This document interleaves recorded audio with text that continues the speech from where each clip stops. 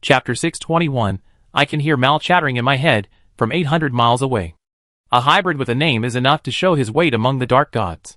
When Zeratul came, it was as if he was riding a shadow. When people really saw his appearance, there was a strange feeling that it was unreal. Augustus Mengsk. I came here to warn you. The tragedy of Zakul is the beginning of a terrible annihilation. And this annihilation will engulf the entire Copperlu sector. The Dark Priest, who came here exhausted, still wore the worn-out purple hunting robe of the Linesa tribe. Even the animal skin sewn on the shoulder armor was worn out. It was hard to imagine what kind of hardships he had experienced during his days of wandering in the universe. And what kind of burden could make this respectable Protoss hunch forward, in order to find hope, to save the world and search for the prophecy of Xel'Naga. Zeratul took risks that ordinary people could not imagine. Raynor knew that usually this kind of reckless adventure had only one ending. As long as there is a glimmer of hope, Zeratul is willing to burn himself. Ah! A Dark Templar. Talander the Purifier roared at this time, and his mechanical arms rotated and lit up two steel-forged cutting blades. No wonder Talander was so angry. His memory was still before he met Zeratul and other Dark Templars. Moreover, in the legendary story of Phoenix, he killed many Dark Templar terrorists. Until now, Talander could not accept the Dark Templars in the Dallin Protoss, thinking that they were just a group of lunatics who betrayed Kara. Gods! This enemy must be purified. Dark Templar. There must be a battle between us. The core matrix in Talander's body released a terrifying force. The body of this mechanical Protoss looks huge and bulky, but in fact it is not.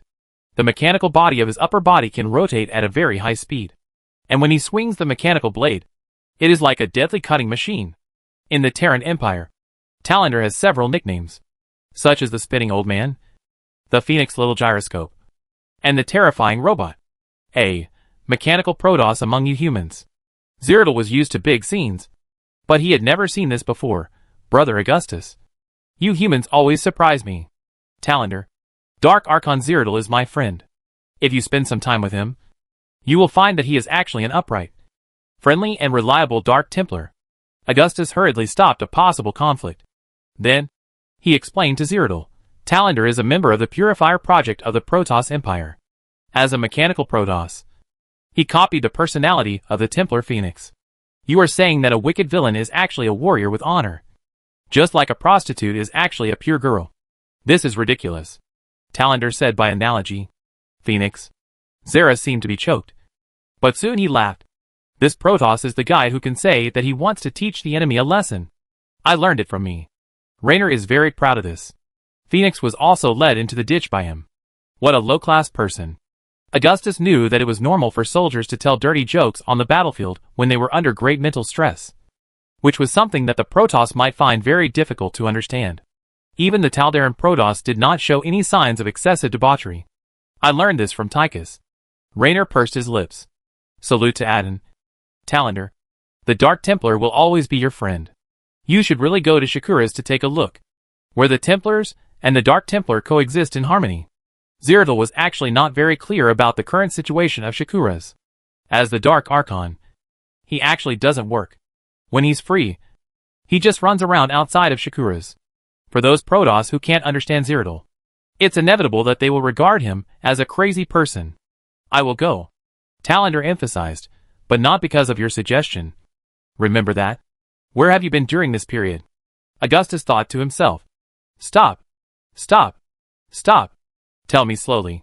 Some time ago, Zeratul just went to Xeris and helped Augustus's people pry open the breeding pool of the original Zerg. And then he disappeared for some reason. I pursue the fragments of the prophecy of the Xel'Naga, searching for the truth of the future on many lost worlds. Zeratul's voice sounded very confused. He usually acted omniscient and knew a little bit of everything, but the prophecies are often contradictory or vague. Just after the first generation of the Overmind was killed, his body, which was evaporated by his own void energy and the energy of the Protoss Twilight, opened a miracle door to the void. Now, the power in this void door has become stronger and stronger, and the more terrifying void energy is pulling Aire closer to the void. But the barrier between reality and the void will be infinitely and endlessly drawn closer. But Aire will never become part of the void. This also allows some evil gods in the void to influence Aire through the void gate, and Zeratul and his Dark Templars use it to further communicate with the void. You know, There are 3 Xel'Naga in the void now. One is Amon, who intends to destroy everything and reshape the universe. And the other is Amon's lackey Nerid. The oldest Xel'Naga, Horus, stands on the position of continuing to protect the reincarnation universe. And the prophecies that Zeratul learned also come from him. But Horus has been imprisoned by Amon and cannot protect himself. If he wants to tell Zeratul something to defeat Amon's conspiracy, he can only conceal it and avoid being discovered. This is why he doesn't speak human language. The problem is that the prophecy Zeratul learned may also come from another person. Amon. The Xel'Naga prophecy may also be left by Amon. He predicted the fate of the stars being destroyed, and the universe will eventually be shrouded in darkness. And Amon is the one who turned this prophecy into reality. Amon teased everyone like a real god. And he didn't expect that he was the clown. On those dark, distant worlds, I travel between the immortal temples of countless epochs and the wonders that were once glorious. I witnessed the rise of the Black Sun, the birth of the Xel'Naga Phoenix on the ruins, and flew to another world behind the wormhole. He said, annihilation is coming, and darkness will engulf one world after another.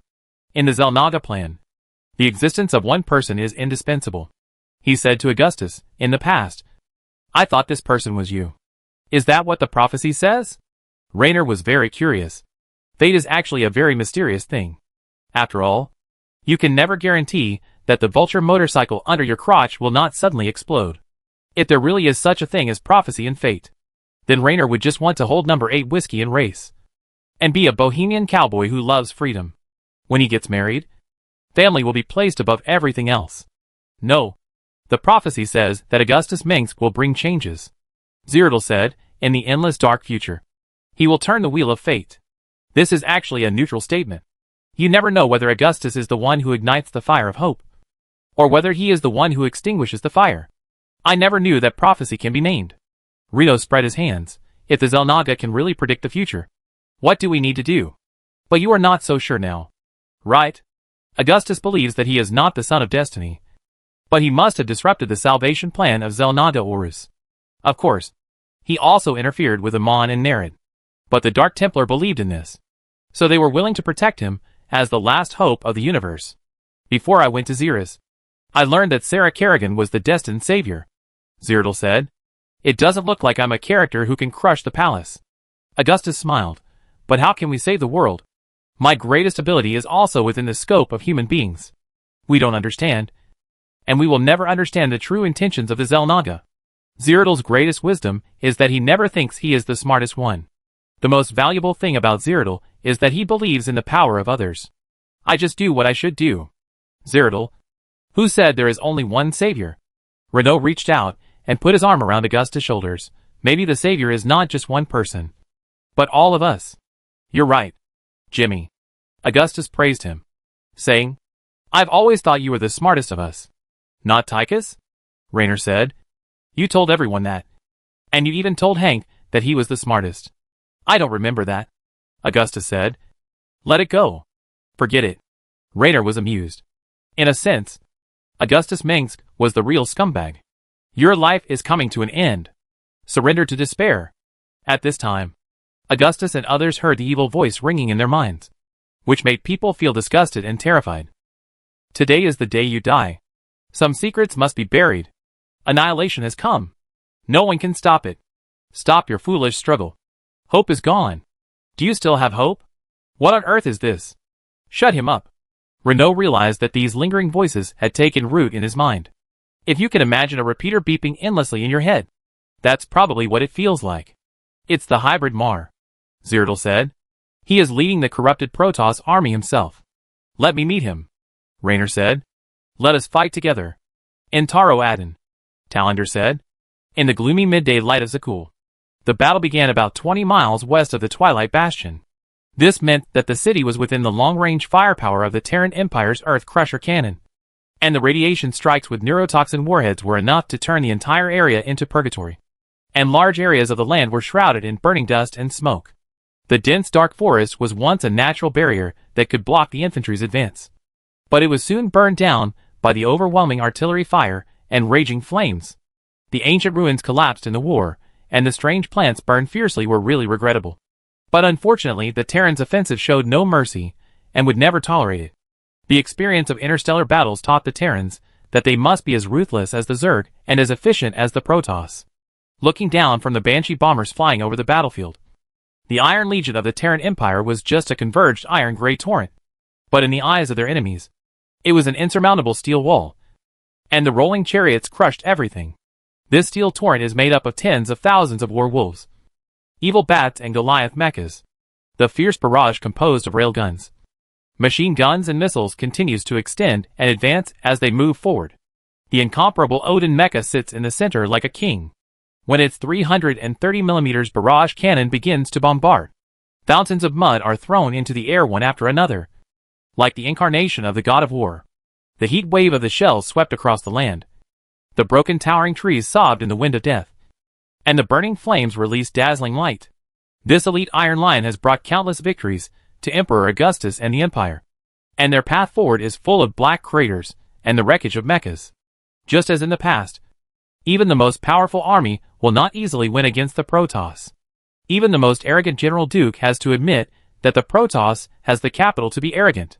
The Guardians of Zakul are brave warriors selected to protect the protectors of the Protoss. They are brave and invincible. This was destined to be a war that would go down in history. It was the first battle between the Terran Empire and the Dallin Protoss army since the Battle of the Brood. All kinds of new weapons that had been put into use, like mushrooms, after the end of the Total War were first shown in large numbers in actual combat. Facing the Terran Empire's steel torrent and devastating artillery fire, the Zakul Protoss responded with a more fierce counterattack. A large number of Protoss immortals appeared on the battlefield, and the human artillery had little effect when facing the Fortitude energy shield. Although the Zakul Protoss have been corrupted by an evil dark force, their twisted minds are shrouded in fanaticism and anger, but their tactics are as brilliant as ever. When the Immortals and Stalkers began to attack the Terran Empire's army from the front, the Arbiters appeared on the enemy's flank. A few ships may not be very eye-catching from the radar map, but as long as they hesitate, they will be devastating. This is a typical example of the Protoss using time and space weapons. The Arbiters can often become a surprise force because they are never alone. Like an ice blue shadow suddenly appeared. A large number of siege tanks that had been set up were frozen by the Arbiter's stillness rays. And then the Zakul Protoss fanatics holding sharp blades were directly teleported to the tank cluster by the surging space-time rift. And a brutal killing began. It is rumored that the Protoss warriors condensed their will with faith and forged the hot psychic blades with their passion for Kala. Their sharp blades are truly indestructible and can cut through anything. Although the Protoss Guardians of Zakul are one of the most powerful enemies that the Terran Empire has ever encountered, the iron torrent of human mechanized forces is still unwaveringly approaching the direction of the Twilight Bastion. Chapter 622 That Man. Wherever the human army of the Terran Empire advanced along the front line, fire would burn, missiles dragging flames tore the earth apart in a terrifying scream, and the cold flashes of Zakul Protoss particle weapons covered the entire sky. Amid the deafening explosions, even the majestic temple spires of the Twilight Bastion on the horizon seemed to be trembling, and the human and Protoss fleets whistling across the battlefield seemed to be riding on the air waves of destruction. The battle was almost evenly matched at the beginning. The assembled Zakul defenders did not hesitate to release their thunderous wrath on the enemy. Fights seemed to be breaking out everywhere, and everyone seemed to be fighting to the death. The Templars were all excellent swordsmen, with big attacks, and their offensives were like strong liquor in storms. The Protoss army once tore several holes in the Terran Empire army. The terrifying particle weapons and psychic storms instantly wiped out entire Imperial companies on the ground like an eraser, leaving only charred and withered traces, which was tragic and shocking. The Protoss warriors showed their great strength in front of the humans. Everyone was trembling in the angry mental war cry of the fanatics. When fighting against the Protoss army, humans have obvious disadvantages. For example, whether they can overcome the fear of the Zerg is an indicator of the qualification of a Terran Empire soldier. If they are not equipped with psychic shielding equipment or have been trained for a long time, the psychic scream alone is enough to defeat the army. Even when a powerful Templar is surrounded, it often takes several times or even 10 times the number of Wolf war mechs to defeat him, depending on whether he is a fledgling Zealot Order warrior or a Kara master who has been honing his skills for centuries. The Protoss are few in number, but their lifespan is long. That is why every outstanding Templar can be called a sword master. The Protoss Archons, formed by the fusion of Zakul's high-level Templars, are earthly gods who destroy the world. They walk on the earth with gray-green bodies and can easily stir up storms. The earth-shaking roar awakened the ancient guardians sleeping in the Twilight Bastion Temple City and underground ruins. When the war became more intense, those colossi with cold black and green flashes also appeared from the stasis facilities underground and at the bottom of the lake. These giant structures with slender elegance walked on the land of artillery fire, and the metal limbs that were strong enough to climb over the cliffs fell like raindrops. And the terrible thermal energy heat ray guns immediately released flames that burned everything. It was an extremely terrible sight, which always reminded humans of the day when the Protoss fleet burned Cha Sera and Ma Sera during the First Contact War. In front of such magnificent war weapons, even large mechas like War Wolf and Giant Goliath seemed small. Even so, this is only a smaller force among the guardians of the Forbidden Land of Documents. As you can imagine, in the heyday of the Protoss Empire, they were simply hard to find opponents. So conservative thinking replaced the ambition of conquest, and countless war weapons were sealed. The rest of the Zakul Protoss army is still resisting the army of the Dallin Protoss in other directions of the Twilight Bastion. Although Artanis was extremely heartbroken to order the killing of his compatriots, his mentor Tassadar also made the same decision sadly in the face of the absurd Supreme Council during the Battle of Ire. For the Protoss, it is extremely painful to kill their former compatriots. As long as there is a glimmer of hope, they will do everything they can to save their people. The current situation shows that the degree of corruption of the Zakul Protoss has made Artanis despair. This also gives the Protoss a warning that their spirit is not pure enough to be corrupted. These corrupted Protoss still maintain a certain degree of rationality to a certain extent. They are not completely crazy, but their will has been fundamentally changed. The Terran Empire was not afraid of fighting the Protoss army, but that did not mean it was easy to defeat the Protoss who had experienced a great decline. It was not until anti-psychic weapons such as EMP electromagnetic pulse frequency scramblers and EMP shockwave launchers were put into use that the Terran Empire army took the initiative. Then, the Imperial fleet also launched orbital bombardment from high-altitude orbit, while the Protoss army of Zakul lacked the fire support of the fleet. Under the direct attack of the ship's guns, shells of various calibers bombarded the Earth. Deadly shrapnel and flames flew all over the sky, and black and brown fountains composed of stones and mud sprayed high into the air. After 2 hours of fierce fighting, the Terran Empire army advanced to about 2 miles from the Twilight Fortress, leaving behind a large number of mecha remains along the way, some of which were even cut into many pieces by the Protoss particle beams. At this time, the voice of the hybrid Mar in the minds of the Imperial warriors became clearer and clearer. The high-pitched, sharp evil voice was even more impactful than the war cry of the Protoss army. Since the beginning of the battle, the voice of the hybrid Mar has never disappeared. He kept repeating the malicious and mocking voice, spreading indescribable fear. Once the box of fear is opened, it is difficult to close it again. In fact, in addition to the casualties caused by the Zakul Protoss, the non-combat casualties all come from the mental oppression of the hybrid march. Once brave warriors may become extremely fragile and even collapse, and they cannot be blamed. The power of this evil hybrid exceeds all the hybrids that humans have seen so far. He is undoubtedly a special individual, even Amon's chosen one, a warrior of the Dark God. My stupid slaves, it's time to offer your power. Annihilation is coming, and no one can stop it. Damn it. This guy has been chattering in my head for hours. Can't he be quiet for a while? Tychus, how are you doing there? Augustus's command center is not far from the front line. A Zakul Protoss Colossus even fell very close to it, with green flames burning on its black body. The Colossus was still executing its killing order before it fell, until it was trapped in the dilemma of fighting alone and was overwhelmed by hundreds of lock-on bullets from the Goliath-armed robots. We are still advancing. We are invincible. These Protoss are like bugs under Odin's feet, and they are defeated. Compared with the tense situation on the front line, Tychus' side has been reporting good news frequently. The commander of this Imperial army is Jim Raynor, who has a completely different view of this battle. The mental impact of the hybrids and Protoss on humans has a great impact on the Terran Empire army. The Terran humans are a low psychic race, and another ability of the Zelnaga artifact is to detonate a powerful psychic interference wave, which is enough to defeat the will of humans and make them faint. And people like Tychus are a freak.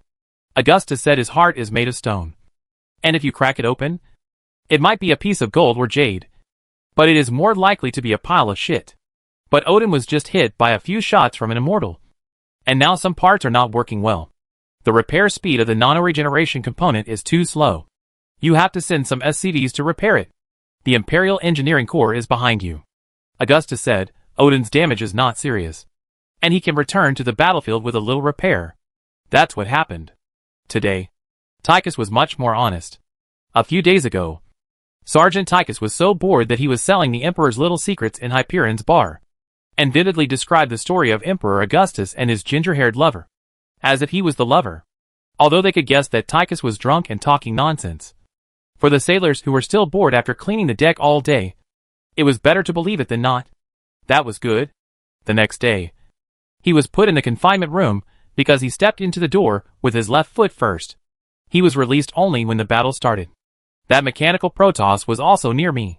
Just now, he was killing people everywhere as if he was in an empty space. And it didn't seem to need repairs. Augustus, when can our Odin use the shield? Tychus asked. Soon. I'll ask Swan later. Augustus said. Oh! Tychus suddenly shouted. That damn hybrid appeared. I really want to clamp his neck and teach him to shut up. Take over the footage. Tychus. Augustus said. Honestly, I bet one of your guys must have peed his pants. In this case, their bladders are no longer under control. Tychus said. No. I have to find a way to get him. Stop. The psychic shield in Odin's cab may not be enough to deal with the mental attack of the hybrid Mel. He may just turn you into an idiot. Augustus said. It doesn't matter if you die. Odin is very expensive. I'm just saying, Tychus said with a dry laugh. What came into view was the dome of the temple with a dreamlike outline. The mysterious obelisk humming in the storm, shining with a flame symbolizing life. The ingenious temple blended with the natural scenery, and was shrouded in sacred glory. And this scene only highlighted the evil and distortion of the hybrid Mal. It was as if the monster that should have only existed in nightmares had walked into reality. And an extremely terrifying and grotesque creature appeared on the main screen of the command center. He is a monster that is a mixture of Zerg and Protoss features. But his appearance and abilities are closer to Protoss. With a long skull and narrow chin, a slender torso and thin limbs, the hybrid Mar is suspended on the altar in the Twilight Bastion. And 3 indistinguishable streams of psychic energy are rushing towards him from 3 different directions. Every moment, Mar's power is constantly increasing.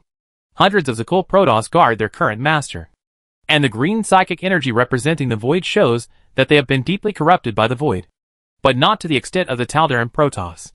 The abnormal psychic index shows that this terrible monster has extremely powerful power.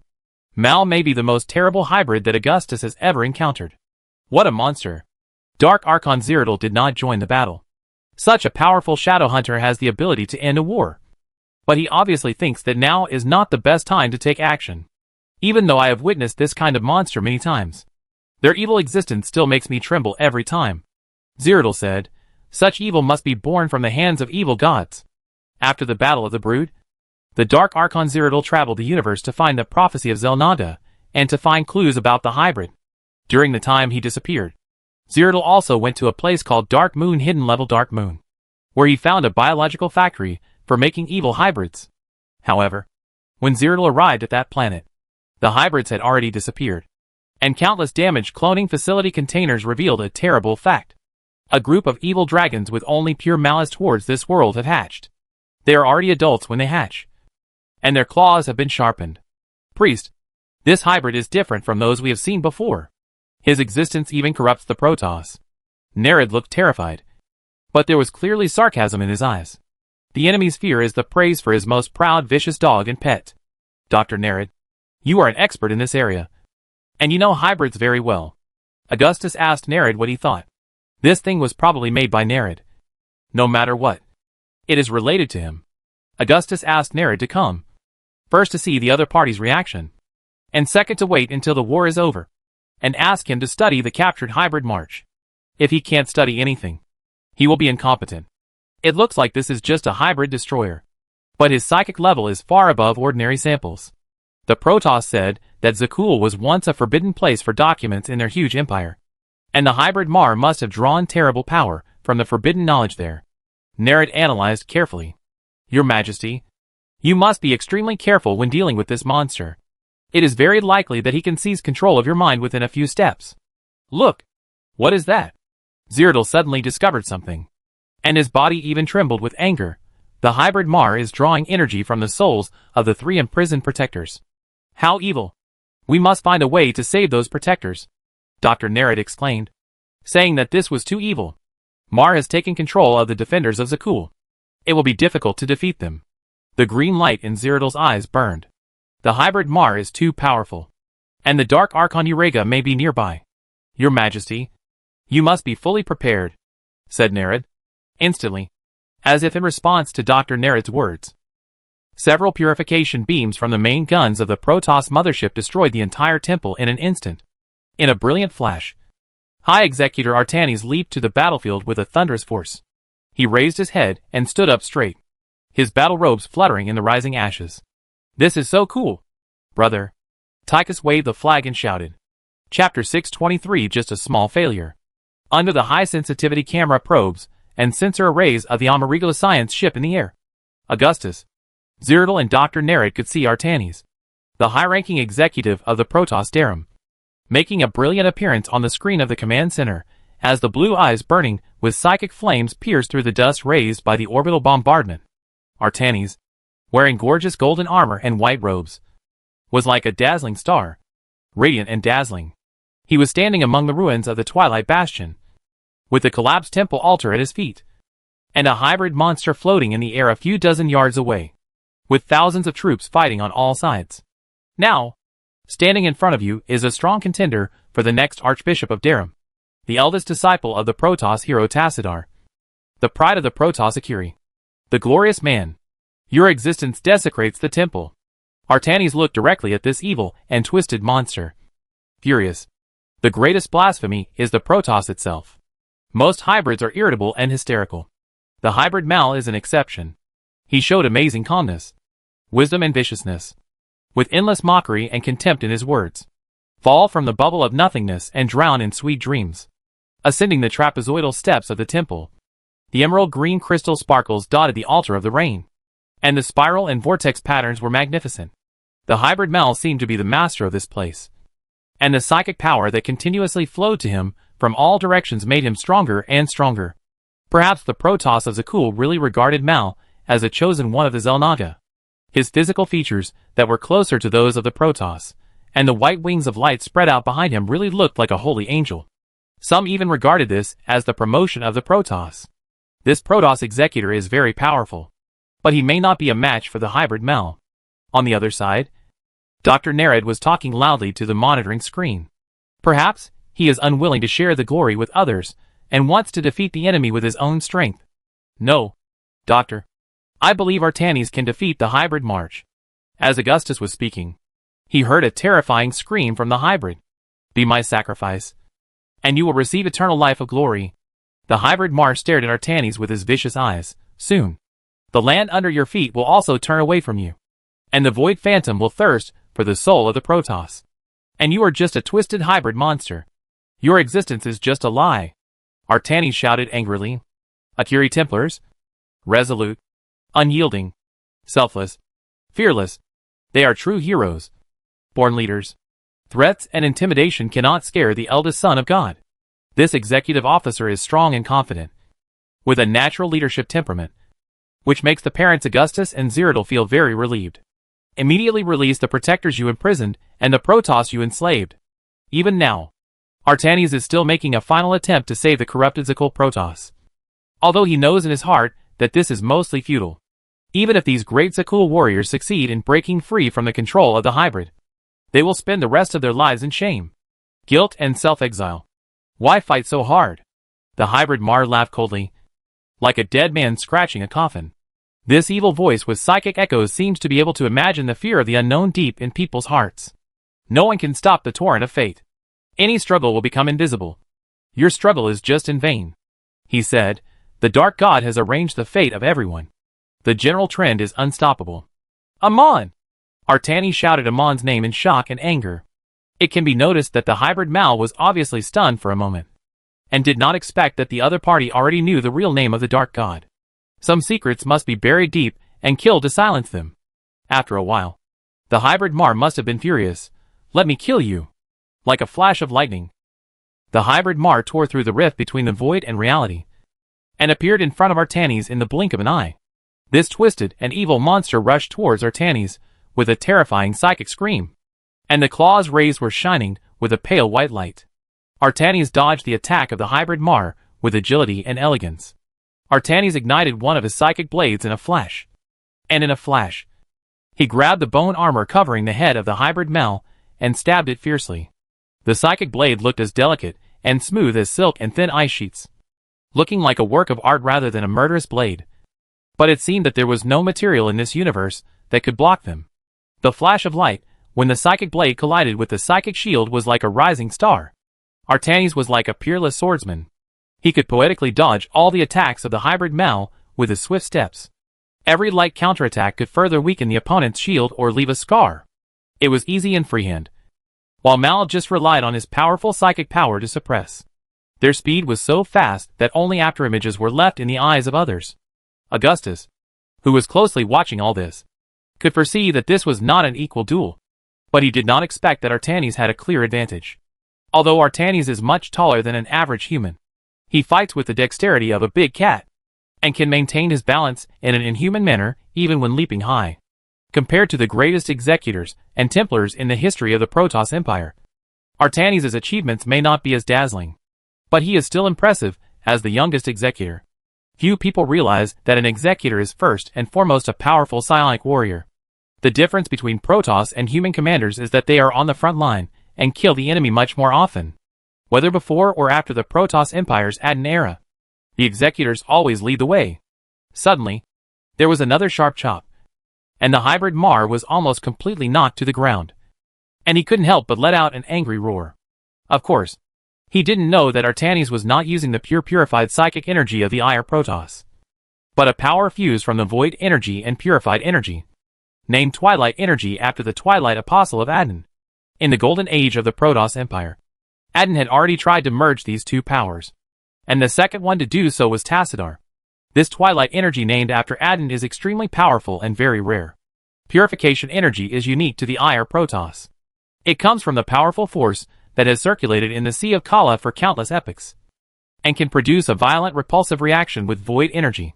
Void energy is the purest and most primitive power taken from the void. Before Kala appeared, the ancient Protoss used this power, but now only another branch of the Protoss, the Dark Templar, is still using it. But for the current Protoss, it is not difficult to regain this power. At present, only the Ire Protoss can master and use the Twilight Energy. But the risk is very high.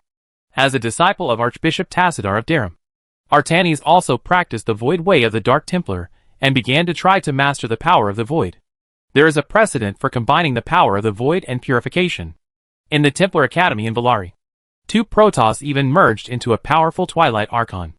This is a very risky thing. The first generation of Twilight Apostle Aden burned himself in the collision of two different psychic energies. For the later generations who inherited Aden's legacy, trying to contain and master two powers at the same time is a very dangerous thing. If they are not careful, they may go to see Aden. Of course, considering Aden's status among the Protoss, following him to become a new generation of Twilight Apostles is actually a very honorable thing for many high-level Templars, as long as they can abandon their prejudices, accept the practice of the Dark Templar, and try to pass the Shadow Run. Artanis is the most powerful of the new generation of Twilight Apostles. The way of void energy he learned from the Dark Templar also won the respect of some Dark Templars in the Dallin Protoss. Mastering the power of both the Templar and the Dark Templar seems to have become a prerequisite for Archbishop Dallin. Ah! I want to feast on your soul. Mal was hit by Artanis' flying slash again, and his shield was also hit. As a powerful hybrid that can control the entire Zikul Protoss, he was so frustrated by Artanis that he had to give up fighting him in close combat. Such a powerful force. Such a beautiful body. Come on. Artanis stared at the monster. This is our innate energy. This is the talent of the eldest sons. Go to hell. The hybrid Mal roared, raised his arms again, condensed a terrible psychic force into a psychic wave, and pushed it towards Artanis on the opposite side. Aden, give me strength. Artanis did not dodge, and with the operation of the psychic amplifier behind him, a more powerful psychic shock wave was released from his hands, colliding with the hybrid Mal. The two shock waves of different colors were like two colliding streams of water, one rising while the other falling. Once one side showed a slight decline, it would be defeated immediately. Why does this scene seem familiar? Augustus, who was watching the battle, looked at Dr. Nerid next to him. Are these powerful psychic warriors used to fighting to decide the outcome? They don't seem to have a better way. Nerid was silent for a while before saying, the Protoss Executor is competing with the hybrid in the strength of psychic power. In my opinion, this is not a wise move. The hybrid Mar is obviously drawing energy from the Xel'Naga Temple and the imprisoned Protoss Protector.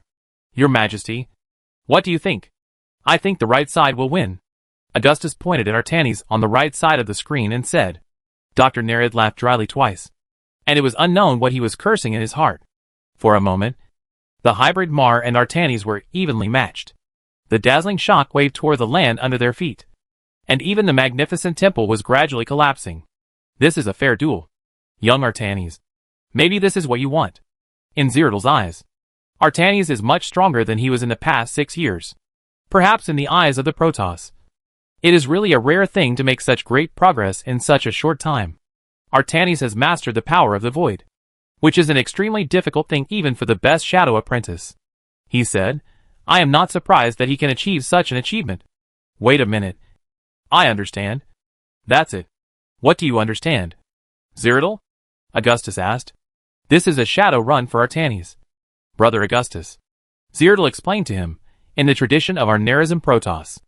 If you want to become a Dark Templar, you must face the darkness alone. Meet and defeat every enemy he encounters. For every brave warrior who embarks on the Dark Templar, this is the most important thing in his life, which determines whether he is qualified to become a true warrior and whether he can protect his people. I remember this ritual. Zeratl. I remember Kerrigan also completed a shadow run in Shakuras. I heard that she defeated half of the Shadow Guard. Augustus hesitated. Your queen is extraordinary. We are not surprised at her achievements. Zeratl nodded. Ah! He is about to be defeated. At this time, Dr. Nerid on the other side screamed, and it was unknown who he was worried about. At this moment, the psychic shockwave released by Artanis became more and more powerful, even overshadowing the hybrid march. The intersection of the two shock waves was being pushed towards the hybrid by a huge force, causing him to scream in disbelief. No! As Mal screamed, he was completely hit by the shockwave pushed by Artanis, and his evil and grotesque body was completely melted by the terrifying power, and turned into a wisp of green smoke in an instant. Artanis should really keep Mal alive, so that after studying him, he can use him to generate electricity for the Xel'Naga artifact. Augustus was still thinking about his Xel'Naga artifact. Of course, this is exactly what Nerid wanted. I knew Artanis would win. Augustus looked at the battle map. Why are those occult Protoss still resisting? This is just a small failure. Unexpectedly, the voice of the hybrid Mar appeared again. I will be reborn. Shut up. Tychus was still in the channel. At this time, the Odin he was driving was staying on the other side of the battlefield for repairs. With this time, he could even open a bottle of cold beer. Wait. Chapter 624. If it is used to generate electricity, wouldn't it be a perpetual motion machine? What? You said he would be reborn? Tychus gasped. What the hell is that? Rebirth. Augustus muttered a few words, looking at Zeratl and Nerid beside him. His face, which was always calm, showed doubt, just like the brain worm? Maybe. The hybrid is a twisted product of the Zerg and Protoss genes. Evil. Strange. Like a nightmare. For an evil spirit, death means rebirth. Even though Zeratl was slightly hunched, he still looked very tall among the humans in power armor. Resurrection from death. Rebirth from death. This is the immortal, Zeratl said. I am not overly surprised. In our sad ancient legend, a person with the same talent as Adin will appear at the end of the world. At that time, our great hero Adin will return. Zeratl said, for our people, this is a culture and a belief. We always believe that the shadow protects our people, just as the spirit of Adin protects us, using two different energies, the void and purification. At the same time, isn't that Tassadar? And I think Artanis is one of them. I believe he will save our people one day, Zeratl said. Doctor, you are quite knowledgeable about hybrids. Have you seen similar situations? Augustus nodded and looked at Dr. Emil Nerid on the other side. I have never seen a hybrid that can be resurrected from the dead. This goes against common sense. After all, they are just living creatures. The brain worms can be reborn because they are in touch with the overmind. And they can reshape their bodies even after death. Dr. Nerid is timid and can only pretend to be calm. It was the Xel'Naga who created the Zerg. Your Majesty. In that era, they were the real gods. In front of the Xel'Naga, we are just 3-year-old children. Only the brain worms can be reborn. It is possible that the Protoss Executor did not really kill Mal, and he was just teleported back to the document hub of the Twilight Bastion at the last moment before his death. Okay, Emperor Augustus said to Lord Nerid. Your acting is getting more and more exaggerated. Just like the Protoss makes sense. Augustus felt that although it was difficult to tell whether Nerid's words were true or false, they could always be used as a reference. Sometimes you have to figure out his intentions, or even guess the opposite. The next moment, the battlefield, which had gradually calmed down, suddenly changed. In a dazzling flash, the outline of the open wings behind the hybrid Mar became clearer and clearer, like a holy angel. And the magnificent temple was also shrouded in a stunning halo. This is a contradictory creature that is a mixture of beauty and ugliness. Absurd and grotesque. Beautiful and evil. It would be better if he did not add fuel to the fire of his master who clamored to burn the world. Hybrid. To this day, many Imperial warriors who have faced hybrids in past wars still have nightmares about bloody skies day after day. A surge in psionic waveforms has been detected. Hybrid Mal is back. The sensors in the command center sounded the alarm again and again. That's really Mal. How did he do it? Zeratul couldn't help but be moved by this horrifying sight. He is surging with the psychic power of the protectors of Zakul. This is definitely not a simple matter. Mal is even stronger than before. It seems he is really reborn. Nerid was surprised as if he found a dead mouse in his boots. But fortunately, he didn't scream. This is really unbelievable. If this is not a ridiculous trick of stealing and replacing the original, it may be related to the forbidden knowledge in the Forbidden Land of Zakul documents. And Arega may have come for this. Your Majesty, you must destroy this evil place immediately. Don't worry, Doctor. Augustus looked quite shocked. But he waved his hand. But his face showed interest, perhaps? We should first figure out how the hybrid Mar was reborn. And apply that to our technology. If we don't understand, we can't kill Mar completely. Zeratul said. You are right, Your Majesty. Nerid never contradicted his emperor. And he was so obedient from beginning to end. But at this moment, the evil god hidden under this body is grinning. Nerid is good at taking advantage of human weaknesses. In his opinion, this is as flawed as the human race itself. Even though Augustus is already the emperor of the Terran Empire, he still has weaknesses. Once Augustus shows arrogance, suspicion and fear, Nerid will remember it and take advantage of it. How can a mere human compare patience with a god? Looking at the emperors and ambitious monarchs in human history, no matter how great they are, they cannot escape death. And Augustus Mengsk is the same. After all, he is just a human being, no matter how long he rules. It is only a fleeting moment for the Xel'Naga. Moreover, even though this emperor who worked hard for the empire was in his prime, he still had many hidden diseases. According to Nerid's observation, Augustus was interested in the Xel'Naga not because he really cared about some ridiculous prophecy of doomsday, but because he wanted to pursue immortality. Then, this can be used. I want to know, if Artanis kills this hybrid once more, can he be reborn? Augustus asked, looking at the hybrid Mar floating in the air on the screen. Let's wait and see. Zeratul actually sat down cross-legged and closed his eyes, as if there was no suspense in the next battle. Okay, Zeratul, let's see what else this hybrid Mar can do. Augustus ordered the Terran Empire army to cooperate with the Dallin Protoss to encircle and annihilate the Zakul Protoss in the Twilight Fortress, while pulling a command chair behind him and sitting down. Only Nerid, who was wearing a white research suit, stood nervously by the side. His hands clenched tightly together, and his brows frowned from time to time, as if he himself wanted to go on the field and beat up the hybrid march. No one could understand Nerid's feelings at the moment. Your Majesty, we should provide support to the Protoss Executor. The duel just now has exhausted a considerable part of his strength. Nerid paused and suggested again. It doesn't seem necessary.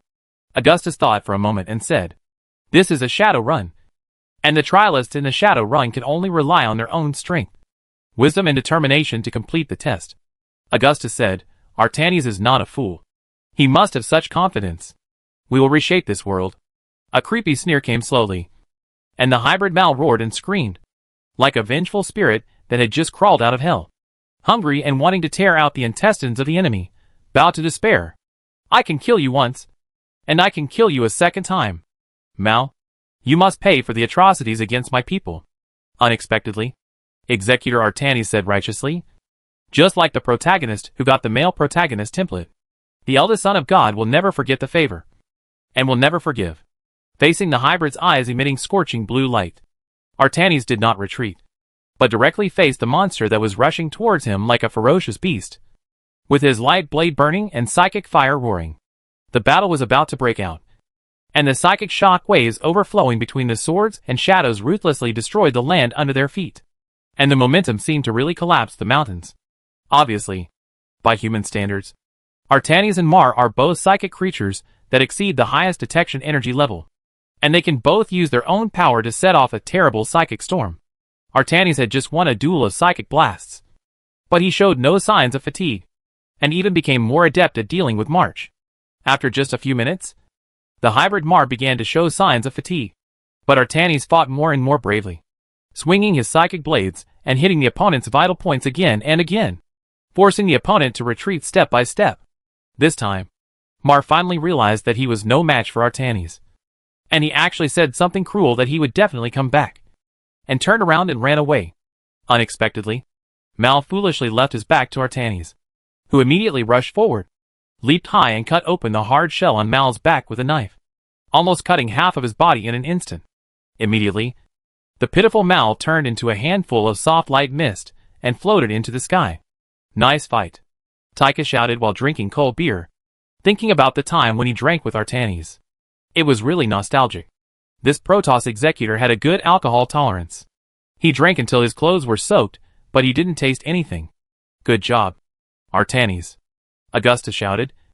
And Dr. Nerad could only smile. A moment later, the sensors in the command center once again issued an early warning, indicating that the psychic signal of the hybrid Mar was gradually taking shape.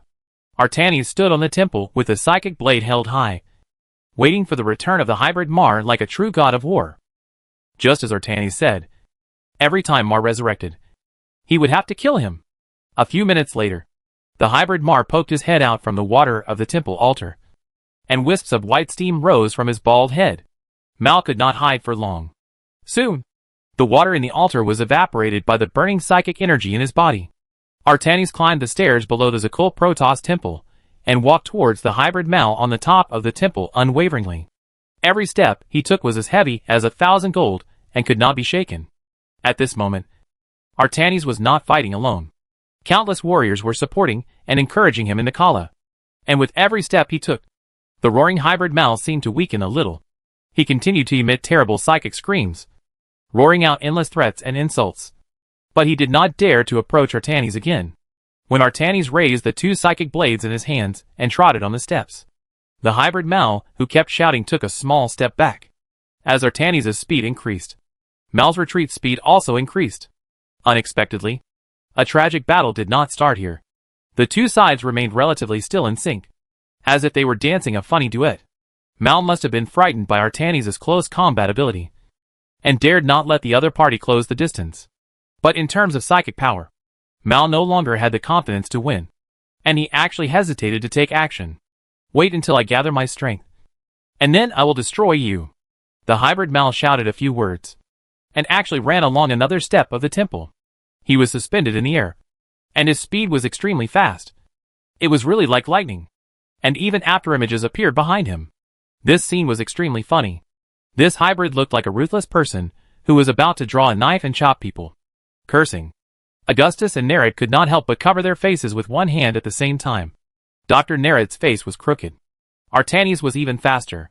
He used his psychic power to rise into the air just like Mal, and caught up with him again, as if he was riding lightning, and killed him without any suspense. Then, Artanis returned to the altar, and calmly waited for the hybrid Mal to be reborn again. This time, Augustus could see the whole process of Mal's rebirth. His body seemed to be reshaped by pure energy, and born from brilliant light. For a race like the Xel'Naga that was born from the void, matter, consciousness, and energy are all one. Although the Xel'Naga's main body in the void cannot enter the real universe, they can build a body in the real universe that can accommodate their consciousness, and then travel around on a ship. In other words, death in the real universe only means the death of that body, and it will not affect the main body in the void. As long as a body is created to accommodate consciousness, rebirth can be achieved. And this is the case with Amon's rebirth. Although he is still far from being as powerful as the Xel'Naga, the hybrid Mar may be able to do this. But the energy required to reshape his new body is much less than that of Amon. Therefore, as long as he can continuously draw the energy needed for rebirth from the imprisoned occult Protoss protector, Mar cannot be defeated. When Mar once again took control of his new body, he and Artanis, who was only a few feet away from him, were silent. Doctor, can't Mar choose the resurrection location? Augustus asked Nerid. It's possible. Mal used this temple as a medium for resurrection, so he can only be reborn here. Nerid thought. How do I know? Please don't ask. Artanis, spare his life. I still have a place for him. At this time, the crystal communicator on Artanis' wrist rang. It was Augustus who spoke, asking him to spare his life. If this is used to charge the Xel'Naga artifact, it will be a perpetual motion machine. Chapter 625. All of them were taken to social reform. The weather turned cold, and the cold wind blew all night but failed to blow away the smoke and scattered dust that filled the sky above the twilight fortress. In the morning light of dawn, the ancient walls were like a burnt skeleton, with bent and curled limbs painfully stretched towards the sky. When Augustus walked on the Mayan pyramid-shaped stone steps of the Zakul temple, he could still vaguely recall its amazing grandeur and beauty. Like a miracle, countless graceful lines that follow the proportions of the Fibonacci spiral are inlaid on the temple's blue and sky-high stone steps, like the veins of leaves. Countless crystal-clear green crystals are carved on the organic rock walls that seem to be breathing with ingenious craftsmanship. Everywhere is filled with green glows that symbolize life, as if you are in the realm of light. Standing atop the majestic obelisk of the Twilight Bastion, Augustus looked out across the black scorched earth dotted with huge bomb craters. There had once been a lush, colorful forest with millions of exotic plants and species, all masterpieces of nature's careful crafting. But Augustus could only glimpse the poetic and beautiful names in the ancient astral language. A few miles away, there had once been a clear river that meandered through the Twilight Bastion and flowed into a beautiful teardrop-shaped lake. Now the river water has been evaporated by the high-energy railguns of the Colossus and the War Wolf, leaving only a narrow and filthy swamp, where many destroyed mechas are buried. Zakul's ancient ruins and majestic forbidden documents were razed to the ground, and the tragedy was almost comparable to ire in the war. For humans, it is at most a pity, compared with the lives of warriors. Augustus thinks these ancient ruins are not worth mentioning, but in the eyes of the Protoss, this is an extremely painful loss. The temple cannot be desecrated, and they can sacrifice their lives to defend the ruins. The enemy is taking away everything we cherish. And in your prophecy, this is just the beginning. Augustus said to Zeratul. It's not my prophecy, Augustus. It's the Xel'Naga's. Zeratul replied. This respected Dark Master has repeatedly turned the tide at the most critical moments, but few people know his achievements. Before the ancestors of the Minsk family arrived in the Copperloo sector, Zeratul had already traveled around the universe. Even from the perspective of the Protoss, he was already an old man. When they get along with Augustus, they are more like friends. Augustus understands the Protoss. He can understand everyone and tolerate them, which is why he is widely supported. The most commendable thing is that Augustus can even understand the burden that Zeratul carries, and firmly believes that the so-called doomsday will definitely come. What's more, he is just a short-sighted human in the eyes of the Protoss. And even many people within the Protoss believe that Zeratul is a madman who is obsessed with chasing crazy prophecies and is unreasonable. It's all the same. Zeratul. It's all the same to us. Augustus said, I don't believe in the Xel'Naga, but I believe in you. Looking into the distance, the camps built by the Imperial Army stand on the horizon in an endless stream. And next to them are the golden buildings that the Dallin Protoss warped here from other Protoss worlds. Even though the battle on Zakul was relatively short, the Terran Empire and the Dallin Protoss also invested thousands of soldiers and machines in this killing field. Because this time, the armor used was particularly large, so that a large number of mecha wreckages were scattered outside the forbidden land of documents, and each place was marked with a giant cross made of birch trees. The Imperial Army will need some time to recover the damaged machinery, collect the missing and injured personnel, and transport the dead back to Korhol. In addition, the soldiers who fought all night can not only have a good sleep, but also enjoy hot soup and delicious food immediately after waking up. This is probably their only comfort. The new EMP weapons and powerful mecha equipment have given the main force of the Terran Empire a certain advantage. But casualties are still inevitable. You know, Zeratul said, and believe it. You said the dark future is coming. 5 years from now. Or 10 years from now. Augustus's eyes were deep. Maybe by then we will be too old to move. Augustus was even more certain than Amon, and narrated that the end of the world was coming. But sometimes he also had doubts, wondering whether that day would come sooner or later. If Neri could not produce a large number of hybrids with the help of the Terran Empire, he might think that everything was not ready yet. But his master Amon may not be so cautious, and still thinks that he can destroy the world by gathering troops. You are right to worry. In terms of time scale, the difference between us and the Zelnaga is unimaginable. When the Zelnaga wake up from their sleep, the world has already changed dramatically, Zeratul said to Augustus. But I think the invasion of the Zerg is a sign that the end of the world will not be too far away. I came back this time just to warn you. Do you think we shouldn't spend too much military power before the end of the world? Augustus hummed. But the Zerg won't agree. One thing can be avoided, and that is the grand plan of the Terran Protoss to recover Ire, Zeratul said. Are you serious? Augustus glanced at Zeratul. Just for a doomsday prophecy that seems illusory to them. But in the eyes of the Protoss of Ire, the catastrophe 10 years ago was already the day of destruction. I saw a future of extinction behind the void gate left by the Overmind after his death. By then, even the light of the stars will be obscured, and the universe will be dark, Zeratul said. But from the perspective of the Terran Protoss, it is inevitable that they will retake Ire. Everything is just a matter of time. Augustus pondered for a while, and did not question Zeratul's words. You may have been away from Shakuras for too long. You don't know how much power the Terran Protoss has accumulated under the leadership of Tassadar, he said. It was the Golden Fleet that allowed the Dallin Protoss to regain the glory they had lost in Ire. They also urgently need to take back Ire to unite the internal divisions that are surging undercurrents.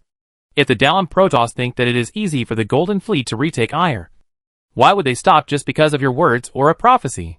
They may think that the Zerg is leaderless and not worth mentioning, but they ignore the terrifying Eye of the Storm connected to the Void.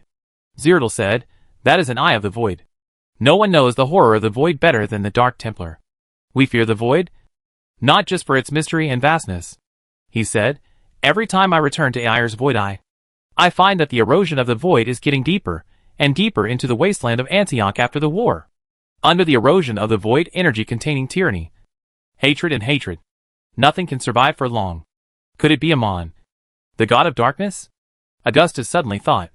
It was Amon.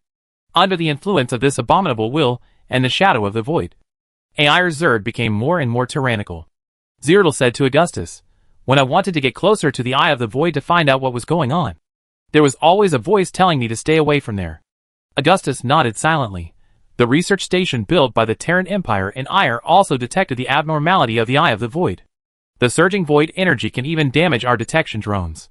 But now, I have to withdraw most of the personnel in the research station, because many of them have mental problems to varying degrees. I am more worried about whether the hybrids are also related to this, Zeratul said. If so, the Golden Fleet is likely to fall into a terrible trap. My scientists believe that the hybrids are the weapons that Amon uses to destroy the world, Augustus said, but obviously, it can't be just hybrids, unless their number is as large as that of the Zerg. And, have you ever thought that there are people among the Terran Protoss who not only don't believe you, but will also slander you and even attack you? That's why I must return to Shakuras and warn Tassadar. Zeratul said, I must have a good talk with Tassadar. Those who are loyal to the people and eager to regain the glory of the Protoss will regard me as a representative of cowardice and even call me a traitor. But I must do it. Even if no one believes you. Augustus said, even if thousands of people point fingers at me. Even if no one believes me. Zeratul said, even if thousands of people point fingers at me. But, Zeratul, politics is more complicated than you think. Not everyone in the Light and Shadow Council can see the risks behind the expedition to Ire. Augustus' voice was calm, but his heart was not. If you intervene rashly, you may be used by those with ulterior motives. The Protoss of Terran are not harmonious at all. The Protoss of Shakuras believe that the Protoss of Aiur are plundering the resources of their homeland to build a fleet to retake Aiur. However, in the hearts of the young generation of Dark Templars born on Shakuras, the homeland that only exists in the memories of their fathers is not as important as Shakuras. In addition, a series of problems have arisen in terms of the distribution of power. And the Dark Templar, led by the matriarch's daughter Vorazin, believe that the overly strong Aiur Protoss culture is eroding the culture and traditions of the new generation of Shakuras, and that the interests of the Nerazim are being harmed. Although most of the members of the Golden Fleet are Aiur Protoss, and there are quite a few Dark Templar among them, there are also quite a few Dark Templar who believe that their compatriots should not be sacrificed to reclaim the homeland of the Aiur Protoss. In addition, the rebellious Dark Archon Orega also has many secret supporters in Shakuras. At this time, if Zeratul suddenly appeared to stop Daram's expedition to Aiur, it would likely cause further divisions within Daram. After that, Zeratul, Tassadar may not be able to suppress the surging public opinion. Orega's wanton destruction of Daram's world has led to more and more impeachments against Tassadar in the Light and Shadow Council. Daram urgently needs a great victory to boost morale. Augustus is very realistic. In order to collect further evidence, I have to go to the next world to find the fragments of the prophecy. Zeratul said, the next world is Ulan. Legend has it that the dark and distant world hides unknown secrets. When will your journey end? Augustus said, maybe after everything is over. You can find a place to rest. At this time, a sound of footsteps came from the back steps. Executor Artanis came over with several Templars and Calais phase technicians, and the Imperial scientists headed by Dr. Nerid of the Terran Empire were also among them. Artanis. Zeratul turned around. Old friend. You are sad. I ended their suffering with my own hands. Artanis said sadly, this makes me very regretful. The Zakul Protoss enslaved by the hybrid Mar suffered heavy losses in this war, and there were only a few survivors. This was an extremely painful thing for both the Zakul Protoss, who finally woke up, and the Dalam Protoss, who had fought against them. For a long time, Protoss killing each other was considered something that only happened in the darkest times. The trauma deeply imprinted on the soul will affect the life of the Protoss, and such pain can even kill them. This account must be attributed to the hybrid Mar, to Amon and his lackeys. August was very sure that the hybrid Mar would face the most inhumane torture in his hands. Now, the hybrid Mar has been packed and prepared to be sent to the Imperial Scientific Research Planet to accompany the brain worms. Amon! Did you hear me? One day, you will pay for your blood debt with blood. Artanis shouted angrily. I am extremely heartbroken. Dr. Nerid behind him also cried. The Zakul Protoss are all noble warriors. They all died at the last moment before the dawn. Died in flames. He said, these are the last words said by the Zakul Protoss before they died. They are all crazy and irreparable. This is very scary. If the hybrid can even control the Protoss, then I dare not imagine what kind of tragedy will happen if he turns against humans. Augustus sighed. What about the protectors of Zakul? They have been sent to stasis. Artanis said, when we found the protectors, they had fainted because of the excessive energy extracted by the hybrid march. That's good, Augustus said. Your Majesty, we also found the spaceship of the Dark Archon Orega in the temple, and the scavenger pirate leader Alan Sheezer and his men were also among them. Nerid said, that is really a great warship. Augustus blinked his eyes, thinking that it was amazing that you could still maintain a newborn-like curiosity about a creation that you were so familiar with. You are indeed the most outstanding scientist in the Empire, and a pillar of the country. Okay. Take them all to the prison ship. Augustus said, send them all to the resocialization factory in Coral. Chapter 626. Oh my God. Evil God. The scavenger pirates deserved it. Dr. Nerid immediately said, no one in this world has more power than you to judge their crimes. He said indignantly. And a team of Royal Marines of the Tyrian Empire wolf helmets came from the bottom of the stairs with a dozen ragged pirates. These pirates looked miserable, haggard, and skinny. I'm afraid even the beggars and tramps in Augustgrad lived a much more decent life than them. They were a group of people who had lost their shape due to lack of food, and they were so hungry that they seemed to be able to eat their own arms. Augustus looked in that direction and saw the leader of the scavenger pirates, Alan Sheezer. Although he was already skinny, and the former scavenger butcher had become a Galban hound due to hunger, his shiny bald head was really impressive. Your Majesty, he is Alan Sheezer, the leader of the scavenger pirates. The royal guard officer who escorted the prisoners brought the pirate leader to Augustus, pinched his neck with a broad power-armored arm, kicked him hard, and ordered him to kneel on one knee to the emperor. When the emperor looked at a sinner, he was not qualified to stand. He could only bow his head and repent. He sold his soul in exchange for false money. Zirtel stared at the notorious pirate. His burning eyes seemed to pierce his soul. Alan Caesar, you have committed numerous crimes against the human empire and our people. The voice of the senior executor Artanis contained a clear audible anger. This is not. You are not human.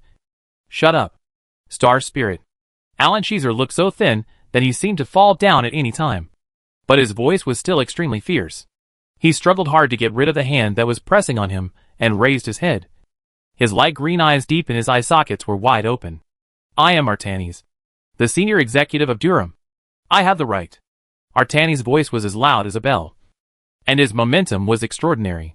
Fuck you. Who do you think you are? Alan laughed coldly. Not like a prisoner being interrogated, but still the terrifying pirate king. What do you think of me? You Artanis was surprised by Alan Caesar's arrogance. In his opinion, this human was no braver than others. But I think of you. Augustus walked closer so that the vicious pirate leader could see his power armor boots. What's more, the lives of you and your scum are in my hands. If anyone thinks that Emperor Augustus is just a nobleman who won the throne by chance, a gentle gentleman, then they are wrong.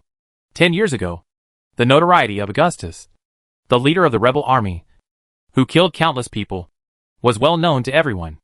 I really don't know why you shameless pirates are so arrogant. Dr. Nereid scolded. Humph. I knew there would be such a day. The pirate leader was not as arrogant as before. But he had not yet given in.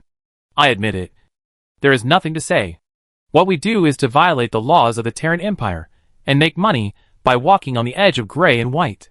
He snorted again, but when my men and I raised the first scavenger fleet, the Terran Empire didn't even exist. I know how you executed Captain Jackson. And now it's my turn.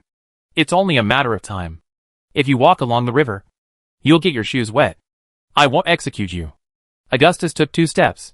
It's too easy to execute you so easily. Think about it. You've killed so many people. And dying 10,000 times is not enough. I accept being cut into pieces 1,000 times. The pirate leader swallowed his saliva. You can't scare me. Alan Caesar had heard about the tortures that the pirate captains, who were once famous in the Copperless sector, suffered before their death. But that was far from the most terrifying. They would be resocialized and become the lowest mine laborers or socialized soldiers, who were often incorporated into the death squad. It was really worse than death. The resocialization project was originally created by the former Terran Federation to create cannon fodder and death soldiers. But now it has become the most cruel punishment of the Terran Empire. You are not a good guy either. Augustus Minsk. He took a deep breath and shouted. Everyone knows that the Minsk family of Korhal was just a wealthy manor owner 100 years ago. It was during the invasion of the Zerg that they took control of power. And you are just a self-proclaimed one. Before he finished speaking, the pirate leader was slapped hard by an invisible hand. Caesar should be thankful that the Emperor Augustus on the opposite side wanted to spare his life. Otherwise, the ghost of the head of state beside him could break his neck with just a flick of his finger. You will be punished. Caesar spat out a mouthful of blood. It won't be long before those who oppose you will rush into the palace and kill all the people in the Minsk family. You don't need to worry. Tanya, teach him a lesson. Augustus turned his head, lit a cigar, and suddenly sighed. He really doesn't care about his life. All with an order. The ghost of the head of the pirate next to him pressed the pirate's bald head and injected a powerful spiritual force, causing him to scream involuntarily. This guy has a lot of personality. I haven't seen such a tough pirate in a while. On the other side, Jim Raynor, wearing gray-black power armor, came up with several Imperial officers and slowly walked past the screaming pirates. There's no need to reason with these desperate people. He pointed at Caesar and said, You scum. I should have shot you a long time ago. But that was too easy for you. Raynor has been in charge of the command of the Imperial Army. Just now, he personally commanded a Nova Squadron assault force to attack the Temple of Twilight Bastion to search for survivors. It is worth noting that Raynor was accompanied by a tall Protoss executor, but his battle robe and armor were badly damaged. Executor Moyo. Augustus raised his eyebrows and recognized who it was. Moyo was an old acquaintance of the Terrans. They had fought together many times on the battlefields of Ire and Shakuras. You are still alive. Since being captured by the scavenger pirates, there has been no news of Moyo. But in the end, Augustus and Artanis both believe that Moyo might have met with an accident. I am Mojo. This tall and thin Protoss executor is a respectable warrior, and his small defeat against the human pirates is not enough to erase his past achievements. Emperor Augustus Mengsk. It is a shame for you to see me in this state. As a Protoss executor, Mojo's first memory may be his humiliating defeat against humans. This is really not a glorious thing. So much so that the Protoss are ashamed to talk about it. There is nothing shameful about this. Now we all know what happened. Augustus said, the people of the Terran Empire are grateful for everything you have done for them.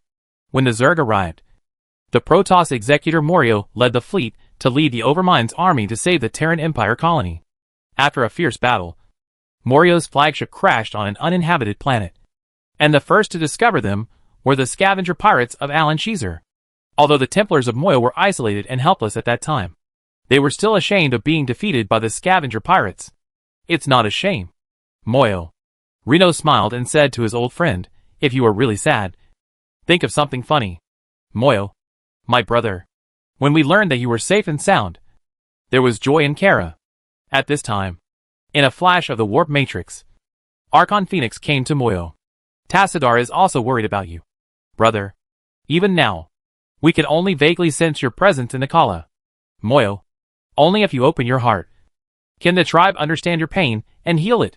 Brother Phoenix. In the words of Rainer's friend, let me be alone. Moyo was really not in the mood and didn't want to talk after that failure.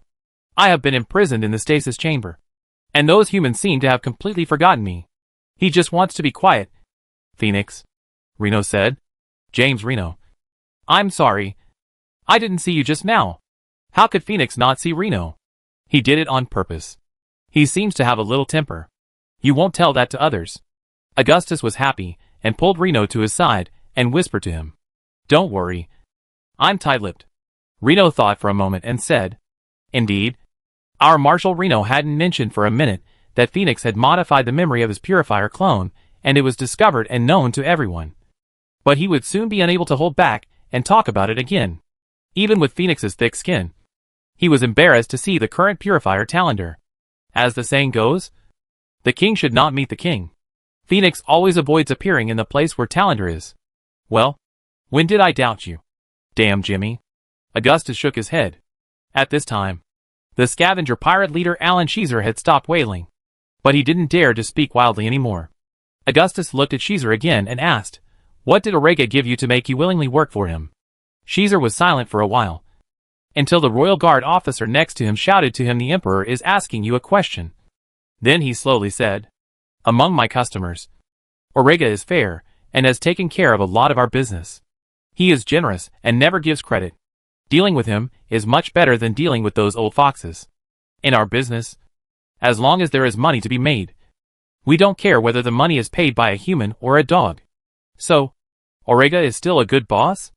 Augustus asked. That was before he became what he is now, Caesar said bitterly. By the time I realized what a monster he had become, it was already too late. That hateful dark Archon. Orega. He is a madman. He shook his head as he spoke. He is crazy. He is crazy. Absolutely crazy. In order to control my fleet, he locked me in a Goliath robot and installed a self-destruct device inside. If I don't follow his orders, I will be wiped out, because of living in an environment without sunlight for a long time. Caesar's face became extremely pale. Later, I don't know why, Orega no longer even needs me to control my men. At that time, I was just a useless prop to Orega.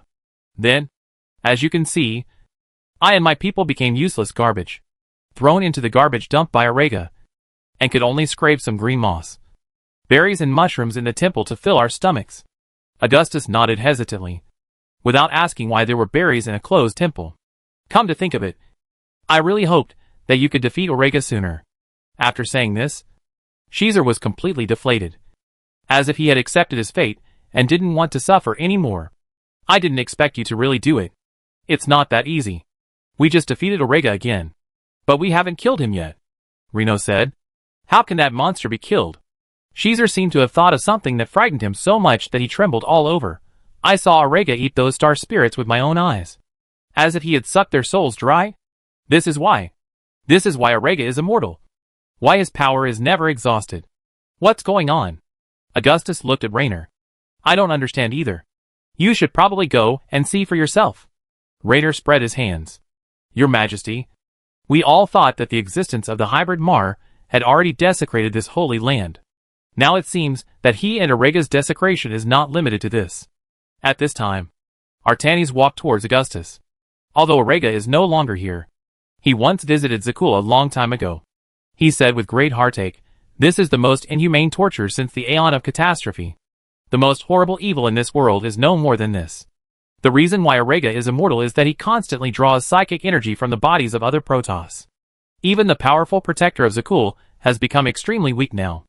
Research shows that the power of the Zakul Protoss is infinitely close to the void.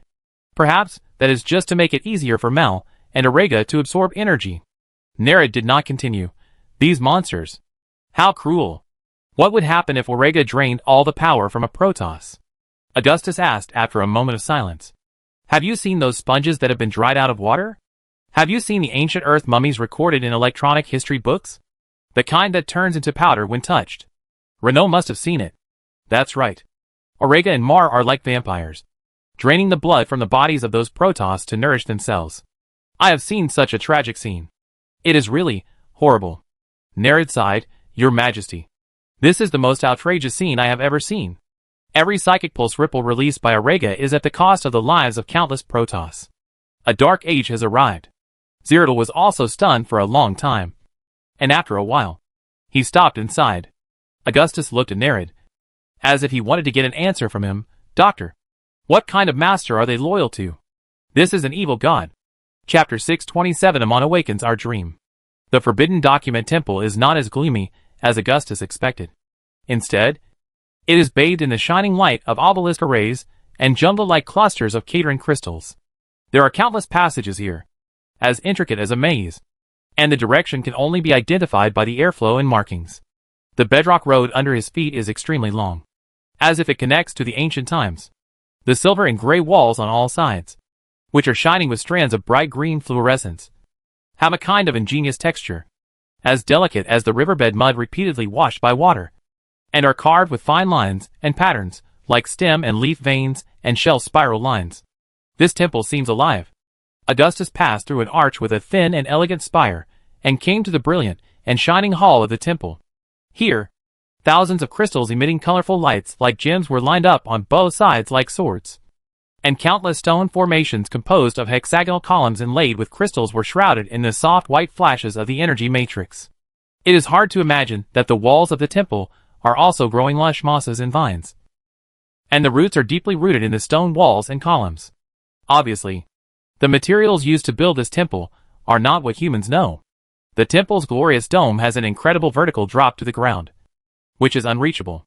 There are hundreds of niches carved on it, as if giants are meditating, talking, and living in such a temple.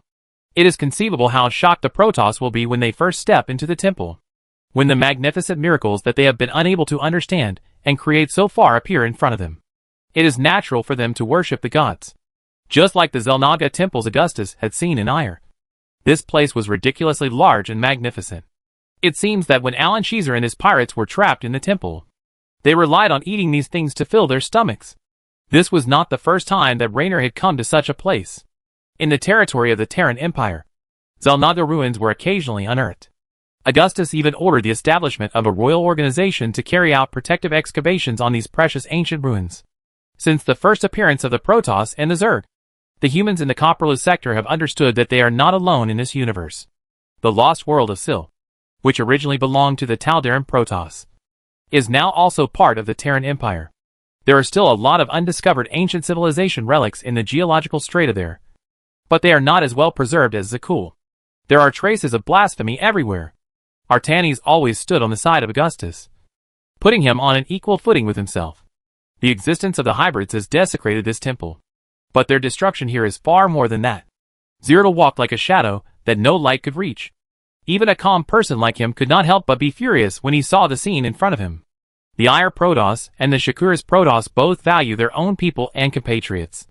But the hybrids and other races are completely opposite.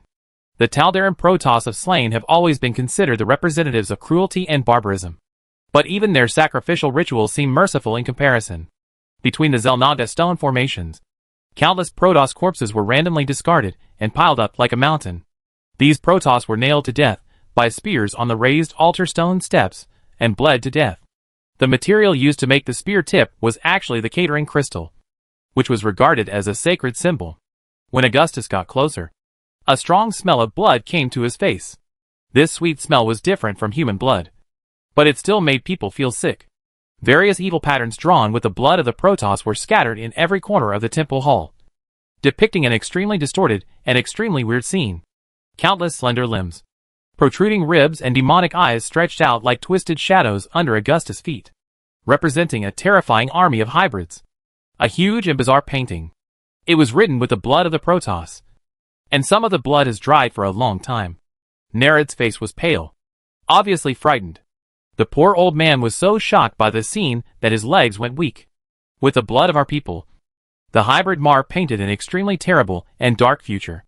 Zeratul looked at the bloodstains that seemed to have dried for a long time with a heavy heart. This is a prophecy. A prophecy of a hopeless future. It's really weird. Renaud smacked his lips, and his face turned pale.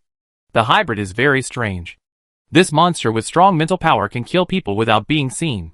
When dealing with this kind of monster, even if they are completely killed, it may be too late. Many Terran Empire soldiers who had to retire were forced to leave because they could not forget the terrible mental trauma of the hybrid's arrival. They always had the same nightmare. Many people began to sleepwalk, and when they woke up, they found themselves using their own blood to depict a hybrid. Mar is not only absorbing the energy of the protectors of Zakul, but also the energy of these dead Protoss. Since Aurega has been here, he may have joined in the bloody feast, said Augustus. Aurega doesn't care about the lives of the Iron Protoss, and he feels great pleasure in slaughtering and abusing them. Now, I think Aurega no longer cares about the lives of his fellow Dark Templars, because he believes that they have betrayed him. Alan Sheezer, the leader of the scavenger pirates, was also brought in. He was not completely ignorant of what had happened in the temple, as he had said before. That's why I don't understand what these Protoss want to do. They say they are friendly and kind, but they are much more cruel than humans when they start fighting. This is the hatred between races. The so-called blood feud is nothing more than this. Augustus said, the memory of the exile of the people has caused more trauma to Aurega than we thought. Zeratul also believed that he had not been able to stop Aurega in time, which led to his current state. In the Temple of Wisdom, which has been guarded by the Alashsar tribe for generations, there are also records of tragic memories from thousands of years ago. Aurega broke the taboo and read the sealed ancient knowledge privately, and the influence of those memories on him inevitably increased day by day. He said, Aurega is unwilling to forgive, and will never forgive. He is willing to be consumed by hatred and anger, and willing to walk on a dark path. If Aurega had walked on the right path, he should have become a hero of our tribe. And the only way to calm Aurega's anger is death. Speaking of which, this is indeed a tit-for-tat. Razigal and Zeratul still hate the Supreme Council, but they chose to forgive the Templar class that had helped their tribe. And Aurega chose to repay blood with blood. If the Protoss hero Adin had not violated the Supreme Council's order to execute those who were unwilling to join the Khala, there would be no current Protoss of Shakuras. Yurgar has killed too many Protoss. He will never stop until all Ire Protoss are killed. Artanis said with deep sorrow, this matter must not be known to Shakuras. At least not before the recovery of Ire. We humans will say that paper cannot cover fire. Reno said to Artanis, it is too difficult for you to hide something. You are right, Reno, Phoenix said, but it is not without a way. Lies and deception are rare among our people, but they still exist, especially among the politicians of the Supreme Council. Once the ire among the Terran begin to retaliate against the Nerazim in private, vendettas will become commonplace. At that time, the Terran that my teacher built will also fall apart. Not only that, there will be no chance for the two races to unite. That is exactly what our enemies want to see. Augustus' eyes flashed. For a human empire, having a powerful neighbor like the Protoss around can easily cause many concerns. Generally speaking, the ruler of the empire does not want the Protoss to be too powerful. But if the ruler happens to be a friend of the Protoss, that's another matter. Considering that Amon is about to return, Augustus also hopes that the Protoss big brother can preserve his strength and not be destroyed again. Otherwise humans will have to suffer more. If the Emperor of the Empire is Augustus' brother Arcturus Mengsk, then he will naturally be on guard against the Protoss all the time. And he will not be able to sleep or eat well if he doesn't kill them. In human history, there are many divisions caused by hatred. Dr. Nerad always follows Augustus, and even serves as his attendant, which is enough to show how much the Emperor relies on him. However, if Darum really splits again, it is exactly what Nerad wants to see. Although Amon does not take the Dark Templar seriously, in Nerad's view, the Nerazim Protoss without the control of Kala is a potential risk, and the united Protoss will also be an obstacle to Amon's plan to destroy the world. Auriga is really a perfect chess piece. It won't be long before he becomes the fuse for the rekindling of the war between the Protoss. Auriga hopes that the two races will start fighting again and split again. And we must not let him do so. Zeratul said. The Dark Templar still has the old patriarch Razagul. With her around, the young and strong generation of Nerazim should not make any trouble. Raynor said. It's not that simple. Augustus said, among the Protoss. A vicious incident can easily be exaggerated. In addition, the Iyer Protoss and Shakuras have a much larger population than the native Nerazim Protoss. As long as one of them who is radical and hates the Dark Templar puts it into practice, the disaster will soon begin. Even in the best case, the Iyer Protoss and Shakura's Protoss will part ways again and never have any contact with each other again. Tassadar is the most outstanding and greatest executor among us. But even, he sometimes can't avoid being overwhelmed. Artanis said, I really hope I can help him. But I always doubt that I don't have this ability. Don't worry, young Artanis. You are far better than you think. Zeratul said, as he walked into the blood-stained obelisk. These are not just the Protoss of Zakul. It can be heard that Zeratul is now in a state of shock and anger. They come from other planets. From the former colonies of the Protoss Empire, the Temple World and even Iyer. Artanis stared at the bodies of these twisted Protoss, and ripples of sadness appeared in his glowing blue eyes, as if the scene before him reminded him of the ancient catastrophe. The minions of Auriga shamelessly kidnapped our people, and offered them as sacrifices to their gods. Not only Kalai, but also the Templars and the Arbitrators. Gods. They may have even destroyed a fleet returning from the depths of the galaxy. This is something that only the Taldaran Protoss can do. These Protoss victims with gray, blue and light skin came from different tribes, and most of them did not even belong to the Zakul Protoss. It seems that this matter is far from that simple, and they all obviously belong to the branch of Iyer Protoss, which shows that even if Auriga has gone crazy to this extent, he still has a clear distinction between love and hate. For Auriga, slaughtering Iyer Protoss is not the ultimate goal, but to cause discord within the Darum Protoss. And he knows that Darum is not very harmonious, and it is only because of the efforts of the leaders of both sides. At this moment, a beam of light that seems to come from heaven shines on this terrible slaughterhouse, and all the Protoss victims are transformed into a light mist blown away by the wind and transported away. We will bury him in the traditional way, Artanis said. Here is a line of words. After the Protoss turned into light mist and drifted away, Raynor suddenly noticed the words that were originally covered by the corpse. What does it say? Augustus was also proficient in the Protoss language, but it seemed to be a mysterious Zelnaga language. Amon awakened our dreams. Blood and fire. We will be reborn in the fire. Zeratul walked over and knelt on one knee in front of the line of blood. This looks like it was written by a man who wants to self-immolate. Reno touched his beard unnaturally. They are all crazy. Those Protoss are willing to be devoured by the hybrid and Auriga, which is really crazy. Even those powerful Protoss Templars cannot resist such spiritual corruption. Augustus sighed, knowing that the will of humans is even more fragile. At this moment, following Augustus's gaze, you can see a Zelnaga spaceship shrouded in brilliant light. It is shaped like a sharp shuttle supporting the dome of the temple, and its whole body is shrouded in bright green light. Auriga has long been nowhere to be found. Artanis said, he only left this magical spaceship.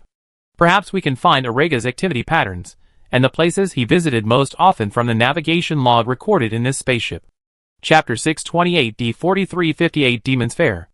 D4358. This is the official name of this uninhabited marginal world in the public archives of the Terran Empire colony. Later, the immigrants jokingly called it Demon's Fair, which is really an overly vivid name. Although this planet with a withered charcoal gray surface orbits a stable main sequence star, Its flat elliptical orbit makes the temperature difference in the 4 seasons astonishingly large. The environment is extremely harsh, and was once considered unable to meet the minimum needs of human survival. Besides, D4358 is a remote marginal world, and even using it as a prison planet for exiling prisoners is not worth the cost. What really brought D4358 into the sight of the Imperial government was a report automatically sent back by the planetary probe. The second scan of the entire planet showed that there were a large number of abandoned Taldaran Protoss buildings on the back of the planet. Apparently, D4358 was once a colony planet belonging to the Taldaran. And what attracted the Taldaran here was another rare resource in D4358. Terrazine. This gas can cause hallucinations and is addictive. People who inhale too much will become somewhat crazy. The Taldaran Protoss call it the breath of the Creator, and the Bisher of the Empire call it the gift of Bisher. But in fact it is a real natural drug for humans.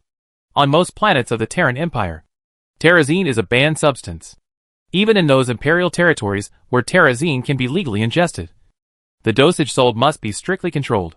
As time entered the 4th year of the imperial calendar, the official excavation of the D4358 Protoss ruins by the imperial government prompted the opening of a new route. And gradually, immigrants from all over the world came to this planet to make a living through various channels for various reasons. The establishment of a new colony always means more readily available resources, more job opportunities, and more opportunities. Opportunities and risks coexist. And those low-level workers in the core world who yearn for large ranches and big houses are willing to use the money they have saved for half their lives in exchange for a hope. Most of the immigrants are poor people. As for where the colony ship will take them in the end, whether they will be kicked off the ship midway and another group of passengers will be picked up to earn double or triple the salary, most of them can only be left to fate. Despite this, D4358 does not have many resources to support a city, or even 1 or 2 slightly larger communities. There are also many people living here, but they are not permanent residents. The richest thing on D4358 is terrazine. This purple gas lingering over the planet is so abundant that even digging a hole can produce a few wisps of smoke. But this gas is poisonous to ordinary crops.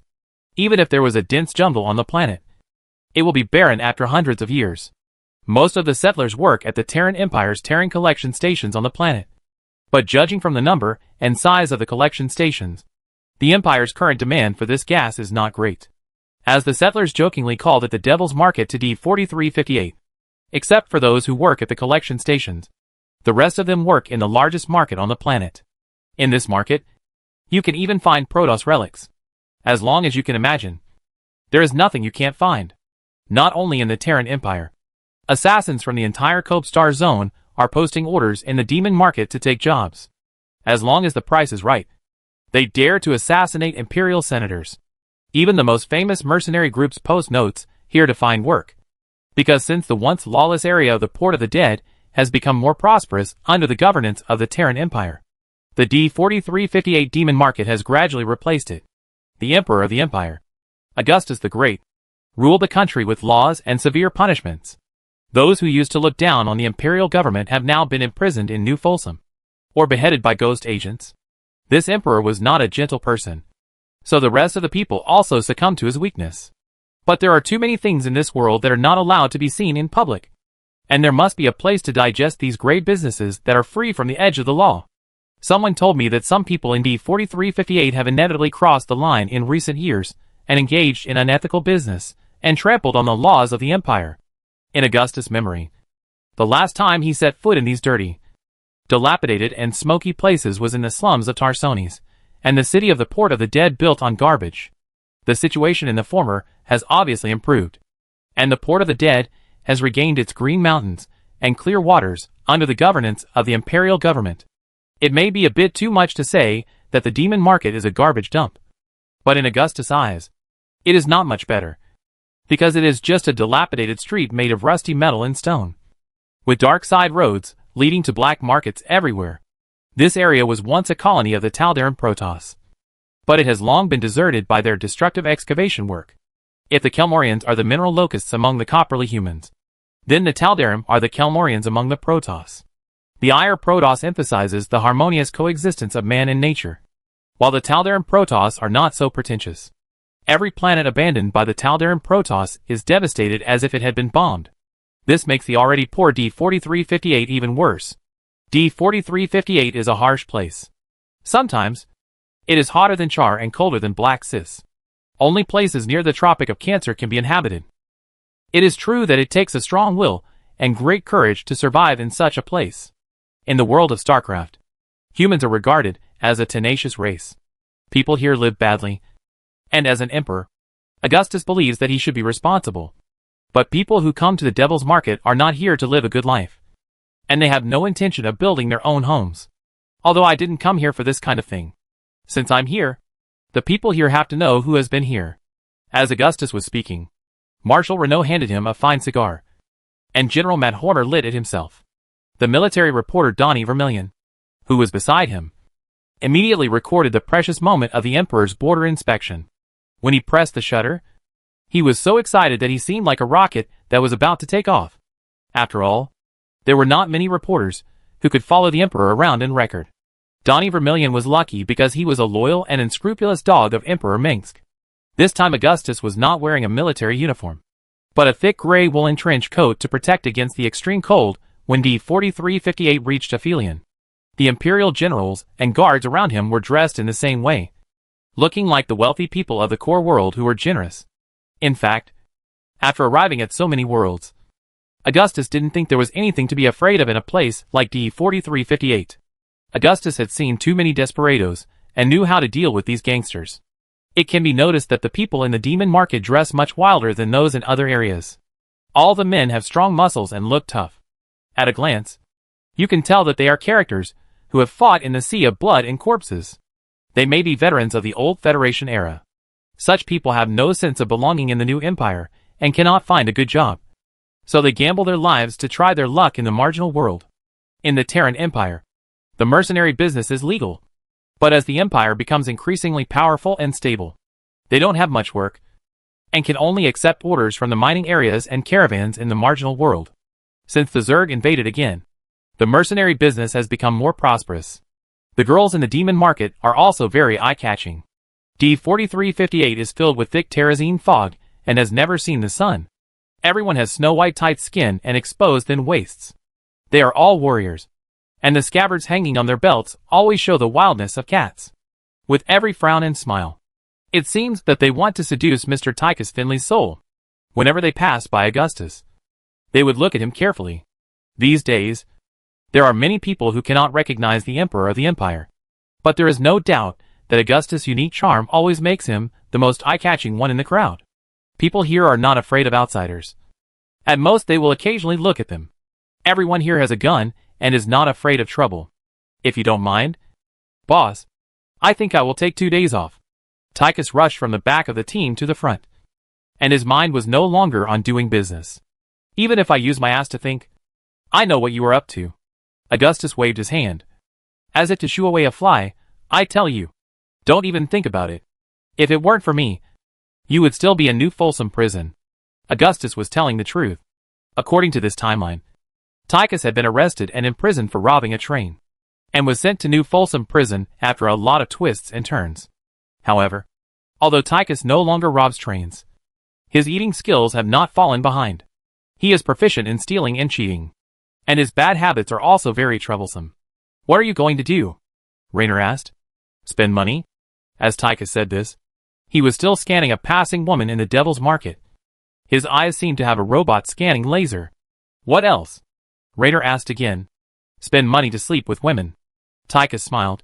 It would be better if you don't have to spend money. I know. Jimmy, you are also thinking about it. I will take care of this matter. And I will definitely not tell Elizabeth. What are you talking about? I have a family.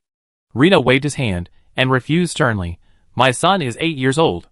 If it weren't for the war, Liddy and I would have planned to have another child. But I don't mind drinking a little wine and enjoying myself. Boss, I saw that you haven't moved your eyes since just now. Hee hee. Tychus looked at Augustus again, ready to throw dirty water. What are you talking about? Augustus frowned. If this matter is reported back to the Augustgrad Palace, you and I will be finished. Compared to Sarah, it's just some rouge and powder. Nothing to see. Many people underestimated the Imperial Queen Kerrigan, thinking that she was just a lucky ghost agent who used witchcraft to seduce the Emperor of the Terran Empire. in ancient Earth. This was more or less a witch who brought disaster to the country and the people. But no one expected that since Emperor Augustus personally led the imperial army to fight against the invading Zerg, the imperial madam sitting in Korhal still managed the huge empire in an orderly manner. Just like managing the big and small matters at home. Not only is she very skillful, but she is no more merciful than the ruthless prince of Arcturus. At first, the ministers and generals of the empire were still skeptical, but soon they were convinced. Everyone thought that Angus Minsk was the regent. But in fact, it was Queen Sarah Kerrigan who controlled the government. Many times, the queen's decision was equivalent to the emperor himself. Yes, Tychus, you really don't want to die, Raynor also said. What's wrong with me? Tychus was not satisfied. He had been locked up by Augustus for half a month and was really thirsty. Later, if you move faster, I can give you a holiday for that. Augustus' eyes were as sharp as an eagle. Now, shut up. Augustus came here mainly because he found a record of his visit to D-4358 in the Zelnaga spaceship in Aurega. And this place was also a base camp of the scavenger pirates. And there were still many remnants of the forces left. Aurega seems to be another Zeratul who keeps pursuing prophecies. But his purpose is to destroy rather than save. This dark archon who is engulfed by hatred believes that there must be a new life after destruction, and wants to build a world with only Nereis and Protoss. Over the years, he has been to as many places as Zeratul. Not only the Copperless sector, but also other places. The places Aurega has been to the most are Ire, the home planet of the Protoss, and Erna, the satellite where the Wisdom Temple of the Dark Templar is located, which is his former hometown. In the human area, the most common one is D-4358. Since Sekul, Augustus and Artanis have parted ways, each dealing with matters within their own sphere of influence. You know, Aurega could be anywhere in this world, and it is very difficult to find him, unless he shows up again. Augustus waited in Sekul for a few days, and realized that he didn't have much time to waste on capturing Aurega. His original intention was just to maintain the stability of the border harassed by Aurega. Taking this opportunity, Augustus decided to purge the Imperial Pirate Organization and the rebel forces headed by the Scavenger Pirates, starting with D-4358. Augustus also knew that it was better to loosen up than to block. And as long as the people who operated the demon market did not cross the line, he would ignore them. But this time, it was obvious that someone thought that since Korhal had no control over this place, he could act tyrannically. As he was talking, a group of malicious armed men came over from the opposite side, each wearing gray and white power armor. Very imposing. Their Tiger's Claw. A group of fledgling mercenaries, who have established themselves here with ruthlessness and cold efficiency. Matt Horner whispered. As long as the taxes are paid. I don't care if they are cat's claws or lion's claws. Augustus said. The money is there. The people are there. And I like these little bastards. Tychus said. I hope these kittens can take a beating. Chapter 629, Eliminating Crime. Just a glance, and you can tell that these Tiger Claw mercenaries are not just coming over to say hello. Obviously, someone bribed these young mercenaries to drive away the uninvited guests in front of them. For newcomers who want to make a name for themselves, the more they want to make a name for themselves, the more ruthless they have to be. They have to dare to take on jobs that others dare not take. Tychus, don't kill anyone. There is still use for them. Augustus exhaled a puff of cigar smoke, as if it was the fog over D-4358. The industry in D-4358 is not developed. The sky is polluted by the terrazine gas springs gushing out from the cracks on the surface. This gas has also created the rough and irritable character of the locals in a sense. Many people here have insomnia. They have deep bags under their eyes, as if they often have trouble sleeping. Legend has it that when the night comes and the terrazine rises, the dark god of Taldarim will temporarily return to this world. I always act with discretion. Tychus grinned, revealing the fat and scars on his face. When this giant with a cigarette in his mouth walked towards the aggressive Tiger Claw mercenaries, he looked more like the villain. Except for Tychus. Everyone on Augustus' side just stood there and watched, without even moving. While there were 7 people on the opposite side, all of them were tall and strong men. Both sides were wearing power armor, and Tychus's was obviously better. An improved CMC 400 with the classic imperial red and gold piping color. But there was no Terran Empire logo on it, but a graceful naked woman. The mercenaries were wearing refurbished CMC 200 power armor, except that the helmet's movable visor Shoulder armor and shin armor had been replaced with other reinforced parts. Compared to the standard power armor of the Imperial Army, mercenaries are always obsessed with trying every possible way to modify their armor, even if it only makes it look more dangerous. Sorry. Someone paid a lot of money to block this block. The leading Tiger Claw mercenary introduced himself as Ravi Doan, the leader of these mercenaries.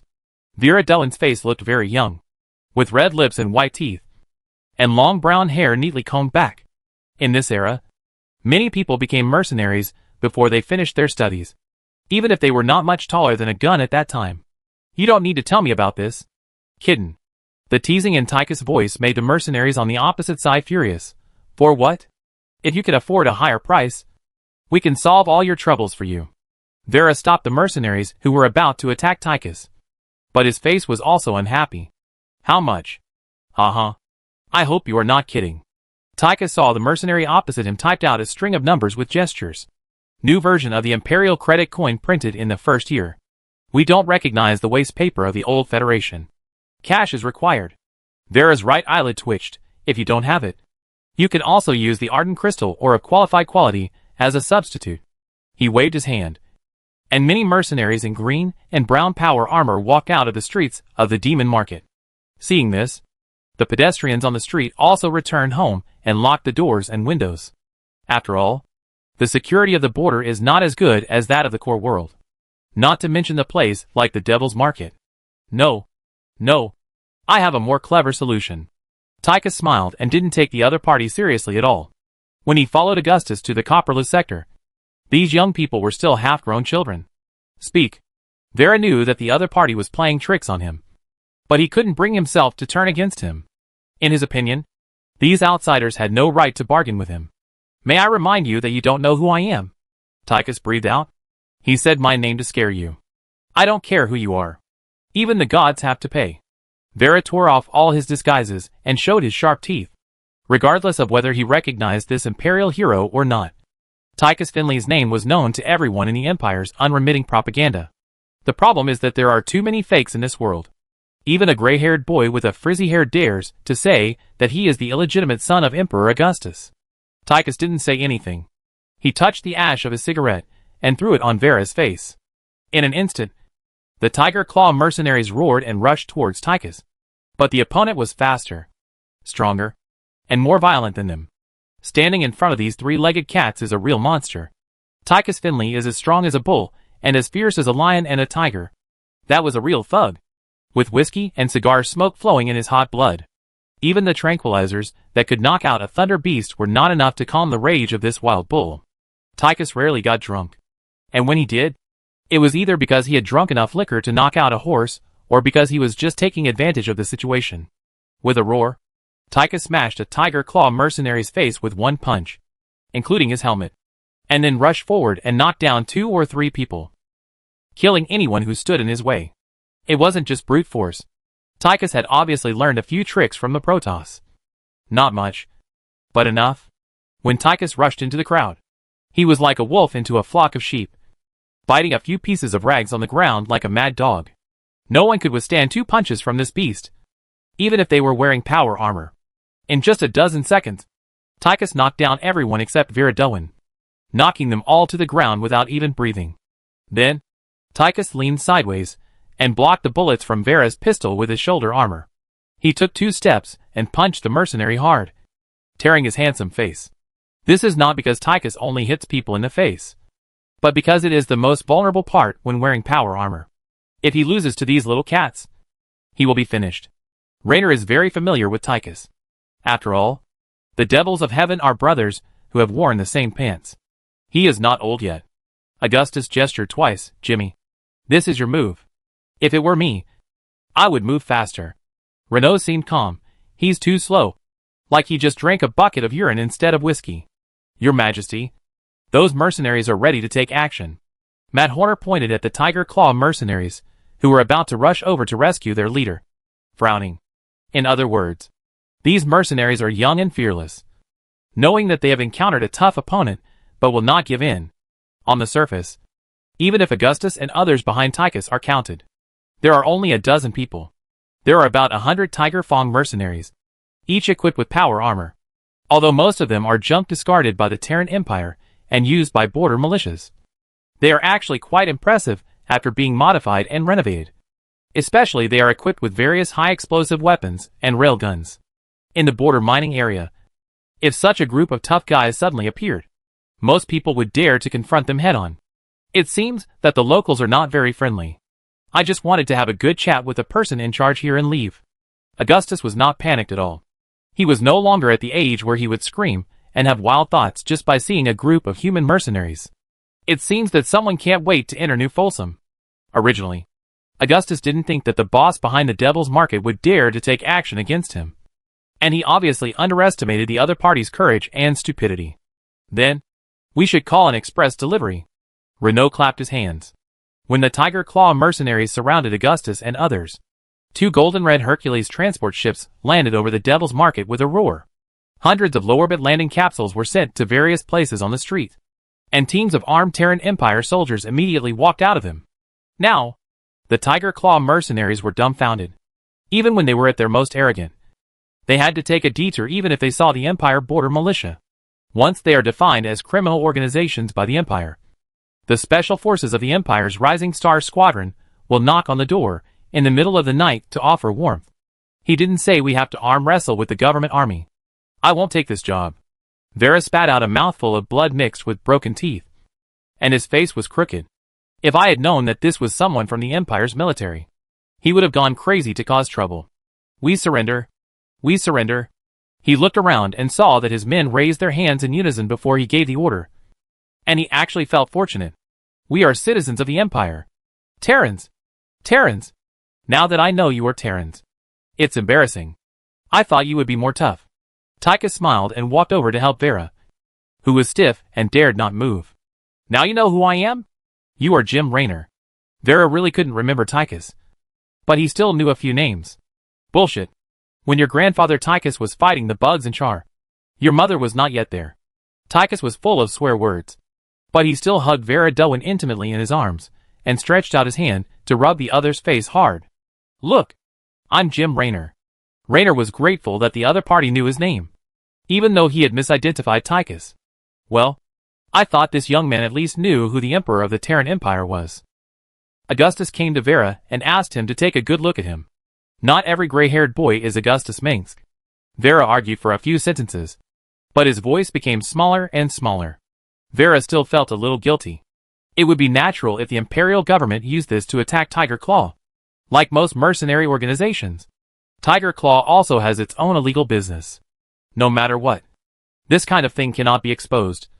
Otherwise the border sheriff of the Empire will come to the door. You are blind. Tychus pretended to be powerful, but he was angry that the other party did not recognize him. This is Emperor Augustus Minsk. Emperor Terran, the head of the Empire. I left my hometown when I was very young, and then Vera had never been so embarrassed in her life. Obviously, he would always keep this lesson in mind in his future mercenary career. Stop. Tell me who hired you. Kid, I can forgive you for what happened. Augustus just smiled, and the other party immediately felt a warm breeze and almost shed tears. It was Scudder Obanon, who was originally the overlord of the Port of the Dead, and later moved his base to the Devil's Market. He has a huge criminal group under his command. Whether it is strengthening drugs, genetic modification, drugs or erotic trade, Vera didn't dare to lie. O'Bannon is involved with many mercenaries and pirates. We just take money to do things and have never helped him to do evil. You just don't want to admit that the dirty money you took has been stained with the blood of many people. Augustus has heard of this name. Scott O'Bannon is the leader of a super criminal group. He once controlled the entire Port of the Dead. But since the establishment of the Terran Empire and the deployment of fleets and marines to the Port of the Dead, the Imperial government has a plan to rebuild this world into an independent core world of the Star Province. And the illegal business in the past has become increasingly difficult to do. This man can be said to be a real villain. As long as he can make money, he will do anything unscrupulous. For a period of time, through money offenses and promises of beautiful women, O'Bannon bribed many Imperial officials in the Port of the Dead and used them to provide protection for his illegal business. But as these things were exposed, after completely alarming Korhol, O'Bannon had no choice but to pack up and leave, hiding on the other side of the Copperless sector to rebuild his criminal empire. The position of leader of such a large criminal organization is not easy to be, and it may take a few years to replace someone. O'Bannon must have a lot of ability to rule his criminal empire for so long. But there is one thing O'Bannon is sure to understand. That is, the things he has done. If put in the laws of the Terran Empire, it is not enough to lose 1,000 heads. Later, O'Bannon hid in the Devil's Market. But he didn't expect the Empire to find this place through the scavenger pirates. Take me to see your employer.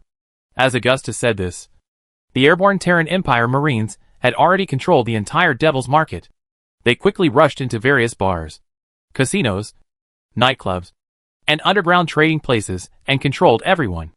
After the fierce resistance of many desperate criminals gradually subsided, the entire streets soon became quiet. This is the territory of the Terran Empire, and every blade of grass and every tree is a vassal. Soon, Vera brought Augustus to a building made of concrete, welded steel frames and bricks. The entire building was filled with a border world brutalism and minimalist architectural style, and even the water pipes and circuit lines were crudely exposed, in order to hide from the public and avoid attracting attention. There are very few modern facilities in the building. In the purple smoke shrouding the sky, this building with a few flashing lights looked lonely and cold. Chapter 630. Colonel Orlon. This brutalist square reinforced concrete building is made of tons of cement poured directly on a steel frame. The rough cement walls, prefabricated panels, and red bricks are not even plastered or painted. All the windows are narrow and small, obviously to prevent people from peeking inside. Augustus knew that Scott O'Bannon once owned a magnificent palace in the Port of the Dead. Its exquisiteness and grandeur were even comparable to the Sky Tower of the Creation family. The interior furnishings were extremely luxurious. And that was just the tip of the iceberg of his huge wealth. At the height of O'Bannon's criminal empire, it seemed as if the entire planet existed to support him alone. In the Port of the Dead, Scott O'Bannon used to have 10,000 bodyguards and servants, a number that was even more than the employees in the huge Augustgrad Palace. But since escaping from the Port of the Dead and coming to the Devil's Market, O'Bannon has been much more low-key, unassuming, and even rarely leaves his home. The reason is obvious. This demon once thought that no one in the world could control him.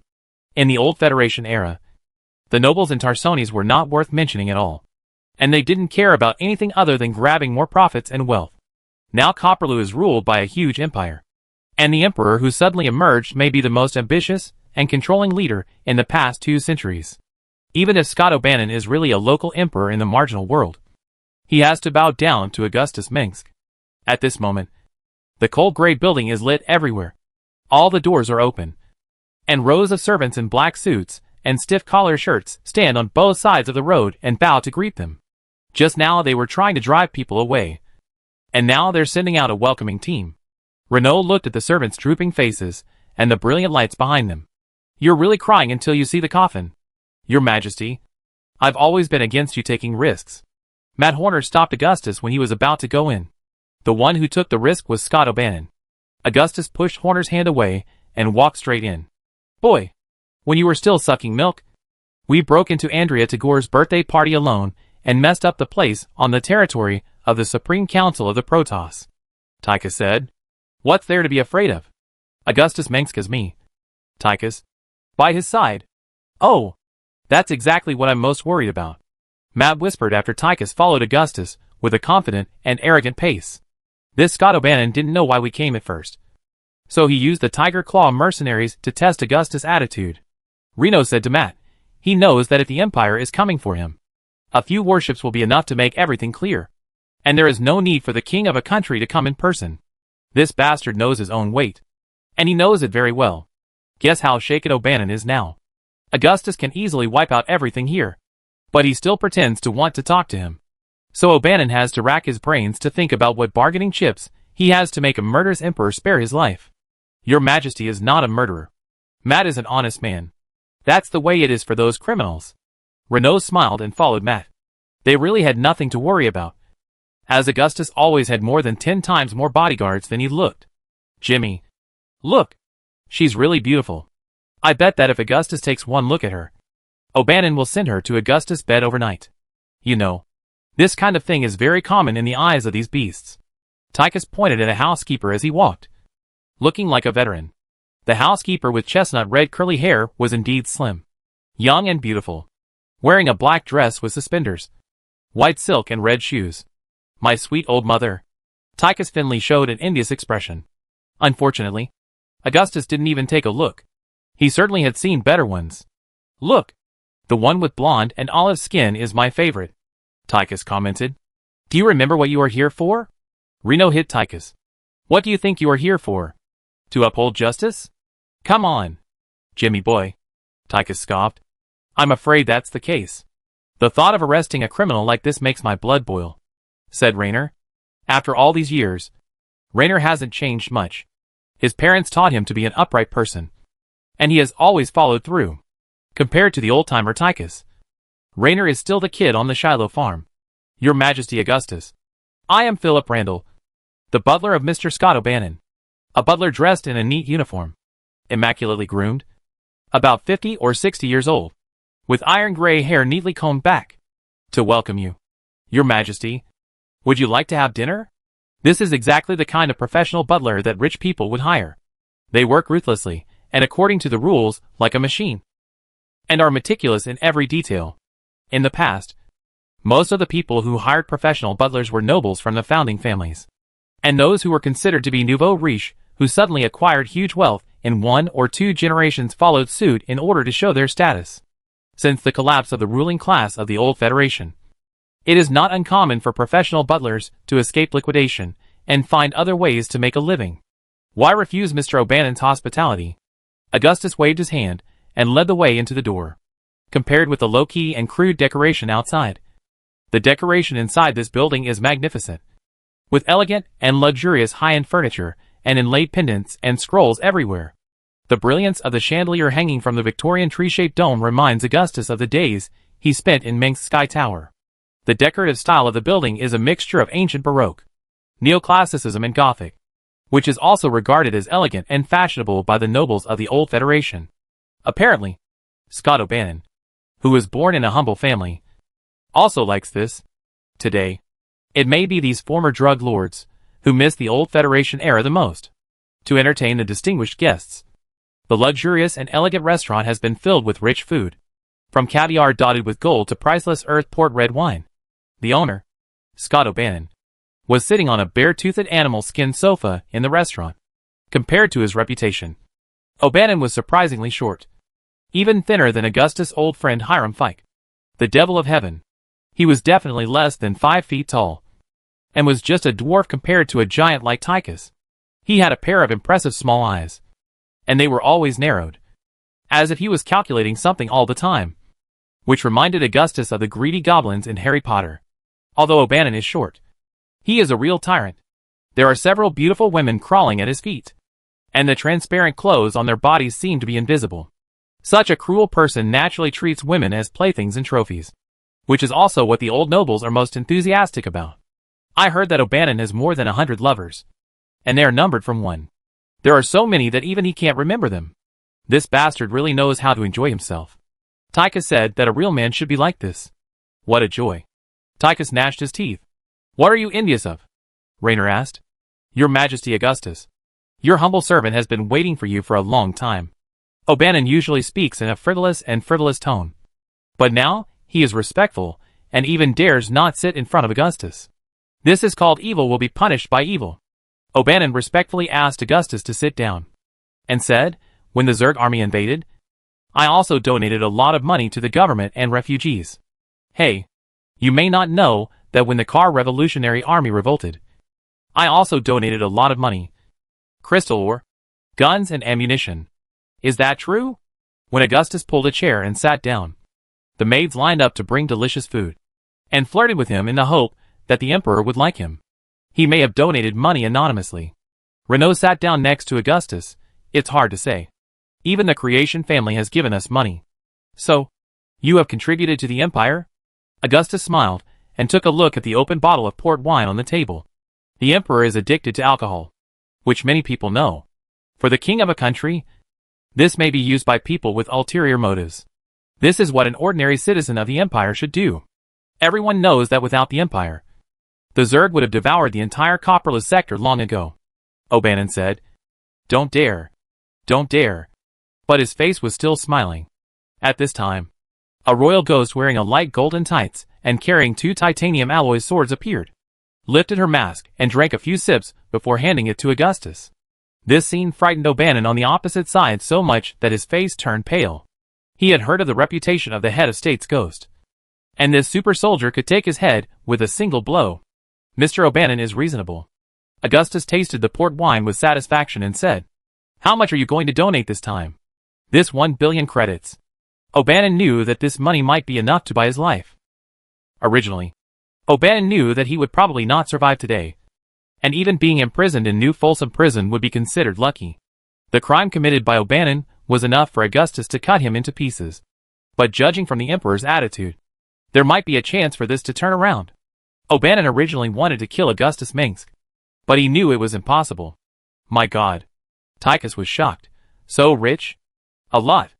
Augustus was generous. How about this? Use this money to help the Sami people rebuild their homes. If that's the case, I can erect another monument for you there. What do you think? I do. O'Bannon was about to cry. In this world, Augustus Minsk is the most untouchable person. Those who have provoked him have not had a good ending. Augustus won the throne by fighting north and south, subdued the Zerg, and chatted and laughed with the Protoss. Today's scene can only be regarded as a small scene. He, O'Bannon, is all-powerful in such a small place. And in the eyes of these big men, he is nothing. Look, I said. Augustus said to Raynor and others beside him. Mr. O'Bannon is willing to cooperate. There's no need for us to use knives. Renaud said as if they were the thugs sitting here, and the hostages were trembling. You saved your life. This is to win leniency from the Empire, O'Bannon said bitterly. Before this, the only thing you can fight for is the difference between the death penalty and suspended death penalty. Augustus' smile made people feel cold. Augustus was about to use O'Bannon to catch all the criminal groups and pirates related to the Devil's Market. Thoroughly clean this starfield to ensure that no one will take advantage of the opportunity to rebel behind the scenes when the Imperial Army is fighting against the Zerg on the front line. One more thing. Do you know the Scavenger Pirates and the Protoss Dark Archon Orega? Augustus said. I know a little bit. O'Bannon knew that he had no chance to fool around. He was a smart man. The Scavenger Pirates have some business dealings with me, and Alan Cheeser and I are quite friendly. I sell these pirate arms, and they help me solve the troubles I encounter in my business. He hurriedly told me what he knew, of course. I know all the pirates here. As for the Dark Archon Orega, I have seen him. You have seen him?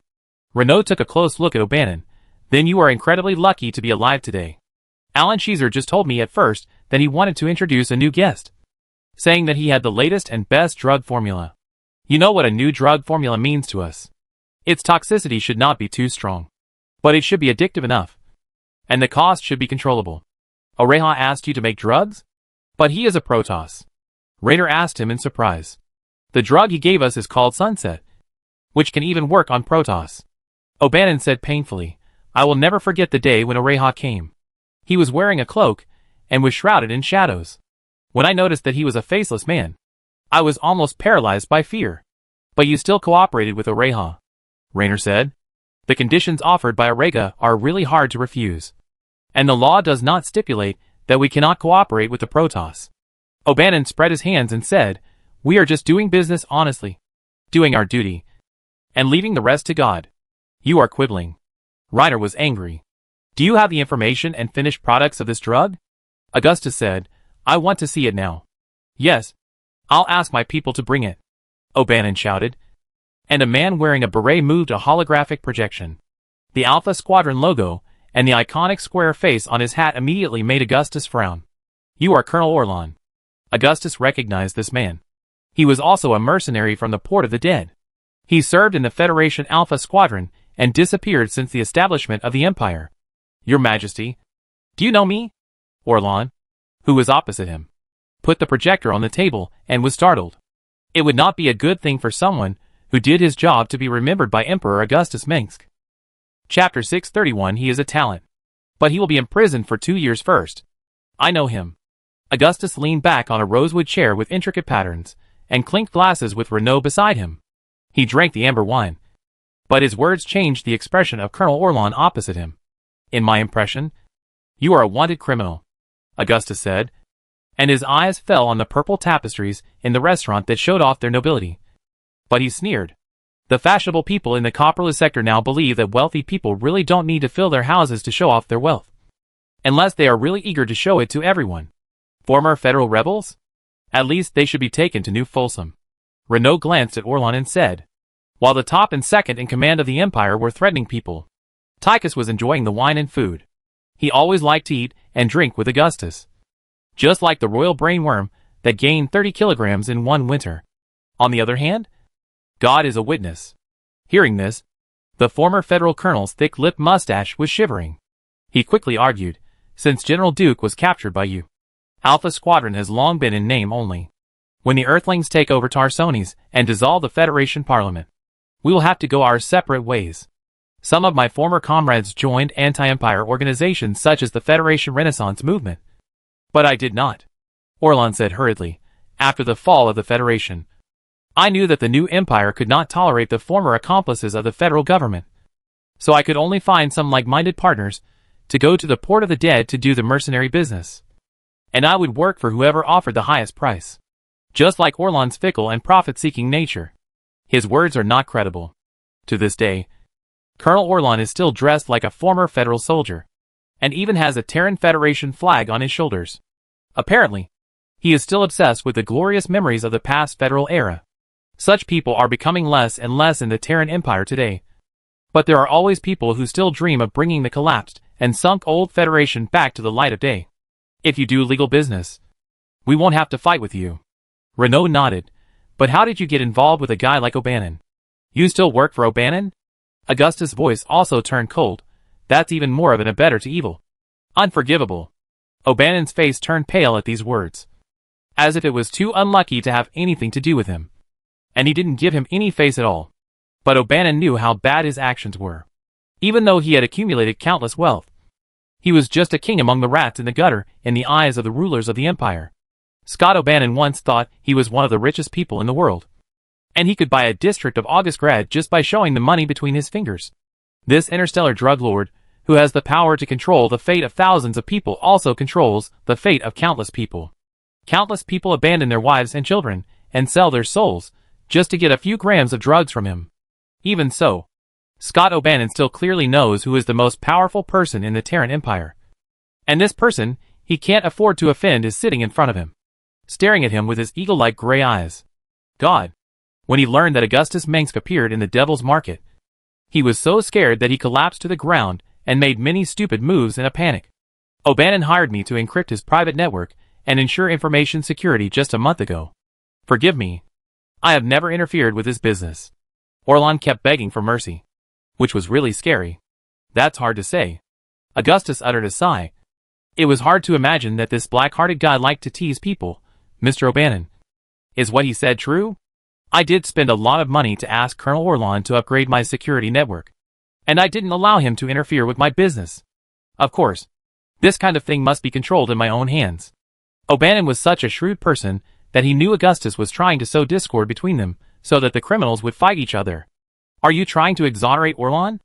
As Augustus spoke, O'Bannon's waiter brought him another good cigar and lit it for him. He could tell that this was the truth. Orlan was just a mercenary and was not qualified to interfere in O'Bannon's drug trade. The drug lords would only leave such matters to their confidants. You value fairness and justice. And I am just telling the truth. Many people would call O'Bannon a little man because he sat in the gorgeous and large bear-toothed sofa like a creepy evil doll wrapped in velvet pillows. In fact, this dwarf is the most greedy and cruel person Augustus has ever seen. I always talk about business instead of feelings. Those who are capable will be treated well by me. And vice versa. He said, in fact, whether it is Orlan, Caesar or Arega, I don't care what they have done in the past. O'Bannon had read an e-book from Ancient Earth, which told the story of 3 ancient kingdoms fighting for hegemony. And he liked one of the characters very much. And liked his style of doing things. O'Bannon was able to succeed because he was a man of merit. It sounds like you're a good boss. Augustus stared at O'Bannon. And he hated the man's tone and demeanor. Putting aside the fact that O'Bannon was a complete scumbag, he was indeed very capable and thoughtful. Few people can escape the telepathic mind-reading of the Führer's ghost. But O'Bannon can do it. Such people usually have countless superficial thoughts to hide their deepest intentions, so that they can deceive those who deal with them. Many people are willing to deal with me, and they all think my price is fair. O'Bannon even regained a little dignity and confidence in front of Emperor Augustus. Generally speaking, I hire people to do things, and after the work is done, we part ways. The person in front of him was the ruler of an empire. Just because he was not afraid in front of Emperor Augustus, he could be considered to have excellent psychological quality. As he spoke, O'Bannon opened the holographic projector that Colonel Orlon handed over. This holographic projector can be considered an old device, and it also uses old-fashioned burning discs, which can be considered quite retro, compared with ordinary devices. It can also be considered miniature. After O'Bannon laboriously opened more than a dozen confidentiality settings such as fingerprint lock, voiceprint lock and gene lock, the holographic projection device slowly opened. It records all the clients who have done business with me over the years, and even sets up files. O'Bannon said with gritted teeth. Since he couldn't escape, others couldn't expect to have an easy life. The crime he committed could no longer be solved by concealing it. All he could beg for was to save his life. He knew that Augustus came to him to wipe out the large criminal organizations in the empire, and rectify the corruption problems in some of the empire's worlds. I hope this is worth your life. Augustus' expression turned cold. Augustus will not let O'Bannon go. Whether from a personal perspective or from the perspective of a king, he cannot allow a drug lord to go unpunished. As for whether there will be another person to replace O'Bannon after he is arrested, it can be said that this is certain. As long as there are dark corners in this star region, evil will not stop taking root. Since the old Terran federal government has become more and more corrupt, drugs have become more and more rampant in various federal worlds. For those who are interested in seeking excitement, it is easy and cheap to obtain drugs at the beginning. But once they are trapped, it is extremely difficult to get out. Although the Terran Empire government has issued a clear ban on drugs, this kind of thing always persists, especially in the marginal world far away from Korhal. More than enough, O'Bannon said. Augustus silently checked the information on the holographic projector, his face as cold as a glacier. It clearly records how much drugs O'Bannon has produced and sold in recent years, especially under the severe crackdown by the Empire in recent years. This kind of scarce stuff is always sold. And the reason why O'Bannon was able to enter the market into the core world of the Terran Empire must be that there are many high-ranking imperial officials who protect him. Governor of Borea. Renault next to him widened his eyes. What is this kid doing? Borea has a similar climate to Black Sis, with cold weather, and mountains and valleys covered with layers of snow dotted the deep blue surface of the entire planet. Strictly speaking, this is a subsidiary colony established for military and scientific research purposes. And it is also a resource-based world with few residents and settlements distributed near military bases. This governor of Borea was also born in the Revolutionary Party. Before appearing on this list, he was considered the most promising one. Borea may be just a bitter cold place, but it's just for training, and it won't be long before he will be transferred back to the core world. Unexpectedly, this person couldn't hold back, using his power to provide shelter for drug lords, and even possibly getting involved with the army, which Augustus absolutely couldn't tolerate. It even involved the entire Haven Customs Department. They actually allowed drugs to flow into the refugee camp so openly. Augustus slammed the table hard, his palm numb, and shocked Tychus, who was wolfing down, to hiccups. Not only that, O'Bannon's trading network involves hundreds of people, all of whom are powerful figures in the imperial government.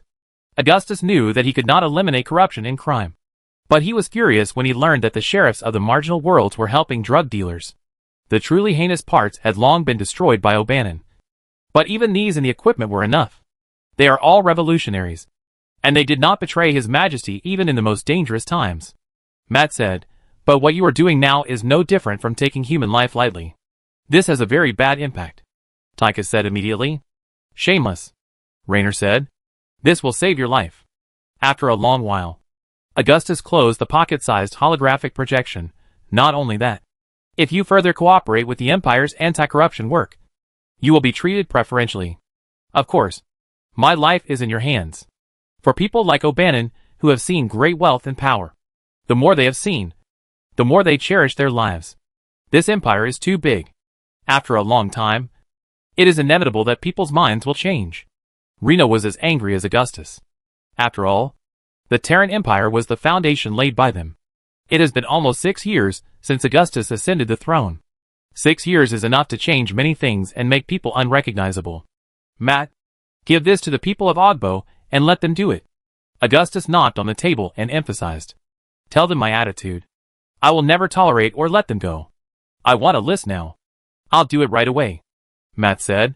The emperor's list is going to scare so many people. Tychus, who was gloating, didn't care about politics. He didn't even bother to think about it. Unfortunately, I know you'll be on it sometimes. Reno shut up Tychus with one sentence. Very good. Very good. Augustus said very good twice. And the storm brewing on his face suddenly disappeared. He drank the port wine calmly again. As if this little thing was not enough to make him angry. Don't bother with these scum until they are all in jail. Augustus looked at O'Bannon again. How much do you know about the pirates in this star region? We have dealings with Chimera pirates, scavengers and Comorian pirates. O'Bannon knew this was a chance to reduce his guilt. I know several bases of these pirates and how they communicate with each other. The Comorian pirates are indeed a scourge. Augustus nodded. Since the Revolutionary era, the Chimera pirates have been beaten many times by Augustus. And now they are hiding in the territory of the Umoyan United States. The scavenger pirates have long been torn apart by Arega, and are not worth mentioning at all. However, the Comorian pirates have recently become a major destabilizing factor in the Terran Empire, and have become a hidden danger that cannot be ignored in the internal security of the Empire. As the economy of the Comorian Federation is collapsing, prices in various territories within the Federation are soaring, and unemployment rates are soaring. More and more Comorians choose to leave their homes and migrate to other planets to engage in business or become bandits. Even though Prince Arcturus had ordered the Immigration Bureau to put up the following slogan, for all those who want to leave the wasteland to find a better life. Korhal is a safe haven for all of you. It was of no avail. I can also hack into the security network of these pirate bases for you. Colonel Orlon seized the opportunity and said, I hope this can atone for your sins. In the Port of the Dead, Colonel Orlon is a famous cracking expert. It is effortless for him to hack into the security network of the Empire. The voice of the ghost of the head of state was very soft, but everyone present could just hear it. I never said I hacked into the Empire's network. Orlon waved his hands. Absolutely not. Of course. If you don't do that, I will throw you into the wormhole. Augustus smiled kindly. Lock him up first. Chapter 632 Comorian Pirates. G2275 is an incomparable ice blue gas giant planet, about the size of 800 Korhal 4, surrounded by a thin star ring thousands of miles wide. Most of this ring is made of ice crystals that flicker with faint blue flames. And under the shining of the stars, it looks like a bridge of light refracting countless dazzling lights. Although the Comorian pirate flagship can be called a magnificent giant ship, in this scene, it is just a small thing dragging a flame towards G2275. Just an icy asteroid in the star ring can smash it into pieces, no matter how many times he has been in space. Tadishkur always feels a sense of insignificance that frightens him when he approaches these giants in the universe on a warship. Below the magnificent star ring of G2275, a sea of clouds composed of hydrogen and methane is faintly visible. Under the methane clouds, there seem to be endless icebergs standing. But that is still just another sea of clouds, condensed into liquid under the pressure of gravity. The eye of the storm surging in the clouds is enough to swallow dozens of Moria. This moment reminds those arrogant people who claim to have conquered the universe of the magnificent universe. Just like the ebb and flow of the tide, the rise and fall of the moon. Countless civilizations have risen and perished, and humans know nothing about it. After a long wait, humans finally stepped out of the cradle of life. With awe and wonder, this young race still struggles to survive in the dangerous universe. Mr. Cole, I hope the information you provided is accurate. There is indeed a technology center that has been abandoned by the old Federation. A sound of footsteps came from behind Tavis Cole. The man was wearing a gorgeous coat and long boots, and a long-brimmed military cap with a skull emblem sewn in the center was worn on a somewhat funny red face. What made Tavis feel particularly strange was that Captain Alfred's hat was bulging high, and it was twisting strangely, making some strange noises from time to time. Some eccentric pirate captains would keep some strange alien pets in their hats, which was not worth being surprised about. Don't worry, Captain Alfred. It's absolutely accurate. Tavis just stared at the gas giant planet ring outside the bridge porthole. Otherwise I wouldn't come here in person, but just send a deacon.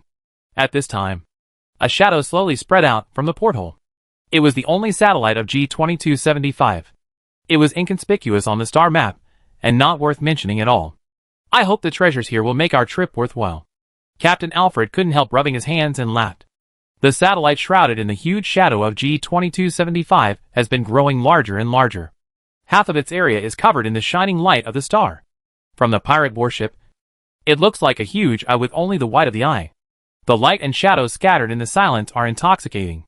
The main engine of the pirate battleship is turned off at this time, and the fine-tuning thrusters are gently pushing the spacecraft into orbit little by little. Now the satellite is like a crescent moon hanging above everyone's head, and the gas giant in the distance is a huge blue background with no end in sight. Icons drawn temporarily by supercomputers appeared on the holographic projection screen, showing the data obtained by repeated scanning by sensors. There is indeed a scientific research center here, and it looks like it has only been abandoned recently. After Captain Alfred communicated with the main control center, he was overjoyed. It is said that the wealth left by the Terran Federation is enough to build a new federation. I want to make a fortune. Augustus Mengsk's imperial government has been looking for the technology laboratories left by the old Federation. But by mistake, these old Federation legacies fell into our hands. Judging from the high-precision images and 3D models taken in orbit, this old Federal Research Center covers a large area, with supporting starports and even hydroponic farms. This means that this research center was once very large in its heyday, which also means more wealth. Even though the technological development of the Terran Empire has not stagnated at all due to war and reconstruction, the lost federal technology still contains unimaginable value. In that crazy era, the advancement of technology even surpassed human ethics. It's us. We are going to get rich. My father has been supporting you. This is also a new discovery by our people. Don't forget it. Tavis corrected tirelessly. The destination of these federal technologies is very sensitive in the Terran Empire. Only my father has a safe market. Tavis Cole is the son of a wealthy crystal miner in Comorian. He deals with these pirates only for business. Space pirates are absolute speculators and opportunists. Coyotes in the wilderness. As long as they can fill their insatiable stomachs. They don't care about status and dignity. And they don't care whether they search through garbage cans for food or find the right opportunity to steal unattended children. The Cole family of the Comorian Federation is not a good person. What they do most is to collude with pirates to drive away the natives on a mining area, and then seize the land and all the property on the land. Gradually, the crystal mine merchants and pirates have become fat and strong. But there are more and more homeless people. Pirates are just scumbags. Ruthless plunderers. Don't expect them to be chivalrous interstellar adventurers and free mercenaries. However, the Comorian pirates, who are mainly composed of Comorians, still continue the tradition of large families and clans, attach importance to the connection between families and family members, and generally do not make things too difficult for Comorian ships. Of course I know that. Captain Alfred smiled again. You don't need to remind me again and again. Even the well-informed and ruthless Captain Alfred had to admire the courage of the heir of the Cole family. It takes more than just courage to board a notorious pirate ship alone. Captain, the first landing ship is ready.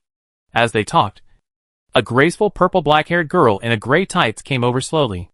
There was a bone pendant hanging on her earlobe, and her exposed arms were full of conspicuous tattoos. The women on the pirate ship were either prostitutes and kidnapped slaves, or extraordinary ruthless characters. Tavis only vaguely remembered that this woman was a member of the old Federation Ghost Project. But she escaped after the Federation collapsed.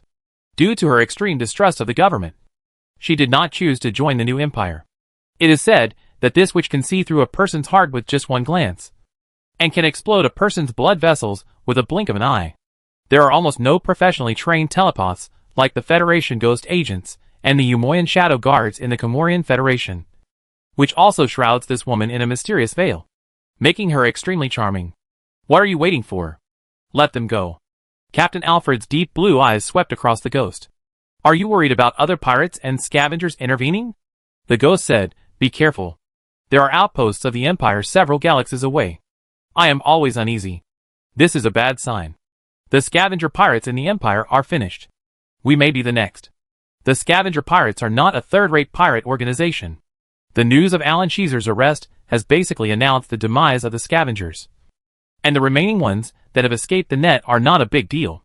What shocked the pirates the most was that even the largest place for selling stolen goods, the Devil's Market, had been uprooted by the Terran Empire. For the pirates, this was a dangerous signal.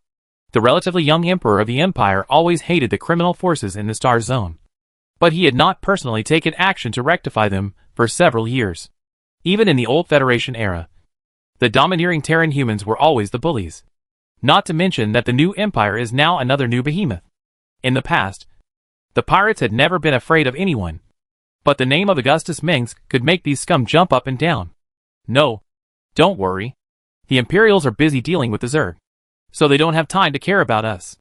The pirate captain positioned himself very accurately. That is, the kind of scum that is not worth the Imperial Navy's effort. Although he was also worried about running into the Imperial fleet. He didn't think he would be so unlucky. Now the Zerg is invading the Copperless sector in large numbers. And the Terran Empire's fleets are all gathered in the east and west of the Empire. How can there be so many people to encircle and suppress the pirates? Besides, pirates are always difficult to arrest. Their bases are never fixed. And they can abandon everything and flee when necessary. It's better to be careful.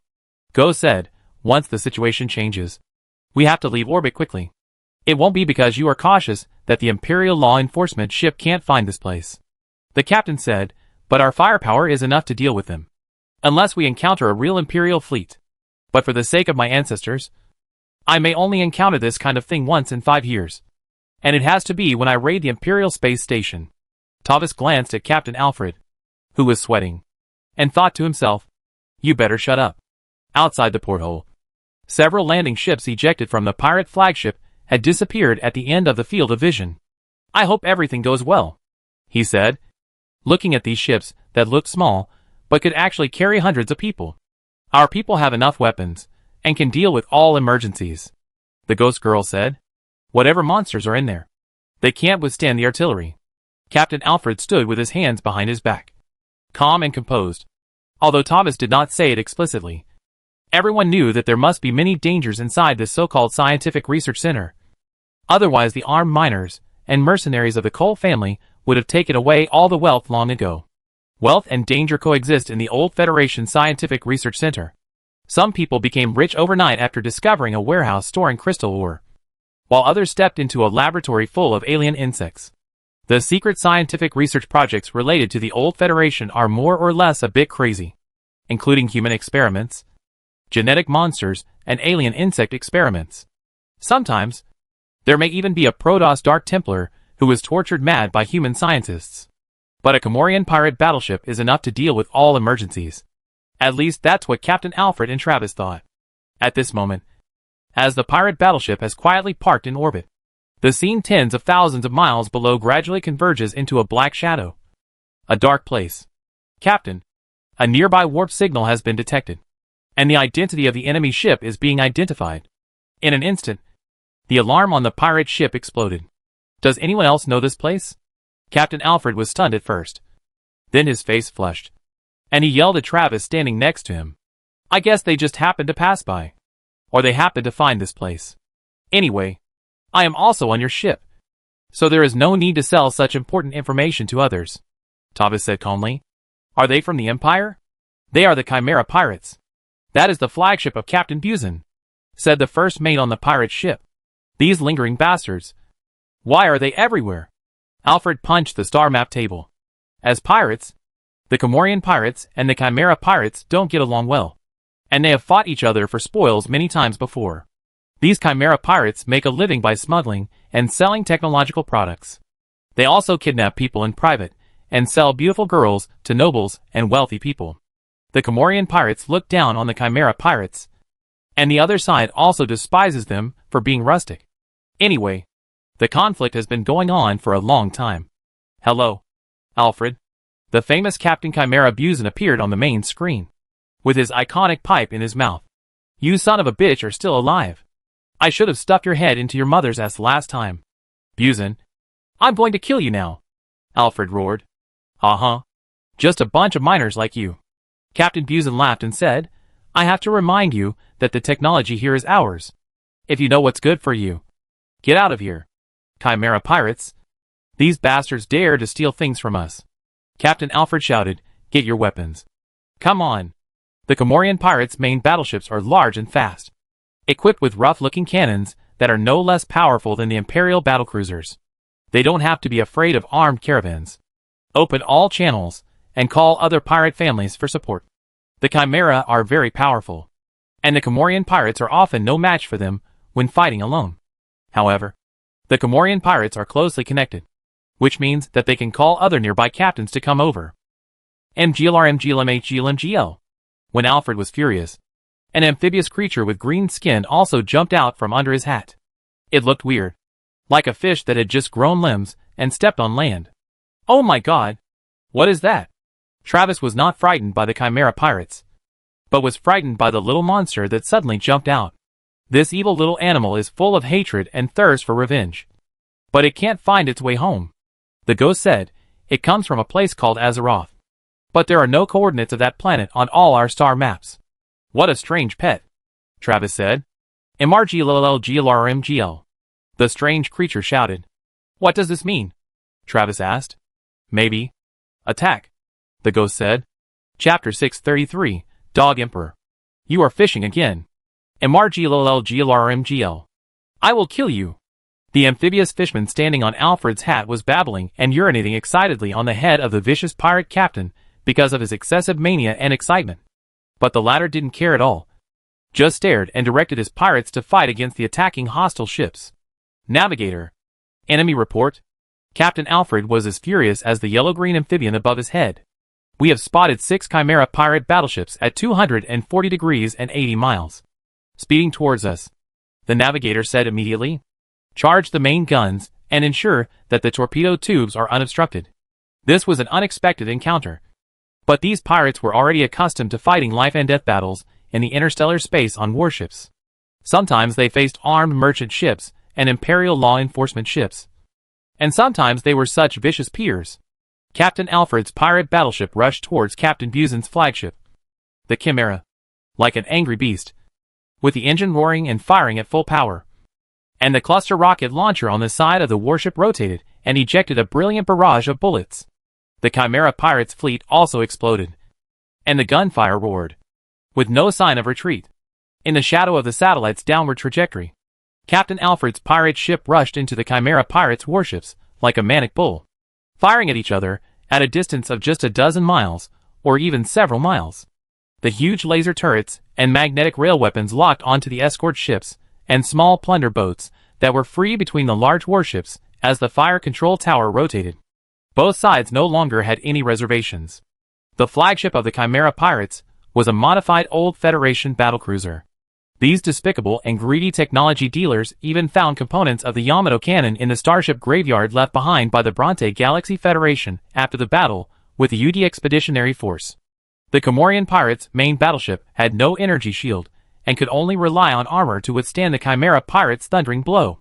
Standing next to Captain Alfred, Tavis Cole felt as if the whole ship was staggering, as if it had been severely whipped, and his ears were buzzing. The lights on the bridge dimmed in an instant, and the flickering star map was like a terrified person constantly gasping for air. Although Tavis Cole was the son of a powerful Comorian crystal mine merchant and had a lot of experience, he still turned pale when he was in the middle of a fight between 2 crazy pirates. They have far more ships and men than we do. Although Tavis had never experienced a real naval battle, he could tell just by looking at it. The Chimera pirates were well prepared. In order to plunder rare technology, they would not hesitate to open fire on anyone, even the government forces of the Terran Empire. Compared to the Comorian pirates, who could only piece together equipment from the arsenal during the Guild War, the Chimera even had a certain advantage. Anyone can see that. Kid. Captain Alfred roared as if he was in the huge waves of artillery fire. Our warship is strong enough and has enough firepower. But there is only one of us. The Chimera people are better equipped and have the capital to be arrogant. The Ghost Girl said, they can even challenge the Imperial law enforcement ship. Another round of concentrated fire from the Chimera pirate warship. The warship under their feet seemed to be slapped and pushed away. At this time, the flagship of the Chimera pirates was very close to the Comorian pirate ship. Tavis could even see the signal light on the bow of the enemy ship. And countless shells and lasers were ejected from the body of this crazy steel behemoth. Another huge column of fire rose from the port side of the Comorian pirate ship, and the rising flames were draining the air inside the cabin. The Chimera pirate flagship had moved to the port side of the Comorian pirate main ship and was parallel to it. The portside gunfire of both sides was spewing out deadly flames without any regard for their lives. This was a crazy, saturated and dense barrage of fire. People standing on the bridge seemed to be able to hear the rattle of the giant shells being sent into the barrel by the automatic loading device under the deck and the loud roar of the gunfire. A small Comorian pirate raider was hit by a beam of incandescent flame when it sailed out of the bridge, and immediately turned into a terrible ball of fire. The terrifying flames danced in the cold deep space until the last oxygen was burned out. The alarm came from the cabin that was hit, but the people on the pier's shooting deck had already died. There were miserable corpses everywhere. The only sound on the communicator was the wailing of a person whose stomach was torn open by shrapnel. These injured pirates must not live long. Most of them are not qualified to use medical kits, because they are much more valuable than human lives. The pirate family controls the pirate ship, but the crew may be deceived or captured. They may be Comorians or Tyranids, depending on whether the ship is already insufficient. Tavis Cole once imagined the magnificent battle between warships, but now he deeply realized how cruel it would be. These pirates are rampant in the starry sea with their heads on their shoulders. The brutal desperados bring bloody massacres without care. It is not a romantic and wonderful adventure at all. It's time to abandon ship and escape now. Tavis didn't want to lose his life in this obscure place. He still had a bright future and a huge fortune to inherit. If he was caught by the Chimera pirates, his fate would be miserable. These shameless technology dealers love to torture their prisoners of war or work them to death in their inhumane technology laboratories and factories. But usually, only when the sinking of the warship was irreparable would the captain order to abandon the ship and escape. Tavis is a rich kid. He must have a chance to escape by asking for a ransom. But sometimes the Chimera pirates are more willing to kill to silence people. There are only Comorians who die in battle, not Comorians who escape. Captain Alfred glanced at the pale son of the wealthy businessman and said loudly, "Today, there is destined to be only one winner here." Captain Alfred looked at Tavis with contempt, and the meaning in his eyes was self-evident. The Comorians believed that profit-seeking merchants had no concept of country and nation, and even pirates were more worthy of respect than them. This is a group of humans who believe that real men must die. They have fought against the powerful Terrans for 4 years, and are not afraid of anyone now. MRGLLGLRMGL. The little monster on his head was still babbling, and the face with funny big teeth showed a ferocious expression. But no one cared what it said. But in my opinion, we will be defeated soon. Tavis thought to himself that even if you have the determination to win, you will still be beaten like a dog. You are not afraid of death. I still have my father to inherit. The families coming to support will arrive soon. The Chimera people will not be arrogant for too long. Captain Alfred's men are dying in piles, and he didn't even blink. I often hear people say that, but the loans they have given out are always uncollected. Tavis rolled his eyes, but at least he had a bottom line in his heart. During the Guild War, the Comorian pirates could even be regarded as an unconventional armed force of the Union. They maintained one or more pirate fleets based on the concepts of guilds, families and clans. Many pirate captains were even brothers and cousins, and they maintained a certain relationship with each other. In general, due to the turbulent political situation within the Kelmorian Union and the increasing number of floating population, the number of Kelmorian pirates is very large. Although most of the time, the Kelmorian pirate families are scattered throughout the Copperloo sector. They will unite to form a terrifying large pirate fleet when necessary. The Kelmorians are a contradictory group. Sometimes they fight fiercely among themselves, and sometimes they are very united. They emphasize helping each other among families, even the discriminated illegitimate children, and they are ruthless to deal with enemies. At this moment, a shadow shrouded the bridge. It was the bow of the Chimera pirate flagship, which was advancing in parallel with the Comorian pirates' main battleship. The gunfire on both sides of the ship was fired at each other, and the turrets exploded, and even the ammunition depot was ignited and exploded.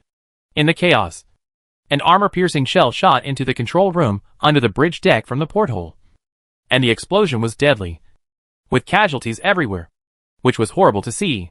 "These beasts are too close to us," Captain Alfred shouted. "Hit them. Our armor is thicker than these bastards without balls." MRGLLGLRMGL. You're crazy. Tavis just wanted to go home now. Alfred's men were as crazy as their captain. The Comorian pirate battleship tilted, and then crashed into it at a terrifying angle. Suddenly, There was a violent explosion on the contact surface between the two ships, and sparks flew everywhere. Tava's feet left the ground and flew directly out, hitting the hard deck, and almost died. At this moment, he noticed that the mysterious female ghost stood motionless on the deck, and must have activated the gravity boots. It can be seen that these crazy pirates must have done this often. The Comorian pirates knew that it was difficult for their warships to gain an advantage in firepower, so they casually piled up armor and added a laser drill on the bow and rushed forward. And the Comorian people were definitely capable of doing such a thing. Compared with the exquisite high-end military products of the Umoyan people, the Comorian military products are rough but durable. And they also highlight the power of miracles when placed on interstellar spacecraft. And perhaps because of their relationship with the Umoyan people, the Chimera pirates' warships are also very sophisticated. The two sides fought for more than half an hour, but no warship was destroyed. But countless ammunition was consumed. But as the other warships of the Chimera pirates entered a favorable firing position, the balance of victory and defeat began to tilt. Turrets number 7 and number 22 are on fire.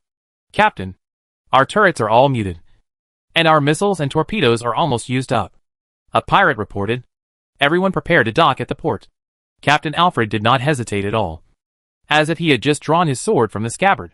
When the shells are all gone, you can only believe in boarding, courage and faith, or be captured in disgrace, as always.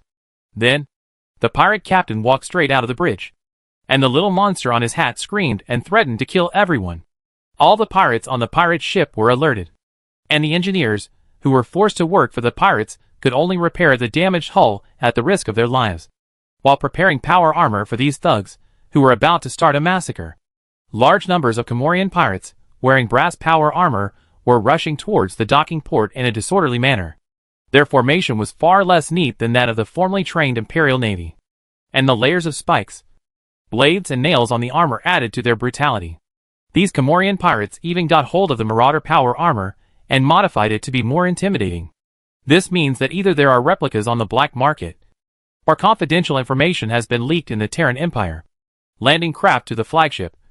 We found a big treasure. Send more people over. There are so many good things here. We can't even move them all. Just as Tavis Cole was hesitating about where to go now. We're rich. Captain. We're rich. Captain? Captain? Captain? Captain Alfred is not here. Tavis thought for a moment and said, "Who the hell are you?" The other side shouted. "We encountered Chimera pirates and are exchanging fire with them. The support ship will arrive later." The female ghost took over the conversation. "Tell me what you found." "The captain is hesitating whether we should pay such a high price for it. It's Buzin's people. Those Chimera bastards are really haunting." The person on the other side hesitated for a moment, and suddenly realized that if there were not enough treasures below, Alfred had every reason to abandon the landing ship and evacuate directly, leaving them all to the Chimera pirates. He could do such a thing, and it was normal for the pirates. "Miss Grace, we found an abandoned large Goliath robot in this research center. Even if we measure the remaining parts, it is estimated to be 20 feet tall when standing up." The people on the other side hurriedly told everything they knew.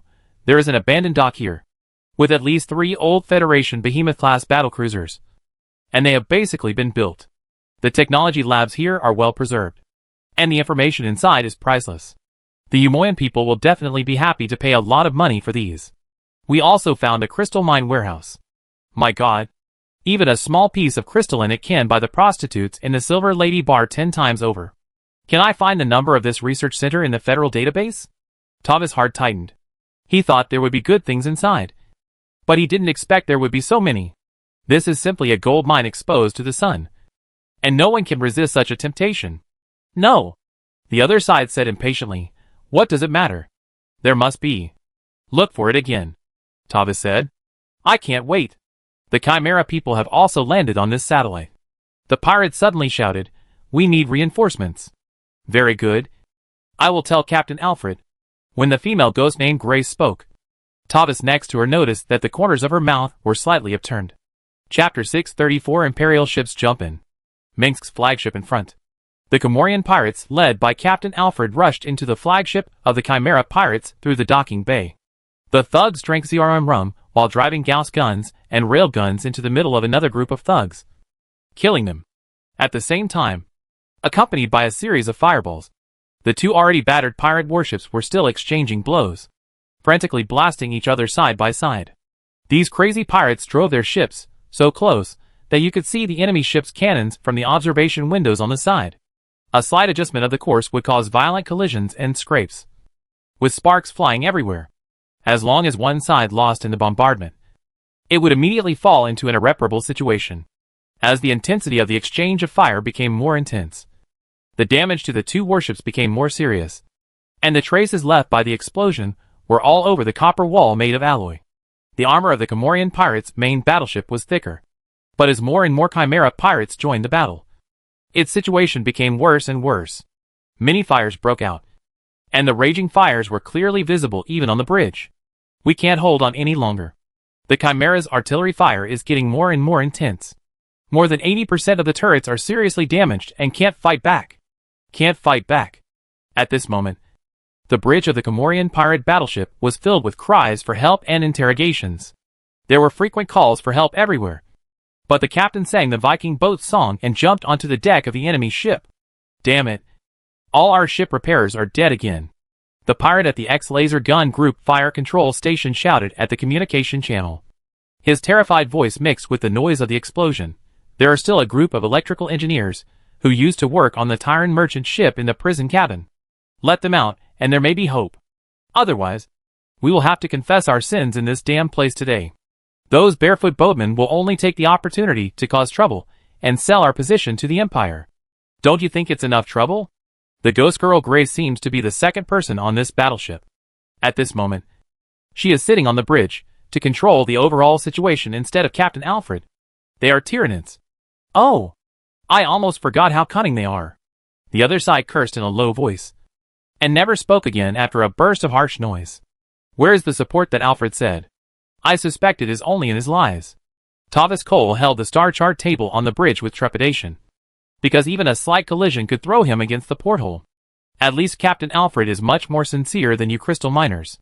However, his biggest shortcoming as a pirate captain is that he has no sense of time. Grace seemed much more calm, as if she was not standing on a shaky warship. Ancestors, he will kill us all. Travis sighed. Your father told us the coordinates here, Grace said. You didn't lose a penny of the crystal mine, Travis shouted at the top of his voice. Now he just wanted to escape home as soon as possible, Ms. Ghost. No one knows how the Chimera pirates happened to come here. I suspect that Alfred and your men have traitors. Are you saying that someone on this ship is colluding with the Chimera pirates? Grace stared at him. I'm afraid it's not just the Chimera pirates, Tavis shouted. Let's talk about this later. I want to know how long it will take for reinforcements to arrive. This matter was enough to make Tavis suspicious. If there was a traitor in the pirate ship, then a former federal ghost agent who could read minds would not be unaware of it. But now, Tavis didn't care about any traitors. He just wanted to get away from this deadly place as far as possible, before the first warp signal appears. This can only be left to fate. Grace retracted her gaze, and then closed her eyes. This made Tavis next to him groan bitterly. It is said that every telepath is half crazy, and this seems to be true. At this moment, the Comorian pirate ship, which was ravaged by the artillery fire, finally couldn't bear it. Its shattered hull and frame were wailing in pain in the ruthless flames. After a flash of fire that illuminated the entire bridge, the pirate ship was hit by two Yamato cannons in succession, tearing two armors on the port side, and tearing a huge wound on the bullet-riddled hull, and causing multiple explosions inside. Millions of large and small fragments were thrown into space in the raging flames, and the big holes blown by the shells were constantly spewing out raging flames. We were hit! Fire! Fire! Fire! Help! Help me! Help me! Ah! Tavis was pushed out by an invisible force, and fell heavily on the bridge deck again. At the same time, Tavis opened his eyes, and saw a panicked pirate being crushed into two sections by the airlock door that suddenly fell down. The terrifying and desperate scene seemed to strangle his neck in an instant. The impact of the explosion seemed to shake Tavis' heart out of his chest, making him so panicked that he could hardly breathe. And he kept repeating the words, "Ancestors bless you. Ancestors bless you." He regretted getting involved in this mess more and more. The three-dimensional image of the pirate ship's composition diagram appeared on the main console, but the green color that symbolized normality had been replaced by orange and red. The explosion caused by the Yamato cannon penetrated the entire midrange area and completely destroyed the main engine and capacitor, which meant that the ship would be semi-paralyzed. The ancestors of the Moria people, he cried, suspecting that he was about to die. A warp signal was detected, and many ships jumped in. The signal showed that it was Captain Walter's fleet. At this moment, a voice that made Tavis feel relieved finally sounded on the bridge. Several Comorian pirate battleships appeared on the radar display, and they engaged the enemy and joined the battle at the same time. There was no reason to talk, and the two sides fought red-eyed as soon as they met.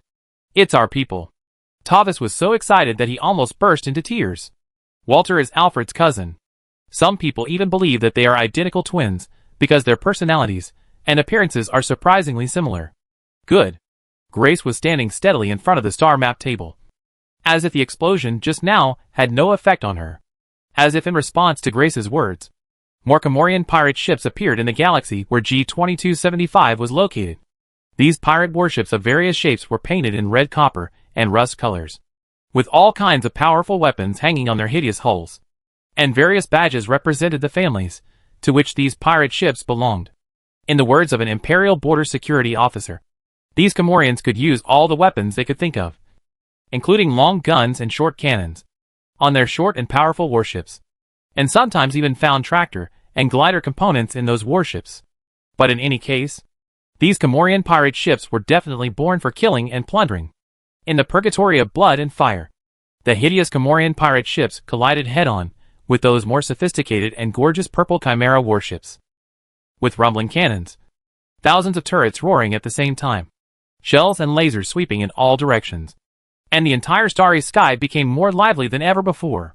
In just a few minutes, hundreds of Comorian warships arrived in this galaxy. The fleet that covered the sky and blocked the sun even reminded Tavis of the heyday of the Federation. Unfortunately, the former glory of the Comorian Empire can only be reproduced by the pirates, and this account should be counted on the Terran Federation and its successors. It seems that we have more people. Tavis stood up tremblingly, but his eyes were shining, and he quickly regained his composure.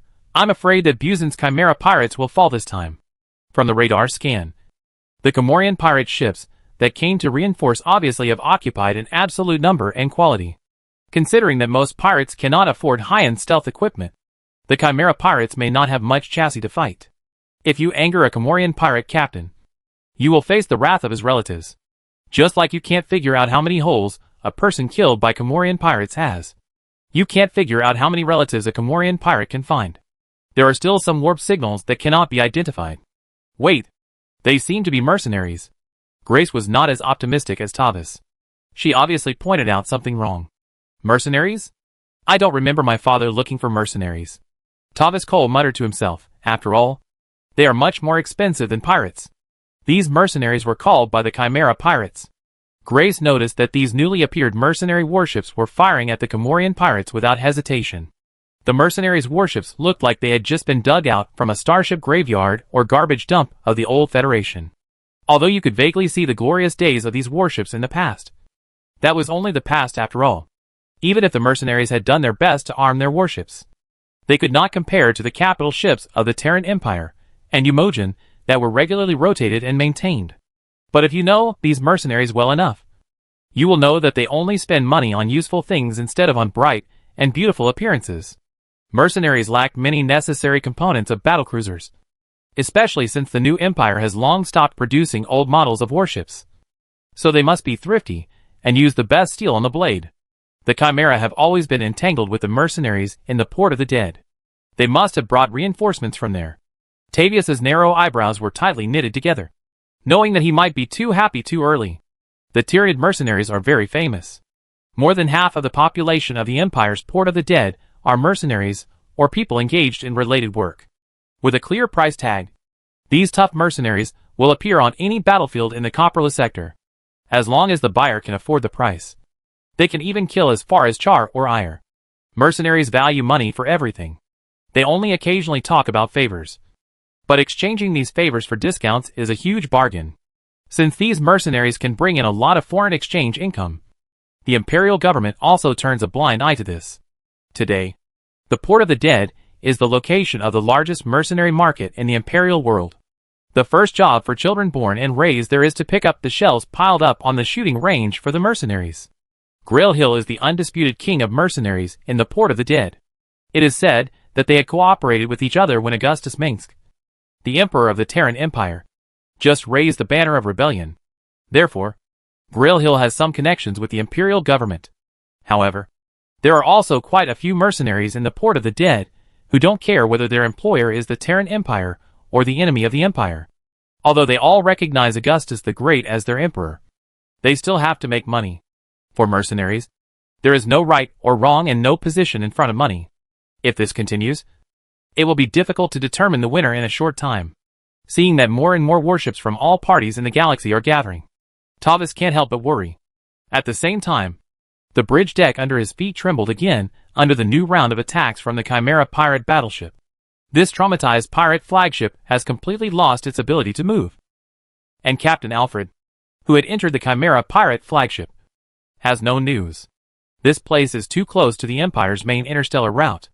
Such a big commotion will inevitably attract the Empire's border law enforcement officers, and even 1 or 2 Imperial warships patrolling the route. Tavis said worriedly, I don't feel good. This feeling. It's like making love in bed in public. Grace's metaphor is magical, but what do you think we are doing? Stealing the property of the old Federation is a crime under Imperial law. That Emperor Augustus is really overbearing. What does the legacy of the old Federation have to do with him? Tavis was stunned and thought that the treasure should be obtained by those who are destined to get it. Does everything in Copper Lily belong to him? At this time, the alarm suddenly sounded again on the bridge. Imperial ships are jumping in. The flagship of Imperial Prince Arcturus Minsk is in front. In the rising hologram, several Imperial battle cruisers jumped in one after another.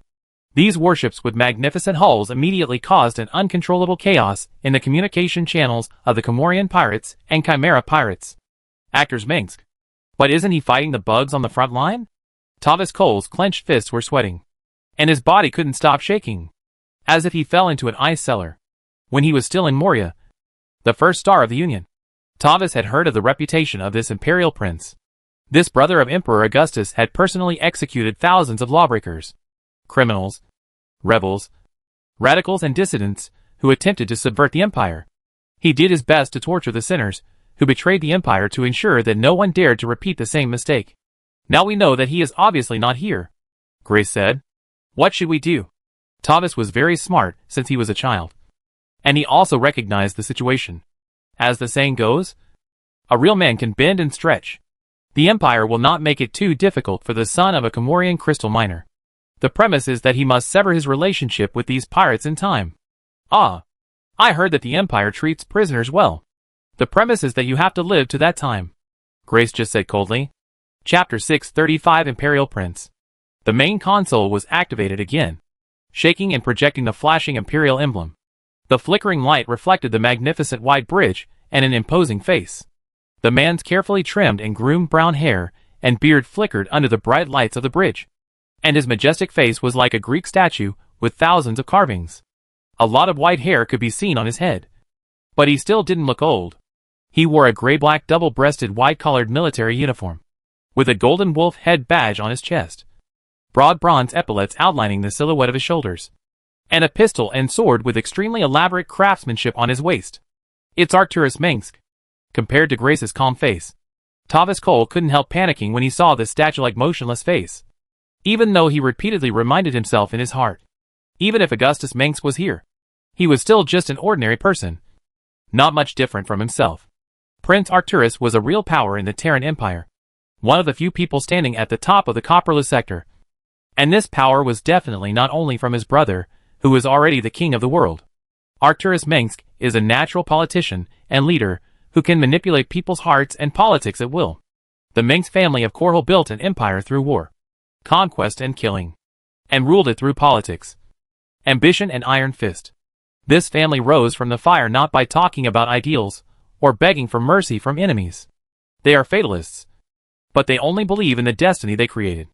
The Terran Empire rose from the ruins and sea of blood of countless worlds.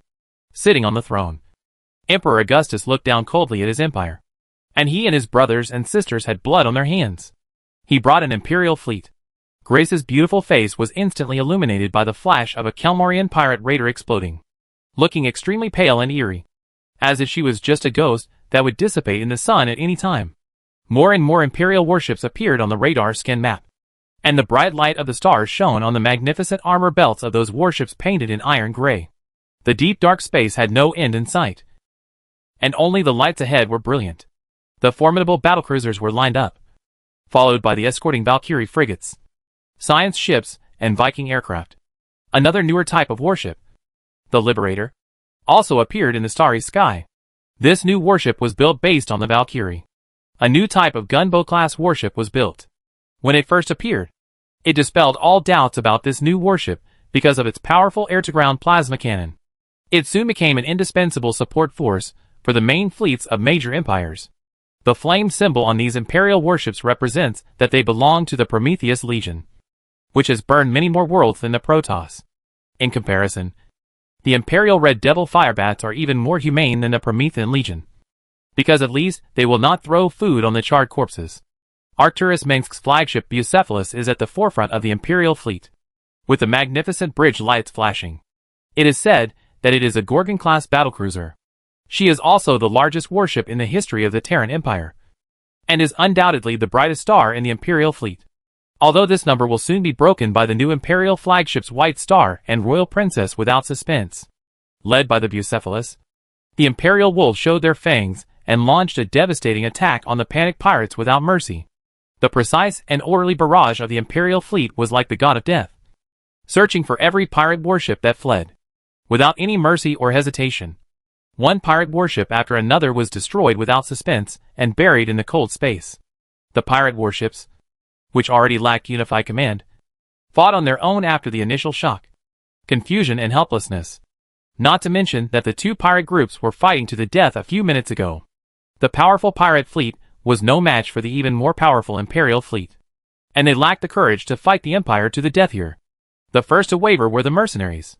It was obvious that the commissions from the Chimera pirates were not enough for these profit-seeking interstellar mercenaries to fight against the powerful Empire. A fleet? Tavis's face became even uglier. In the past 2 years, the Empire has only deployed fleets near the main shipping routes, and has never cleared out pirates on a large scale, let alone at this time when the Zerg invaded. Even if it was the least known Imperial fleet, the main battleship was a genuine Minotaur-class battlecruiser, which was not something these pirate ships could mess with. Even a mid-level Imperial Navy squadron was enough to give the pirates in this galaxy a hard time. This is a trap. At this time, he finally figured it out. If it weren't for the early preparation, the Empire would not deploy an entire fleet in a remote star field. Damn it. The Chimera pirates probably got the news that the Empire deliberately leaked. The old Federation Technology Center on that satellite is just bait, and we are now a group of fish trapped in a stagnant pool of water. Actors Mengsk. Tavis looked directly at the illusory light and shadow in the holographic projection, clenched his fists and shouted, "You can't arrest a Comorian who has not committed any crime. You can't do this." But the man in the holographic image just moved his neck slightly. The expression on his face was as hard as steel, and the jumping flames of the cannon outside the porthole swayed and outlined his clear outlines. Occasionally, the prince would nod in a certain direction, as if he had already decided the death penalty for a certain pirate warship. "This is a full-channel broadcast. He can't hear what we are saying," Grace said calmly, waving her hand. "I advise you to save your energy. Now tell him that we are just passing by and are not interested in the old federal technology here." Will he believe it? Tavis slumped down like a deflated ball, sighing uncontrollably. The Imperial Navy is a symbol of the Empire's military power, and the basis for maintaining the Empire's hegemony. Pirates are definitely not a match for the Imperial fleet. This fleet may have just been transferred back from the frontier of the Empire. They just beat up the Zerg.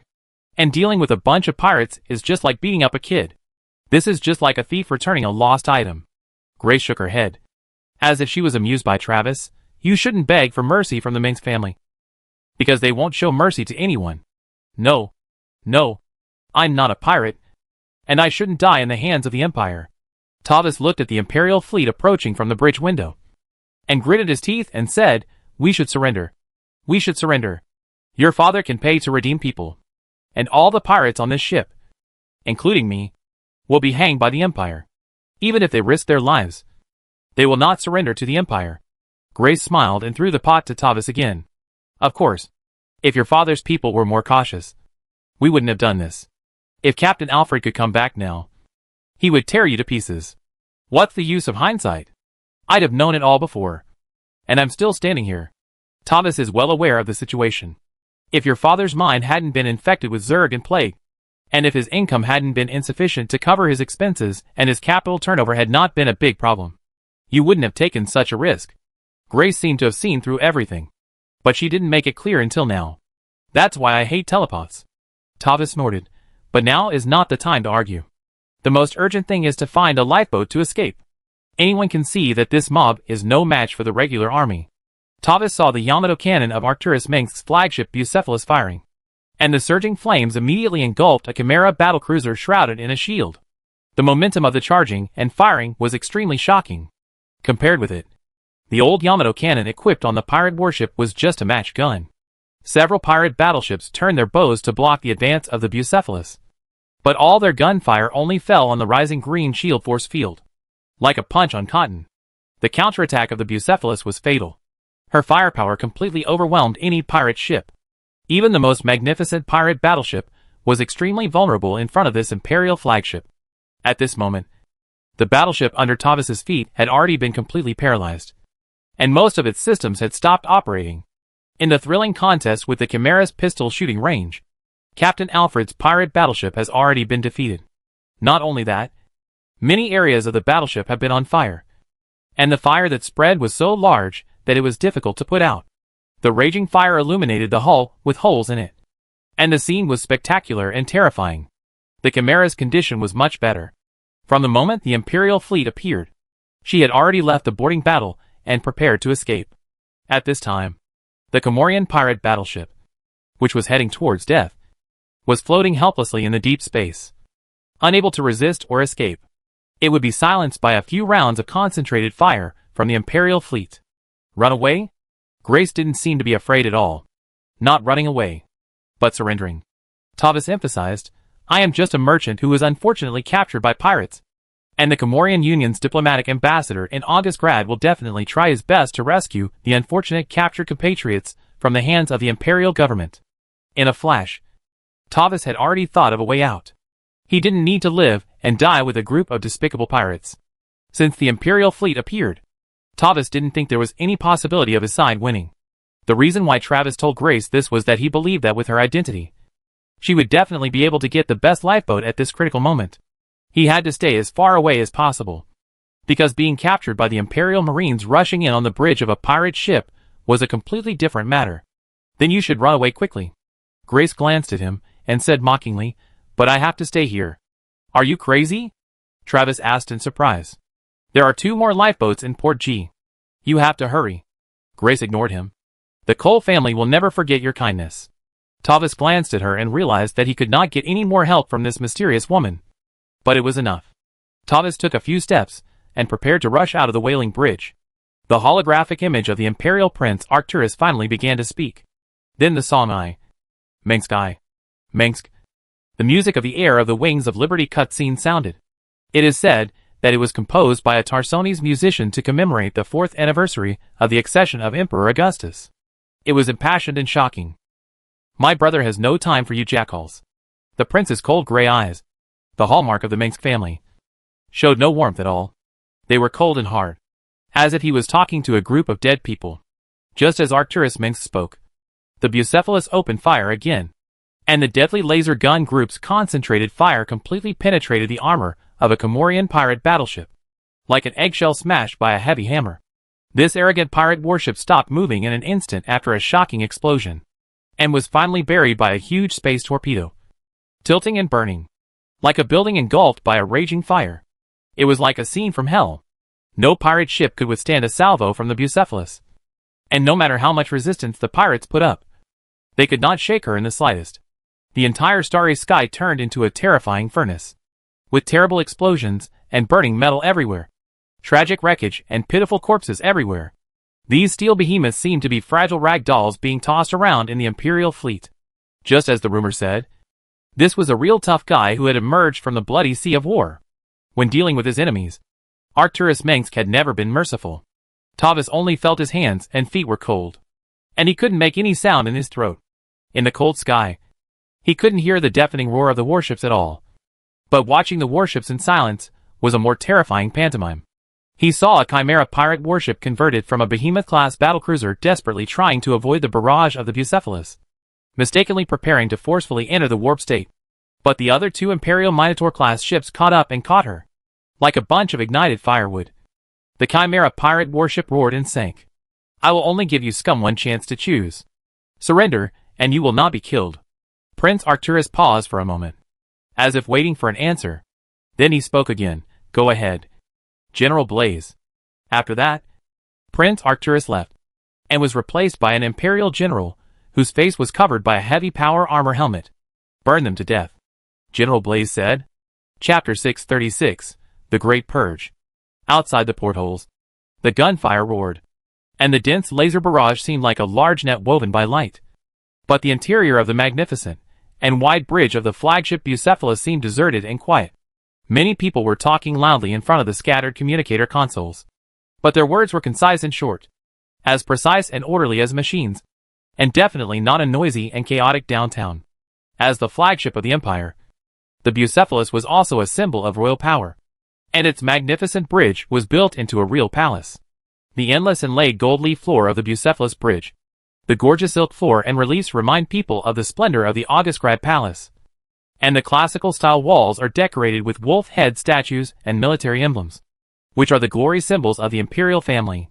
The Imperial Prince Arcturus Mengsk handed over the command of the fleet to General Blaze, and turned back to the unfinished chess game to ponder. Compared with a group of boring pirates, the chess game in front of him is obviously more suspenseful. In this game, Arcturus was still playing black, and the opponent had already lost his weapons and was in disarray. He was only one step away from checkmating them. A victory was within his grasp, but he felt it was boring. Arcturus sat down at the table, picked up the glass of sherry in front of him and pondered. There was no one opposite him, and there was a beautiful ashtray on the table, but it had never been used. It seemed that he was just playing against himself. At the same time, the Bucephalus had just crushed a Comorian pirate battleship, and large pieces of molten metal fragments hit the energy shield of the battleship. And the scene was thrilling. These pirate warships can be called huge monsters. They are enough to dominate the remote marginal star regions, but they are not enough in front of the new generation of Imperial battlecruisers. This can hardly be called a space fleet battle. These pirates and mercenaries from various camps, who are already disunited, are fleeing in all directions under the attack of the Imperial fleet. Just like the chess pieces on the chessboard, pirates are vulnerable and not worth mentioning. The Prince of the Empire looked at the chessboard, but his thoughts drifted far away. The weather-beaten face was reflected on the main control console screen in the distance. The young man who once refused to become a father and resisted all injustice has reached the age of 40. Today, the Mengsk family rules a vast interstellar empire of humanity. Not just the political planet they once ruled. Their enemies are the Protoss and the Zerg, as well as the crazy creator behind them. Actors firmly believes that this is a great era, and the Mengsk family shoulders the great mission of leading the tribe to stand tall among the stars. The old Federation was once an almost invincible enemy, but now it seems that it is just the beginning of humanity's rise in the Copperless sector, and even the conquest of the galaxy. Actors a holographic screen with the royal emblem lit up in front of Arcturus, and two pairs of gray eyes faced each other from a distance. Only those who were close to him called the Imperial Prince by his name, and the person opposite was Arcturus's younger brother, Emperor Augustus, who was now the Emperor of the Empire. Arcturus, who was originally fighting against the Zerg on the front line, led the fleet back alone after receiving his order, and the elimination of pirates also came from the direct instructions of the Emperor. Emperor Augustus was 10 years younger than Arcturus, and was still as handsome and charming as ever, with a kingly aura that was intimidating without even getting angry. He wore a black windproof square-colored coat of the Imperial Navy, with broad shoulders, a royal emblem on his solid chest, clear muscle lines, and perfect facial proportions. At any time, there was always a crowd of people who were fascinated by the charm of Emperor Augustus. In essence, Augustus and Arcturus were the same kind of people. When they were young, they were both the sons of elegant nobles, humble and gentle, with elegant conversation. They could easily get along well in social occasions in the upper-class society. And they were also like fish in water when they entered the political world. Actors, I want you to drop everything you are doing and lead the 4th Fleet to Brontes 4 to quell a rebellion. Augustus had a cold face.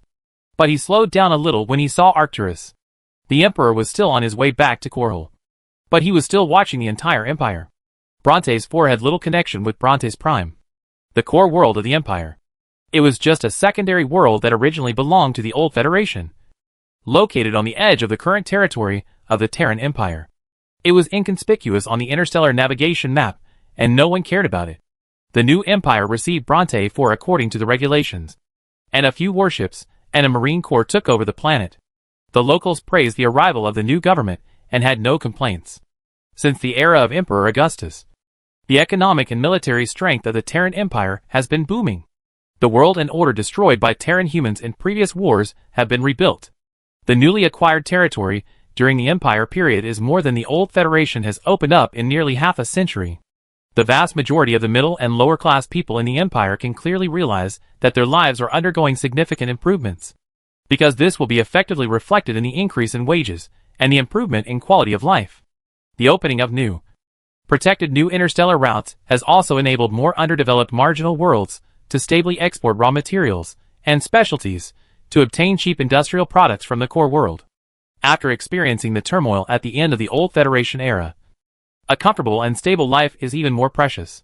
Although Bronte 4 is only a marginal world, thanks to the support policy of the imperial government, the economy that had been stagnant since joining the Terran Empire has begun to develop. Although rebellions occurred one after another in various worlds at the end of the old Federation, such things became unimaginable in the eyes of the people only 6 years after entering the imperial era. Is it the entire planet or 1 or 2 cities? Arcturus was shocked and angry. Since Marshal Horace Warfield recaptured the last former Federation planet, large-scale rebellions have never happened again. Moreover, if the Imperial fleet had to be dispatched, it meant that the local garrison could no longer maintain the situation. Undoubtedly, this matter was of great importance, and Augustus could not ignore it personally. Arcturus would not allow anyone to shake the rule of the Empire, just as he would not allow anyone to stand in his way. In the court of Emperor Augustus, Arcturus was not a gentle and amiable, dispensable character, but more often the one who drew a knife and chopped people. It can be said that the Emperor of the Empire also relies more on the ability of the prince to govern the Empire. Arcturus Mengsk is a contradictory and complex multifaceted person. He is both loved and hated. You can say that Arcturus is a ruthless, manipulative, selfish and ambitious person, but his ability, skills, and prestige should never be ignored. Even those professional writers and talk show hosts, who often criticize the imperial government and Augustus, have to think twice when commenting on the prince of the empire. Now this group of rebels is mainly gathered in New Dresden, and the other cities have not participated in the rebellion. Augustus nodded to Arcturus. From the current point of view, this is just a group of hastily armed desperados. But they have a lot of people, and are well organized. He said, even so, the New Dresden rebels are not worth mentioning. But this group of crazy desperados found the psionic transmitter left by the old Federation from somewhere, and used it on Bronte 4. Considering that you are closest to Bronte 4, I ask you to quell the rebellion before the Zerg swarms in. I don't see how much sense it makes to use a psychic emitter on a fringe world.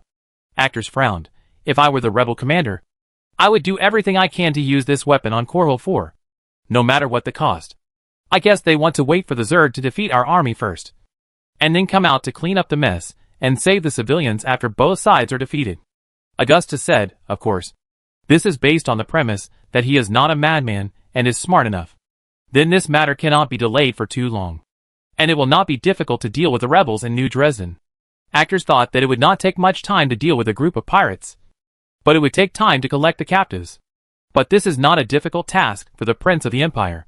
He will immediately throw these scum into the resocialization factory without interrogating them, so that they can continue to shine for the Terran Empire in another form. There is no need for more prisons. Resocialization and a set of power armor that can never be removed are their new cells. Arcturus is cruel, and he is more willing to squeeze the last bit of value from criminals and traitors.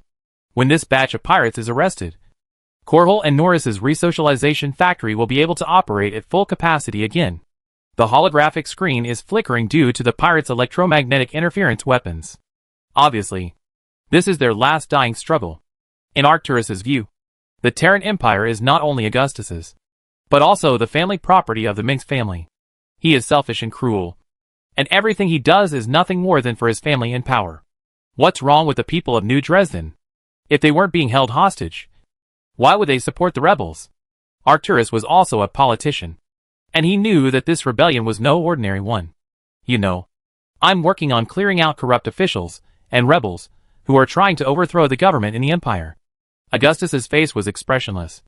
But just this one sentence involved more than thousands of people at this time. Some anti-imperial organizations that support the restoration of the old Federation are also stepping up their planning of new terrorist activities and rebellions, which is considered a last-ditch effort.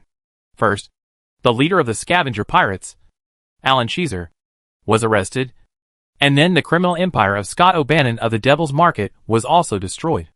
As criminal organizations were uncovered one by one, many imperial officials were also involved. This number even made Augustus angry, because among them were important figures in the imperial army. The empire has a special department formed by telepaths to review imperial officials.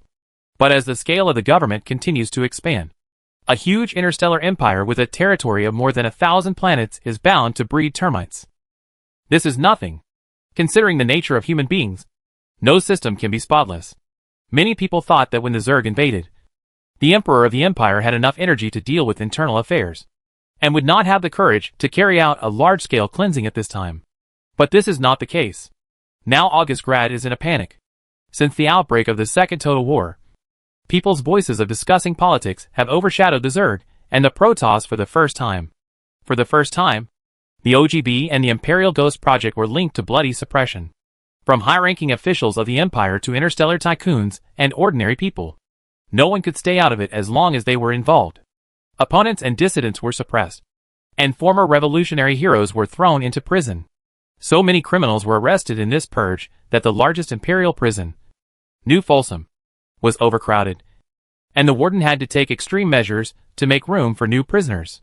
Maybe I am still too soft-hearted, or I have left such a false impression that these people have forgotten how I dealt with the Federation and the UED, Augustus said regretfully. As far as I know, it was Sarah Kerrigan, not you, who purged the rebels, Actor said. She was very decisive. Augustus nodded. From now on, no one will dare to underestimate my queen. The Second Total War broke out, and the Zerg invaded in large numbers. But the Empire was not united in purpose. When Augustus and Arcturus were still in charge of Coral, the anti-imperial organizations that had long disappeared did not dare to act rashly. But when the prince and the emperor led the fleet to the expedition, all kinds of evil spirits took the opportunity to collude with corrupt officials and corporate oligarchs in the government, planned marches against large-scale conscription, and organized attacks on government agencies and military camps across the empire to launch armed rebellions. They intended to overthrow the imperial regime.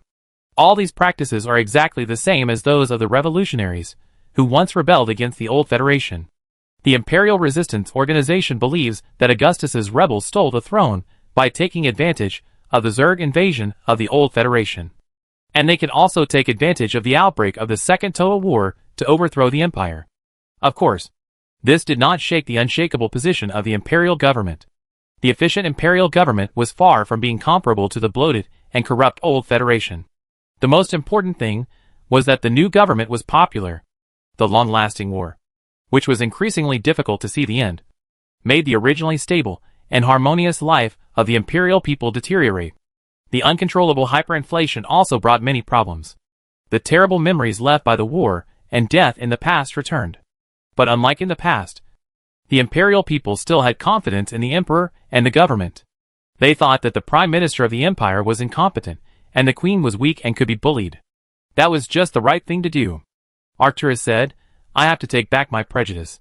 Sarah Kerrigan is an excellent candidate for the queen. Chapter 637 Princess Louise and the Dog-Headed Bug. Car 4. The first star of the empire. The imperial capital of Augustgrad. Although Augustgrad has a short history, this great city has conquered all the imperial people who have been here. Augustgrad's mountainous borders are expanding outward every day like breathing. The river rushing through the radioactive wasteland has now become a part of the city. On both sides of the river are skyscrapers that reach into the sky and magnificent silver towers. The lights are brilliant at night, reflecting the colorful light on the river's surface.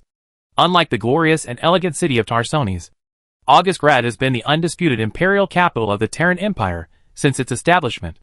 This is not a city full of warmth and soft colors. Augustgrad exudes the calm charm of a monarch and the coldness and majesty of a monarch. Kar is the center of the Terran Empire, and Augustgrad is the center of Kar.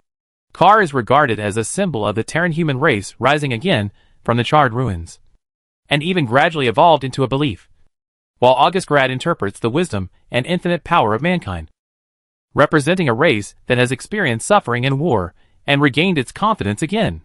From the air, Augustgrad's spiderweb-like train tracks are like the city's fine blood vessels. Every day, thousands of office workers take the train from one end of Augustgrad to the other. For the imperial people of different eras, Korhal and Augustgrad have very different meanings. For the children born and raised in Augustgrad, this city is just a strange and familiar hometown. Augustgrad. I'm home. The golden dome of the palace glittered in the sun, like a pyramid made of gold, and the spire that dominated the skyline seemed to support the entire gray sky.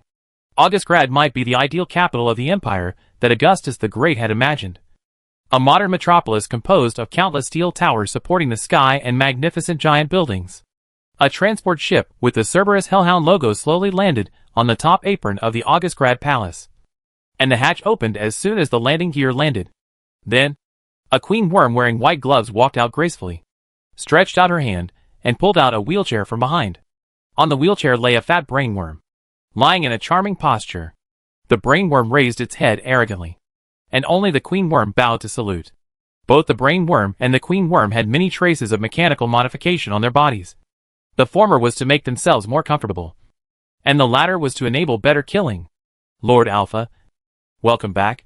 When are you leaving? Rosa Morales, the head maid of the palace, put one foot against the wheelchair and bent down to stare at the brainworm. Rosa Morales wore a velvet black waitress uniform with a royal emblem pinned on her lace skirt. Objectively speaking, Morales was also very beautiful. During the period when she did not need to wear power armor to fight, her fair skin and slender legs were fully revealed. Morales was originally a medical lieutenant of the Earth Expeditionary Force, and was later selected by Emperor Augustus to enter the palace. Originally Morales was just a court doctor, but later became a waiter beside the emperor. This is a strange thing. The kings in ancient times would use this method to select their future concubines. But since Queen Sarah had no objection, it was difficult for others to say anything. I will go back to Augustgrad for a small meeting and leave in 2 days. The brainworm glanced at Morales with its evil eyes. Augustus called me back from Koskovo with just one sentence, and didn't give any reason. This emperor treats loyal ministers like dogs and orders them around. He is really arbitrary, and will ruin the country sooner or later. After years of baptism and the polishing of the Zelnata artifact, the royal brainworm Alpha has become more and more calm. Unless he is forced into a corner, he dare not openly call Augustus a dog emperor. Now there is also the unlucky Sass who takes over the charge of the Zelnata artifact. Otherwise it will suffer. In addition, there are many brainworms in the palace who dare not mess with them. This dangerous Earth woman in front of him is very difficult to mess with. It is said that Morales gave the old master a severe shot in Char. So what else can she not dare to do? Say less. The emperor is angry now. Be careful, he will put you in jail. Morales' voice was gentle, but her words were sharp this time. Don't expect to get away with just a few words of begging. I've heard about some recent events. The brainworm shrank his neck and dared not say anything more. The Empire is now purging traitors of the Empire, and people are imprisoned every day for crimes. In the end, all the prisons in the Empire were overwhelmed, and they had to temporarily mobilize prison ships to park over the city. No matter what, humans will always fight among themselves. The Great Purge had just ended and did not last long. The Queen only cut a hole in the growing Empire and released a stream of pus and blood. Even so, the imperial capital was still in a state of panic, because no one wanted to be implicated. This is the disadvantage of individuals having free will. Augustus should implant Cerberus engineering control nerves in all humans. Once again, the brainworm expressed his own opinions on how to better rule the Empire. This is so inhumane, Morales said. In terms of results, this is the most effective approach. This brainworm is very similar to humans, but in some ways its views are completely opposite. For example, it never believes in commemorating the warriors who sacrificed for the tribe. Well, I don't care about the Empire at all. What does it have to do with me? No one wants to see Augustus kicked off the throne more than me. It glanced at Morales, of course. If he asks me to help him, it's a different matter. Don't mention him. Where is my little Louise? If you want to find Louise, she is now learning ballet with a tutor hired by the royal family, Morales said. The brainworm looked at the Queen Zagara next to him, and the latter nodded immediately. Louise doesn't need to study. She just needs to learn how to dominate the swarm. At her age now, she should eat, drink and have fun. It then shouted, "Take me to her while there is still time." I'm not your subordinate, Morales snorted. I beg you to take me to her. The brainworm held its head high. If you scare her, the queen will chop you into pieces. Morales was foolish and turned back. What's the big deal? I treat her as my daughter. The brainworm was furious and bared his teeth. The queen has told us not to let brainworms take care of children, Morales said. Who told you to teach the child to swear? I changed it a long time ago. A long time ago. The brainworm was weak. This brainworm has never shown that it likes a human too much.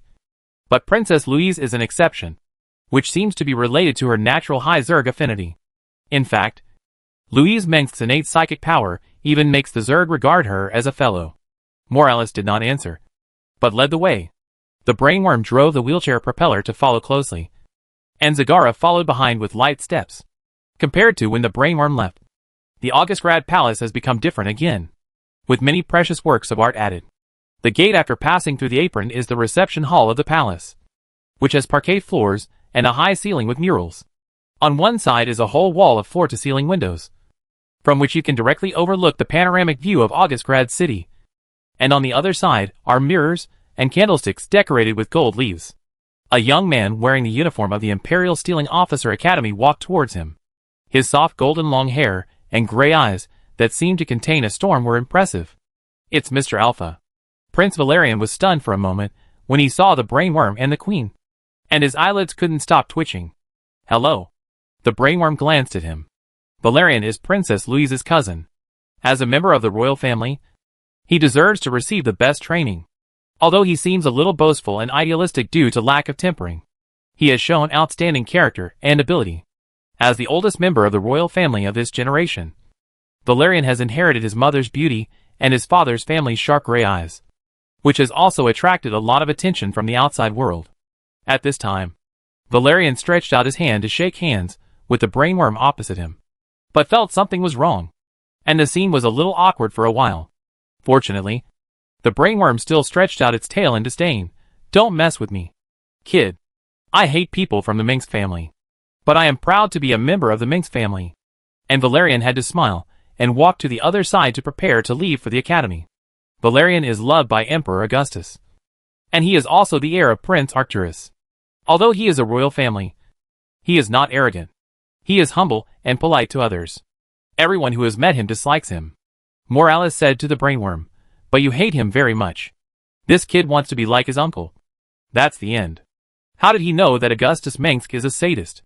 The brainworm still has lingering fears when thinking of those painful memories. Augustus Mengsk used him to experiment with the Zelnaga artifact Nova Impact. It was really a painful memory. Later, Augustus actually said that this was all to wash away the influence of Zelnaga Amon on the will of the Zerg, and called it a reset. In the end, it had to thank him. It was really absurd. Can't deny it, Morales said. As she spoke, Morales walked into a cross corridor in the palace and saw a little girl in a white ballet skirt flying out, just like a free white swan. The girl had long red hair, and a pair of beautiful big eyes were gray. The girl had a beautiful neck, delicate cheekbones, and tender lips like flower buds. She walked lightly and calmly, and was already a beautiful lady. Alpha. The girl seemed very happy. Strangely, she seemed to have known that the brainworm had returned. Angel. The royal brainworm burst into tears. That was Louise, the only daughter of Emperor Augustus and Queen Sarah. Now she was more than 4 years old, and was the darling of the entire palace. And not only humans. Princess Louise could also be loved by both the Protoss and the Zerg. The royal brainworm was overjoyed and jumped out of the wheelchair and rushed towards Princess Louise. But he bumped into an invisible wall and felt dizzy. Dark Templar. You are haunting me. As soon as the royal brainworm showed his anger, Louise ran over and rubbed the brainworm's head with his soft hands. And the latter immediately smiled. I got you! In the eyes of the Protoss, humans are also a strange race. They are often much more innocent when they are young. But they are completely different when they grow older. Louise, you've grown so big before I knew it. It rubbed Louise, making her giggle. Time flies. For humans, time always passes quickly. Seeing Princess Louise smile, even Morales, who had a cold expression, smiled. Louise is like a ray of sunshine, and her smile always warms people's hearts. This seems to be related to her incredible psychic talent. When telepathy is extremely powerful, it is enough to affect others. She is the favorite of everyone and the future of the Empire. She has no shortage of toys or playmates. I'm not in the palace. You must be lonely. Louise. The brainworm whimpered, and Princess Louise stroked it like an adult. This scene was very touching. Recently, Dihaka has been accompanying the princess. It seems to be trying to teach a human child how to hunt essence. Morales said. Dihaka? How can that despicable primitive worm be qualified to approach Louise? Its mind is full of essence. Hearing this, the brainworm bit through a golden wolf statue at the end of the aisle in jealousy. This ferocious brainworm can even chew larvae as snacks. So biting through steel is no problem. Louis, a soft call came from a distance, and everyone followed it and bowed slightly. Even the brainworm and the queen. Queen Sarah Kerrigan came over. Just attended a brief meeting. But she did not seek the opinions of the participants, but gave them orders directly. The decisive and cold image of this queen has been deeply rooted in the hearts of the people, and no one dares to question her authority. The queen, with a solemn demeanor, wore a white silk robe decorated with gold edges and an elegant train, and a gorgeous crown on her head. She walked over, and everyone could clearly see her beautiful expression. Louis ran to her mother again and hid behind her skirt. Alpha, you're back. Kerrigan looked at the brainworm. My supreme queen. The brainworm immediately crawled to the side of Kerrigan's crystal-decorated high heels, prostrated, and dared not speak. In the past, the brainworm did not take Augustus seriously, purely because his psychic power was not as strong as its own. But in front of Kerrigan, it did not even dare to move. Alpha Kerrigan pointed to the statue next to it that was bitten by the brainworm. Here. The brainworm was terrified. Fix it for me before His Majesty comes back, Kerrigan said coldly, leaving the trembling royal brainworm behind. Chapter 638 Primal Splitting Pool. Augustgrad. The Palace Gate. Officials from various ministries of the Empire, dressed in gray flannel suits and uniforms, left the palace one after another, and boarded the flying cars issued by the government with serious expressions. The face of Frederick, the Minister of Justice of the Empire, was particularly ugly. In the previous imperial meeting, he was grabbed by the tie and sprayed for a long time by Emperor Augustus. But now the spit on his face has dried up. Walking down the granite steps at the gate of the palace, Frederick touched his neck with lingering fear, secretly glad that he survived. Emperor Augustus was not the kind of monarch whose face was always covered with clouds and anger. So the ministers, who were familiar with him, knew how serious the situation was when he was angry. If the emperor was compared to a lion, then he just roared in front of the chicken coop, and the chicks ran away, with only a brainworm watching and laughing behind them. For the high officials of the empire, the angry emperor was even more terrifying than the alien insects. Even outside the palace, the trembling imperial officials did not dare to gather in groups of 3 or 2 to talk. To be precise, this was not a meeting for the emperor to listen to the ministers' work reports and opinions, but a meeting to criticize. There is no doubt that Emperor Augustus was disappointed with the ability of these ministers to do their jobs. Although there were corrupt elements and anti-imperialists within the government, it was also expected. Rebellions, terrorist attacks, demonstrations and workers' strikes during wartime were inevitable no matter how hard we tried to prevent them. The empire had fleets and artillery to deal with any external enemies. But the most worrying thing was the corruption from within. What really made Augustus angry was that perhaps after a long period of peace and stability, there were more and more people who were not doing their job. The imperial government became gradually bloated and inefficient, and people who lacked ability and courage occupied crucial positions. In the long run, the empire would become another federation. If the emperor was not satisfied with the highly centralized whole of the Terran Empire, he would prove that no one in the entire imperial government was indispensable.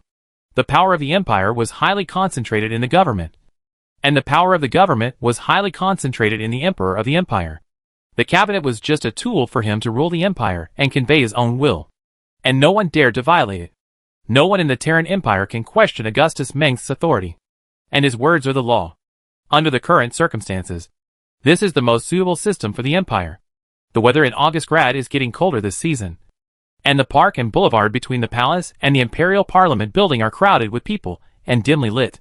Frederick habitually adjusted his tie, gritted his teeth, and prepared to go back to summon the heads of the subordinate departments to properly convey the Emperor's anger.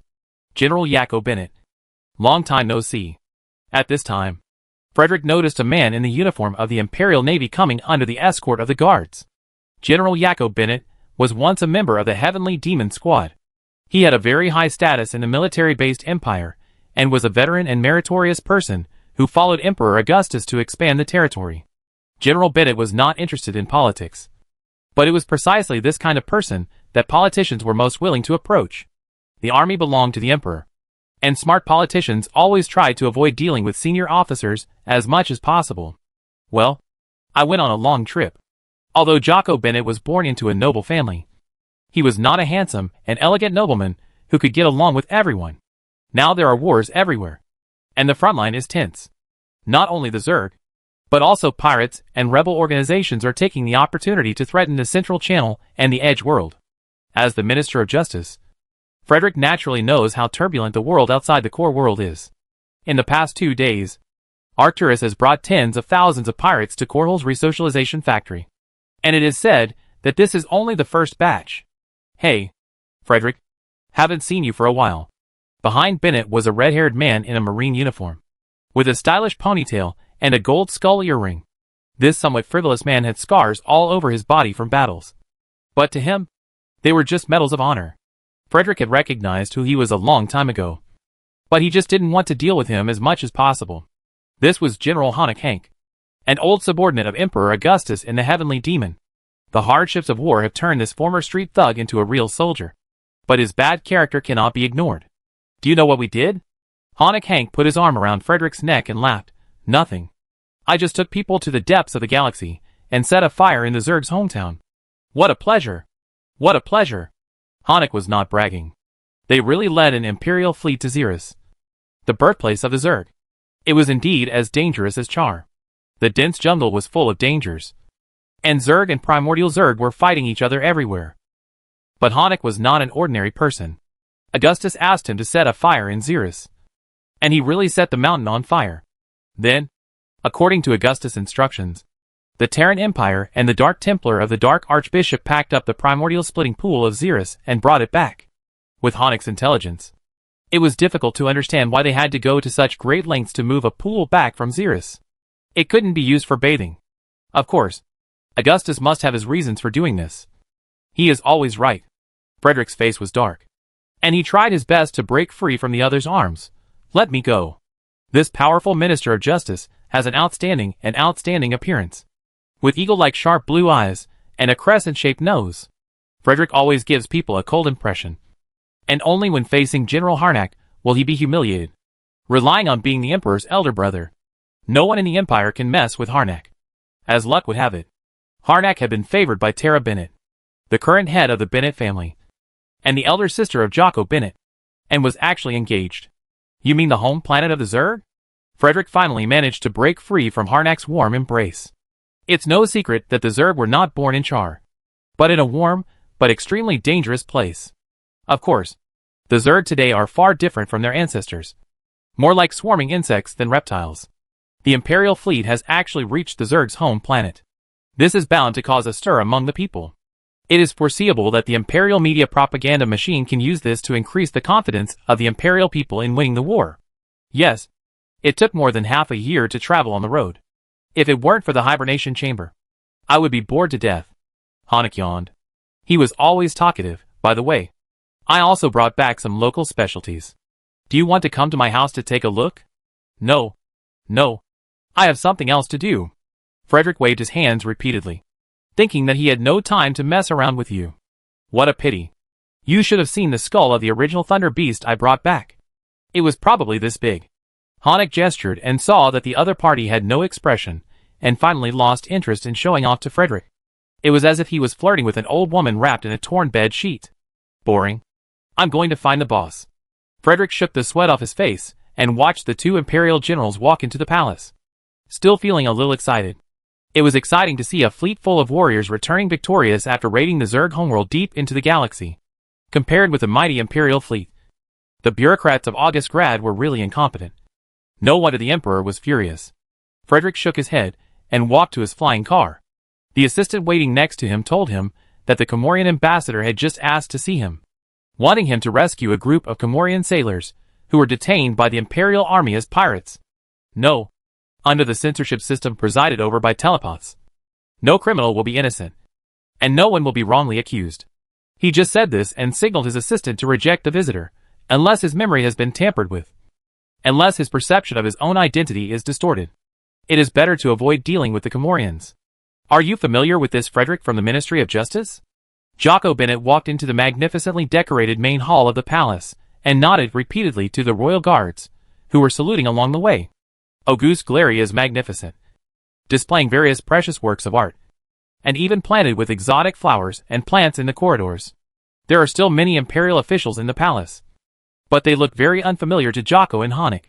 Most of the old members of the Revolutionary Army were in the Imperial Army, and they are out of tune with these elites in suits and ties. But in the final analysis, the Imperial government is much more down-to-earth than the old Federation. At least there are no despised nobles here. Although Jocko was once a noble, he never considered himself one of them. In his opinion, Augustus Mengsk is the same kind of person. I'm popular. Harnack thought he was a popular person. Well, let's not talk about this. Let's talk about something else. Jocko thought for a while. Since you were back in Augustgrad, why don't you dare to see my sister? Don't dare? Harnack grinned.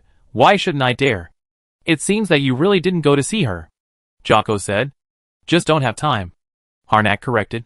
You are afraid of her. Jocko expressionless.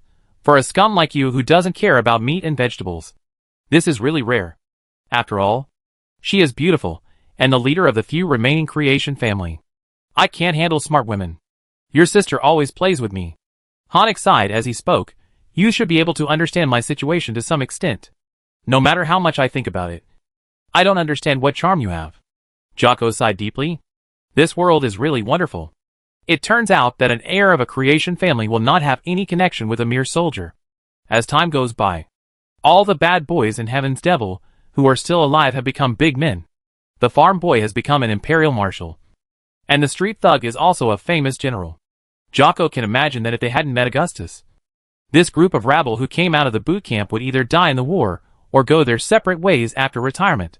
Perhaps except Augustus. No one could have imagined that they would achieve great things in the future. If not, Harnack would have died in the flames ignited by his fire bat armor. And Tychus might have dragged Raynor to become a trained thief. Compared to her, I am more happy to be with the boss. Honik didn't take it seriously. He doesn't have that much time to spend with us anymore. Jocko shook his head. He is the emperor of the Terran Empire. There are many things we can't help him with. As he was talking, Honik saw the Royal Guard Captain Faraday and Tychus coming. I haven't seen you for a while. Where have you been? Tychus asked when they met. I went to Xeris and set a fire, Harnack said. You did a great thing. Tychus was happy. Then what? We moved the original cleavage pool of Xeris back. God knows what it is used for. Harnack spread his hands. The pool is full of catalytic liquid, which is said to strengthen the body and accelerate evolution. But that thing is unbearable for ordinary people. And jumping in will definitely be a corpse. What the hell are you talking about? Tychus asked again. You asked me? Harnack waved his hands. I don't know what I'm talking about. Where's the boss? Harnack asked. Who knows?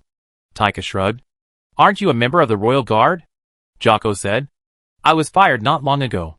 Tychus' tone was a little proud. What did you do? Harnack asked. It's nothing unless you're in jail. Tychus was a dead pig that was not afraid of boiling water. He had never planned to get promoted. Faraday. The Emperor is looking for us. But where is he now? I'll take you there. Faraday waved his hand and led Jocko and the others to a palace elevator. Finally, they came to a hall facing the sun, where statues of ancient heroes stood and gold-framed mirrors were inlaid on all four walls. What's the matter with this golden wolf statue covered with tape? As soon as he entered, Jocko noticed a strange statue at the door. The golden wolf statue can be seen in many places in Augustgrad. This heavy bronze statue is undoubtedly to show the royal authority to the people of the empire. But this one was strange, because it was covered with white tape, and the workmanship was not very good. Like a mummy with bandages all over it. Sitting next to it was a brainworm that was studying how to repair the statue. Its forehead was full of lumps, and it was more silent than ever. Hank thought it was dead, so he kicked the brainworm lightly, and the latter immediately bit his boot tightly. Don't worry about the brainworm, Hank. Emperor Augustus was sitting on the throne, supporting his head with one hand, and Queen Sarah was sitting sideways on his right leg. Chapter 639, The Strongest Terran in the Universe. Let go! Let go! Hank took a deep breath and pulled his leg back from the brainworm's mouth with great effort. But his boots were already filled with disgusting saliva, which really made him frown. This brainworm is really annoying. But beating a dog really depends on the owner. Good evening, Hank. I'm so glad you didn't die outside. The brainworm retched a few times in disgust, showing a mouthful of sharp teeth, grinning like a Cheshire cat. It lay at the door with a smug look on its face, like a sphinx in front of the pyramids. I'll settle with you later. Harnack glared at it, dragging his sticky boots deep and shallow towards the emperor and queen on the throne. Alpha. Good evening. Jocko Bennett smiled. He remembered that when they first caught this brainworm, it was still an arrogant swarm leader, but now it has been raised like a dog of the minx family. In fact, they watched this brainworm grow up. Back then, it was just the youngest child under the Lord, but now it is visibly fatter than before. Did you break this statue? As you can see, I am repairing it. The brainworm said calmly. Listen, I just like to repair statues. I can't help you. Jocko spread his hands and followed Hank in front. Do a good job. Tychus walked past the brainworm with a gloating look. You are not allowed to read comics or play games if you don't finish the work. Who do you think you are? The brainworm raised its voice. I play when I want to. Building a statue is like breathing to me. Taking advantage of this opportunity, the brainworm quietly slipped out of the main door under their cover. Unexpectedly, as soon as it stuck its head out, a strong psychic pressure pressed it to the ground. I can't breathe. The queen's psychic power is getting stronger and stronger. Jocko looked back at the twisting and struggling brainworm, without any sympathy in his heart. When Jocko looked at the queen of the empire again, he was even more awed. No one knew how powerful Queen Sarah Kerrigan was now, but she was already at the top of the human race in terms of psychic power. The original psychic rating standards no longer applied to Kerrigan, which was equivalent to turning her into a non-human. Jocko himself also had psychic talent. Although he did not have telepathic ability, he at least understood Kerrigan's terrifying degree better than ordinary people. High-level telepaths were rare, mysterious and unpredictable. They could control the mind and mobilize supernatural power.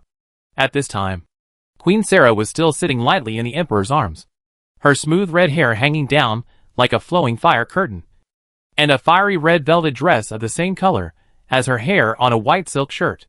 The dress was decorated not with diamonds and pearls, but with transparent catering crystal ornaments.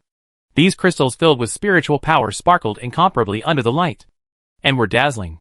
The queen's emerald green eyes were fixed on the trembling brainworm, and her eyes were like a strict and kind mother, and the latter could only go back to work obediently after being glared at by her.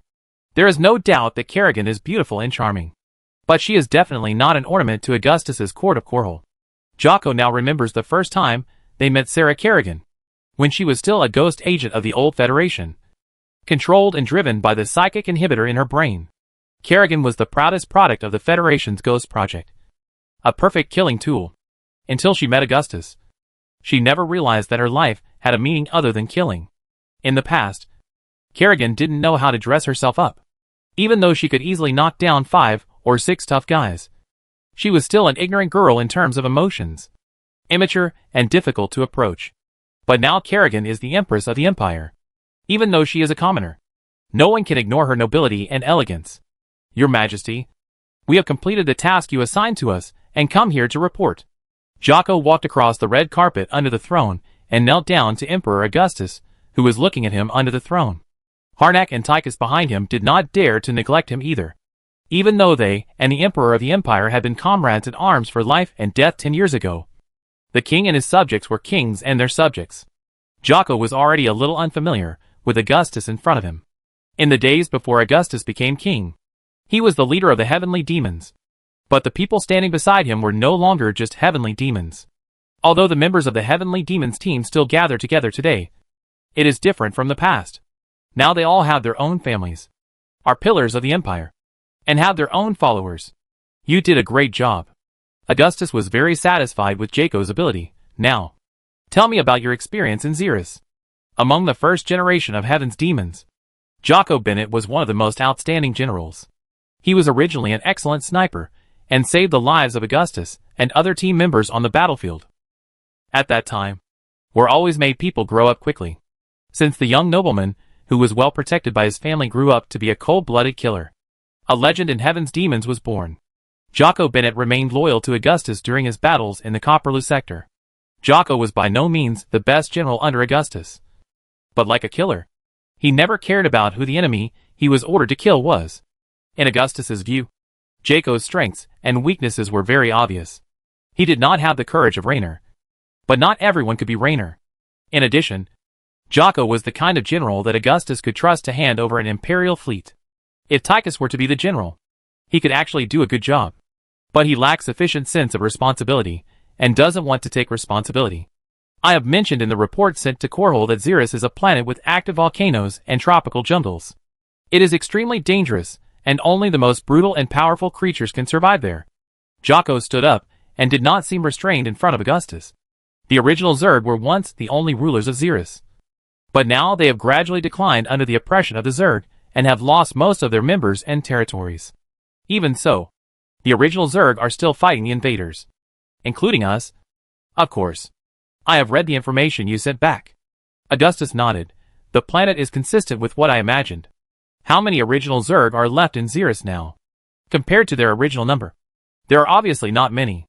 Jocko said, the original Zerg are used to fighting on their own. Even if they gain some advantages on the local battlefield, they are defeated at the grand strategic level. They would fight for a useless territory, while the Zerg of the Overlord occupied the crystal veins and gas springs in Xeris. So, the original Zerg may be extinct in the native land? Augustus asked. It is very likely. Jocko said, the Zerg under the new Overlord are still making every effort to eliminate the original Zerg. It is only a matter of time. If they are unable to take care of themselves under the attack of the Zerg, they will not be able to protect the original cleavage pool. Augustus motioned for Jocko to continue. Zerwin and other powerful primitive Zerg fled from Xeris not because of fear of the Overlord, but because they saw from the Overlord the omen of Amon's imminent return. We arrived at the right time, and the Dark Archon Zeratul also helped us open the way to the surface. Jocko said, the rest of the things are much simpler. I ordered Honik to lead the Marines to hold the high ground on both sides of the primitive splitting pool, and then drain the primitive splitting pool little by little. Zeratul showed up at the right time. Augustus said, Zeratul is a mysterious dragon that can be seen from head to tail. But he can always help you in times of crisis, and give you key guidance. What's the point of going to so much trouble to get that pool of water? Honik asked. I caught a few primitive Zerg leaders, and they said that they couldn't bear the catalytic liquid in the primitive fission pool. If a person soaks in it, there will definitely be no body left, and it will not be possible to evolve into a Superman. Could it be that this thing can help me grow a 10th pack of abdominal muscles? Tychus stroked his chin and fell into deep thought.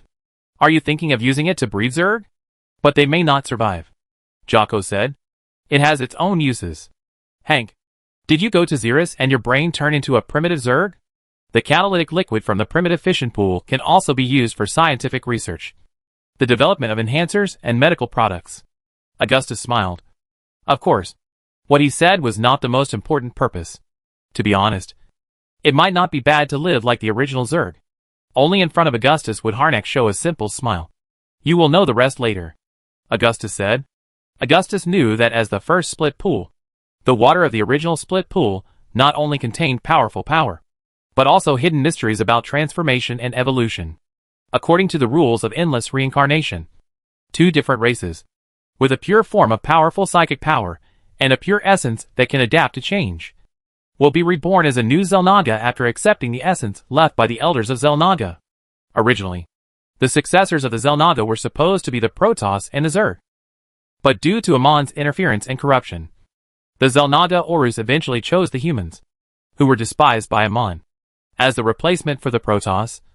That is, Kerrigan. So if Kerrigan wants to become the new Xel'Naga, she must obtain the power of the original Zerg, which is inevitable, considering that Xeris is too far away from Korhal. It is not easy to control the original cleavage pool for a long time, so Augustus simply moved it back. Perhaps someone else can replace Kerrigan as the new Xel'Naga, but that is not something Augustus can decide. Besides, Augustus will not allow someone he does not know to become a new god. But this matter needs to be done slowly. This time Kerrigan has not been transformed into the Queen of Blades, and is still a human being. It is difficult to determine whether she can withstand the power of the original Schism pool. Even though Kerrigan's psychic power, as a human, has reached a level far beyond the original timeline, Augustus does not want to take risks. After all, he only has one Kerrigan, and Augustus doesn't want her to suffer any harm. However, Kerrigan is indeed the most powerful telepath among the Terrans. Augustus poured all his resources into her regardless of the cost, and even used precious sorium as a mattress. If nothing else, loving your wife is always right. Even Augustus doesn't know how powerful Kerrigan is now. But the principal of the Ghost Academy, Sarko Angelini, who is at the same level, is far behind Kerrigan. Come and see what you brought back. Augustus clapped his hands, and another wall in the hall opened up, replaced by a huge glass filled with green liquid. The thickness of this glass is more than 30 inches, and it has been reinforced layer by layer. At first glance, these liquids are no different from the nutrient solution in the life support cabin. Even now, I feel creepy when I see these. Yako felt a chill rising from his body. When we drained the original fission pool, the mud accumulated at the bottom of the pool was full of skeletons of giant creatures. Countless primitive Zergs seeking powerful strength came here one after another, but in the end, they just turned into dry bones in the pool. To gain power, you must immerse yourself in the pool? At this time, Kerrigan hugged Augustus' broad shoulders, jumped down from the throne lightly, and landed on the gorgeous purple gold Protoss carpet. This gorgeous carpet pattern adopts the artistic style of the golden age of the Protoss Empire, which also makes the queen beautiful. From the current point of view, it is like this. Jocko hummed, but considering that even the primitive Zerg can hardly bear it, let alone us. Dihaka said so, but he never did it. Kerrigan is now a mother, no longer a light and lovely girl, and her every move is dignified and impeccable. It is hard to imagine that Kerrigan was a bloodthirsty character holding a dagger 10 years ago. It's not too late to try it after the Royal Academy of Sciences comes up with the research results. Augustus frowned. He would only try it after he was fully prepared. Considering that Amon's will is constantly recovering, he won't have much time left. In my opinion, the Queen's psychic power is strong enough, and there is no need to take any more risks. Yako said, we defeated the enemy with the army supported by countless Imperial people, not psychic power. You are right. Augustus agreed. His plan is to gradually enhance Kerrigan's power through the catalytic fluid of the original cleavage pool, rather than transforming her into the original Queen of Blades overnight. I didn't say I was going to jump in here. Kerrigan was stunned. If you do that, I'll get you out right away. Augustus remembered something, and waved to the brainworm that was tinkering with the statue in the distance with its back to him. Alpha, come here. What are you going to do? The brainworm was startled, and its intuition told it that this dog emperor was going to persecute it again. I won't come. I won't come. Just kill me.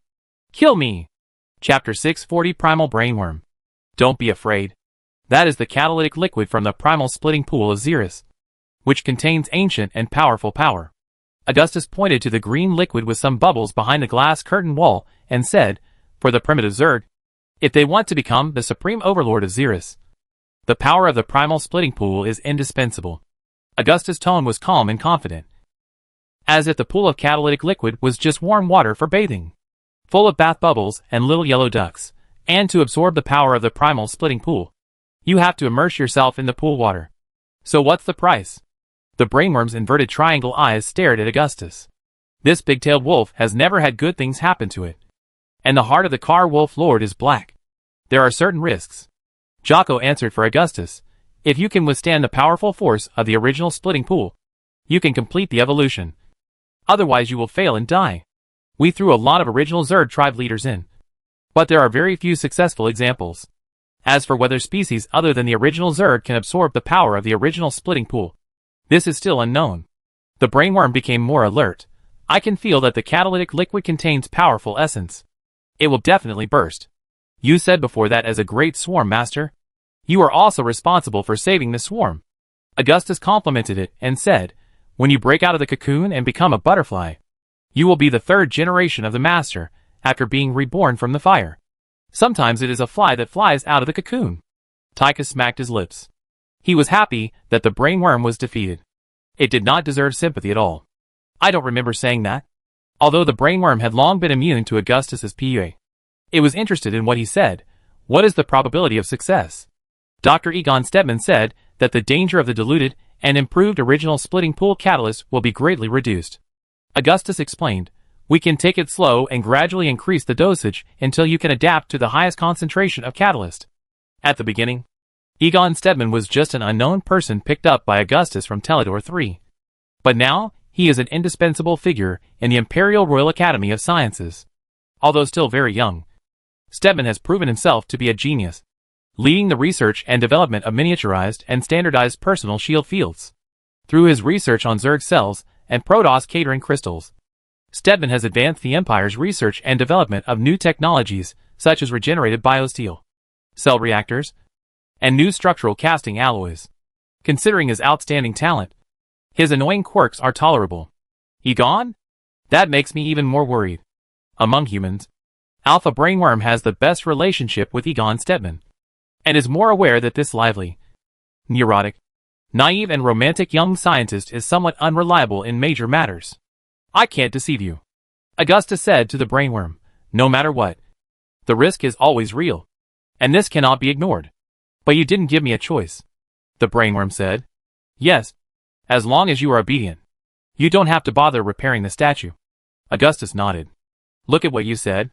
I like to repair statues, the brainworm said. Will you do it? Augustus asked.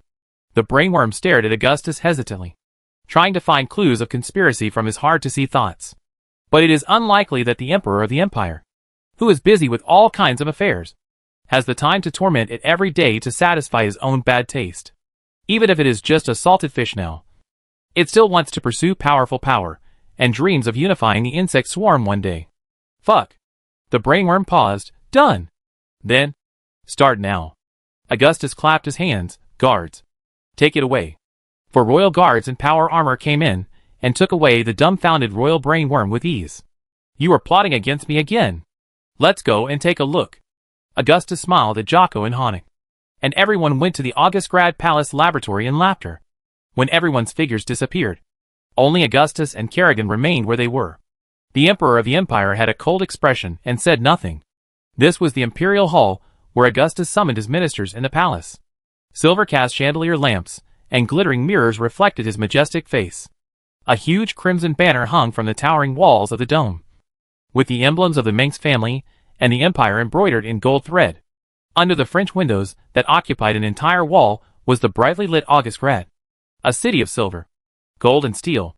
Do you think Alpha can do it? At this time, Kerrigan walked to Augustus' side and gently tugged at his sleeves.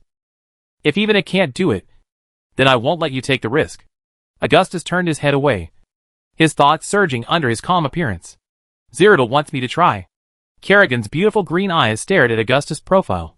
You and I both understand that this must be related to Cyrodiil's hope of saving the world. The prophecy brought by Cyrodiil is related to the destruction and end of the world. However, except for Augustus and Tassadar, the leaders of their respective races, neither humans nor Protoss will regard this as an imminent danger. Therefore, for Cyrodiil, Augustus' trust is really precious. Cyrodiil knows that he is the crow that announces the death, and what he will receive will not be flowers and praise, but stones and ridicule. Even Cyrodiil cannot see the truth behind the prophecy. It is just an illusory and unrealistic hope, and we can only die for it. Augustus took a deep breath, but he could not find an excuse to paralyze himself. Surely, there will be other ways. Only Kerrigan can stop Amon by becoming the new Xel'Naga. And now it seems that she is the only one who can do it. In short, Kerrigan must build an ascended body to accommodate the essence of the Xel'Naga. And absorbing the power of the original schism pool is only the first step. Now Kerrigan's existence has exceeded the scope of human beings. But this is far from enough. This is very dangerous. And if you are not careful, you will lose everything. Because of the appearance of Augustus, Kerrigan's fate has changed drastically. and even rushed in the opposite direction of the original, which has added many uncontrollable variables. In the original timeline, Kerrigan's fate was dark and cruel. Her life was full of conspiracy and killing, betrayal and being betrayed, and exploitation and being exploited. In contrast, Kerrigan now has embarked on a completely different, bright path. Kerrigan did not become the Queen of Blades, nor did she bear the sin of 8 billion lives. She was a human being, the Queen of the Terran Empire. Ever since Augustus realized this, and knew that he could not turn back, he kept this worry in his heart. Whether the human Kerrigan can go through the same trials as the Queen of Blades Kerrigan, and become the new generation of Xel'Naga remains unknown. Queen of Blades Kerrigan went step by step to the end for revenge and atonement. But now Kerrigan does not have such faith. Augustus, my dear. Kerrigan took Augustus' hand and stood face to face, interlocking their fingers. She stared at her husband with love in her eyes. Look at me carefully. Augustus was surprised to find that no matter how many times he looked at the owner of these emerald eyes, she was so beautiful and blooming like a flower. These hands are not delicate or soft at all, but covered with a layer of calluses that are difficult to remove. They are the hands that hold the knife. Tough and powerful. You are like the sun. Warm and friendly but difficult to approach. I can see through people's hearts, but I can't see through you. Kerrigan held Augustus's hand tightly, as if she was afraid that he would leave her one day. If there is something you must bury in your heart, it must be because it is absolutely impossible to tell the world. I know that you always see farther than others, and you also carry more burdens that ordinary people cannot understand. She said, I also want to help you, to protect this world I love, for you and your empire, for our people. Sometime later, in the palace laboratory, surrounded by pale walls and dazzling light, all shadows are invisible, and the air is filled with the sound of electricity and machinery. People come and go in the laboratory, and imperial researchers in white work clothes can be seen everywhere. The main roads leading to various parts of the palace are guarded by the Imperial Royal Guards with live ammunition. After readjusting the original splitting pool catalytic liquid, it has become stable. But further confirmation is needed. Stedderman seemed to be in high spirits, so much so that he no longer seemed so stuttering and restrained. Stedderman is now a big figure in the Empire. After all, he is also a veteran who followed Emperor Augustus to fight the Revolutionary War. As a result, Stedderman even has a beautiful female assistant, Isabella Yorin, by his side, which was something he could not believe in the past, even in his dreams. Now in front of Stedman was a square pool made of a new alloy, about 100 feet wide, filled with green liquid that was bubbling. The pool was lined with beautifully patterned tiles, and wisps of white steam rose from the calm water, which seemed to be heated. At his feet was a twisting brain worm, which was pinned to the ground by 7 or 8 explosion-proof steel forks. The water is already hot, Stedman said to himself with anticipation. The temperature is just right. That sounds like hot oil in a pan and pork is put into it. The brainworm screamed. Stedman said nothing, but stared at the pool with interest. Or he was immersed in his own world and didn't notice the brainworm around him at all. Then, Stedman just asked his assistant Yuling to throw a live mouse into the pool. In an instant, the pool water boiled and surged, and the albino mouse with white skin swelled up like a balloon while screaming. In the blink of an eye, it turned into a small beast with pointed ears, long and sharp teeth. The hair on its skin turned into sharp bristles, and its muscles were tangled, just like a weird bulldog. Evolution continued, and the mouse was turning into a more terrifying monster. But soon, with a loud bang, it exploded into a disgusting blood mist, leaving no bones. The brainworm suddenly calmed down and swallowed nervously. Don't worry, Alpha. You are much more powerful than this mouse. At this time, Stedman remembered the brainworm beside him and immediately comforted it. I have nothing to worry about. The brainworm hesitated. I'm not afraid. Well, gentlemen, throw it in. Stedman rubbed his hands. Wait a moment. The brainworm shouted. Huh? Stedman looked at the brainworm. Remember, we are close friends. We are best friends. Stedman nodded. Speaking of which, Stedman has always been a brainworm breeder, and can be regarded as a half-nanny. Although the child has a bad temper and is naughty, Stedman will not hate it. Just seeing that the brainworm did not reply, Stedman made another gesture. Stop it! The brainworm roared. Don't you understand what I say? Stedman said seriously, I'm listening. I remember I have something to do today. The brainworm laughed a few times. Can I? Of course. This doesn't mean I'm scared. Aren't you the master of the swarm? Alpha. Don't let us look down on you. Honik was still fanning the flames. What do I care about what you think? The brainworm turned its head and roared. You poor worm. Coward. Tychus sneered. I am the bravest brainworm in the Overlord. The brainworm was furious. Alpha. Think about it. This may be your only chance to surpass the old brainworms, like Sistegos in strength. As an Imperial general, Jocko understood the relationship and strength of the brainworms. The brainworm hesitated, but when it thought that it might die, it suddenly felt that it was not so eager to gain power. Isn't it happy to be a nobody in the Empire? At this time, Augustus came down from a descending ladder, followed by Kerrigan. Dr. Stedman. Augustus walked towards Stedman. If Alpha transforms into a primitive Zerg, does it mean that it will lose its hive mind and can no longer control the swarm? I think this concern is unnecessary. Stedman replied. Can Alpha be guaranteed to be safe? Augustus asked. All emergency plans have been activated, and the emergency medical team is ready. They have rich experience in treating alien insects. Stedman stuttered a little. Very good. So are you ready now? Augustus nodded. Ready. But? Stedman hesitated. But what? Augustus looked at him. But Alpha seemed scared. Stedman said. Is this true? Augustus looked at the brainworm again. I just have to pee. Not scared. The brainworm was so angry that it spoke without thinking. And because of its excessive emotions, its body surface even showed a variety of colorful lights. Throw it in, Augustus said. Chapter 641. Alpha. Am no longer the same person I used to be.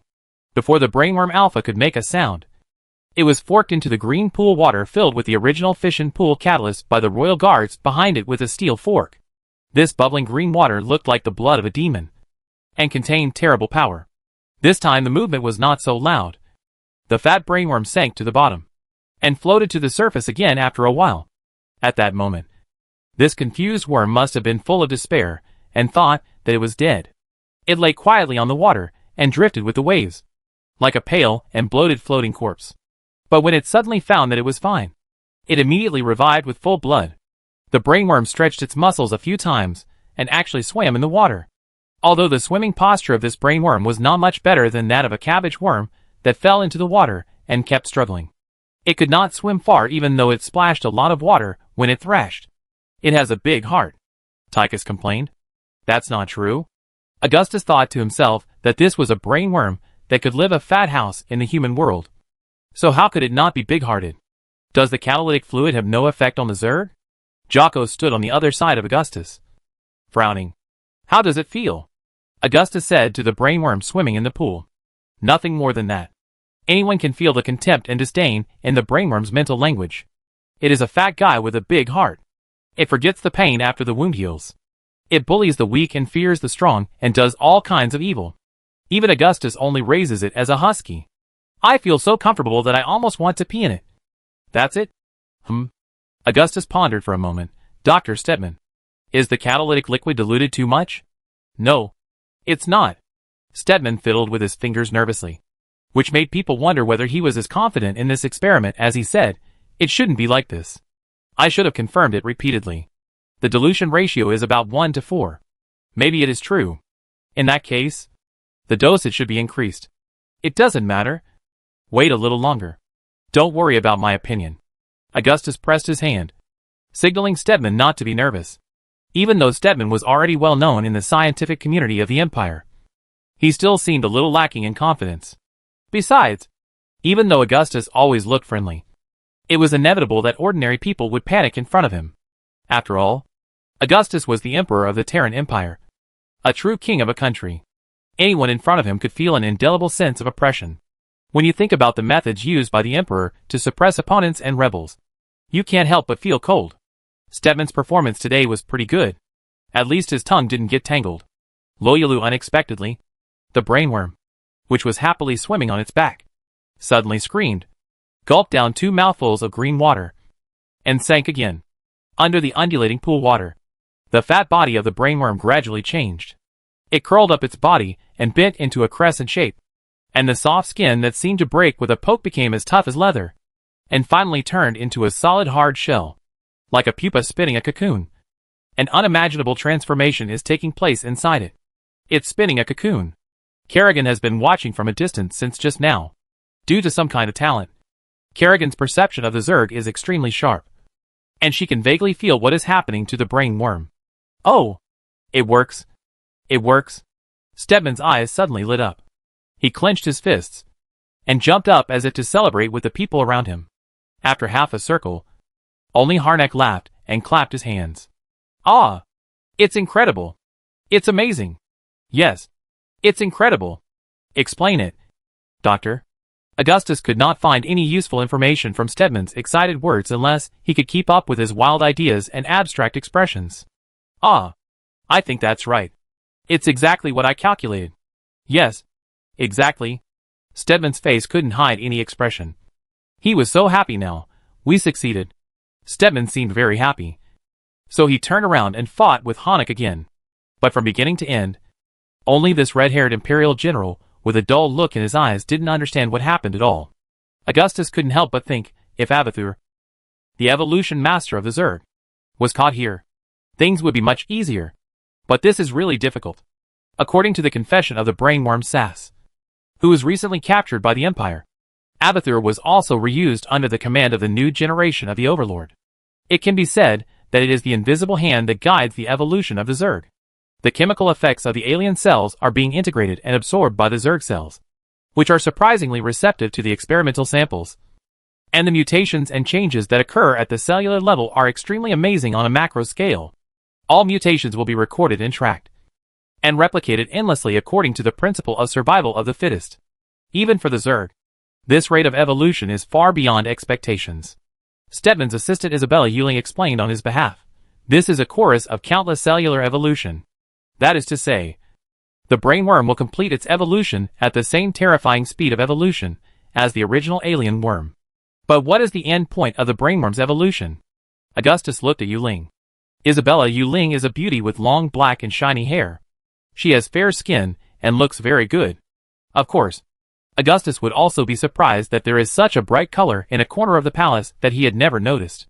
She is indeed beautiful. But I already have a queen. God! How much I love her. The Overlord. Yuling replied. That's right. No one has ever said that there can only be one Overlord in the Zerg. Augustus nodded. But there can't be two tigers in one mountain. Kerrigan said with her hands on her waist. I don't have to worry about this at all. Augustus spread his hands. In fact, Augustus didn't have any expectations that his own brain worm could become the new generation of Overlord. Even if one day all the brainworms died and only it was left, this matter was still open to discussion. What if the test subjects are not Zerg? Augustus asked again. This is beyond the scope of orthodox science. Your Majesty? Yuling looked at Augustus. Her eyes were violet, a very rare color. The Empire's secret scientific research projects are not within the scope of orthodox science. Augustus said. If you can allow me to use humans for experiments. The indifference in Yuling's words was chilling. Very good. If they are just some unforgivable death row prisoners, it won't be a problem. Augustus made a decision immediately. The prison is already overcrowded during this period. Of course, this experiment is a special case. That's my attitude. What? I don't think Dr. Nerid will accept such an inhumane human experiment. Stedman's eyes widened. His expression was like a fish with strange eyes. Don't treat them as human beings. Kid, if you have seen how those pirates are inhuman, you will know why I say so.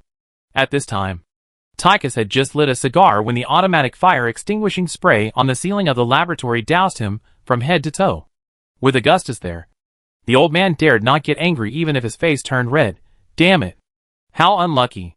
I said. This time is a special case. Augustus almost couldn't hold it back. This is your laboratory. Dr. Egon Stedman. You are the master here. Stedman may be one of the few innocent children who still firmly believe in Dr. Nerid's purity. If nothing else, he still regards Nerid as his life mentor.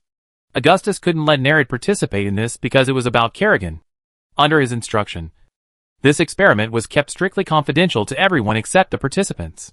Ah, I'm just working here. Stedman couldn't help but imagine what Augustus said. Yes, this is his laboratory. This is his biggest dream in his life. What a great leader. Stedman is willing to contribute every bit of his strength to him. Thinking back to the afternoon, when Augustus picked him up from Teledor 3. Stedman couldn't help but be in a daze again. Relax. Augustus saw that Stedman's legs were shaking because of excessive excitement.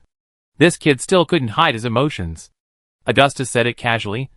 And Stedman was full of fighting spirit, which always reminded him of the lively and cheerful little puppy. Tychus talked nonsense when he went to the battlefield. And Stedman talked nonsense when he was nervous. Think about it. If I can provide you with all the necessary equipment and experimental samples, can you try to let humans use catalytic fluid? Augustus tried to guide Stedman. I want to be foolproof, he said firmly. This must be difficult to do. But it is exactly what I want you to do. It's hard to say. Stedman was obviously in trouble. He was used to making big promises. But he was not so good at making promises for uncertain things. He was self-aware. But I can try. In this case, maybe I have to try many times before I can get results. Ordinary humans can't bear the catalytic liquid at all. But if it is a strengthened telepath, it still needs close monitoring and protection. Further evaluation is needed. I have a little inspiration. Stedman suddenly thought of something. What is it? Augustus' eyes lit up. I can't tell you, he said seriously. Do what you should do, Dr. Stedman. You will become the greatest scientist of Copperloo. Augustus sighed, and could only say some nice words. Even if he only used the simple research facilities on the Hyperion, Stedman could actually tinker with such a magical artifact as the main nest mine simulator. Not to mention that he has received a lot of resources from the Empire today. In other words, Stedman's future is limitless. But, compared with Dr. Nerid, he is still far behind. Stedman was delighted by the Emperor's praise.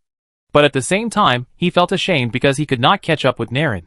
It is a good thing to know that there are people better than you. Augustus thought that Nerid's existence would always whip these young human scientists. Egon, one day you will be the pride of the Empire. Kerrigan also gave Stedman a sip of chicken soup at the right time. Kerrigan intuitively didn't like Nerid. She thought he was too smart and too cunning. On the contrary, Stedman was much more real. After all, Stedman was trained by Augustus, and was a real one. As early as when Stedman was just a teenager, Augustus determined that he was a rare talent. Even I didn't think so. Stedman really felt that today was his lucky day. What could be more exciting than being praised by the two people he respected the most? At this moment, the cocoon transformed from the brainworm Alpha, and the pool suddenly trembled slightly. Dr. Stedman, how long will Alpha's transformation take? Do you have an idea? Augustus looked at the cocoon floating on the water, and then looked at Stedman. Maybe it will be very fast. Stedman thought for a while, and said, the dosage of the catalyst is not much. Before he finished speaking, the cocoon formed by the brainworm Alpha slowly cracked open.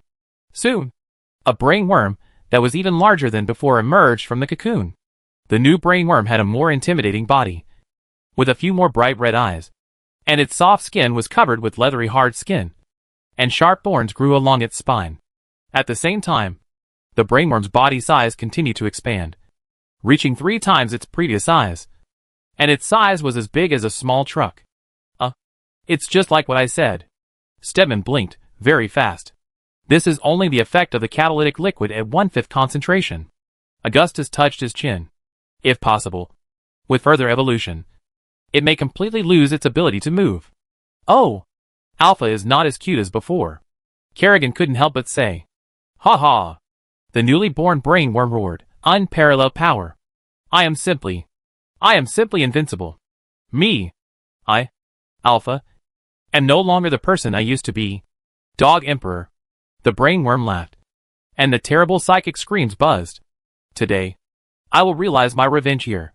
The brainworm shook its huge head, opened its mouth and inhaled a few mouthfuls of catalytic liquid, then sprayed it at Augustus in the distance. Watch this. Augustus looked indifferent. Don't mess around. Before Augustus could say anything, a ghost figure of the head of state in a tight black and gold uniform appeared in front of the Emperor, and deployed a shield force field to block the water column sprayed by the brainworm. Its mental power has been greatly enhanced, and it should be enough to control a larger swarm of insects. Yuling said, but other than that, the improvement in combat power should be quite limited. On the other side, the angry brainworm pounced on Augustus when it saw that its move failed. But it swam for 2 minutes before slowly swimming to the edge of the pool under everyone's gaze. But before it could climb into the pool, its body slipped and fell back, splashing water everywhere. Ouch. Chapter 642 Monsters in the Royal Palace Laboratory. The improvement is indeed quite limited. Augustus looked at the fat brain worm lying on its back in the pool, pondered for a moment and said, "But the weight has obviously increased. I really thought it could evolve into something like a butterfly." Hanak yawned. "Can we go back, boss? This time I think you are right." Tychus pointed to his soap coat. "If this trend continues, this royal brainworm may run uncontrollably towards the evolution of a super fat man. At the cost of the enlarged body, it gained a significant increase in psychic power and mental strength. If it can continue to evolve like this, it is not impossible to surpass the old brain worms, and even touch the threshold of the master. Wait, I will show you 2 more tricks." The brain worm that just fell into the pool was not willing to admit defeat. It rolled over twice with difficulty, but drank a few sips of water. It is already so fat. What if it collapses the floor of the palace now? Queen Sarah sighed. From this point of view, it is not easy to squeeze into the door of the restaurant. What? The brainworm was shocked and angry. I endured humiliation and lived in seclusion just to make a living. It glared at Egon Stedman fiercely and said sharply, "Egon, I knew that your half-baked level was not reliable at all. Compared with Dr. Nerad, I am just a beginner in the field of alien insect research." Stedman not only did not refute, but acted very embarrassed. The brainworms are slow, clumsy and fragile. They can hardly move even by their own strength. This is a highly specialized and single-function Zerg advanced life form, born only to control other Zerg. His assistant Isabella Yuling said, the power of the original cleavage pool further strengthened its psychic power, but it could not transform it into an ultimate creature like Blade Prince Tosh, who has both leadership qualities and warrior talents. But the price is the loss of mobility. Augustus took a look at the hard skin that evolved on the brain worm and thought that it might at least become more resistant to beatings. Is there really a chance that Alpha will become as huge as the Overmind in the future? Augustus couldn't help but recall the scene when the Overmind descended on Ire. It turned into a meteorite and fell from the sky, swallowing up an entire magnificent Zelnaga temple. Its huge body was like a mountain, with countless towering appendages and giant tentacles stretching straight into the sky. Not to mention anything else. I'm afraid even the Augustgrad Palace can't keep such a behemoth. If I really look like that, I'd rather die. The brainworm muttered in a low voice. How can I eat if I grow like this? Even with the power of the original fish and pool, it is still far from meeting the requirements of becoming a master. Yuling shook her head. So far, there is only one way to give birth to a new master. Multiple brainworms merge with each other. Augustus said. Only when the master is dead will the brainworm try to merge into a new master. Stedman agreed excitedly. But I think we can artificially promote this process. Artificial master? Augustus looked at him. This idea is good, but it is almost impossible to achieve. At present, the Terran Empire has captured 2 brainworms, the original nameless brainworm and Sass. But the remaining brainworms are more difficult to deal with, and extremely difficult to capture. Even if you can really create something similar to the Overmind, whether you can control it is another matter. The lessons of the old Federation warn the new Empire's successors that experiments related to aliens and Zelnaga mysticism will inadvertently open Pandora's box. Are you crazy? Who knows what the final fusion master is? Is it a shared brain or no brain at all? The brain worm floated quietly on the water, like a dead fish with its belly turned upside down. In other words, this is raising poison. Or do you want me to fight Dihaka? This is just what I thought of just now, Stedman explained. You are either heartless or stupid. The brain worm was so angry that it splashed water with its tail. Well, it would be nice if it becomes like Orega. But the main personality of the second Overmind doesn't seem to be based on a certain brain worm that participated in the fusion. Kerrigan thought for a while and said, let's follow the existing plan first. Augustus thought for a while and felt that the Empire didn't need to rush to create a dangerous artificial Overmind. In fact, if it wasn't for Kerrigan's evolution, this brainworm would be a waste. Next, we will complete the remaining 4 phases of experiments by increasing the proportion of the original splitting pool catalyst in the diluent until Alpha can fully adapt to the original catalyst. Stedman spoke more fluently, rubbing his hands like a rooster ready to lay eggs. As you command, Your Majesty. Yuling bowed slightly. She was a very different person from Stedman. She was the cold efficiency and absolute loyalty of an imperial scientist. Isabella Yuling. Like Egon Stedman. also came from the Imperial Science Station on Tyrador 3. The Tyrador system was also a rich and prosperous place in the Terran Empire. But for people like Yuling, the core worlds, Korhal, and August Grad were a dreamland shining with golden light. She would not allow anyone to stand in her way of success. What else? On the other side, the brainworm was worried after hearing these words. Who can guarantee that I will not explode and die next time? If you have read Journey to the West, you will know that the elixir is not taken this way. Anyway, no matter what you will become in the end, Augustus made the final decision. You'd better beg God to be kind and stop getting fat. The Empire does not support gluttons. How can I be a glutton? The brainworm was anxious. How much effort and blood I have shed for the Empire. Can't you see it? You eat the most in the whole palace. The housekeeper has complained to me more than once that a brainworm ate everything in the kitchen before the banquet. Even the live chickens and ducks, leaving no chicken feathers behind. Augustus said, you are so hungry that you don't care about food. That's really weird. Is there another brainworm in the palace? The brainworm shrank its head guiltily. Then let's continue the experiment.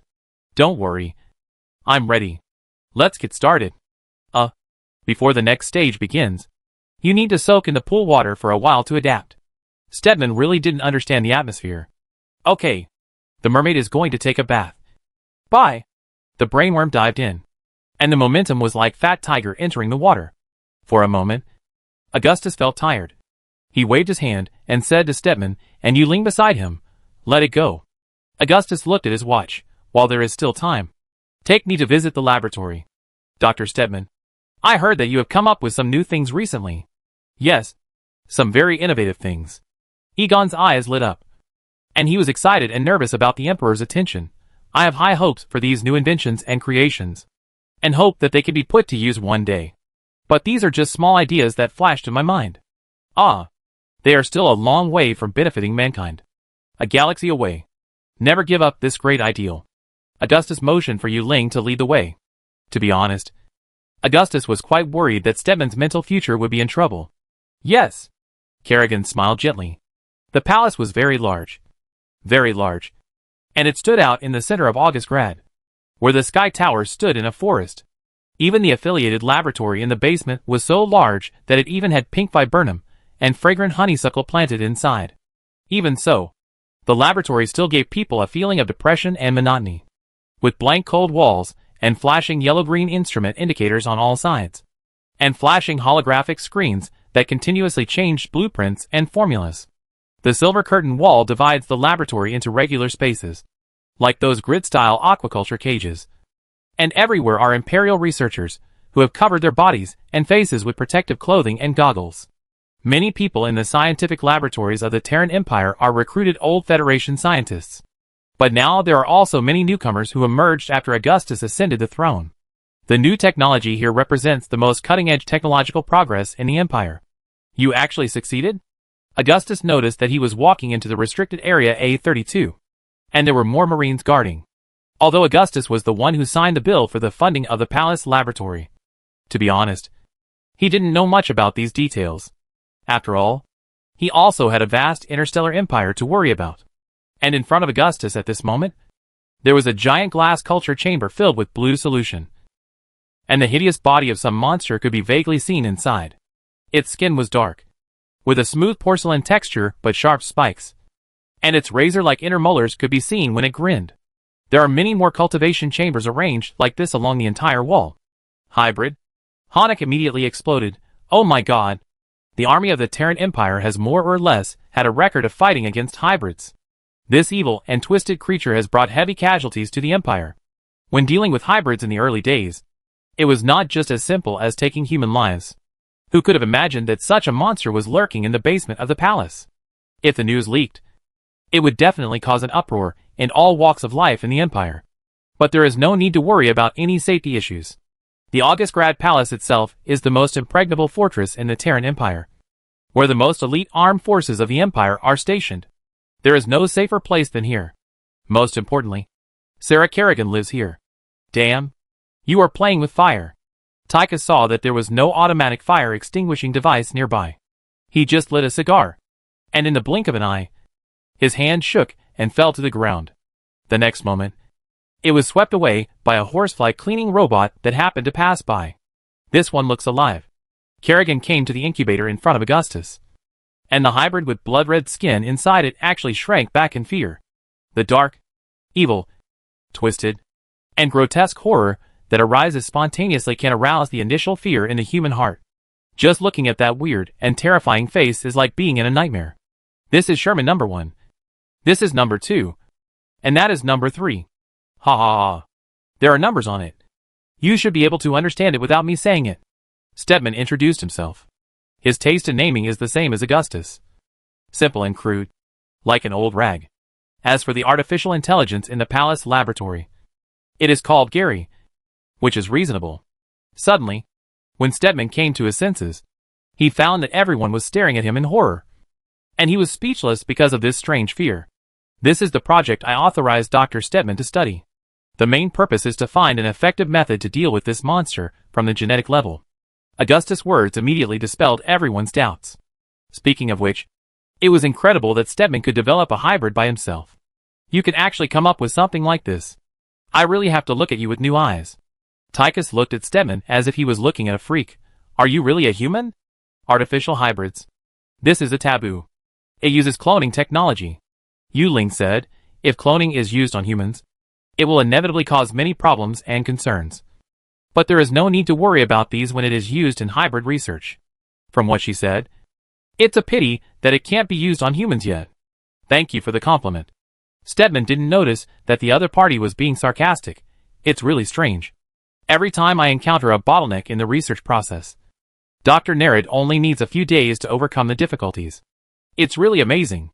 In addition to the reason Augustus just mentioned, he instructed Stedman to conduct the hybrid experiment to stabilize Nerid. After all, sheep can't get more wool if they can't eat grass. And pigs won't be happy to cook themselves if they are not happy. Augustus told Nerid that considering the pressure on the front line, he had decided to produce hybrids for the war. But he had to conduct experiments and tests first. My dear, please be patient. Sooner or later, he will build hybrid laboratories throughout the empire to expand the production scale. Augustus has been keeping Nerid in suspense.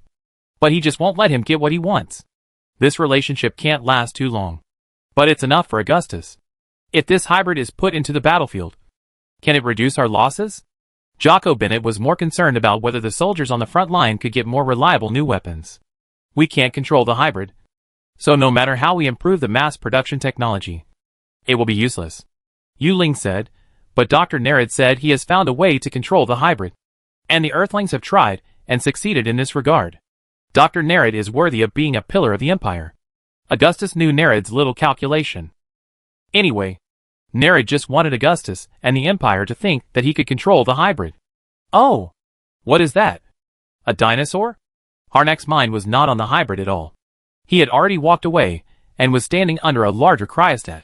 When Augustus looked at it from a distance, he could only vaguely see the curled limbs of a bipedal primitive Zerg. That's Zweihaca, a clone of the original Zerg leader Dhaka. Stedman's expression was like a puppy who had just picked up a toy and was waiting for Augustus' praise. I cloned this using a broken arm of Dhaka. It's pretty good. Chapter 643 The Dominator of the Empire. Augustgrad Palace. The Throne Room. The Moirai Hall. Moirai is the goddess of fate in Greek mythology. So the Throne Room is also called the Hall of Fate. The name comes from a saying by Arcturus Mengsk. The most interesting thing for the Mengsk family is to create their own destiny. The Hall of Fate is where Emperor Augustus meets with the cabinet. And it is also the pinnacle of power in the Terran Empire. After all, only a few people can meet under the throne. Surrounding the entire hall, 1,000 flags representing various territories of the empire hang high, guarding the throne in the center. The throne is backed by statues of eagle heads and wolf heads that intersect. Made of pure gold, with silver crystals inlaid on the eyes. This symbol represents the divine right of the emperor. And the red silk carpet under the throne is embroidered with the two big words order and law in gold thread. There is no doubt that this is the work of Prince Arcturus. He certainly does not believe that there are really things like gods in the world. But this is a common means to strengthen the emperor's authority and consolidate the right of succession. The great Emperor Augustus I of the Terran Empire sat on this throne and ruled the largest empire in the Copperloo sector. He was the head of the empire. And once his signature landed on the decree, it became law. If it was final, No one could question his authority. This was also the White Hall, where the four walls and magnificent pilasters were cut and carved from pure white Luria marble, and the inner walls were inlaid with gorgeous carved scrolls, depicting many major events of the great emperor from Korhal's conquest of various worlds to the establishment of the Terran Empire. This is a magnificent painting, carved by hundreds of highly skilled Kalay craftsmen from the Protoss Vrynex tribe over a year. Its exquisiteness and detail are rare in the world, and the scene depicted is as sacred and solemn as a myth. The gorgeous curtains of silk and velvet fluttered in the wind, and the midday sun of August Grad was pouring down from the huge windows, shining brightly on the gilded stucco and gold leaf tassels on the walls. The clear sky outside the window was clear and blue, and the jagged skyline of the August Grad city complex could be vaguely seen in the distance. Today, most of Korhal is habitable, though some restricted areas remain dangerous. Whenever Augustus thinks back on this, he is proud of what he and his friends have accomplished. But to get to this point, too many people have been buried in foreign lands. Augustus remembers the warriors who fell into the lava lake of Char and died in the underground cave temple of Ire. Both their heroic spirits and ghosts now accompany and correct the emperor, who is now over 30 years old. Augustus stood alone under the rising and falling curtains, gazing at the hexagonal green border of the imperial gardens and the towering silver lighthouse of the Royal Naval Academy. He thought of the four-sided gate of August Grad, which was not yet visible. Vehicles, spaceships, and pedestrians from the suburbs and other imperial worlds were gathering into black streams and pouring into the glorious and magnificent imperial capital. In the sky, the slowly falling metal was the cargo spaceship that traveled between Korhal and the surrounding star systems. Although it looked only a little bit big, it weighed at least several thousand tons. These incomparable giant cargo ships would bring back high-purity crystal blocks from worlds like Redstone and Chaucera, and then replace them with industrial products such as vehicles and spacecraft to be shipped to all parts of the Empire. Thousands of ships of various types gathered on the central waterway of the Empire that crisscrossed the Copperloo sector, loaded with countless goods and the hopes of hundreds of millions of people in the Empire.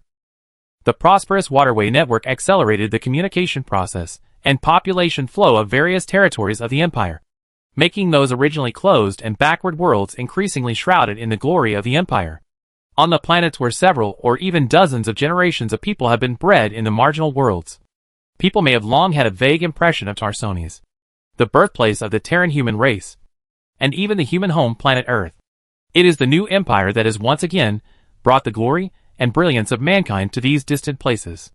At this time in 2500 AD, there may still be people who do not know Augustus Minsk, but they have definitely witnessed the flag of the empire and its influence.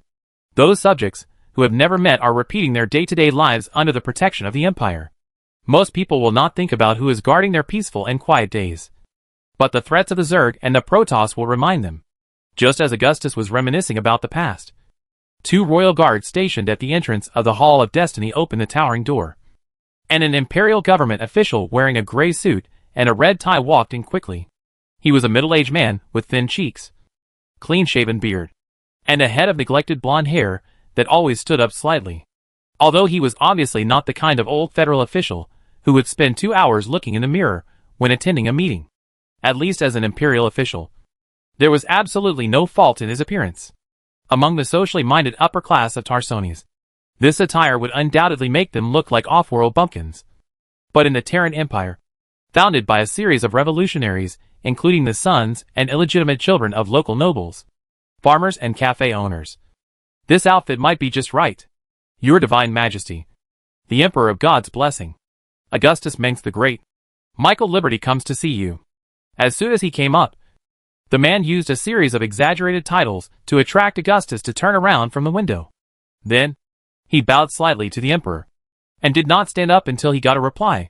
Standing in front of this powerful emperor, even an imperial official like Liberty, who was used to big scenes, would inevitably be overwhelmed by the aura of power. Such people are often accustomed to giving orders, and their words and deeds to others are like condescension.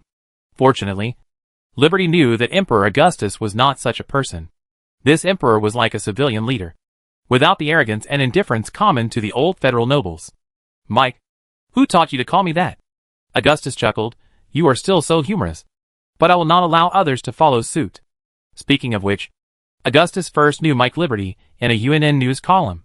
Amid the news reports that denounced the Korhal Revolutionary Army for rape, looting, and taking human lives lightly, Liberty's article reporting on the corruption of officials in the Tarsonia city government was a breath of fresh air. Of course, that was all in the past. Since Augustus put Liberty into the cabinet in a rage, they have become quite familiar with each other now. In fact, Augustus also admired Liberty. But that didn't mean he liked him. When he was still the marshal of the Revolutionary Army, it was certainly refreshing to hear Liberty criticize the old federal government to clear the Revolutionary Army's grievances. But it was another matter when the target of criticism became himself. I just quoted the eulogy of Editor-in-Chief Donnie Vermillion praising you. Liberty admired Augustus and sincerely appreciated his contribution to saving human civilization. But that didn't mean he would become a willing licker. I have also memorized a few quotations from the Emperor recently. However, Donnie Vermillion is a bit special. He did not flatter the Emperor in the UNN channel to win his favor, but was a loyal fan of Emperor Augustus. Fortunately, in the current Terran Empire, fanatical personal worship without distinguishing right from wrong is not the mainstream. To be honest, nice words are always worth hearing. Augustus admitted that he was a vulgar person, but let's put aside the quotations of the great emperor. 8 out of 10 of them were not said by me, or the author directly attributed the words of the first emperor, Caesar, Rudolph, Richelieu, Bismarck, and others to me. In other words, this is just bullying the Terran country folk who don't read enough books on Earth. Moreover, apart from the plagiarism, the original part looks like the diary of a late-stage middle school patient. Augustus almost regarded this collection of emperor's quotations as a black history, and he would even tremble because of shame every time he saw it. But unfortunately, Faraday, the captain of the Royal Guard, still couldn't understand the emperor's hint and tried his best to promote this greatest work of Terran humans in the 26th century in the palace, leaving Augustus speechless. Many territories of the empire have listed the great quotations as a must-read for elementary school students. Liberty said to Augustus, "Whenever someone in the Secretary of State's office makes a mistake, I have to punish them by making them copy the great quotations 20 times. Your Majesty, guess what? Someone is just waiting for it." Liberty was not the kind of old revolutionary who had followed Augustus to fight all over the world a long time ago, because the emperor also needed people with both management skills and experience to assist him in ruling the empire. And many people in the Revolutionary Army only knew how to fight. Although Liberty had a good relationship with the old backbones of the Revolutionary Army, they were not of the same status after all. Some sharp-minded journalists occasionally referred to the group of people surrounding the emperor as the new meritorious nobles. They were the generals who had entered the upper echelons of the empire with their military merits. Please don't do that. Augustus changed the subject. Let's talk business. I have to go to the Ursagos Military Academy in an hour. Minister Dunn has confirmed that the Imperial Ministry of Transportation has opened up the route between the Sigma sector. Liberty said to Augustus, "The new voyage starts from Raiden 3 and goes directly to Charybdis. Several outposts have been established in the star systems along the way to ensure the safety of the route. A new batch of colony fleets can also set off, since Prince Arcturus led the Imperial fleet to sweep across the pirate forces entrenched in the Terran Empire. Large-scale pirate fleets have been completely wiped out, and the Kelmorian pirates and Chimera pirates can only retreat to the sphere of influence of the Kelmorian Federation and the Umojan United States. At present, only a few small privateer fleets are still harassing slow-moving lone merchant ships. Facts have also proved that the rampant spread of pirates has threatened the control of the Terran Empire over various territories. Because once normal interstellar trade is affected, it will be difficult to transport necessary supplies and necessities to distant border worlds. And even if they are delivered, the price will immediately increase 3 or 4 times due to the high demand for rare goods, which is simply unbearable for the people. And the fragile economic system will easily collapse. Some lawless pirates will even attack small worlds with weak defenses, plundering population and resources, which will undoubtedly weaken the confidence of the people of the empire in the emperor and the government. In any case, for the current Terran Empire, it is always right to crack down on pirates." "Very good. Very good." Augustus said too. "Very good. The Sigma sector is adjacent to the Copperless sector. This distant and dark star region may be deeper and more vast than the Copperless sector. There are sparse stars, cold and chaotic. But such a vast world will eventually find planets suitable for human habitation, bringing valuable resources for the Empire's further development. Due to the impact of the Zerg invasion, It is difficult for the Terran Empire to expand to the east and south. So the plan to develop the Sigma sector has gradually been put on the agenda by the ministers entrusted with important tasks by Augustus. However, there is one thing you must know. Traces of the Taldaran Protoss have also been found in the Sigma sector. Liberty poured cold water on Augustus. Our scientific ship team that went deep into the Sigma sector once discovered that these strange Protoss were performing sacrificial activities on their colonized planets full of temples. No matter what, the object of their sacrifice must be an evil god. These Taldaran are nothing to be afraid of, Augustus said, but in the early stage of colonization, we should try to avoid conflicts with them. We can't fight on two fronts now. I know that the people hope that we can free up our hands to deal with the Protoss. But this is just a pipe dream. It is always easy to talk about war on paper. But it is just to describe a distant and abstract war in black and white. Liberty paused, hesitant to speak. Augustus paused. What else? The Navy has submitted a new budget. Marshal Warfield believes that 20 new Gorgon-class battlecruisers are urgently needed to deal with the new threat posed by the Zerg in the eastern border of the Empire in the past year. Liberty said. He thinks Gorgons are cabbages and can be built at will. Augustus gave a sharp evaluation.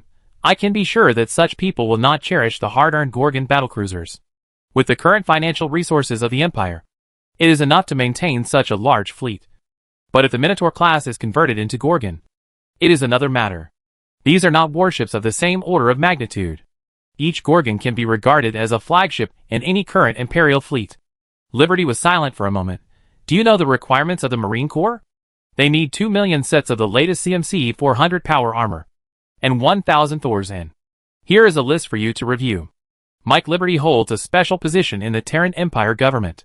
He is responsible for diplomatic work, coordinating the work between the various departments of the Empire, and supervising the Emperor's ministers. Sometimes, he also has to act as a mediator. No money. Augustus took the list from Liberty. His face gloomy.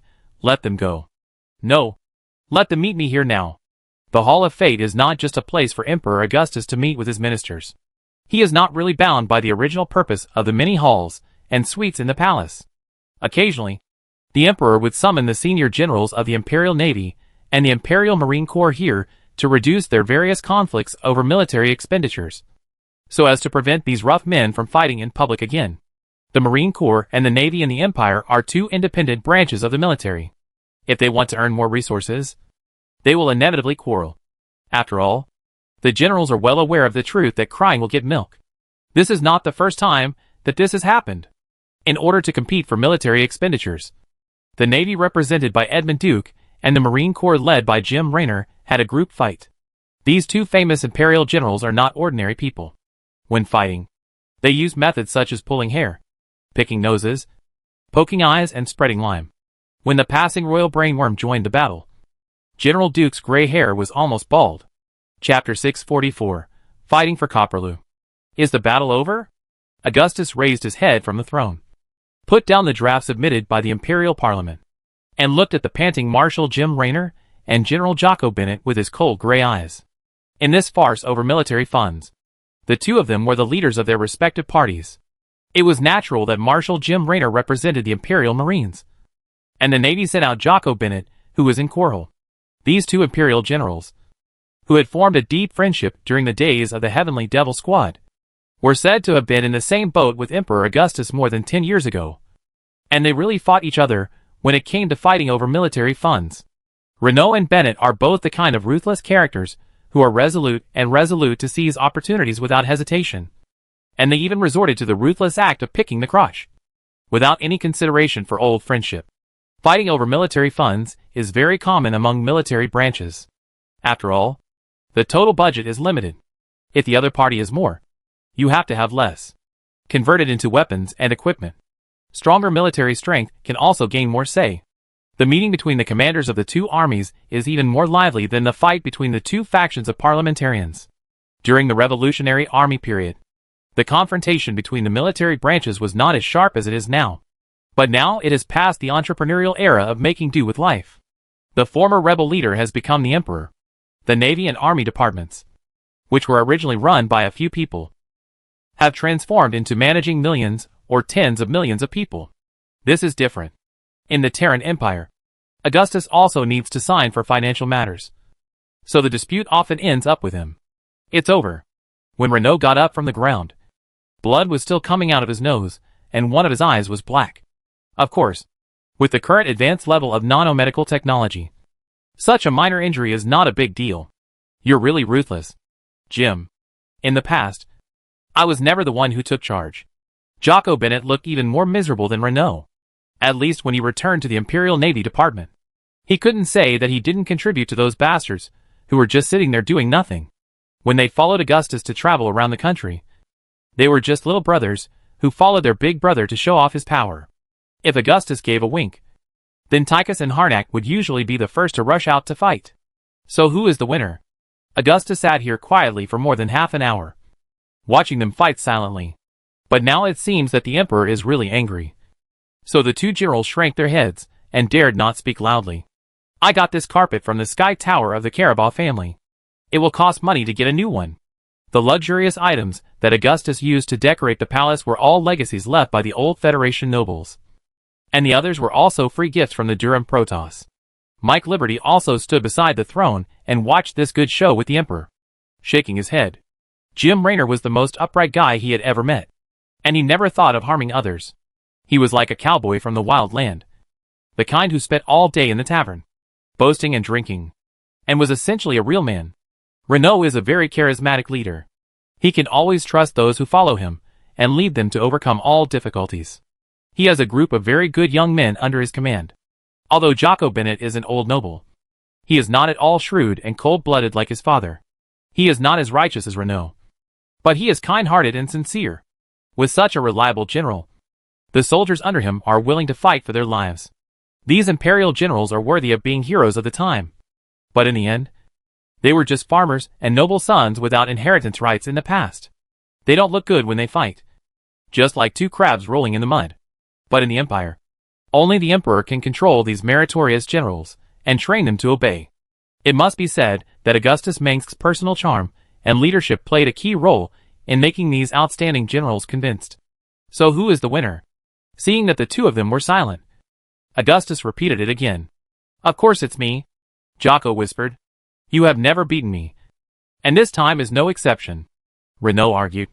Jim, even if you win, Augustus pointed at Renault, what are you going to do then? To be honest, Renault almost forgot why he started this fight. Although the Marines are much more pragmatic than the Navy, which immediately offered a large order that could build a large fleet. The miscellaneous things would not be less.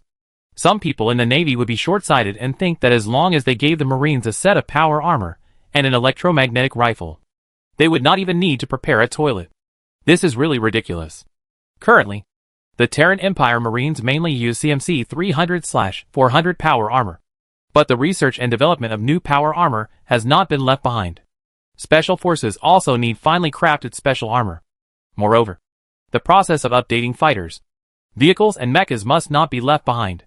As the war progresses, the Zerg are still evolving, and the Empire cannot stand still. The Navy also has a certain arrogance and prejudice that it is a waste to continue to develop the army at the moment. But except for them, no one would think that a military branch that descends to the surface of the planet to win victory is unnecessary. On the contrary, although the Imperial fleet is the largest and most powerful in any period of human history in the Copperless sector, the admirals always emphasize to the Imperial Senate that the fleet is weak and has insufficient room for maneuver to maintain the rule of the vast territory. In the eyes of the Navy, the outcome of a galactic battle is decided in the starry sky, and the Marines are almost useless. They firmly believe that the times have changed, and now is the era of giant ships and cannons to expand the territory. But if you tell the Marines, it's like talking to a chicken and a duck. But in the eyes of the Marines, the Navy Department is full of idiots, and it's useless to reason with them. In the early days of the Guild War, the fleets of both the Terran Federation and the Comorian Federation were far smaller than the current empire. And since seeing the magnificent fleet of the Protoss Empire, any Imperial Navy general will feel that the existing fleet is not enough. Okay, don't say it. Augustus stood up and interrupted Renault. Walking along the red carpeted steps under the throne, the available military expenditure for the Navy has increased by 56%, and the Marines by 39%. Considering the basic figures, this has reached the limit of the Empire's finances. If it increases further, I'm afraid our people will have to starve. We have sacrificed too much to build this large army now. The Empire is not rich now. And sometimes it even has to rely on tricking the Umoyans into selling obsolete military products to make extra money. The proposal of the Imperial Parliament to continue to increase taxes has been rejected by Augustus again and again. With the Empire's finances, it is already stretched to support an army of the current size. There is no other way.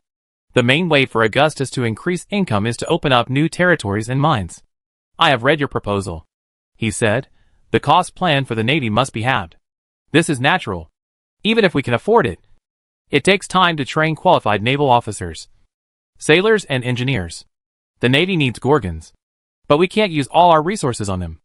Even if the newly built orbital shipyard can be put into production in the near future. The production of 12 Gorgons in 1 year is already the limit. At present, the manufacturing process of the new battleship is not mature enough. Compared with the Gorgon, the cost of the Thor mecha is just a drizzle.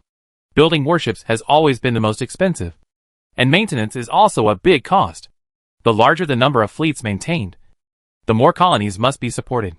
For the Imperial Navy, Marshal Horace Warfield's proposition is simple and clear. That is, on the basis of upgrading the existing armaments, do everything possible to strengthen the Empire's naval power and continuously provide more warships for the fleet. Augustus agreed with this very much. But this matter is not about how many ships you have to build. The construction list and the construction of warships has always been a matter of great time, resources and manpower. If it weren't for the strong talent base left by the old Federation, the Empire would not have recovered in just 4 years. But Jocko certainly understood this truth. But the Navy headquarters didn't care about this. Anyway, it wasn't them who were jumping around in front of the Emperor. Just because of you. Can you question my decision? Augustus turned around and sat back on the throne. His eyes like a lion with thunder in his chest. Stop talking. Rick. Don't be greedy. Although Augustus didn't mention the Marines at all, Raynor was still happy. After all, they didn't ask for much. At least they could help the Navy. The Navy has less military spending, so it's more for them after rounding up. Don't laugh either. At this time, Augustus glared at Raynor again. 1,000 Thors are fine. But the last 500 Odins? Do you think I can't tell which one is more expensive? Odin is a prototype-level super mecha, and the entire Empire now has just over 100. Not as expensive as Gorgon, but it is also an astronomical figure. Oh, is that the case? Renault was also shameless. And he just smiled and that was it. Come here. Augustus waved to Jocko and asked him to tell Warfield a few words, which were roughly like this: be careful. My dear Warfield, don't drop my precious Gorgon. You loser. After saying that, Augustus directly kicked the 2 men out, thinking that out of sight, out of mind, he should kick them out of the Car army as soon as possible. Your Majesty, the army's request is reasonable. Liberty still said something good to his 2 friends at this time, although the Zerg has not advanced any further. The pressure they bring to the Empire is still increasing, even with the deterrence of the Zelnada artifact. The threat of the Zerg is still imminent. The Zelnada artifact that can kill Zerg on a large scale through the Nova impact has prevented the cautious Overmind from launching a full-scale attack again, and is currently only nibbling away at the borders of the Empire bit by bit. The war is not as brutal as it was when it first started, but the Empire still needs a large number of professional soldiers to guard the border worlds. Fortunately, the current number of troops is sufficient, and there is even room to clear out the internal pirates and escort the colonial fleet to open up the Sigma sector. But this also has a price, and only Augustus knows that this is actually a double-edged sword.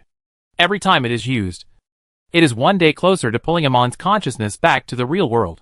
And to be honest, Augustus is a little confused about the purpose of the current Overlord's attack on humans.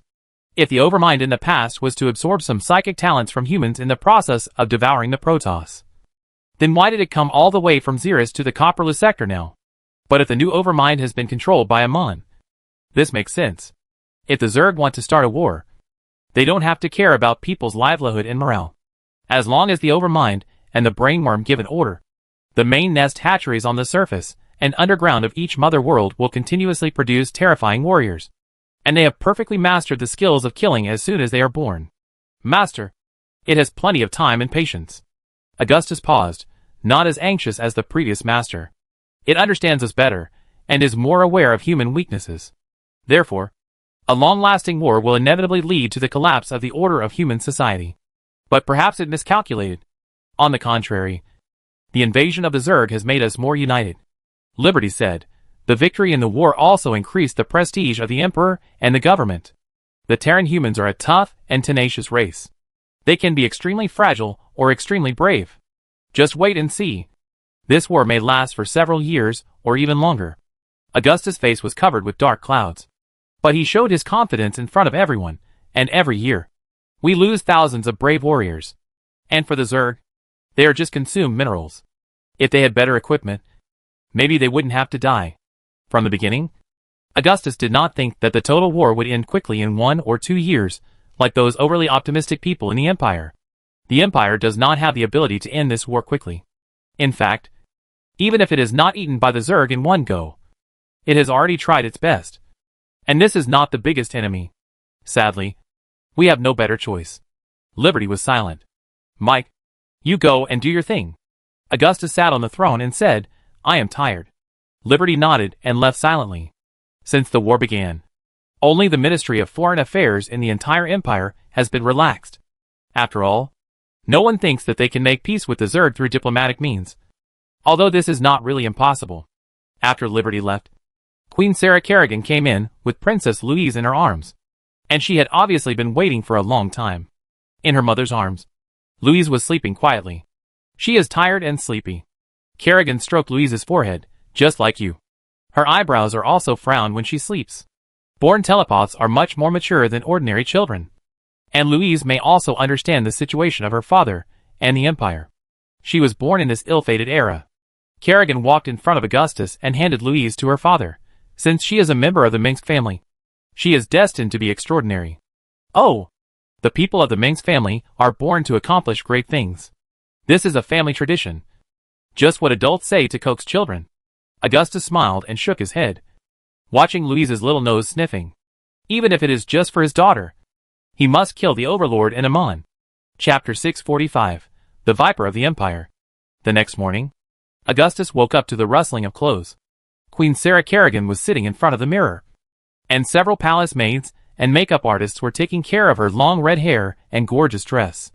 There was a small round stool on the right side of Queen Kerrigan, and little Princess Louise was sitting on it. Her long red hair was exactly the same as her mother's.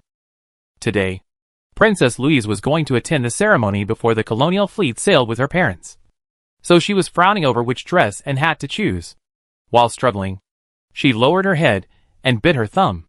Although the Augustgrad Palace was divided into the Emperor's bedroom and the Queen's suite, the family still lived together.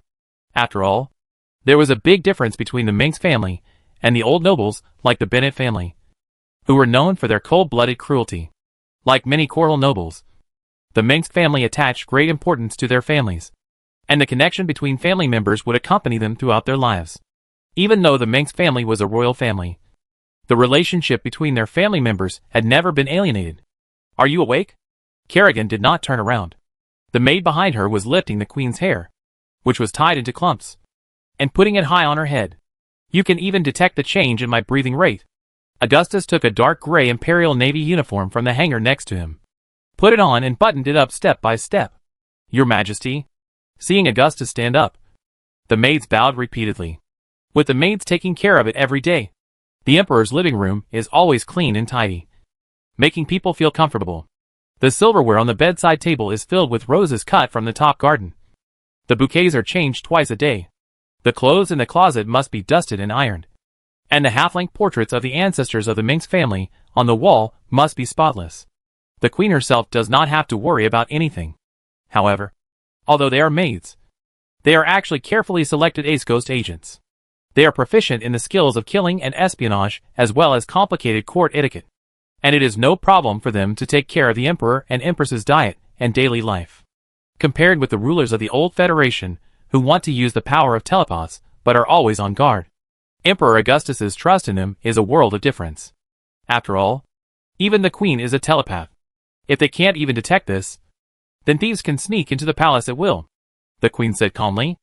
During the Revolutionary Army period, Kerrigan was always worried that Augustus would be assassinated by the Federation assassins. So she always stood guard at the bedside, watching him silently. even though the palace is now the most heavily guarded place in the entire Terran Empire. Kerrigan has never relaxed her vigilance. Even a mosquito that wants to fly over the palace will be shot down by the laser cannon. You should trust Faraday and the royal guard a little more. When Augustus spoke, he had already walked behind his daughter Louise and braided her hair by hand. It must be said that Louis's cold gray eyebrows are exactly the same as Augustus's. But your enemies are not just humans, Kerrigan said. But my friends and allies are not just humans. Augustus didn't want to make the topic so heavy this morning. After all, his daughter was still here. Kerrigan was too worried about Augustus' safety. It was not a good thing for her to be too nervous. That's right. Kerrigan sighed. Tassadar and Zyrtl both said that you are popular. Which means you are not an ordinary person. Dad, when will Grandpa Zyrtl come to our house again? Louis looked up at his old father. It may be a long time later. Of course. For the Protoss, a few years are just a flash. Augustus thought that Zyrtl was last seen in Zakul. And now, he should be in a dark world, where the ancient ruins of Zelnada are buried. But it is very likely that when you think Zyrtl will not appear in front of you again, he will appear from the shadows. In order to pursue the prophecy of Zelnada and find the last ray of hope to save the world from danger, Zyrtl always walks on the edge of death. Of course, this is the fate of all Dark Templar. Really? Louis lowered his head in frustration. Ah, as long as I can contact Zyrtl, I can always find a way to get him here. Augustus's face was clearly revealed. Now, Louis's face immediately turned from gloomy to bright. Are you pampering too much? Kerrigan stood up, and her pink dress inlaid with diamond jewels shone with her movements. This is a stunning custom-made dress, lined with ermine, with open velvet sleeves embroidered with gold and silver patterns, and a neckline that perfectly matches her swan-like, slender, smooth neck. Kerrigan rarely wears this luxurious dress, as the high-ranking officials of the Empire are proud to wear military uniforms. Only in the flashy Tarsonis of the Federation would the noble ladies at the ball wear such dresses and dance all night long. A maid carefully put a crown made of roses on the queen's bun, making her even more noble, elegant, and beautiful. Zyrtl also likes Louise. Augustus didn't look at it much. It turns out that popularity can be inherited. Kerrigan turned around and showed Augustus her swaying graceful figure. You are still as beautiful and charming as ever, my lovely queen, Augustus said sincerely. Kerrigan didn't buy it, Your Majesty.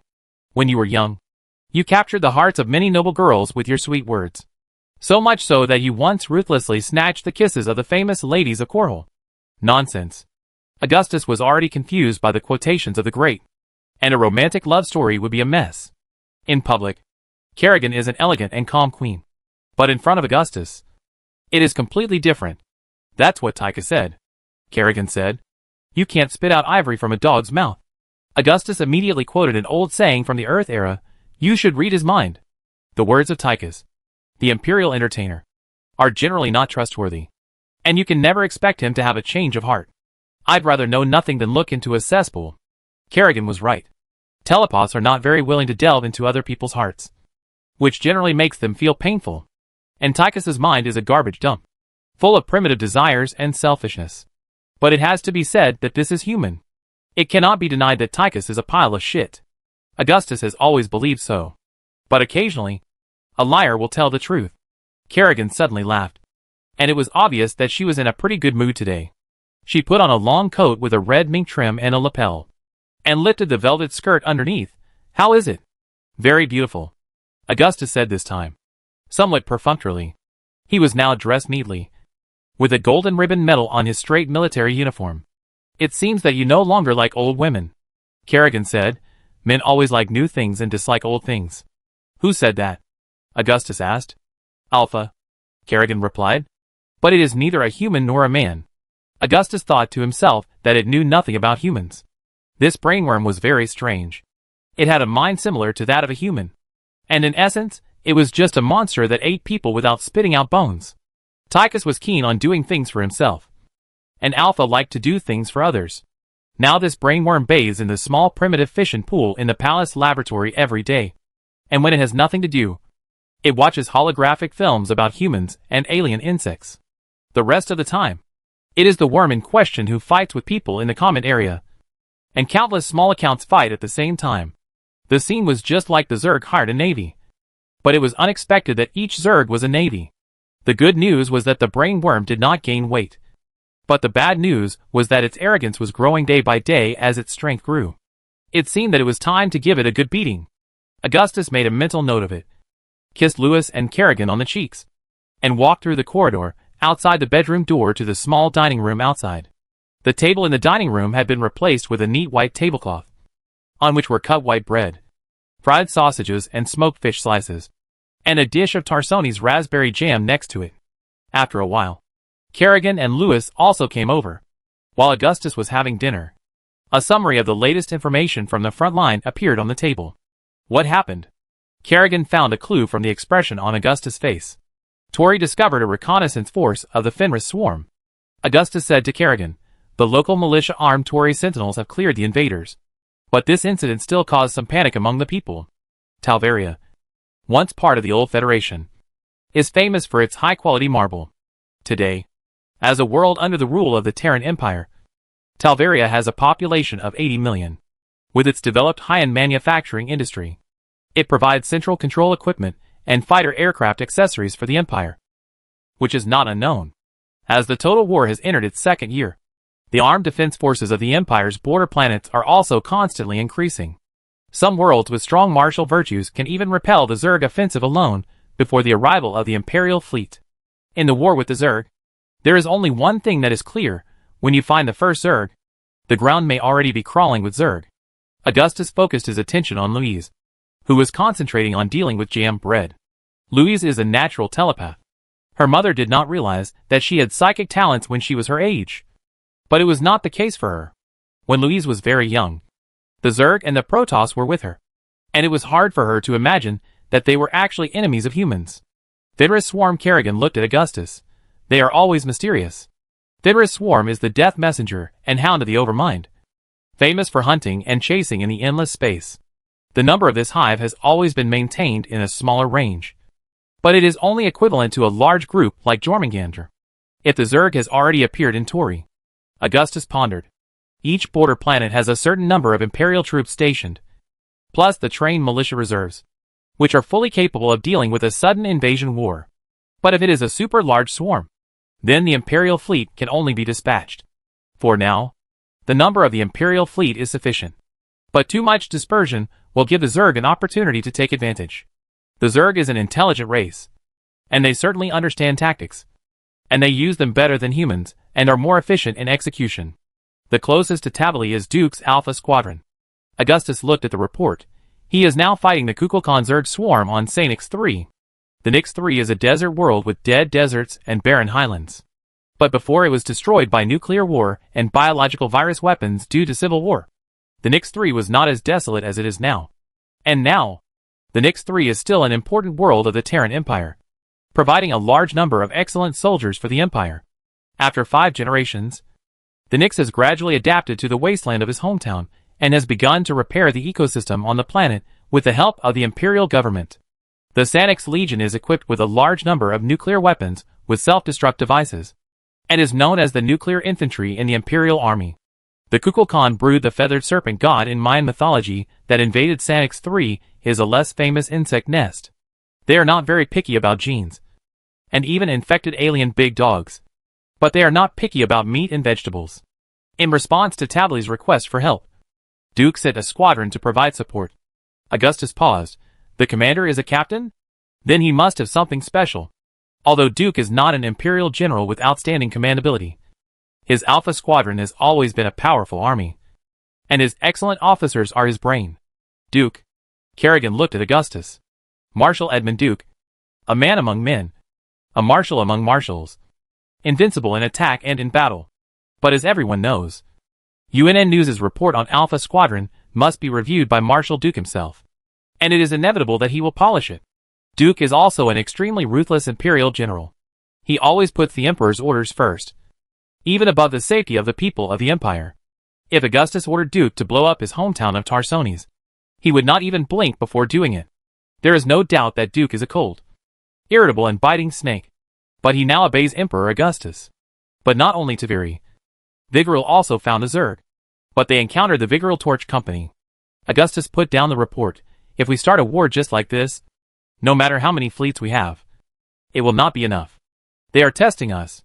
Kerrigan said, the Zerg can figure out people's minds, but they can never figure out Duke. Augustus took a sip of coffee. At this time, the sun shone through the curtains at the entrance of the restaurant, and the surging Augustgrad came into view. On this day, a new fleet will set sail from Korhal, carrying the Terran humans to their new home, and other fleets will sail in the opposite direction, which is the front line of a sea of blood and corpses. Chapter 646, Insufficient Mineral Reserves. So let's open a branch mine. The Emperor's special plane took off from the palace apron on time and headed for Aurora's central starport, accompanied by a squadron of Sky Fury Viking fighters. At this time, many huge Imperial fleets located above the main city of Aurora were waiting for the order of Emperor Augustus to set sail. These magnificent behemoths filled the sky one by one, like a floating city, and the bright lights could be vaguely seen even in the static orbit. Thousands of Imperial ships with sharp steel lines surround these giant ships. Thousands of sails are racing, and hundreds of boats are competing. More than 200 years ago, when the first colony mothership arrived in Tarsones, the ancestors of the Terran humans might never have thought that one day they would achieve such great achievements when they returned to the stars. Today, even the most ordinary citizens of Korhal will feel sincerely proud when they see these magnificent ships. For me, Korhal is where it all began. Augustus sat in the seat of the Emperor's plane, next to Kerrigan, and in the middle sat Louis, and Augustgrad is both the end of a history and the beginning of a new one. Augustgrad is your name, Louis said. No, it's the name of your great-great-grandfather, Augustus said. Angus said that my grandfather was happy that I used his name, but he didn't see what happened later.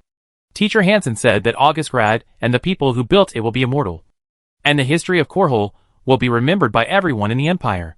Louise could sense the complex emotion surging in her father's heart, but she couldn't quite understand it. Well, Augustus said, Kar is the forge that forged our dynasty. She is raw, rough, and blood-stained on the anvil of history. Every inch of Kar is engraved with our time, and her story is our story. The porthole on Augustus' side was facing the morning light of Augustgrad. The warm red sun rose from below the jagged skyline of the city.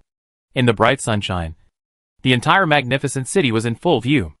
Augustgrad is also an outstanding symbol of the perfect combination of science, creativity and industry of the Terran Empire, showing the glory of the Empire to all mankind. The imperial capital Augustgrad is a city of miracles, standing alone in this barren land full of radioactive wasteland and dust ocean. This great city is expanding outward with her breath every minute and every second, until it occupies the entire eastern wasteland of this continent. In order to build this imperial capital that will surely leave a strong mark in the history of the Empire, Augustus summoned the elites of the copperly human world, including even Earthlings from the distant Orion arm. The population of Korhal 4 has now exceeded 7 billion, and 2/3 of them are concentrated in Augustgrad, with the imperial capital as the center. The Empire's economy, technology and culture have all developed rapidly during the reign of Emperor Augustus, and the population of Terran humans has also grown steadily with the expansion of territory, the advancement of synthetic food technology and nanomedical technology. Augustgrad can now be said to be the largest complex industrial city in the Terran Empire. Countless busy suspension trains and underground railway systems connect industrial parks, complex commercial clusters, and residential areas. The forest of steel and glass shines golden in the bright sunlight that penetrates the clouds. Augustgrad is not a strip-shaped industrial city like Stilling City, with large tracts of farmland on the outskirts of the city. Its dense roads and steel buildings are as inseparable as fine blood vessels and blood. But this is not a monotonous city made entirely of metal, because as long as you walk in the city, you can't ignore the large green belts, parks and boulevards that cast lush green shade. Looking down from the sky, Augustgrad is like a silver beetle lying in the sun, exuding a beautiful metallic luster. This was the outstanding contribution that Emperor Augustus made to the land where he was born. And all the imperial historians, when writing this great history, could not help but say that Korhal was destined to be extraordinary from the day Augustus Mengsk was born. The Emperor's plane gradually flew out of Augustgrad, and a vast desert between the two cities came into view. In the 5th year of the reconstruction of Korhal, this deep blue desert has regained new vitality under the governance of the imperial government. Grasslands and forests are taking root on the revived land, and hundreds of light blue lakes dot the vast green land. There are few people here, and huge railways running through the desert connect Augustgrad and Aurora. Like an umbilical cord. At every moment, these suspended trains running on the rails are transporting a huge amount of resources and manpower. And in wartime, they become soldiers. Armor, cannons, ammunition and various supplies. Dad, you and Mom also met for the first time on Korhal. What happened then? Louise asked this question out of the blue. It seems that she is very curious about her parents' past. This is a tortuous experience. Augustus knew that Louis would know all this sooner or later. But he still didn't explain it clearly at that time. We belonged to the enemy camps. Later, we went through a lot of hardships before we came together. Back then, your mother took 2 knives to chop off your grandfather's head, and then killed your father and your aunt. Unexpectedly, your father had calculated everything, and used the trick to catch your mother and treat her obediently. Kerrigan looked at Louis and then at Augustus, wanting to say something but stopping herself. She had never revealed her side as a federal killer in front of her daughter. After all, that was Kerrigan's darkest past, and many good people died in her hands. Kerrigan had every reason to excuse herself. After all, after the psychic suppressor was implanted, the ghost agent became a butcher's knife that could not control her own life. She killed many people, but that was not in accordance with her own will. However, Kerrigan still regarded this as a sin she had committed. These memories still tortured Kerrigan. If she had not met Augustus, the guilt and kindness in her heart would have been used by someone with ulterior motives, and she would have embarked on an irreversible dark road. It's a very long story. Kerrigan blinked. It won't be finished in a short time. Oh, Louise didn't ask any more questions, because at this moment, she had seen the main city of Aurora standing in the sky from the porthole behind Augustus. Aurora is a starport city, itself a huge port city, mainly to share the route pressure of Augustgrad. Above the towering launch port support of Aurora Starport, a number of colonial motherships as large as cities are climbing into the sky with magnificent momentum. And the fuel pipes connecting these motherships and the launch pads have been disconnected, and each one is surprisingly thick. These supercarriers are very similar to the ones that brought the ancestors of the Terrans to this world, probably to pay tribute to the pioneers of humanity. Each mothership is full of ambitious immigrants and the necessary materials for building a settlement. That is, each one represents a future colony world of the Terran Empire. Most of the immigrants have undergone genetic modification, or the seeds of such modification have long been buried in the genes of the Terrans to ensure that they can adapt to the changing and diverse environment of the new world. The destination of the colony fleet was determined before the spacecraft was built. It was a habitable planet that had been discovered and marked by the exploration ship, and then carefully investigated and evaluated by the Imperial Immigration Department. Usually, the first selected colony planets are real feng shui treasures, but such planets are extremely precious. In this case, the only option is to find worlds with some minor flaws. Of course, if the exploration team had made a mistake, these minor flaws might have become a sinkhole. This has happened before. Due to negligence, colony ships landed on planets that were not suitable for human habitation, and the atmosphere of that planet was toxic to humans. However, the current Imperial exploration fleet is still quite reliable. In order to find a new home suitable for human survival, they are the loneliest and bravest group of people in the universe. Some people have grown much older when they return home, and some have never returned. They will record everything on the planet, including the composition of the atmosphere, the terrain and the water system, and record the available resources and plants and animals. And one day, the data sent to Korhal will come in handy. These colony ships are going to the Sigma sector, Kerrigan said, and so far, our understanding of that strange sector is just the tip of the iceberg of that dark world. The Terrans have ruled all the worlds they know, but their ambition to expand will not stop there. This is an era of progress and positivity. In order to survive between the Protoss and the Zerg, humans must keep moving forward.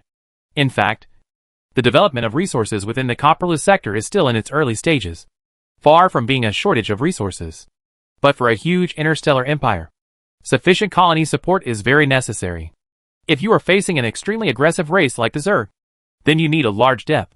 For an interstellar empire, colonies mean rule, resources and population. But this is not something that will see results in a short time.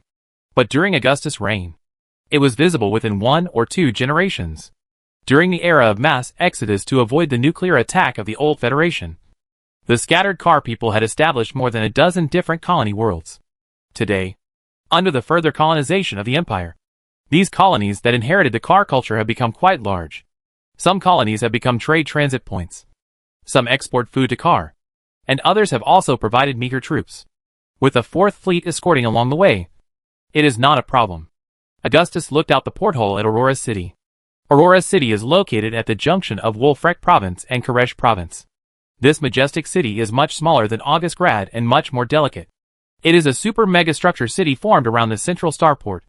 It is a giant structure composed of countless engineering stations, ports, platforms, and maintenance facilities. From a distance, it looks like a dazzling high Gothic church crowned with countless spires.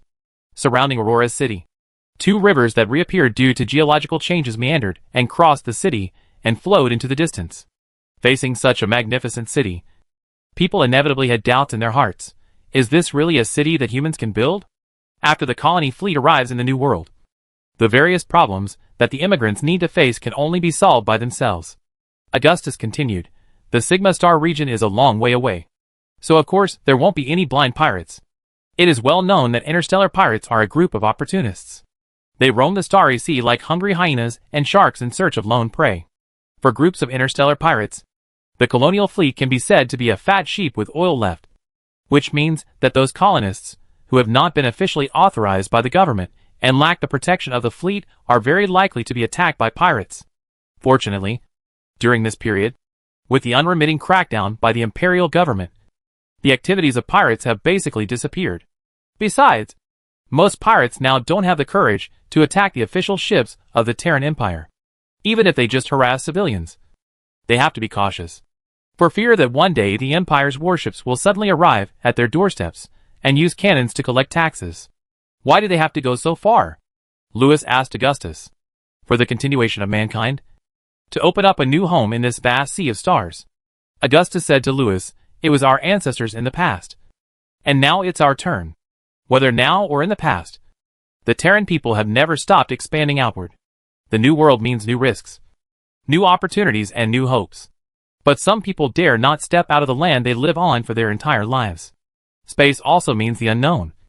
Mysterious and desolate deep sea for planetary life. Many people of this era grew up in the environment of the new colony. They knew nothing about their parents' hometowns. Since the first time they opened their eyes, they thought the world was only that big. Those ships are really big. As the spaceship got closer and closer to Aurora City, Louise was gradually attracted by the giant mothership that occupied the entire sky.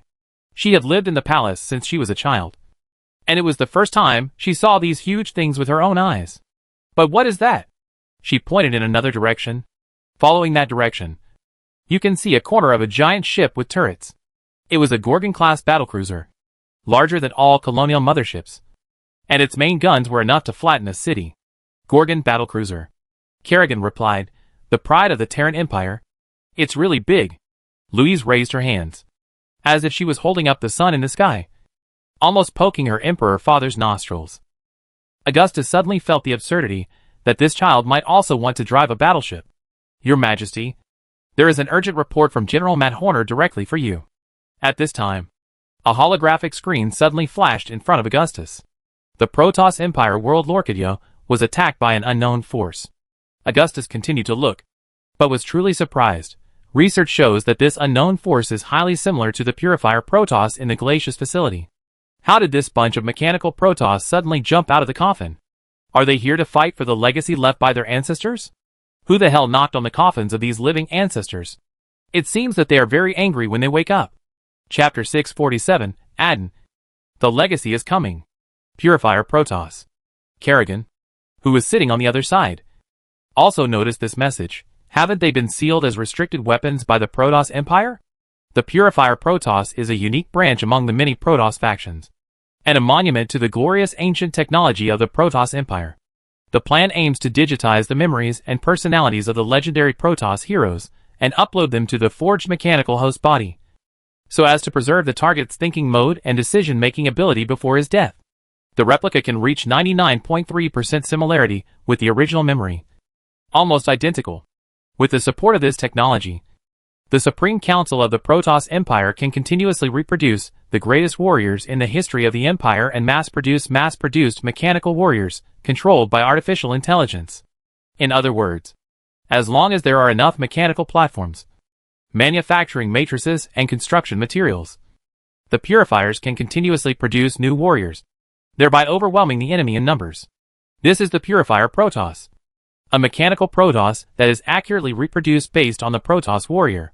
In fact, this can be regarded as an independent Protoss race, and even has the characteristics of developing another civilization.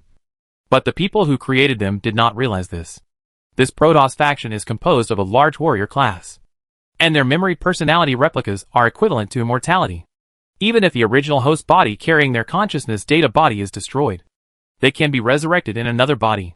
The Purifiers were born for war, which is their only known mission. Obviously, this seal is not reliable.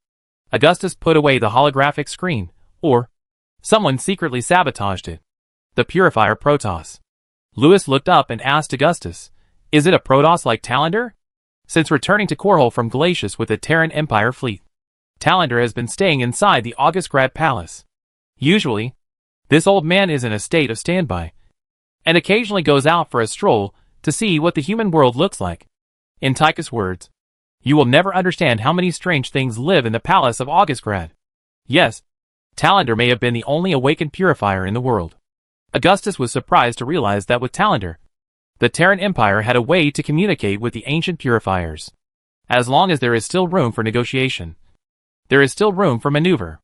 They are mechanical Protoss, but not the robots made by the Terra group. The Protoss's method of creating Purifier Protoss is much more sophisticated. Kerrigan added, "It is equivalent to a robot with human consciousness. A living human being, giving life to machines. They are already creators." Augustus said, "The Purifiers are mechanical Protoss. A mechanical life with digitized consciousness." But as Carrick said, "Aren't we humans also machines made up of countless precision parts?" Talander said he is not a mechanical Protoss. Lewis is always serious about this. He said he is a mechanical Templar. So I made a mistake. Kerrigan admitted her mistake to Lewis. Talander is a mechanical Templar. Then, Augustus thought of a possibility. Who knows? It might be Aurega again. When encountering such a thing, Augustus would first think of Amon and Nerid, and then the Dark Archon Aurega. A few months ago, Aurega's servants attacked the Protoss Empire and the restarted Purifier Project facilities on Glacius. Augustus said, "It is very likely that they took this opportunity to learn the coordinates of the sealed ancient Purifier Protoss.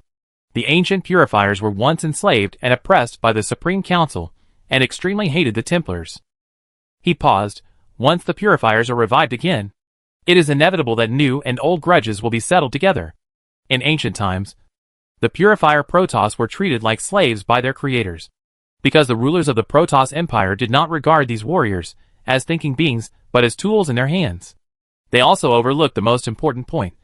That is, the legendary heroes who were copied also naturally inherited the dignity and pride of the memory Primarchs as warriors. The Purifiers have been fulfilling their duties from beginning to end, asking only for respect. In the end, uprisings and rebellions broke out between the Purifier Protoss and their creators. This mechanical rebellion caused a terrible tragedy, bringing countless killings and deaths. After the rebellion was suppressed, the shocked rulers of the Protoss Empire believed that intelligent machines with independent consciousness and self-personality were too dangerous, so they ordered to stop all research on artificial intelligence. The remaining Purifiers were also sealed in their mothership, the Cybros, which had been cut off from power and exiled to the vast deep space. The conflict between the Purifiers and their creators is almost impossible to ease, and it is no exaggeration to say that they are as hostile as fire and water. The Purifiers want revenge? Kerrigan looked at Augustus. But the Protoss who once enslaved them may no longer be here.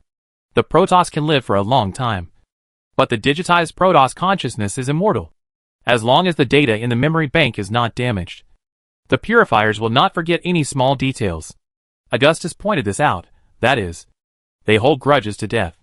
If the Dalim of Tassadar were to seduce the Purifiers again, no one would know, Kerrigan said. In fact, it is likely that it has already happened. Lorcadia is a world of the Protoss Empire, Augustus reminded Kerrigan. Augustus knew that the Purifiers did not trust their fellow men and vowed never to return to the era of slavery and oppression. If the doomsday had not come, they would rather go out independently than unite with the Terran Protoss. Considering the hatred between the Purifiers and the Protoss Empire, Augustus could guess roughly what Aurega's plan was. Aurega didn't even need a complicated plan. He only needed to wake up the sleeping Purifiers and disguise them as Ire Protoss to attack them. And then wait and watch the fight. Augustus imagined such a scene in his mind. A group of mechanical Protoss, who had opened their coffins, rushed into Ire to take back their heritage. This may not necessarily not happen. Lorcadia, how far is it from us? Kerrigan asked. The nearest is Syrian. Augustus replied, we have a large military force stationed in Syrian, so we don't have to worry too much about the threat of the Purifiers. Syrian is a developed imperial world, with endless industrial construction clusters on the surface of the planet shrouded in thick fog all year round. In the old Federation era, Syrian had a bad reputation, and it is not much better now. In those years when people despised them, entrepreneurs in Zillion made fortunes by signing unequal contracts with employees that were comparable to selling their bodies, and made a fortune through cruel exploitation and oppression. Now, the new imperial government has abolished Zillion sweatshops and established a world based on imperial law and order. Based on Zillion's important industrial output, the Terran Empire has stationed a large number of military forces on this planet to guard this important imperial world. Perhaps the situation is not yet beyond redemption. Kerrigan said, we can only trust Tassadar. Kerrigan had learned the secrets of controlling psychic power from Tassadar and many high-level Templars. In the eyes of Augustus and his family, Tassadar, Zyrtl and Phoenix were more like half-relatives than friends.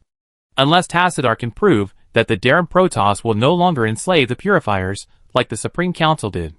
Augustus was not optimistic about this, but even if the Purifiers stop fighting, they may not join Terran. In fact, I think this possibility is also very low now.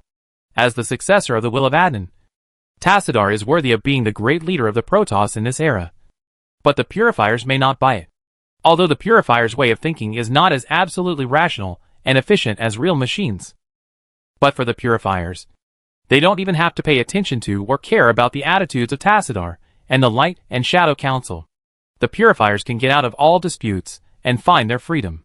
General Jack Brody, Cactus Jack Brody, call all Imperial Navy officials. Another screen lit up in front of Augustus, and opposite him was an Imperial soldier with a terrible scar on his right eye. We must withdraw fleet forces to deal with the new threats in the Northern Star region. Yes, Your Majesty, General Brody replied immediately. At present, although the Purifier Protoss has caused a new series of unrest on the border of the Terran Empire, the silver lining is that humans do not seem to be among the enemies they have determined must be purified. But this is still a powerful and ancient Protoss faction with great war potential that is reviving under the nose of the Terran Empire, regardless of whether its true intentions are detrimental to humanity. Augustus and the Imperial government will never ignore this potential threat, when the enemy has already deployed troops on the border.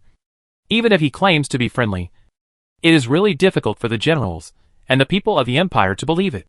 At this time, even if you don't take the initiative, you must deploy military forces on the border to deal with this threat. I hope it's not too late, Kerrigan said. Why do we have to fight them? Lewis pointed to his eyes, and his long gray eyelashes trembled. Because in most cases, we have to do so. Augustus said to his daughter, war is not an end, but a means. He said, if diplomacy can solve the problem, I would rather my people not bleed. Humanity is still very weak. In this galaxy, in this universe with hundreds of billions of galaxies, it is insignificant.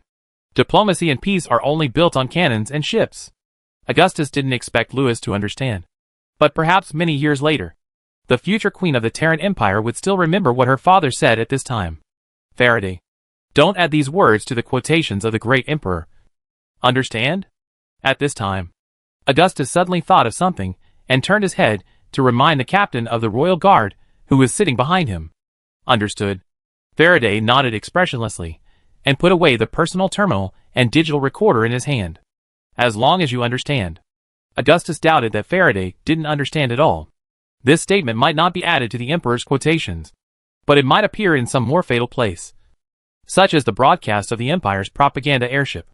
But this matter was not something Augustus could stop.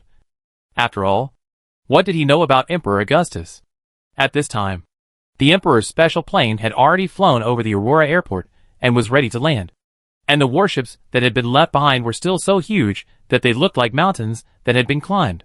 Below the Aurora airport, warships, fighter planes and transport ships are rising up. And the ups and downs between the launch track and the landing pad are like the surging sea surface and the rising and sinking valley. A huge super colony mothership is still in the boarding state, riding the rising automatic gangway. The immigrants who are preparing to go to the new world of their dreams are densely gathered into a black stream. Each colony mothership carries 100,000 people. Frozen embryos of all known domesticated animals and seeds of crops. Most of the immigrants came from the imperial worlds that were either barren or destroyed by the Zerg. And few coral people with stable lives would join this expedition destined to an unknown fate. The people on these colony ships were only the first batch of immigrants on the future planet. And their mission was only to initially establish a settlement that could accommodate immigrants. By the time these settlements were self-sufficient, the second batch of immigrants had almost arrived. After this, there would be the third and fourth batches, depending on the further evaluation of these colonies by the Imperial Colonial Department. When the organizational structure of the colony has been perfected and all affairs have entered a stable rolling development mode of the Imperial colony, the official immigration will be completely stopped. At this time, the colony will officially become a world under the rule of the Terran Empire and obtain limited autonomy. Then, this new colony will become another dam built by humans to resist the crisis of genocide in this cruel universe. Of course, the premise is that the people in these colonies can survive the unknown environment in the new world, including the possible emergence of powerful viruses or the other immune system of the planet, or perish from the chaotic internal management and external attacks, until this colony can operate independently and thrive even without the support of the mother planet.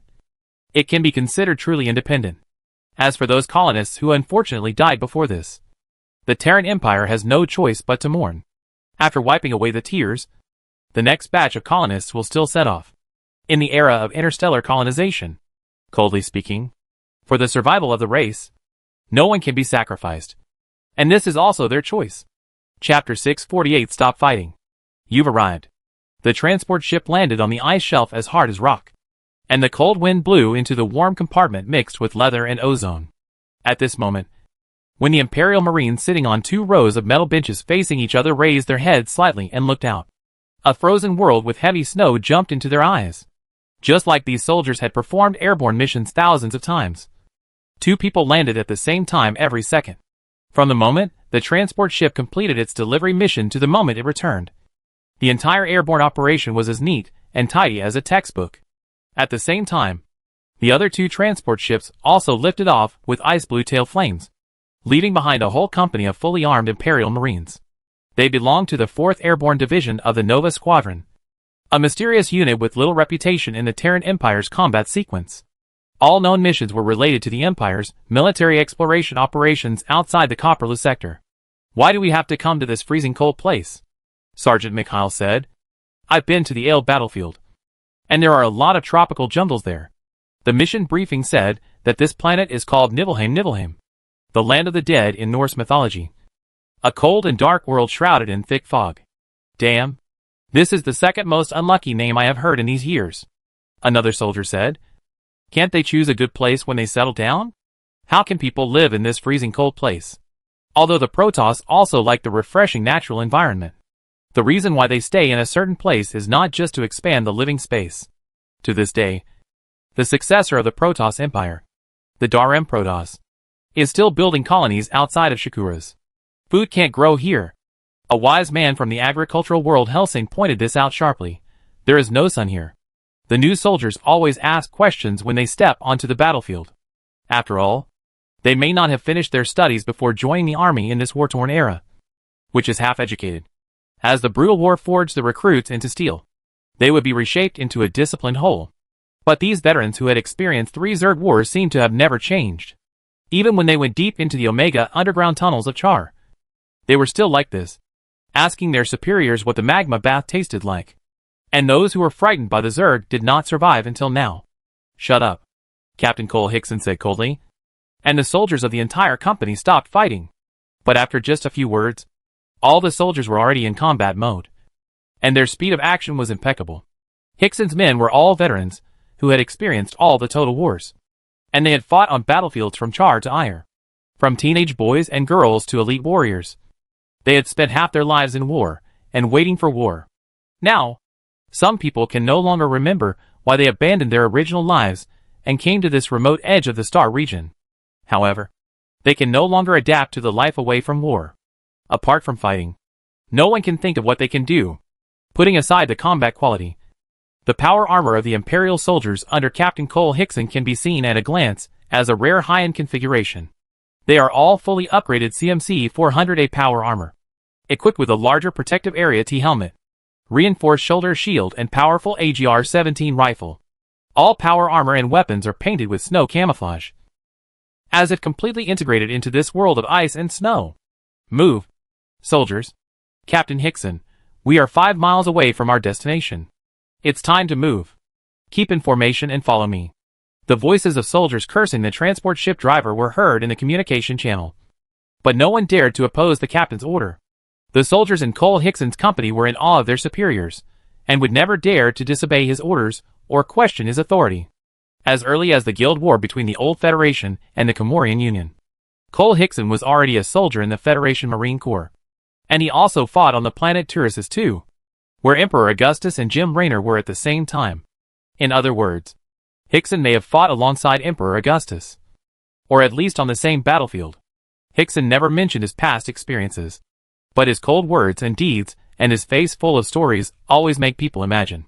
In fact, Hickson wanted to voluntarily undergo resocialization surgery to erase his past memories. Hickson never wanted to recall his poor and painful childhood during the Guild War. At the age of 14, he ran away from home to join the army, leaving his alcoholic father to his sister. He never got her back. Hickson may not have been a member of the Imperial Army for long, but he was undoubtedly one of the most outstanding soldiers in the Empire. Hickson was called Dapper Death by his comrades and enemies, and this nickname undoubtedly represented elegant fear and death. The nickname Dapper Death may have been appropriate before Hickson was nearly bald and blinded in his left eye due to severe burns in battle.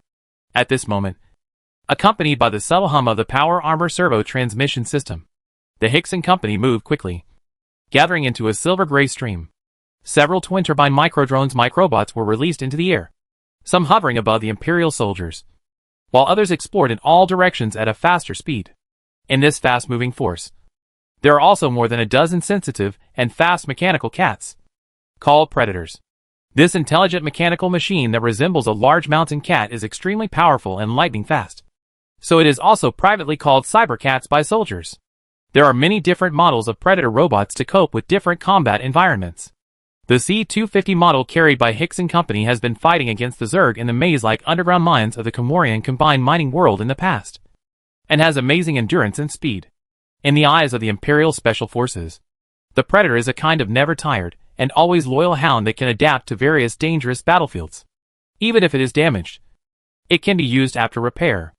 At present, even the most loyal and brave military dogs will be scared to death and urinate when facing the Zerg, and tremble with their tails between their legs. Most creatures will feel fear in their hearts when facing the Zerg, as if they have encountered their natural enemies, including humans. Captain, the drone has found a Protoss building 3.25 miles in the direction of advance, Sergeant Arthur said. I have seen it. A magnificent and jaw-dropping Protoss tower building stood on the ice-blue sky. It was both majestic and elegant. The magnificent golden tower rose into the clouds, as if it was supporting the sky. The brilliant light scattered from the dome inlaid with blue and purple catering crystals, showing the transcendental poetic beauty to the fullest. In the distance, more majestic Protoss buildings were looming in the hazy storm.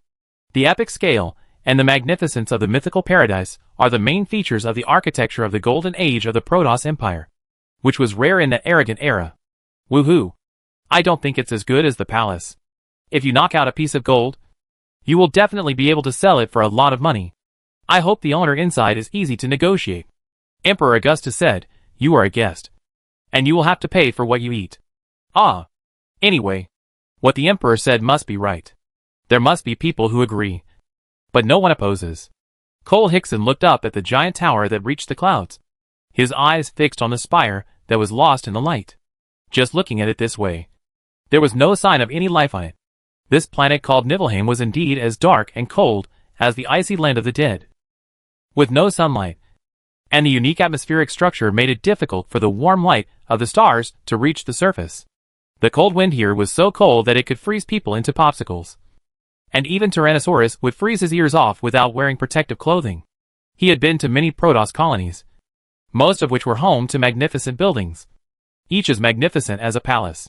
Some were decaying relic worlds, covered with tombstones from a glorious era. Nibelheim was older than any known human civilization, and it still existed. It was located at the cold and dark edge of the Milky Way, very far from Myre. It was hard to imagine how far the Protoss fleet had reached during the golden age of the Protoss Empire. Keep going. Hickson waved his hand. At the command, Hickson's company continued to approach the Protoss tower quickly.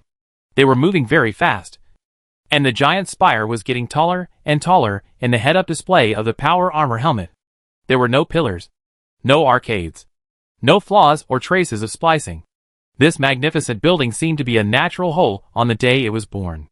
The beautiful and harmonious sound of the crystal matrix was clearly visible in the whistling of the wind and snow, as if it was a spring hitting the rocks, making a ringing sound. A golden beam of light pierced the clouds and went straight up into the sky, illuminating the gray clouds with golden light, as if the city stood on the clouds. Captain, the Protoss here haven't discovered us yet, Sergeant Arthur said. No, they just haven't paid attention yet. There are at least 17 or 18 detectors hovering above our heads. And sometimes there are more. Hickson's scarred face had an expression as hard as stone. Remember, if the one who discovered you is the Dark Templar, then you will be dead before you say this. Arthur Schultz was transferred from the Tasha front during the Second Total War. He had fought against the Zerg for several years, but had never seen the Protoss. The Terran Empire and the Protoss had signed an alliance agreement, and unless they were attacked, they would not regard a small-scale Imperial company as a threat. Many people in the Empire thought that this agreement was actually not much better than a ceasefire agreement for several years. But unexpectedly, the upright and honest Protoss had no intention of fooling people at all, and actually did it completely. They said they would not fight, and they would not compromise at all. Look! A Marine pointed to a blue flash emerging from the clouds. It was a Phoenix fighter, its wings spread out like a carefully polished work of art, and the plasma flames gushing from the tail looked like a pair of blue tail fins. Then came the second, and the third, followed by a prophet's warship. This kind of spacecraft driven by the Protoss Dark Templar is very rare, and the stories about them are also very weird. For example, the new version of the battlefield manual that every soldier in the Empire has mentioned that these prophetic pilots can predict the future through the ripples of history and respond to the enemy's offensive in advance. Of course, no one would believe it at all. That's not coming for us. Arthur saw the fleet of planes passing overhead at high speed and said, and at the same time, he couldn't help but think, who are they going for? Soon, he got the answer. In the rolling black clouds in that direction, beams of brilliant golden light flashed and jumped quietly, and the sound of lightning flashing and thundering came faintly, as if clusters of golden fireworks were hanging in the sky. Gradually, the golden light turned the dark clouds into the same color. Suddenly, with a loud bang, a bright beam of light fell from the sky, stirring up the dense clouds, tearing the earth apart, and completely evaporating the thick glaciers. A huge Protoss tower collapsed under the blow, and the ground below it collapsed into a huge pit. In an instant, the whole world was as bright as day. They're fighting? At this earth-shaking moment, Mikhail shouted immediately without even standing still, they're fighting! The majestic bow of the Purifier flagship emerged from the clouds, its pure white battleship armor gleaming with the flash of solar fragments, and its smooth lines and cutting process fully demonstrated the Purifier's military standardization and assembly line production skills. At this moment, it was as if countless cannons roared, and countless Purifier carrier-based interceptors and attack aircraft roared out, along with the bombardment of the fleet. A large number of Purifier warriors also appeared in the shadow of the landing ship, in the eyes of Hilson and other Imperial soldiers. These mechanical warriors are almost the same as ordinary Protoss in appearance. They are all tall humanoid creatures, and even the iconic long chin has been meticulously and perfectly reproduced. But if you look at them a little more, you will find that these Purifier Protoss are completely mechanical. The heavy mechanical armor and the matrix circuits emitting bright orange light all represent that they are sophisticated machines. In another direction, the Darum army wearing blue robes and golden armor also appeared in the howling snow. These Protoss always bomb and bomb, even if they become robots. An Imperial Marine from Chaucera never concealed his disgust for the Protoss. The bodies of these mechanical Protoss contain the souls of ancient war maniacs. Their way of fighting is simple and crude, using flames to purify everything. A difficult to understand but clanging sound, like the collision of metal and stone, suddenly sounded. It was the sound waves amplified by the matrix rather than the language of the Protoss. The voice carried the indifference and majesty of the superior. "What is he saying?" someone asked. "Ancient Protoss language," Hilson said. "This enemy must be purified. Sentinel, move forward." Chapter 649, Purification Protocol. Tassadar is also in a state of panic due to internal conflicts. Orega. Purifiers. This is none of our business. It would be better if they were all dead. Then the universe would be peaceful.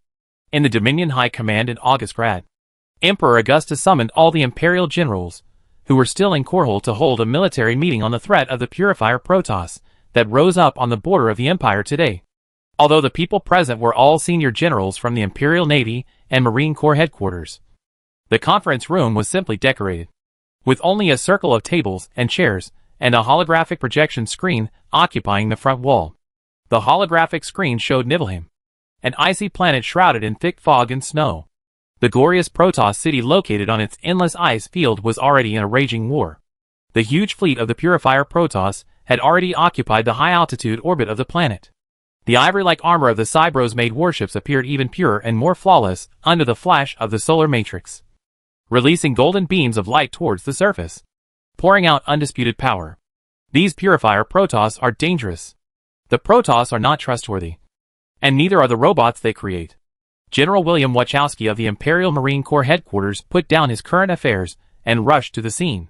As the head of the Imperial DMC Combat Development Command, he also has a lot of administrative chores.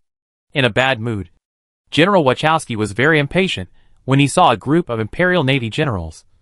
But they immediately became quiet after the Emperor personally arrived. According to intelligence, the main guns of the Purifier Protoss motherships can even completely destroy a planet. This shows that they are fully capable of launching a war against the Empire. On the table in front of Doug Michael Graham, the Chief of Naval Staff, there is a thick stack of reports with the Imperial emblem and the DIS logo of the Imperial Intelligence Department on the cover. Graham is a standard Imperial soldier. Handsome, resourceful, cautious, meticulous in campaign planning and combat plans, and always spends a lot of time perfecting plans and filling in all the details. He was originally a staff officer under Edmund Duke, but was later kicked back to Augustgrad by the impatient general on the grounds that the battlefield was changing rapidly, and the plan could not keep up with the changes. Fortunately, the Purifiers have not shown much interest in our planet at present. But it does not mean that there will be no war in the future, he explained. Since the first batch of Purifiers appeared in Lorcadia, they have destroyed and occupied 7 Terran worlds in less than half a month. The Purifiers' warlike tendencies are worrying, and it is unclear what their attitude towards humans is. Not all Protoss leaders are as friendly as Tassadar, and in fact, Protoss like him are in the minority. Isn't it just a mechanical Protoss? What's there to be afraid of? Hanek Hank squinted at the senior officers of the Empire at the table for a long time, and finally said this: "Our plasma flamethrowers can even melt steel." Seeing all the generals staring at him, Hanek felt a little proud. It's just a runaway machine made by the Protoss. After all, it's just a robot running according to its inherent program. What's the big deal? General Hanek's prejudice against robots comes from the artificial intelligence in the control console of the freight truck he drove when he was young. In my opinion, there is nothing worth mobilizing. It won't be long before these mechanical Protoss will die on their own. He pointed out with prejudice, "Look at our shipboard intelligence adjutant. He still looks like a jerk. He can't even fix a toaster, and has to do it himself." "You talk too much, Hank." General Jim Raynor, who was just listening quietly, winked at his old friend. "No one here cares about your opinions. Hanek is a straightforward person. He always speaks his mind, but he never talks about the main business." Once, Hanek held a meeting at the division headquarters, and the topic of discussion turned to which engine oil is better. "Is this why you toasted bread and wet socks on the engine radiator of the air, and held a barbecue party on the bridge deck?" Emperor Augustus had just sat there and listened. But now, he couldn't sit still. No one stipulates that sailors can't do this during their rest time. Harnack said aggrievedly, and this was Tychus's suggestion. I was just responsible for eating. For God's sake. Every word I said is true. This rule is now in place. Augustus slapped the table. Why did I have to deal with you too? Stop talking. Let someone who knows about machines come. As soon as he finished speaking, Rory Swan, the chief engineer of the Imperial Engineering Corps, was invited into the conference room. Mrs. Mainho, a short and sturdy woman, stomped in, and the wooden floor creaked under her feet. Even after taking a hot bath and changing into a court dress, the smell of engine oil on Swan's body still lingered. But this open-minded engineer was very satisfied with it. But the golden-red uniform on him was out of place. This is not an ordinary machine. Absolutely not. I can swear on my beard. Swan came straight to the point, obviously feeling that this boring meeting took up his work time. Compared to comfortable environment and grand occasions, Swan prefers parts and tools. Since Augustus pulled Swan out of the mines of Mainhof, he has never changed.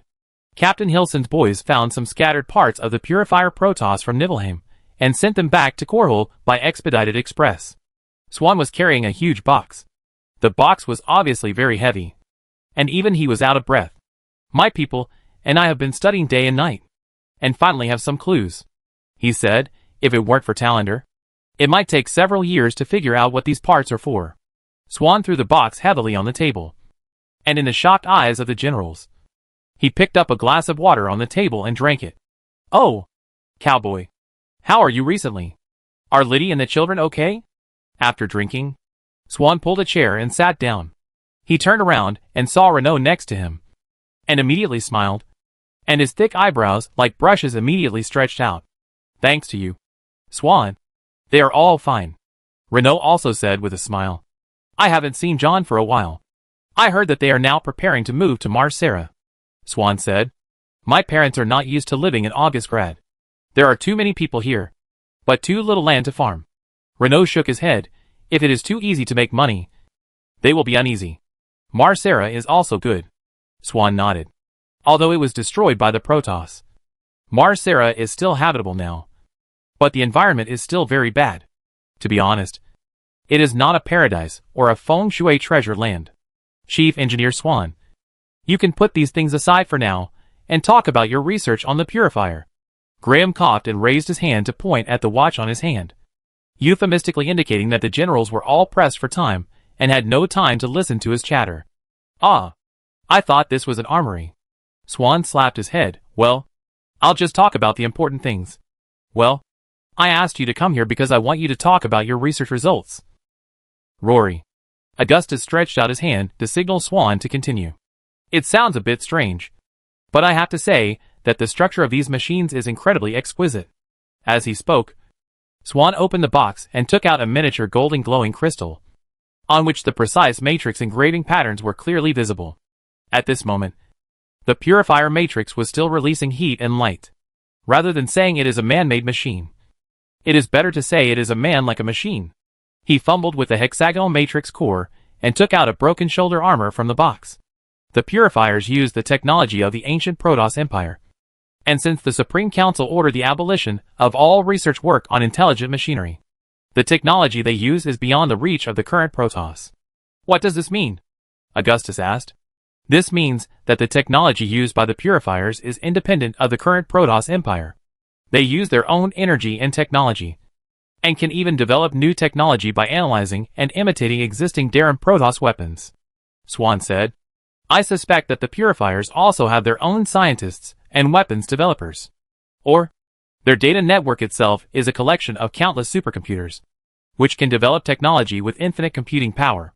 He pointed to the broken shoulder armor of the purifier warrior. Analysis of the age of the material shows that it was forged recently. That is to say, they are still continuously manufacturing mechanical armies, and there is no limit to this large-scale construction. One day, the purifiers will fill the world. This is not a scare tactic. It just sounds alarmist. General Christopher Boyce looked at Swan. Can't you figure it out with your wooden head? The purifiers. Their factories can produce thousands, tens of thousands, hundreds of thousands of mechanicus, mechanic stalkers, colossi and other things that will burn us guys to ashes in a blink of an eye. Swan has always had a bad temper, but he is always critical of the matter. not the person. The usually respected Imperial General immediately blushed. I do not know much about this, but I don't think their output is so amazing. Robots are never tired and are always working. While we are napping, farting and drinking beer, the purifiers are building the foundry. Swan stared at Christopher's eyes, like an angry lion. If they want, they can rule the world. If the purifiers have the ambition to rule the world. Augustus pondered. Lori, do you think our intelligent adjutant might also rebel? Honik, who had been silent, suddenly asked. Don't worry. Our intelligent adjutant is not just a few screws worse than those mechanical Protoss. The Imperial Chief Engineer Rory Swan moved the stool to the side of Emperor Augustus and whispered a few words into his ear. Then, we must not ignore the enemy in front of us. Jack Brody listened for a long time, and although he didn't understand it very well, he still slapped his thigh and made a decision, no matter whether these Protoss are made of iron or copper. He has long wanted to drive a warship to fight these aliens.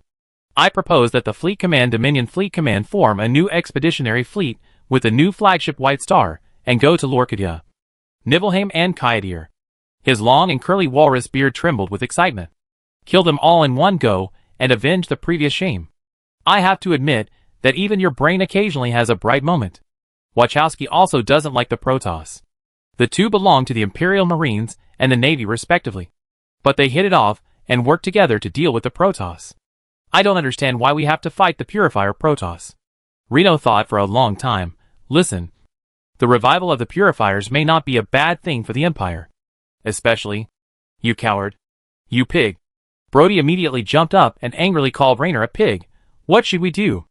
Are we just waiting for those Purifiers to kill us all? This person has a vulgar manner and a loud voice. Edmund Duke once despised him as a shrew of Marcera. Although everyone who knows them knows that these two generals are actually the same kind of people, who like to suppress opposing voices by raising their voices and shouting, and solve all disputes with a period of savagery like a bull. And it was simple. If Emperor Augustus didn't think the Imperial Army needed to be mobilized for the Purifiers, he wouldn't have called in his generals. You Marines must be scared. I know what's going on. Very well. We'll take care of the Purifiers this time, Brody shouted. No matter how hard the fleet tried to provide fire support, the Marines would always suspect that their Navy colleagues were hiding something and not trying hard enough. This is a common thing, and the role reversal may also be the case. We can't take the initiative to provoke the Purifiers. Augustus' next sentence determined the next direction of the meeting.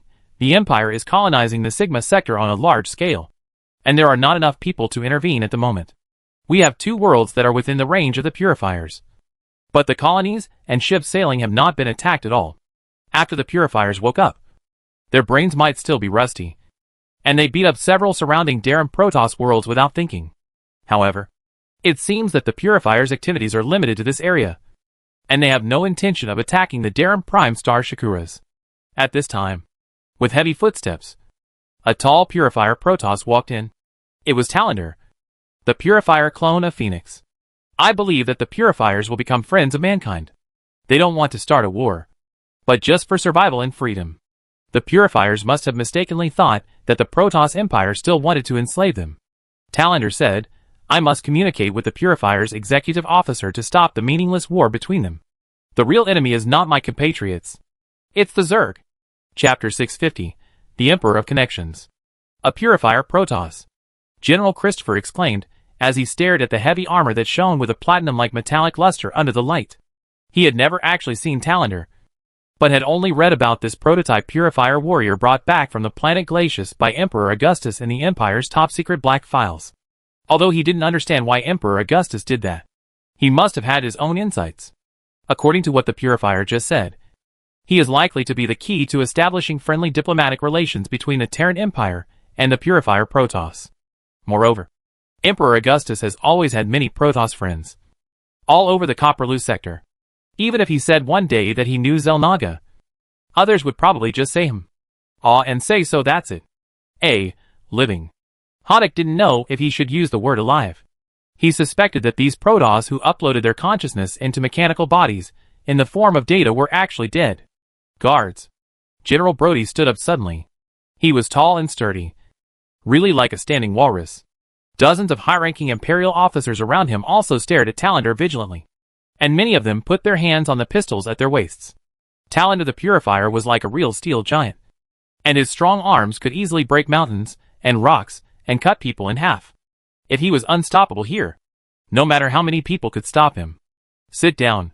Sit down. Augustus waved his hand and asked all the royal guards around to retreat. This is Talander. He is a respectable Protoss warrior and a friend of mine and the Terran Empire. And what I want to say is that he may be the only one who can communicate with the angry Purifiers now. We must prepare for a war that may break out between the Terran Empire and the Purifiers. But if there is a possibility of peaceful coexistence or even an alliance, we must try it.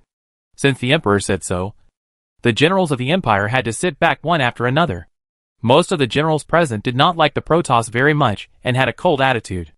They had all experienced the blood and corpses of all wars, so it was natural for them to distrust aliens. Only Protoss like Tassadar and Phoenix, who had helped humans, would be treated with courtesy and respect by humans. The generals of the Empire could stand out among so many soldiers because of their wisdom, bravery, and loyalty. In this era, if humans want to survive in the outer space of the Copperless sector, they must not be merciful, and the interests of the race should be above everything else. When they realize that the Purifiers are a huge threat that must be eliminated, and they do not think that the two sides can live in peace, they are more inclined to take the initiative, rather than guessing the other party's attitude and position towards humans, and pitting the safety of the marginal colonies on the non-existent mercy and kindness of the Purifiers. It is better to join forces with the Dar'Am Protoss to deal with them. The generals were not war maniacs, but they were not afraid of any enemy. Emperor Augustus's men were such people. Even if they only had an axe, saw, or pickaxe in their hands, they had the courage to attack an extremely powerful enemy. Edmund Duke was a leader in this regard, and he himself was an axe. Your Majesty, do you hope that the Empire can form an alliance with the Purifiers? Chief of Staff Graham captured the key part of Emperor Augustus' words. Yes, it would be great if the Purifiers could become our allies. Augustus nodded.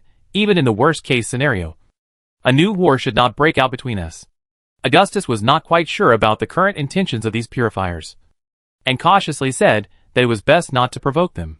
But on the other hand, caution would not help change the status quo.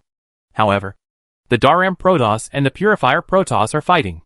According to the Military Alliance Treaty, we should stand on the side of the Dar'Am Protoss and participate in the war, at least symbolically sending an army.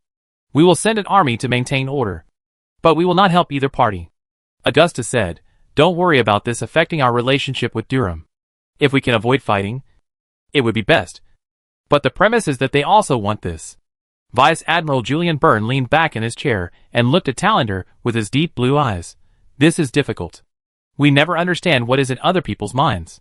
It's okay if it's the Protoss, but now it's the mechanical Protoss. This is the first time I've seen such a thing in my life. I'm not good at this. The duty of a soldier is to win the war, not to prevent the war from happening. Julian Bourne was originally the commander of the old Terran Federation. He was a pragmatic and action-oriented military leader in the Federation Army at that time. He was considered a person who rose to a high position by strength rather than bloodline and qualifications. Bourne's experience is also quite legendary. He was born into a wealthy Federation family and lived a comfortable and carefree life, just like many rich kids who don't have to worry about life. His original intention of joining the army may be just to add some fun to his boring life. He used to drive a sleepwalker, but he also drove vultures and arc-light tanks on the ground. It's not an experience worth showing off in the Imperial Army. After all, Duke also drove a tank when he was down and out. And the experience of being on the front line in his early years also shaped Julian Bourne's tenacious character. In the old Federation era, he was the backbone of the Terran human race to fight against the Zerg invasion. When Emperor Augustus ascended the throne in Korhal, Bourne, as a Federation Navy general, neither surrendered nor joined the fratricidal war, and finally chose to retire and return home. It was not until shortly before the Second Total War that the Emperor of the Empire personally visited the veteran and invited him out of a small farmhouse on Dela 4. From what I understand, the Purifiers are very different from ordinary Protoss. In fact, they are machines, and their thinking logic is likely different from any creature in this universe. Leonid Celsus had a cold face from the beginning, and his ice blue eyes seemed to be carved from solid ice. He didn't move even when Talander walked in. Who knows how the Protoss Empire dealt with other races during the era of the Purifiers? Maybe they were simply created as tools to destroy other lives. The purifiers are weapons of war. And even the old Federation's combine harvesters can kill many people when they are out of control. Celsus is the head of the Terran Empire's Ghost Project, known as Ghost Master or Ghost Admiral. What is less known is that he once sent hundreds of Imperial ghosts to secretly eliminate the leaders of the Imperial Rebellion. The Imperial Ghost Project is another military department independent of the Marines and the Navy. Their responsibility is to train future elite Imperial warriors for the Emperor. No one knows how their mechanical brain circuits work, whether it is ticking or waka waka. Harnack tried to interrupt, but no one paid attention. With the presence of distinguished guests, even Harnack put away his irritable look and showed a cold expression, so as not to be confused and ask questions and become a monkey jumping up and down. In the final analysis, sitting in the position of the general of the Empire, even people like Harnack have become shameless. You are right, Leo. But if it is assumed that the purifiers have implanted the thinking of the Protoss, even if they only simulate the thinking of the Protoss, it means that they are at least reasonable. Renault cleared his throat and said a few words. The combine harvester can help us harvest crops, but it can also crush a large group of springtails that are about to jump on your head. It depends on whether you can deal with the deadly control panel of this old machine. I almost thought this was the first time in our lives that we agreed. Celsus glared at Renault coldly. Next time, you can directly deny me, Mr. Mossera. Renault can be regarded as a good man with noble character. But Celsus is different. He seems to be a real ghost. Cold and silent, always staring at everyone who enters his sight with malice. Except Emperor Augustus. Good sir. I like this nickname. Renault thought it was pretty good. I'm not praising you. Celsus sighed deeply, showing a look of despair. Why would he compete with the head of the 3 idiots in the Empire? Well, since we're talking about this. Renault spread his hands. You grandson. Do you want to fight now? For Sacco Angelini's sake. I will be careful not to break your poor neck. Renault called him grandson in a clear voice, which was obviously what he heard from Augustus. But he always told others that it was a compliment, saying that he was as smart as Suanzi. And indeed, among the required readings in the military academies of the Terran Empire was the military strategy written by the ancient Earthman Suanzi, which was an e-book recorded on the supercomputer of the colonial mothership. I'm happy to accompany you. Celsus stretched out a mechanical hand that had been modified by a mechanical prosthesis. He could read minds, so of course he knew that this was actually an insult. Before the situation became more serious, the Purifier Talander also joined the meeting. Of course, he could not sit on a human chair, so he could only fold his heavy limbs under his huge body, square like a white box. Generals of the Terran Empire. I must explain what I said before. Although Talander's voice was simulated, it was by no means an emotionless mechanical voice. I believe that the Purifiers do not need to start a war with the Terran Empire, because that is not the mission given to them by the Protoss Empire, and they have never been given the mission to destroy other races in the universe. Mission? But betraying the Protoss Empire is not their mission. Celsus decided to give up his chance to find an opportunity to beat Raynor. I happen to know that the original mission of the Purifiers is to protect the Protoss Empire and their people. Yes, I can't deny it. Talander did not make any defense for the Purifiers, because he believed that he was both a Purifier and a member of the Protoss Empire. Just like Augustus Minsk overthrew the Terran Federation and established the Terran Empire, the oppressed will definitely rebel against those who oppress them. I am not defending the actions of the ancient Purifiers. This is certainly unforgivable in the eyes of the Protoss Empire. But in the eyes of the Purifiers, it was just a revolution. And the memories of the newly awakened Purifiers must still be in the revolution thousands of years ago. For them, the rebellion is still going on. He said, as long as I prove to them that the leader of the Terran Protoss is not the Supreme Council of the past, everything will be solved. Tassadar has explained this to the Purifier leaders countless times, but they don't believe it at all. Raynor said helplessly, or as the old saying goes, prejudice is a mountain in people's hearts. Why do you think the Purifiers will believe you? Ram asked. Because I am a Purifier, the only one who understands the world today. In the data network, Purifiers have no secrets. Talander replied, in the face of the threat of Zerg, civilization can only survive if it unites. But the war between Daram and the Purifiers has already begun. Celsus said, the blood of hatred has been spilled, and it is impossible to recover. Even so, I will try. Talander said, I must go to the Purifier mothership Cybros to let the Purifier's highest executive recognize who their real enemy is. And the human warship will serve as a messenger to pick up the peace envoy. Augusta said, "This idea is very good to me. If the Purifier Protoss can help us deal with the Zerg, then it's no big deal to say a few good words to them. Face is worth a few dollars." General Martin is a silver-haired old man who has fought more battles than all the generals present. But what if this is not only useless, but also counterproductive? This is not a game. We have an empire with tens of billions of people behind us, Wachowski said. As I said before, we have to send a fleet. Augustus said, we must show the Purifiers the power of the empire, so that they will talk to us on an equal footing. Brody's eyes lit up. Yes, we need to send a Gorgon battlecruiser. Harnack imitated Warfield's accent. One? Do you think the Imperial Navy is a beggar? General Bourne glared. What do you know? You fire-breathing can? Old man. It seems that we have to fight each other. Harnack said. Do you look down on the fire bat? Stinky boy. I will be your grandfather in many years. Bourne stood up. Forget it. Augustus raised his eyelids. Everyone. Who will lead this fleet? As usual, Emperor Augustus called them here to listen to their opinions. Most of the time, he just listened. And at the end, he slammed the table and said, then who will go? The Emperor is younger than most generals. But he is undoubtedly the most authoritative person here. I will go, Renault shouted before everyone else. He had long been overwhelmed by the trivial military affairs in the imperial capital Augustgrad. Then you, Augustus said. In addition, I need some ghost agents and locking bullets. They are experts in dealing with machines. Raynor said. This needs the order of your majesty. Not you. Ghost Admiral Celsus didn't even bother to look at Raynor. I'm just making a suggestion. Raynor sighed. Rules are rules. And official business is handled in an official manner. Celsus snorted. You are awesome. But do all ghosts have the same rhetoric? Raynor was glad that his son, although also a telepath, did not have to become a ghost agent, but served as a psychic examiner of the Imperial Supervision Department. Just do as Jim says. The Emperor still favors Raynor. I need a fleet. Assemble it now. And set off immediately? We also need additional weapons to deal with possible conflicts. If the situation is critical, we should force our way into the interior of the Purifier mothership. The Cybros. The Navy has long been prepared to fight the Purifier fleet head-on. General Brody is ready to fight. Are you going to fight? Pay attention. You must be careful.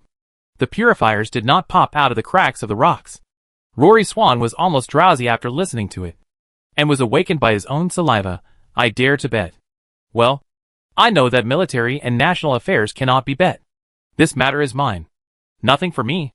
Then I'm leaving. Chapter 651 Go Gorgon. Monster Hunter. This is the third Gorgon-class battlecruiser built by Saros Shipyards on the main planet of Adona, and the 11th in the entire Empire. She is the brightest jewel in the crown of the Terran Empire's military industry, and the pride of the Imperial Navy. Before the new class of battleships entered service, the Gorgon was the largest and most powerful battleship in the Empire. General Jack Brody stood on the edge of a vertical lift platform that was rising up, leaning against the railing with yellow warning signs to show Emperor Augustus and the Imperial generals behind him the super battleship that was docked in the giant dock like a mountain range. This super battleship was like a real steel behemoth, with layers of decks and highlands scattered around, and huge turrets standing ready to go. The black muzzle undoubtedly concealed the power to destroy the world, and the black and red paint showed the oppressive deterrence. The Gorgon battlecruiser is a super battleship built by the Terran humans after 3 wars to deal with external invasions and maintain order. It has the largest hull and the most terrifying cannon to date. It is extremely powerful, solid and strong, and contains the beauty of steel and fire. Every inch of steel on the Gorgon demonstrates the power of mankind, and every cannon is born to destroy the enemies of mankind. This is the Ursa shipyard of the Terran Empire, located on Ursa, the second satellite of Korhal 4. The gravity is only about 1/10 of the standard gravity. After continuous transformation, the surface of Ursa has been completely covered by industrial cities, interstellar ports, shipyards and urban colleges connected by countless ramps. In an artificial atmosphere and gravity field, there are tens of millions of people living on satellites and surrounding space stations, which is more than the population of some empires' marginal colonies. Building interstellar battleships is the key to demonstrating the strength of an interstellar civilization. It requires unimaginable resources and requires a large number of engineers, architects, smelters, forgers, welders, and other workers to work together and pool their wisdom to build it. This is also a long and arduous process. But overall, it is definitely worth it. Ursa has the largest naval base in the Empire, and all graduates of the Naval Academy in August grad will come here for further training. At the same time, this satellite is also the cradle of the restarted Imperial Ghost project, and it is still continuously supplying military talents to the entire Empire. Standing on the satellite Ursa and looking up at the sky, you can see countless Imperial interstellar battleships and ships rising and falling, coming and going. And far on the horizon is just a huge deep blue moon. When Augustus looked up at the sky, he always thought that although there were millions of stars in the sky, not many of them belonged to humans. Isn't she stunningly beautiful? Emperor Augustus nodded slightly. We have the best warships in the entire Copperloop, which is a direct reflection of the Empire's naval and industrial strength, he said, with the new Gorgon warships. It is equivalent to the Empire having a constantly advancing fortress in this interstellar space. Several UNN special reporters next to him took pictures one after another. They used old-fashioned cameras with limited permissions, and their hands shook like Parkinson's when they pressed the shutter. As usual, these reporters will record the entire process of Emperor Augustus' inspection of the shipyard in detail, and then edit it according to the needs of publicity. These people are all industry elites, who can edit black into white and men into women. Among them is Domi Vermilion, who is known as a rising star in the news industry. He is wearing a meticulously groomed red uniform, fiddling with his blue tie that is restless in the airflow, and making sure that the camera lens can capture the heroic figure of the head of the Empire delivering an important speech at every second. In Phoenix's memory of the Ire battlefield, he once fought side by side with the warriors of the Human Revolutionary Army. At that time, your warships were not as magnificent as they are now. The Purifier Talander was also with this group of people. His huge figure was too conspicuous among the humans. After a while, Talander will take this human warship to the Purifier Protoss base on Edion for negotiations. Human technology is also constantly improving. General Brody was very pleased with Talander's praise. He pulled his walrus beard and said, "Outside the Terran Empire, there are wolves everywhere that are eyeing the human homeland. Only by building a strong naval fleet can we keep the enemy out of the country. I think it is necessary," Talander said proudly. "And my blade was born for this purpose." Vermilion carefully looked at this mechanical Protoss that looked both cool and scary. And in his mind, he just attributed it to the category of advanced Imperial technology. If it weren't for the fact that information about the mechanical Protoss was strictly prohibited before the intelligence was declassified, Vermilion would have come up with a headline like under the wise leadership of President Augustus. The Empire has developed a mechanical Protoss army. To attract attention. Kate, cheer up and don't miss every wonderful moment of the President, Vermilion said to a black-haired female reporter next to him. I swear this is the most energetic time in my life. Kate Rockwell was concentrating on adjusting the camera. She is the new host of the UNN Universe News Network, and has attracted a group of new audiences throughout the Empire with her sweet and lovely image. This made Vermilion very jealous, thinking that she would threaten his position one day. Looking at the entire Imperial Navy, the Gorgon battlecruiser has a significant advantage. Whether it is armor thickness, propulsion system, weapon equipment, and various coefficients. Brody did not realize that he was bragging about the Imperial battleship to a Protoss, which was really a case of showing off his skills before an expert. But fortunately Talander did not know much about this either. Take the Behemoth Hunter as an example. The ship's armor plates are made of the latest hardened alloy plates, and the ship's hull is coated with a black nanomesh coating to resist electromagnetic interference and attack.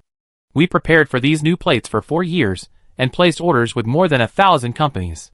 He said, the Behemoth Hunter is equipped with J-23 ship-to-ship missile launchers, heavy platoon guns, point defense systems throughout the ship's hull, missile bays, and defense matrices. Its enhanced Y-type Yamato gun can severely damage or even destroy a Minotaur-class battlecruiser built at the same time with one shot. We are very satisfied with the performance of the new warships, and we can fully believe that they are able to compete with the warships of the Protoss Empire. Imagine what it will be like when these behemoths occupy high-altitude orbits and fire at the surface. Bang Raynor next to him said this at the right time. General, do you mean that the Empire is fully capable of sweeping the Protoss fleet? Vermilion jumped out like a mole jumping out of the ground. If it's the Protoss colony fleet, then of course, it would be embarrassing if Brody couldn't say that he could at least escape unscathed from the Protoss Empire's main fleet. After all, although the Empire has begun to equip Gorgon-class battlecruisers, there are not many of them. I understand. In Vermilion's mind, the Protoss is already vulnerable, so the people of the Empire must always maintain their confidence. The Protoss has also been developing new warships in recent years, such as the Storm battleships that are appearing on the Nibelheim battlefield. We are still evaluating the threat of this new type of warship, because this warship equipped with over-the-horizon cannons can even launch attacks outside the system, enough to destroy our warships before the radar detects the enemy. Brody took the opportunity to expand. I think the Imperial Navy should develop weapons that can counter this type of Protoss warship. This situation must be considered, Augustus said at this time. However, the Protoss is not the enemy of the Terran Empire, and our main target should still be the Zerg on the border. Damn. The air here smells like pickled scallops. Suddenly, an inappropriate voice came out. Tyke's dark-eye bags were clearly visible, and he looked like an immortal. Maybe drunk. Who knows where the public toilet is? I drank too much yesterday, and now I want to pee. I can't hold it anymore. Yesterday, when he was pulled out of bed by several Imperial Ogbo agents, he was still naked, and there were several beautiful women lying beside him. The jerk stayed in bed, and no one could pull him away. In the end, he was willing to leave only after I paid for him. Remember to cut this. Vermilion told his partner. This is an Imperial secret. Understood. Kate blinked her big light gray eyes, and made an okay gesture. Lieutenant Finley. I think so too. Vermilion walked up to Tychus, and tried to get close to him for an exclusive interview. Do you want to pee too? Tychus never liked these reporters. Well, actually not. Vermilion had already made up his mind to stay away from this person. Bullshit. I want to pee. Tychus had no image of an Imperial hero. And he just talked about shit. Piss and fart. Just solve it here. Remember to lift one leg. Don't treat yourself as a human being. Augustus glanced at him and said, I'm not a dog. The Emperor of the Empire was the most difficult person for Tychus to deal with. Then just hold it in. Augustus said. Wow. Kate said, this is a real man. The lifting platform stopped when it reached the highest point. Multiple parallel electromagnetic acceleration tracks were located below, and the signal lights there were flashing continuously as the fighter planes took off and landed.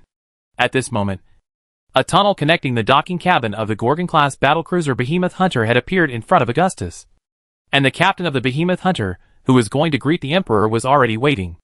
And rows of Imperial Navy soldiers in blue-gray Imperial Navy uniforms were standing on both sides. Captain Brown. Augustus walked over and shook hands with the naval captain wearing a wide-brimmed military cap.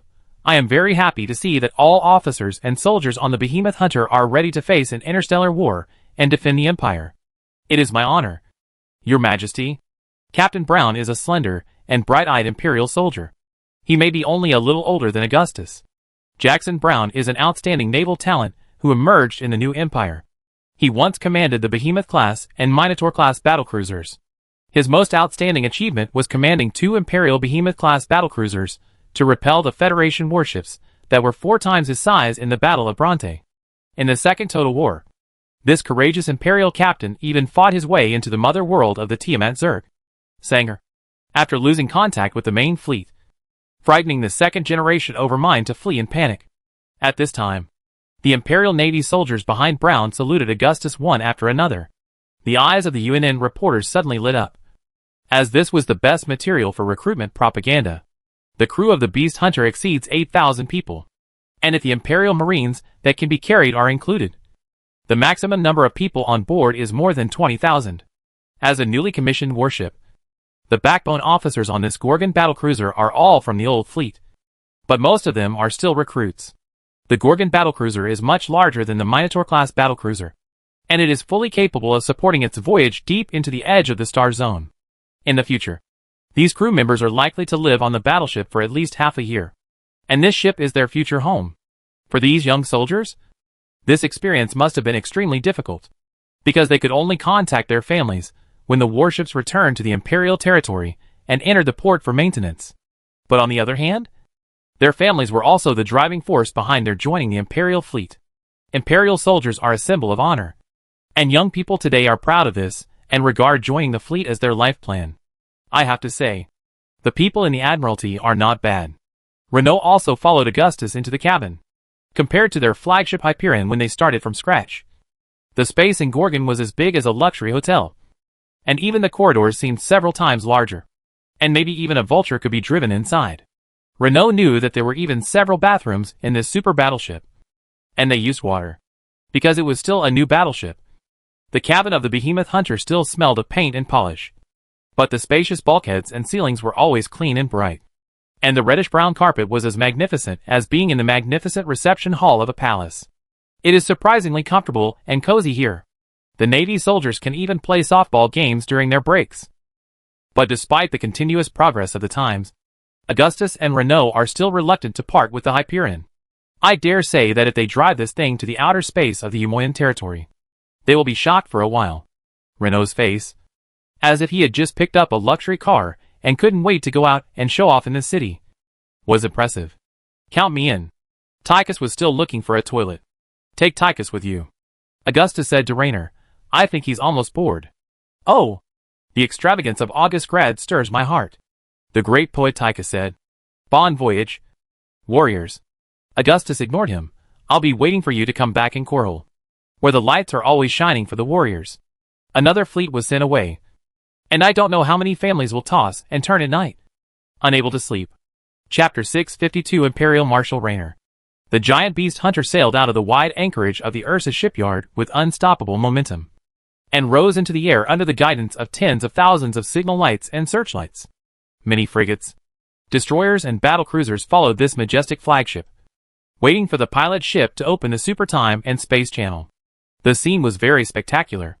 The families of soldiers standing below the fleet were watching the warships carrying their families leave under the shadow of thousands of Imperial flags. The black mass was like silent ants. There were many Imperial Navy candidate officers standing in the crowd, who came here for further studies. Sooner or later, they would board a warship like this. Witnessing such a spectacular sight, with one's own eyes would inevitably make one's heart surge. Gorgon was the largest warship in the history of the Terran human race. Its violent multi-turret aesthetics, and the extremely aggressive and deterrent lines of the black ship were enough to intimidate every enemy of the Terran Empire. Whenever such a warship was deployed, it meant that the aggressive enemy must be very scary. Since the first Gorgon entered service, there has never been a record of it being shot down or damaged by the enemy. And the loss of each warship will be a painful blow to the Empire. At this moment, the crew of the UNN Universe News Network is broadcasting the live broadcast of the Gorgon's launch in an orderly manner. The host Donny Vermillion boasted about the powerful new Empire warships in front of the audience of the entire Empire with a proud face. And at the end, he also sarcastically dragged down a wave of Federal rebels. The arrogance was so strong that it almost overflowed the screen, as if he could fly into the sky immediately if he had a pair of wings. At present, this is not fake news, because compared with the current Imperial government, the rebels are the real negative image. In the year when the Zerg invaded for the third time, the voices within the Empire that Emperor Augustus had been building a fleet since the day he ascended the throne and wasted money and manpower were getting smaller and smaller. There is no doubt that without this expanded fleet, the Empire could not stop the aggressive Zerg swarm. This fleet did not delay for too long. As the flagship Behemoth Hunter opened a spacetime rift surrounded by black glare, it drove into it without hesitation. The crowd below was noisy for a while, and they were reluctant to leave until the fleet completely disappeared from sight. People felt empty in their hearts, and sadness soon overwhelmed their excitement. This is their last farewell, and the next contact may be thousands of light years away. In comparison, the media people were much happier than the military families. They wanted to send off the fleet with colorful flags and gongs and drums, shouting that they would be loyal to the Emperor and defend the Empire, and that today was the day to make achievements. At the moment, this was really a happy scene against a sad mood. Jimmy, I just took a look at the munitions list of this ship, when the monster hunter had already entered the hyperspace channel and was sailing smoothly. Tychus and Raynor were walking into a corridor leading to the senior officer's cabin. Guess what? Damn. The beer and cigars here are unlimited. Just wait and see. Hee. I will eat that old guy Augustus out of money sooner or later. Raynor and Tychus had just attended a brief welcome party and got to know the senior officers on the battleship. These two are both veterans with great reputations in the military. No one doesn't know Marshal Raynor these days. So of course they are respectful. Tychus is also famous. But most of his reputation is not good. He still steals all the time. A large part of the crew on the Behemoth Hunter has never experienced the baptism of blood and fire. This is also a helpless move. When the war started, the first to go out were veterans. And even if they were well equipped and well trained, they could not control the casualties. The Zerg are different. They are already experienced hunters when they hatch from eggs. Then, they visited the various cabins inside the battleship. From the cabins of the captain, deputy captain, staff, to ordinary gunnery officers and sailors. All kinds of facilities are available. Just like a city in space. There are not only bars and cafes, but also gymnasiums. Soldiers can even make tea and coffee anytime and anywhere in the restaurant. And watch the most popular programs while drinking coffee. In any case, as the most powerful battleship in the Terran Empire, such supply is absolutely guaranteed. Of course, if there is no colony planet and supply station, the longer the time goes, the more troublesome it will be. And eventually you will have to eat military rations. The interior of the Gorgon-class battlecruiser is luxurious and spacious. And the sailors' cabins are 2 or 3 times larger than those of old battleships. This alone can make veterans on the Behemoth-class and Minotaur-class battlecruiser drool. Having said that, the ship seems empty and cold. The two of them are wild boars that can't eat fine bran. And they always feel that the smaller Hyperion is much warmer. Look! Did I ask you to? Renaud didn't know what kind of person his old friend was. He knew what he was going to say as soon as he raised his but, what are you thinking? If Tychus took a look at the armory and warehouse, he would definitely have evil intentions. He was the rat in the rice warehouse. And he always got fat in the end. Aren't you worried that the quartermaster would miss something important when unloading the goods from the naval port? Tychus was tall and strong, with a face full of flesh and big eyes. But he always gave Renaud a sneaky feeling. This guy is very aggressive to everyone. But not everyone is afraid of him. I guess you have already counted the materials to be embezzled in your mind. Renaud turned left and crossed a connecting bridge. Below was a freezer full of potatoes and sausages. The first section led to the bakery. Walking here, you can hear the humming of the fans in the air ducts. There are 50 or 60 people baking bread for the whole ship. The flour they use in a day is enough to drown people. This depends on connections, relationships, and a little luck. Tychus sighed. It's not easy to resell military supplies these days. Once the warehouse manager hears that I'm Tychus Finley, no matter how much he bribes, he will be as upright as Matt. Because you have already sent so many people to prison. Renaud took out a cigar and prepared to light it. You, the main culprit, are fine. But the others are dead. Oh! Who told them to always try to exploit loopholes in the law? They are so bad. Hey, it's what they deserve. Can Augustus's things be stolen? How many people did he kill before he ascended the throne? He can kill more now. Tychus smiled. You can't blame me for this. All those who had previously cooperated with Tychus in reselling imperial military supplies thought that this guy had strong connections. Unexpectedly, the military police had been waiting for him. And they were the ones who were arrested when the matter was exposed. Now, wherever Tychus goes, he is regarded as a plague god. So you know? Renaud said. I say, Jimmy, how many years have we been friends? You have to help me with this matter. I saw that the cabin 114 of the giant beast hunter was full of Umojan cigars. Although they are cheap, they can also be sold for a lot of money on the black market. Tychus's tricks have never changed. We'll each get half. And the extra is mine. This is what I deserve. You know who is taking the risk now. I heard you're the commander now. It's not a big deal. Come on. Keep it for yourself. Renaud waved his hand, as if to shoo away a fly. Renaud is now a top figure in the Imperial Army. Although he is only the commander of the Marine Corps, he doesn't feel out of place commanding the fleet. After all, veteran generals like Warfield, Raynor and Duke have always been unique in the Imperial Army. There are many disagreements between the sailors and the Marines. The former believe that the Marines are keen on picking up soap in the bathroom, while the latter believe that the Navy likes lamb butts. In fact, this is still caused by the lack of sufficient understanding between the two sides. When the real war came, it was a luxury for the Marines to take a hot bath, while the Navy ate whole lamb chops in the meat warehouse cold storage. And they could not see lamb butts at all. Then I'll figure it out myself. Tychus spread his hands and prepared to come up with a pretext. Wherever he stood, His mind was full of bad ideas. Before leaving, Augustus told Raynor that if he was annoyed with Tychus, he could just throw him to the battlefield, so that he could focus on killing the enemy and saving his life. How much money do you owe? Raynor knew that the reason why Tychus liked to make money was because he always liked to spend all the money he had. Those Imperial soldiers who don't know if they can survive tomorrow are always in a hurry to spend all the money on hand. But Tychus is not that kind of person.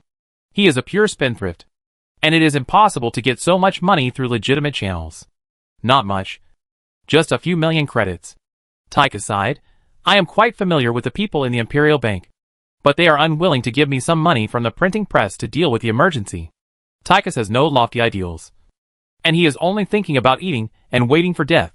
You can't blame them. After all, they have elderly parents and young children. Reno was speechless. They can't just walk away like you do after committing a crime. I have no family. Tychus spread his hands. Augustus always said that I am not as responsible as you because I have no ties. This is exactly what you don't have at all, Reno said. If my mother was still in Marsera, she would have been burned to ashes by now, Tychus said, but I still miss her very much. At least in my dreams. You spent so much money in Augustgrad in just 1 week? Reno didn't continue. Do you still remember Daisy from the Silver Lady Bar? Tychus grinned. How should I remember? Reno was shocked. What would happen if his wife Elizabeth heard this? Sophia? Tychus asked. You make it sound like I've been there. Reno shrugged. She's really cute. Tychus added a few words without thinking, but that comes at a price. You have to buy it with money, and you have to spend a lot of money to package yourself. How many girls like this have you found? Reno looked at him. 1 or 200. I can't remember. Tychus said. I haven't slept for 7 days and 7 nights. I've been partying and drinking all night. Who knows how much money I've spent? You and Augustus want them. Right? He's rich. Reno thought to himself that he was really an Iron Man. His portrait is printed on the banknotes of the Empire. Do you want me to be a private again? Tychus glared, smacked his lips, and breathed in fear. I don't care about this at all. But he can really throw me to New Folsom. Is that where people stay? Are you afraid of Augustus? Raynor gloated. Who doesn't fear him? Tychus said. Oh, you're crazy. Look at what happened to that brainworm. No one doesn't fear him. Yes, and no one doesn't love him, Raynor said. As he spoke, the hull of the giant hunter trembled again, and it had already jumped to the edge of the core system. With just a short jump, the sun of the core system became an unreachable white light point. Reno thought, the world is really amazing, and humans are really insignificant. There are 7 billion people living on that white dot that is smaller than a fingernail. The joys and sorrows of so many people are just a white dot in the eyes of countless civilizations in the universe that are looking at this place. Except for humans. No one cares what happened on this little white dot. And no one cares whether it will disappear one day. For a super large warship, like the Gorgon-class battlecruiser, such a short distance jump is just crossing a rapids and a slight bump. In a few hours, she will once again enter the hyperspace channel for long-distance jumps. And when she appears again, she will be not far from the real destination. Reno walked into the upper deck, and a much larger cabin appeared in front of him. It was the commander's cabin prepared for him, which was separate from the captain's cabin and the deputy captain's cabin. Before coming, Reno had heard that this unique captain's cabin was 3 times larger than the captain's cabin of the Hyperion, and it not only had a separate bathroom, but also a complete set of luxurious mahogany furniture. A Royal Marine guards the door of the commander's cabin day and night. This is a great honor, symbolizing that the fleet commander is the agent who carries out the Emperor's orders. Marshal Reno. Captain Finley? The Royal Marine hesitated because he didn't see the rank insignia on Tychus. Now I'm a lieutenant. Tychus explained to him in a friendly manner. Recently, I have committed a small mistake again. I may have to be demoted 1 more level in 2 days. Hey, I'm used to it. The battle-hardened veteran of the Royal Guards was listening with a murmur in his heart. He had also heard a little about the bizarre deeds of this legendary figure.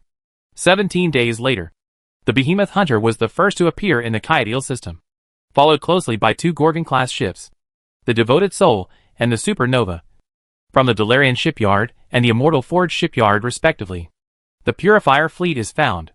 The star map on the bridge of the Behemoth Hunter flashed. The alarm bells rang, and the intelligent adjutant was reporting the detection results to Raynor.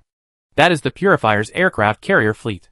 which has a large number of reconnaissance aircraft and shuttles. Tychus said, I heard that they are all unmanned. Damn. These Purifier Protoss are remotely controlling their warships to fight us. Chapter 653 Kydial. In the vast deep sky, a cluster of orange and white warships swam. The drones surrounding the giant warships were like a group of silver fish shrouded in dazzling light, sometimes standing still, and sometimes flashing in unison in another direction. These magnificent Purifier warships, with their precise cutting craftsmanship, smooth and graceful lines, and solar energy matrices shining like the sun, are significantly different from the traditional craftsmanship of the Protoss Empire warships that always focuses on elegance and meticulous craftsmanship. They are a cutting-edge combination of a fully automated forging plant and a military assembly line. Purifiers are works of art created for war, and their mission is to be called the destruction of guardianship. The detection methods of the Purifier Protoss are much more advanced than ours. When we find them, they must have found us. Captain Jackson Brown of the Behemoth Hunter stood on the other side of Raynor and Tychus, watching his warship getting closer and closer to the Purifier fleet in front. The bridge was filled with the sound of electricity from various channels. The crew seemed to be busy, but still executed the orders in an orderly manner. This was the result of thousands of training and actual combat. On the left side of the Behemoth Hunter, the impressive bows of the Loyal Spirit and Supernova were slowly leaving the jump state, and the Minotaur-class battlecruisers following behind them looked like half-grown children in front of them. In front of the Protoss warships, the warships of the Terran Empire looked much rougher, but the hulls that contained the heavy and shocking beauty of human heavy industry had a unique sense of majestic power. Why are their remote-controlled warships still silent? Tychus looked at them for a long time, thinking, is it because the power is off and there is no signal? Because of his low rank and limited authority. He still doesn't know what he is doing here. But now that he is out, no matter whether the enemy is Zerg or Protoss, he must fight. Strictly speaking, most of the Purifier's warships also need pilots rather than intelligent AI to operate. But even the pilots are mechanical. Captain Brown obviously knows more than Tychus. Tychus spread his hands when he heard it. Isn't this taking off your pants to fart? You don't understand Protoss. Raynor, who was standing on the bridge, just said, even if we become mechanical Protoss, we can't lose our traditions. Look, these stubborn people have even lost ire. The ancestors will jump out of their coffins to deal with their unfilial descendants. Tychus was wicked. He himself was shameless. So how could he save face for the Protoss allies? Talander, the Purifier, who was standing on the other side of the bridge, was silent when he heard this. The Templars enjoyed the respect and love of their people, but in the end they still lost ire. Irrefutable. That's why the Templar class within the Dallin Protoss is eager to recapture ire and regain its lost glory.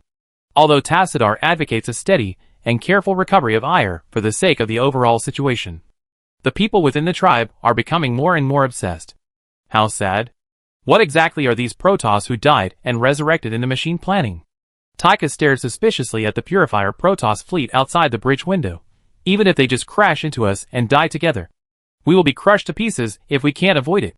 Although the distance between the Imperial fleet and the Purifier fleet seems quite far, if they suddenly start fighting, they can close the distance with a few short jumps. Even though the Gorgon class is the most powerful battlecruiser, it can't gain any advantage against a Protoss fleet of this size. The Gorgon can bully the old Behemoth class with its strong ships and powerful guns. But the combat power of the Protoss warship is very strange. And it may be more powerful than thousands of years ago, because at that time, they were still expanding throughout the galaxy. Who knows how many intelligent civilizations they encountered? And they would not be in a state of complete stagnation like today, where the Dog Doctrine has sealed up its war technology by itself. As Augustus expected, the Purifiers are indifferent to humans and may not pay attention to us. Reno said to Tychus, be careful. We are not here to fight with the Purifiers. If we are not here to fight, then why do you want me? Tychus asked back. Do you really think you are popular in Augustgrad? Reno glanced at Tychus and said, I am not disliked. Tychus is self-aware, but he never cares about his reputation. A fly thinks the same thing when it flies around, but it just doesn't think of itself as a bee. Reno spread his hands. Let me tell you. Today we are here to negotiate with the Purifiers. We are here to negotiate on a warship, with a knife at the other party's neck. Tychus is a smart man and understood immediately. This is not normal diplomacy. This is the diplomacy of the Terran Empire. Courtesy first and force later. Reno continued. Our mission is simple, which is to try to get in touch with the purifiers and let Talander on the ship have a good talk with them. If everything goes well, the purifiers will become our allies against the Zerg. Does this matter only require the mechanical Protoss to talk about the truth? Tychus thought this idea was not very reliable, but he could not come up with a better solution. Strangely, this matter is still possible for the Protoss. They believe this. I hope they can listen to it. If not, the warships I brought today are the guarantee of the negotiation. Augustus has high hopes for this plan, Raynor said. Marshal, we are unable to get in touch with the Purifier Protoss fleet at the moment. They have not responded to our calls, Captain Brown said at this time. This is normal. Raynor nodded. The Purifiers have never responded to us. Marshal Raynor, I can remotely connect to the Purifier's data network, but the distance is too far now. Purifier Talander walked over and said, Then get closer. Raynor immediately ordered.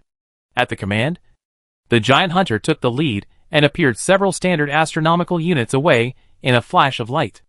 At this distance, the Purifier fleet seemed to be within reach, and the warships with a porcelain-like texture were shining like white stars under the golden light of the solar core. At this moment, Talander gradually closed his eyes and was about to access the data network of the Purifier Protoss. At this time, standing on the bridge of the Behemoth Hunter, it can be clearly seen that this large-scale Purifier fleet is parked in the high-altitude orbit of an ice-blue planet. Many of the Purifier warships are releasing terrible purification beams downwards, and the dazzling white light covers the entire ice-blue planet, stirring the atmosphere, leaving large patches of red spots waiting to cool on the ground. This terrible particle beam will soon flatten a planet, harvest life, and kill everything, and the Protoss will call it burning purification. When it comes to using fire to destroy, humans are not as good as a finger of the Protoss. Humans use fire to burn garbage, while the Protoss burn planets in the universe. Good boy. Tychus smacked his lips. Who said that these Protoss love nature and yearn for peace? Maybe they have a violent heart. Protoss are Protoss. They did the same thing thousands of years ago. Raynor, who was standing in the center of the bridge of the Behemoth Hunter, saw this scene and thought to himself that it was no wonder that the Protoss would burn glass and blow up the planet when they were indecisive. It turned out that this was passed down from generation to generation. Brown, I remember that Kydir was a colony planet of the Terran Protoss. He thought of something else, although it was just colonized 2 years ago. There should be many Protoss on it. I can't imagine that the Purifiers would actually attack civilians in the settlement. Brown replied, although it is very far away from Seguras. Kydir is indeed a colony opened under the authorization of the Terran government. Why are there so many places like this, with ice and fire, and nothing normal? Tychus, why do they keep drilling into the asshole of the universe? Here in Tychus, the icy Kydir can only be regarded as the asshole of the universe. This is an icy planet with a cold blue light. It is a satellite of a giant planet. Its surface environment is extremely cruel, and the air is so cold that it can freeze blood in an instant. There happen to be several planets with similar environments in the territory of the Terran Empire, the most famous of which is Black Sis. Ka-Dil is very cold, with an extreme climate called an ice storm, which can even freeze buildings when it arrives. The Protoss seem to be trying to improve its climate by changing its rotation, and the residents here are all immigrants and researchers, he said, but our preliminary scan of the life signature signals on the surface of Ka-Dil shows that there is no sign of the Protoss on it, but it is full of another life form. The Terran Protoss seem to have evacuated long ago, and no warships left by them were found in the orbit of the planet. As he spoke, a string of numbers and a flashing three-dimensional hologram popped up on the main screen of the Behemoth Hunter. Damn it. Raynor cursed. It's the Zerg. It's lively. Tychus sighed. Damn it. It's really haunting. Why are the Zerg here? What's so good about this damn place? For the evolving Zerg, Kydir is a treasure land that can absorb powerful biological genes. Any life that can survive here will improve the swarm's ability to adapt to extremely harsh environments. Brown said, that's how Char is. Are there any results? Which Zerg group appeared in Kydir? Raynor asked. Kydir is located in the Copperless sector, although it is not within the territory of the Terran Empire. The news of the appearance of Zerg on it also means that the Zerg group is bypassing the Imperial fleets in the southern and eastern territories of the Empire and gradually infiltrating into the sector. The Overmind is very smart. It understands that although the power of the Zelnada artifact is great, Its range of action is limited after all. It can do nothing about the small groups of Zerg that flow into the Copperless sector in multiple groups. After all, there is only one artifact. Of course, this was also expected by the Terran Empire Command. In addition to strengthening the defense of the core world planets. Another way to deal with it is to form a rapid response fleet to clear the swarms of insects that are roaming everywhere. It's the Fenris swarm. Brown replied. They must have come for the powerful genes of the biological population on Kaidir. Well, Raynor said, so, the purifiers are the Zerg that are burning Kaidir. But if you want to know what happened on Kaidir, you have to ask the people involved. The person involved? Tychus looked at the purifier fleet in the distance. The distance was too close. Both fleets were within the firing range of the other. If they were not careful, they would accidentally fire. With the temper of the purifiers, they would even open fire directly if they sensed a threat. Raynor dared to do this, which required a bold spirit and a big heart. Tychus did not like the feeling of sitting in a battleship and waiting for his own battleship to be destroyed or destroyed by the enemy. The despair and powerlessness could easily destroy the will of human beings. There may be 81 million people in a Gorgon, and everyone is just a part of it. A piece of dry wood in a firewood pile, which will eventually burn when it encounters fire. Any results? Raynor noticed that Talander's eyes lit up again, surprised that his negotiation was so fast. Yes. Talander looked at Raynor. The purifiers were very surprised by my existence. They never thought that there were other Protoss besides the Cybros.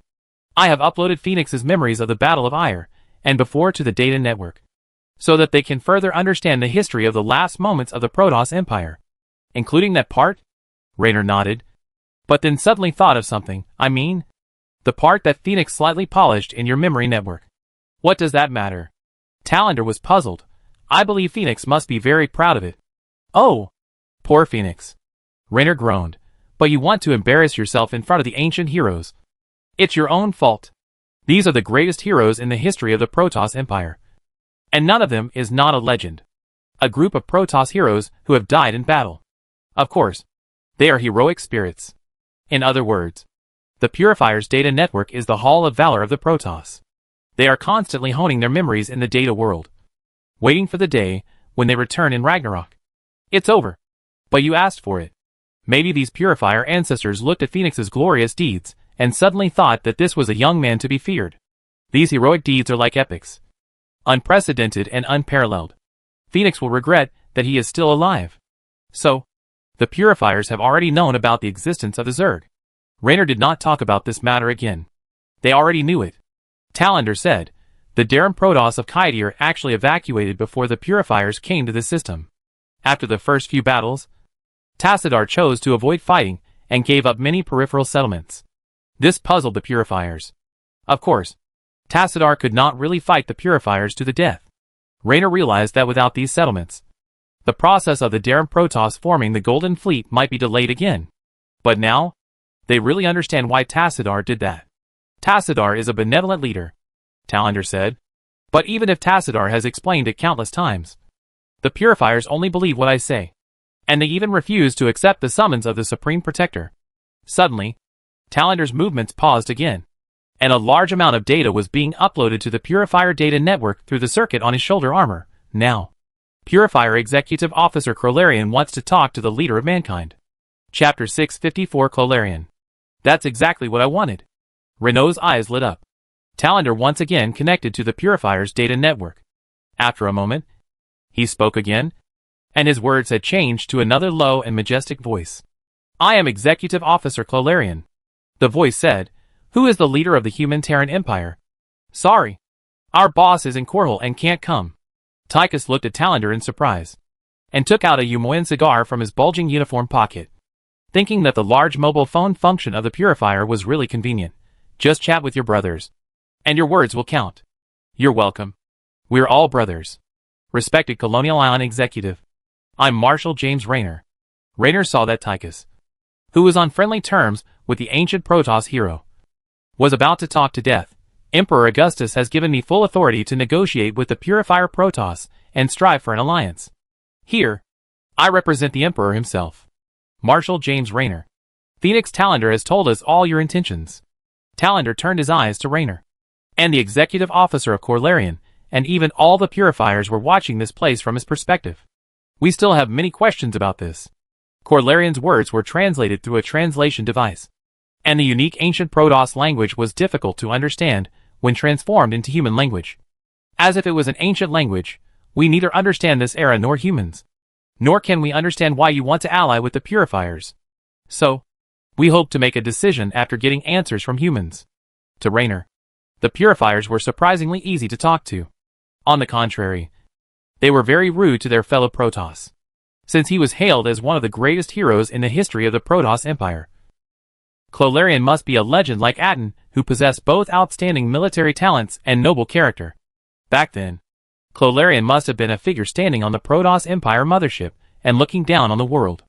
Although the purifiers hated alien creatures, they had never made any enemies with humans, so they would not speak ill of them right away. In the eyes of the Protoss, humans are just an uncivilized intelligent race, not qualified to be on equal footing with them. But the purifier Protoss have been enslaved, suppressed and discriminated by the Supreme Council, and they disdain to mock a free race rather than being enslaved. The purifiers can completely eliminate humans and Zerg together, but they don't have to do that. I like this guy. Tychus lit a cigar on the bridge of the Behemoth Hunter and winked at Raynor. The Supreme Council's bunch of losers have no ability, and their chins are so long that they want to lift their noses to the sky. Captain Brown, who was serious, twitched his mouth, but did not dare to say anything more to Tychus. This guy is a senior veteran. Even if he wants to die, he will be protected by the Emperor. No one dares to mess with him. At this time, Talander nodded to Tychus. Obviously, although the purifiers could not understand his performance art, they still found this passage quite useful. I came with the goodwill of the Emperor and the Terran Empire. I hope that both sides can become friends. Raynor said to Corlarian, the Zerg are invading the Copperless sector in large numbers, intending to destroy all living things here. They are the common enemy of humans and Protoss. If we don't fight back, all civilizations will perish. In our view, the purifiers are a race worthy of respect, because humans, like the Protoss, respect great heroes and have great respect for noble character. Humans are not afraid of any terrible enemy, but are willing to be friends with races like the purifiers. Raynor said, if the Terran Empire can form an alliance with the purifiers to fight against the Zerg, that would be great. With the help of the purifiers, we will be more confident in expelling all invading enemies. You hope the purifiers can help humans eliminate the invading Zerg? Corlarian said after a moment of silence. I can't deny this, because this covenant benefits us more than you. Raynor said honestly, for humans, the help of the purifiers is very important. You are very sincere. Corlarian seemed to still be observing Raynor, and he obviously couldn't make a decision based on a few words from a human.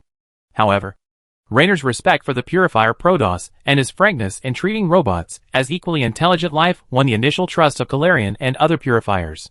We are really surprised by the cruelty and strength of the Zerg. Their appearance indicates that the Dark Age has come. Corlarian said, even without your request, we will purify all foreign invaders. Humans would say that it is good to have a friend to look after you when you are away from home. Renaud smiled. This alliance will not have any constraints on both parties. It is just to share intelligence about the movements of the Zerg and take joint military actions. If you encounter any trouble, he said to Corlarian, you can be sure that the first to arrive will definitely be humans. We want to know whether this covenant comes from the will of all humans or the Emperor. It's the Emperor. Reno replied, we humans are not like the Protoss or you who can communicate quickly in the mind network and data network. Humans are a race with independent thoughts and cannot reach a consensus on the level of all humans. But the Emperor's will is the will of the Terran Empire. He is the Empire. At this moment, Talander must be explaining to the purifiers what the Emperor means in human language. It's worth considering. Corlarian continued, it won't do us any harm. We have learned the history of humans and the Terran Empire from the data uploaded by Talander's memory network, and we admire your feat of overthrowing the old Terran Federation, resisting oppression, and establishing freedom. But some of my compatriots still have doubts about this, because they cannot trust a race that they do not understand. He said, we must observe humans further. Wait a minute. We are discussing this matter. Oh no, Tychus said in a voice that only Raynor could hear. Sooner or later, they will understand how rare people like you are among humans. And there are always more scum like me in this world. Don't give up on yourself, Tychus, Raynor said. You still have some merits. Then, Corlarian stopped talking. And Talander spoke instead. The purifiers are still discussing. Waiting for everyone to vote. Vote on what? Tychus asked. Vote on whether to form an alliance with the Terran Empire. The transmission terminal on Talander kept flashing. And it was obvious that the purifiers were constantly communicating. This is a general vote. And all purifiers will participate in it. They are discussing it. Do you think they will refuse? Raynor asked. Very likely. Talander said. The purifiers originally just wanted to live in peace and not be integrated into any organization or alliance. The memories of the past are still fresh in the minds of the purifiers. And the war against the Supreme Council seems to have happened yesterday. If that's the case, at least we don't have to go to war with the purifiers because of this, Raynor said. No one will constrain them to abide by the alliance. If they are not satisfied, they can just pretend that it doesn't exist. Tychus actually didn't care whether he could form an alliance with the purifiers. He never worried about Augustus. He just wanted to get off work early and have some fun. They won't do that. Talander said. The Templars will not break their promises, just as they will never give up their honor. That's right, Raynor said. It seems that only I, old Tychus, am a villain, Tychus said. After a while, Corlarian once again connected to Talander's communication network. Marshal James Raynor. We have decided to form an alliance with the Terran Empire. In the next 100 years, the purifiers will stand with humans. Without any agreement, the purifiers remember everything that happened. Remember every detail of the promise. And never forget. Corlarian said, we value promises very much. And we hope that humans will keep their promises. I can no longer read other people's minds like I did in the past. And I have to suspect the possibility of betrayal. As long as the Terran Empire exists, we will not forget our current promise. Renault was overjoyed. With such a powerful ally as the purifiers, the Terran Empire has more confidence in dealing with the Zerg. While we were sleeping, a young race has risen from the other side of the galaxy, said Corlarian. A lot of things have happened in the past few thousand years, and we are still unfamiliar with this era. During the period of alliance, Talander will stay in the Terran Empire to communicate on our behalf. Very good, Renault continued. Since we have formed an alliance, we also hope to fight the invading Zerg together with you. Executive Colonian, what are your plans for the next step? We are going to swamp us and cleanse it of the Zerg, Corlarian said. Then the Empire will join the war, Raynor said. I think it's because we haven't had time to show them how powerful humans are, Tychus said. It's your turn, Tychus, Raynor said. In that case, brave human, show your strength to the son of Cybros. Join this purification, said Corlarian. Praise Corlarian. When Talander spoke, it also meant that Corlarian had left. At this time, Kaidir, which was under the bombardment of the purification beam of the purifier fleet, had turned into a black scorched earth, with ugly red spots all over it, like a piece of burning carbon. In a part of Kaidir that had not been affected, a large number of Purifier Legion soldiers continued to clean up the remaining insect nests.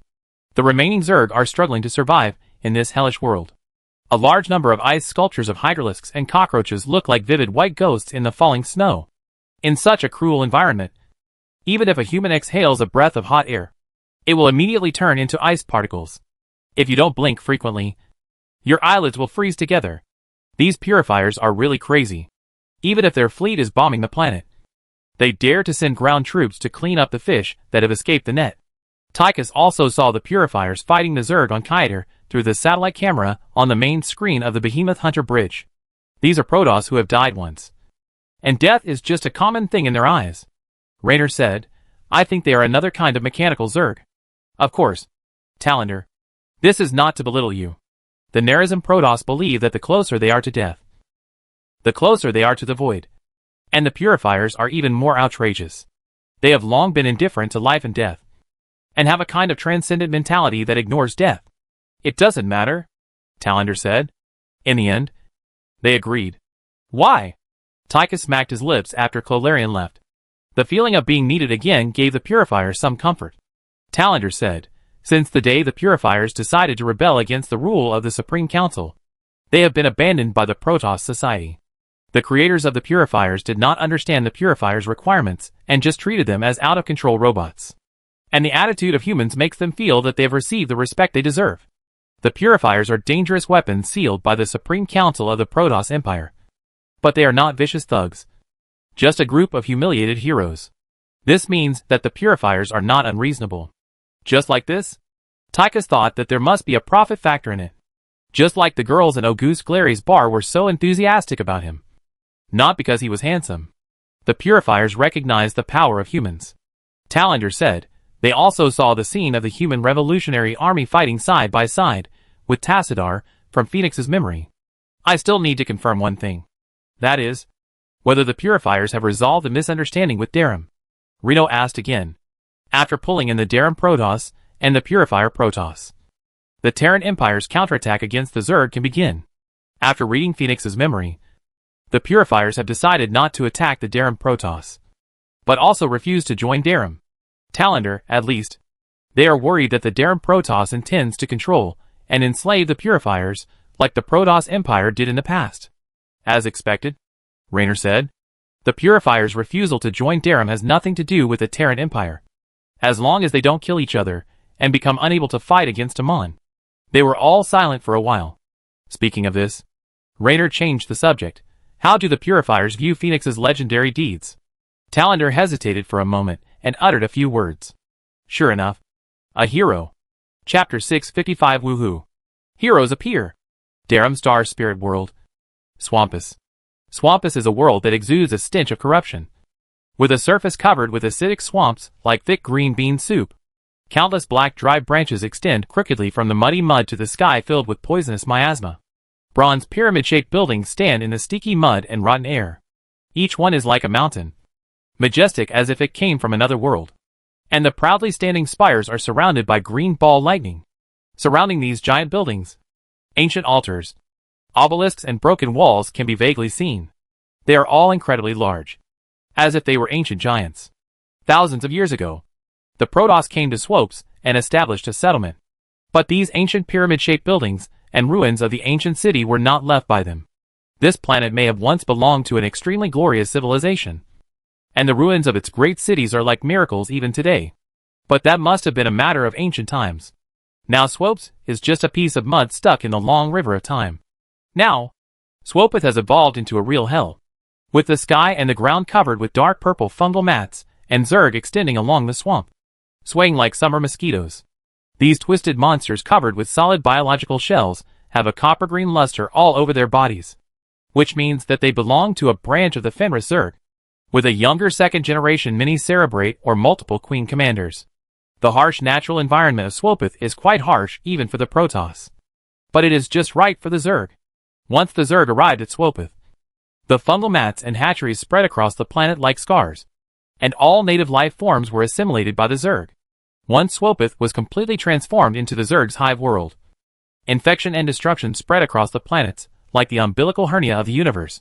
Hatching an endless army of Zerg. Swopeth. I have to say this is a boil on the universe's ass. On the bridge of the Behemoth Hunter, Tychus was chewing a cigar in his mouth and couldn't stop cursing. Why are there so many such hellholes? Each one is worse than the other. Look at it this way. Tullis's 2 is simply a paradise on Earth. What did we have to complain about back then? Raynor has been to many planets. At least hundreds in total. But humans rarely settle in a barren land like Swopeth. Unless there are really a lot of mines there. The Protoss came to Swopeth mostly for the ruins on it. They firmly believe that the pyramid-shaped buildings scattered all over the planet are the footprints left by the Xel'Naga. During the golden age of the Protoss Empire. Their fleets followed the footsteps of the Xel'Naga and expanded their territory to 1/8 of the space once ruled by the Creator. Even though the Protoss Empire has long been weakened, and its former colonies have gradually disappeared. Its territories scattered across the stars are still astonishingly large. Swopes is definitely not the worst one among them. But it is probably not far behind. Marshal. The sensors show that the main guns of the Purifier mothership are ready to fire at Swopes. Captain Brown of the Behemoth Hunter reported. The screen on the bridge main screen changed. And the supergiant Purifier mothership Cybros, shining with brilliant light, immediately occupied the entire screen. Cybros was so huge that even aircraft carriers looked small in front of it.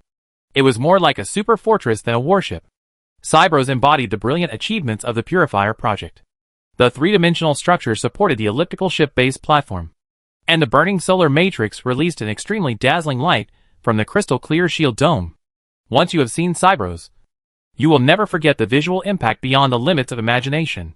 Majestic, brilliant, and sparkling. If the Spear of Adon is an ark built to preserve the spark of the Protoss, then the Cybros was born for war. In an instant, a new sun rose under the main gun of Cybros, and the most terrifying purification beam that humans have ever seen fell from the sky.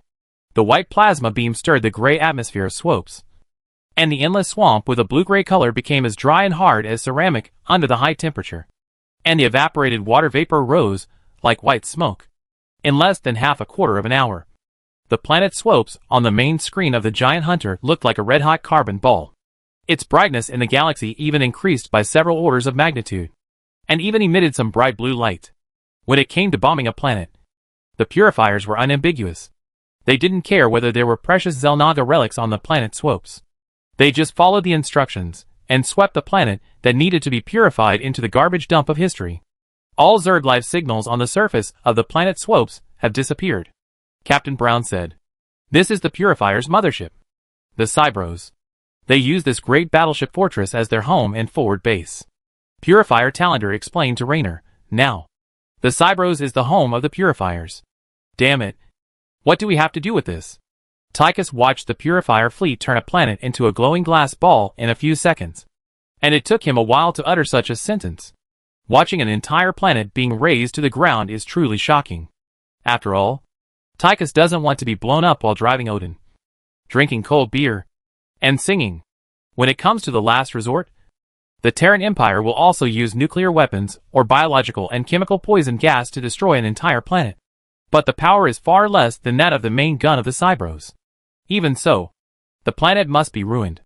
The Terran Empire can't allocate resources to rebuild it like it did to rebuild Korhal. The Empire's territory is not too little, but not too much either. If half of it is blown up, it will collapse. Now, Swopes is already in a state of terminal illness, and can no longer be saved. Both the Protoss and the humans have the same attitude towards the Zerg hive world: burn it.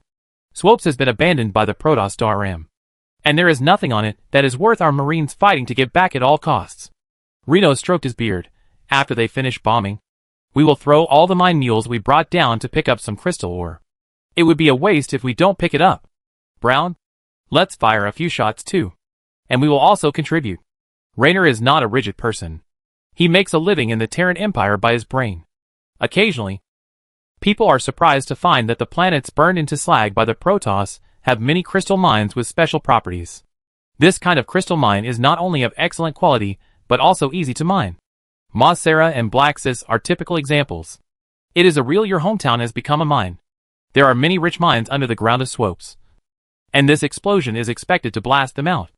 Raynor remembers the Shiloh birds following behind him when he was a child, and followed his father Trace to plow the land with machinery. They could always pick up the insects turned out of the ground by the machinery without much effort. They do similar work, and each fleet will carry an engineering corps and mining mules to resupply in the star field far away from the world of the Terran Empire. Our Marshal Raynor followed Emperor Augustus all the way here, and he has a parental heart in the Empire. He was afraid of being poor before, so he brought a lot of mining mules, and only smashed them on the territory of allies. Hee. Tychus rubbed his hands, thinking that he would make a small fortune this time. As for what crooked ideas he has, it depends on whether he will be demoted to a private soldier after he meets August Grad. Mr. Tychus has some morals, but not many. Besides, for him, morality is a flexible thing. Why? They are leaving? Suddenly, Tychus noticed that the Purifier fleet surrounding the mothership Cybros was turning around and leaving. He squinted his eyes, and prepared to drive the SCV down to mine. Although Tychus is a villain, he is undoubtedly a genius. As long as he can get some money, he can even teach himself to drive a warship. Purifier Executive Colonel Island sent us new galaxy coordinates. It is the Alanar Galaxy, and Zerg have also appeared there. Captain Brown said, "The friendship between the young Terrans and our star-blasting purifiers is so pure. Alanar, that place is not far from our territory." Tychus frowned. This is not a good thing. Well, Raynor was also worried, and was shocked at the moment. You actually worry about such things. Alanar and Hohandle are quite close.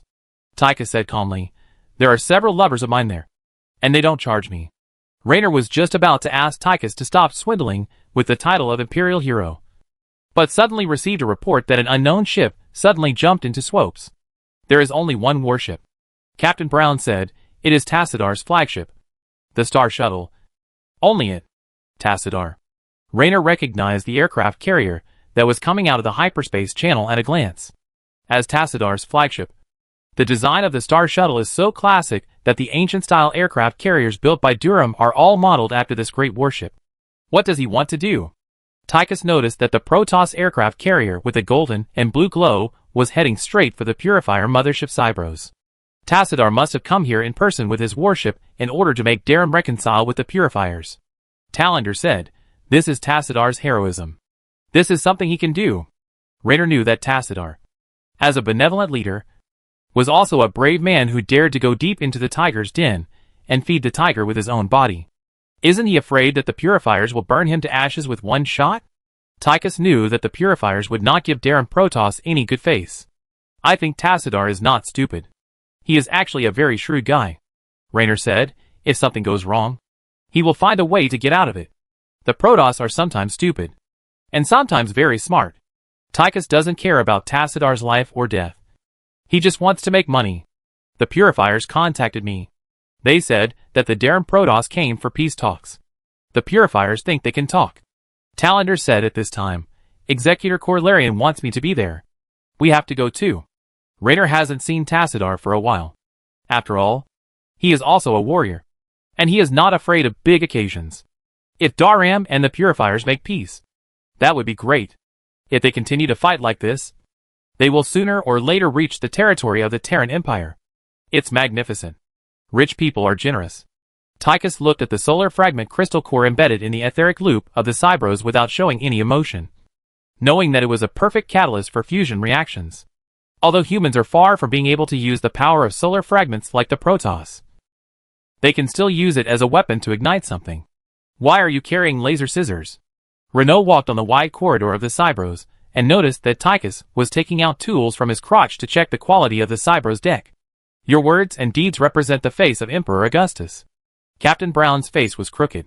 If that's the case, I didn't take off my pants to give him face. Tychus looked for a long time, and was about to knock off a piece of solar fragments to sell for money, when he saw two Purifier Sentinels walking slowly from the other side. They are slightly larger than humans, and look like flat plates. Mechanical Sentinels are not strictly ancient Purifier technology. But the Purifiers have obviously quickly added Durham's drone technology to the data network to produce this powerful battlefield support machine with higher efficiency. When producing their own mechanical Sentinels, the Purifiers will add their own things. Probably because there is no concept of stealing in the database. The two Sentinels left quickly. Put it down for me. Renault's eyes widened. They were not bandits. The Terran Empire could not afford to lose this man. As he was talking, a team of more than 10 Purifiers appeared in front of Renault. These powerful legionnaires all had independent personalities, and each of them was an ancient hero with great military exploits. Tassadar. Renault recognized one of the Protoss. And then he saw Phoenix's huge Dragon Knight armor. There were only two of them. Ah, James Raynor. I didn't expect you to be here. Tassadar was also very happy. I hope you can bring my greetings to Emperor Augustus Mengsk. He noticed that compared to Tassadar, the leader of the Daram, the surrounding Purifiers all focused their attention on Phoenix. And that was probably not because they had never seen the Dragon Rider. Although the Purifiers' eyes were also mechanical, Raynor believed that they were all looking at Phoenix with strange eyes. It is now known to everyone except himself that Phoenix used the Book of Ages skill to modify the memory of the Purifier replica and boast about his achievements. Archon Phoenix is indeed a unique hero. The incident is probably true, but it has been processed a little bit. Even Talander himself found it unbelievable when he read this memory. If it were a human, it would be like saying that superheroes who can fly into the sky and into the ground really existed in history. Well, now everyone knows that he is a historical inventor.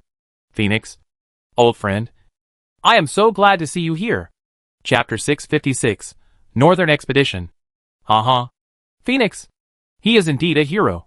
In the Emperor's bedroom in the palace, Augustus was leaning back in his chair and reading the report sent back by Renault from Swoops. At first, he just nodded frequently.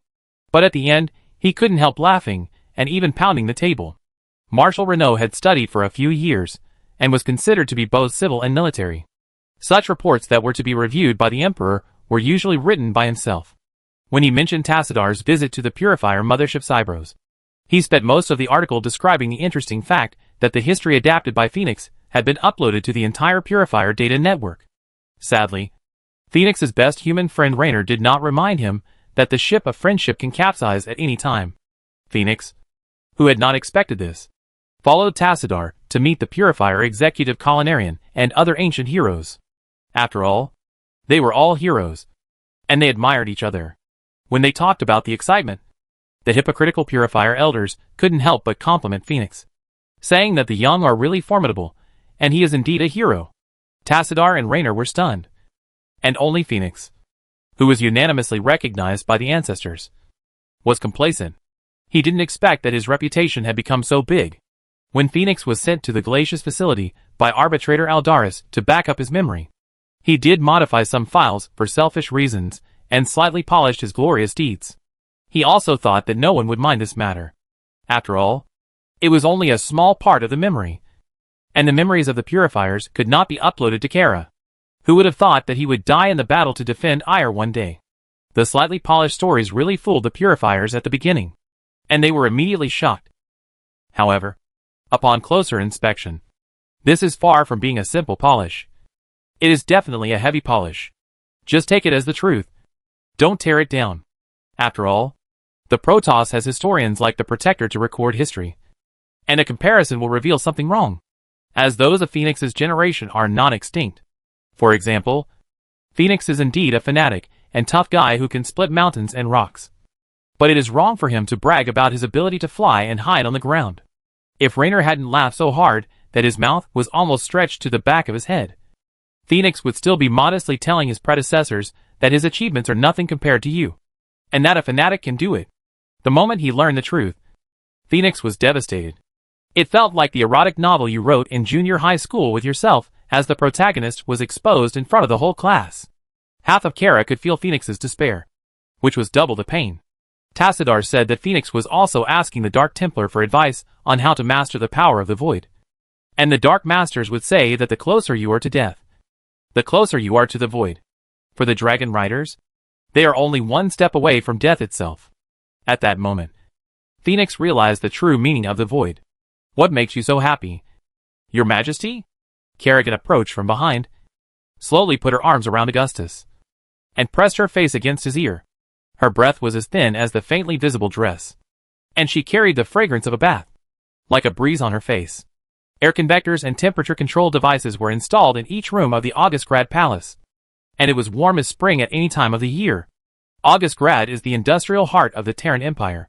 Energy prices are quite stable and affordable for every household in the city. Nothing, Augustus replied. Your Majesty, you are obviously laughing all the time. Kerrigan said, never stopped. Poor Phoenix. I just feel sorry for him. Augustus still had a smile on his face, and his eyes were full of happiness. What's wrong with him? Kerrigan pressed against Augustus's profile. Let me see it quickly. Phoenix is also an old acquaintance. He is brave and loyal. And most importantly, he understands the unique sense of humor of humans. As a Grand Archon and a top-notch hero among the Templars, Phoenix has never been domineering, but is easy to get along with. Although it is unbelievable, Phoenix can even dance with people. Overall, as a Protoss, Phoenix has a very interesting soul. Another social death. Augustus handed the report directly to Kerrigan and concluded, it's not the first time anyway. He joked, Phoenix. He used to be my best friend. But now, he may have to change his identity and way of life. If Phoenix can't make it in Durham, he can come to us, and I will immediately let Swan paint him a bucket of red paint. It's not that serious. Kerrigan also laughed. Phoenix is already respected. Phoenix is still a respected Protoss hero. As the manager of the Templar, he can be regarded as a role model for fanatics. After all, he still has idle baggage.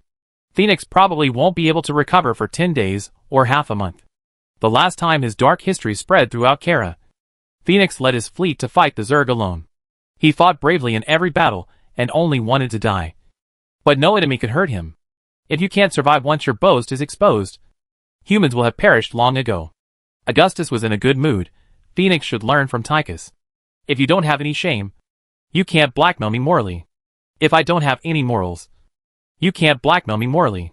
Your Majesty, you have mentioned Tychus more often than I have. Kerrigan pushed Augustus. Is he the queen? Hearing what Kerrigan said, Augustus didn't know why he imagined the situation she said. He shuddered suddenly, and made up his mind to deal with Tychus severely when he came back. Why do you think so? He put away his smile and realized that there was no expression on Kerrigan's face. He couldn't help but feel guilty. After laughing for a long time, maybe he was the clown. Sarah Kerrigan is a wise and calm woman. A queen-like figure, sitting alone in the palace, suppressing everything. And it is inevitable that she has a strong desire for control. Since her marriage, Augustus and Kerrigan have quarreled only a few times.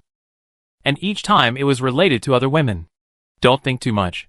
You haven't offended me recently. Kerrigan snorted, holding the report in her hand. What would you offend me for? The Purifier not only agreed to form an alliance with us, but also reconciled with the Terran Protoss. It seems that the leader of the Purifiers was not swayed by hatred and anger. Aurega miscalculated this time. She changed the subject. Aurega thought that everyone would start a war and destroy everything because of hatred for the Terran Protoss. But in awakening the Purifiers, Aurega, you did a good job. Augustus suddenly felt that this dark Archon, who was always thinking about making trouble, was pleasing to the eye. Augustus also smiled slightly when he read that the Purifiers agreed to form an alliance with the Empire. As if that was what he expected. For revenge, Aurega is jumping around now. Who knows what he will awaken next time? Something crazier than the Purifier. But for now, the revival of the Purifier is actually beneficial to the Tyranid Empire. In any case, the Purifiers will never ignore the threat of the Zerg. Although the Purifier's early awakening disrupted Augustus' original plan to a certain extent, he decided to take advantage of it later. With the addition of the Purifier, the Tyranid Empire will have a better chance of winning the counterattack against the Zerg in the next stage. It's time to gather forces and give the Zerg another heavy blow. A large number of Zerg hive worlds must be destroyed at once to curb their unlimited expansion. The second-generation Overlord is very smart, but not very courageous, which means it will not smash its body directly into August Grad like the previous Overlord rated Ire. However, although the Purifiers believe that as long as Terran will not enslave them like the Protoss Empire did in the past, they will not start a war again. But they still refuse to join Terran. Augustus said. Tassadar did not force the Purifiers to join, but promised that the door of Terran would always be open to the Purifiers.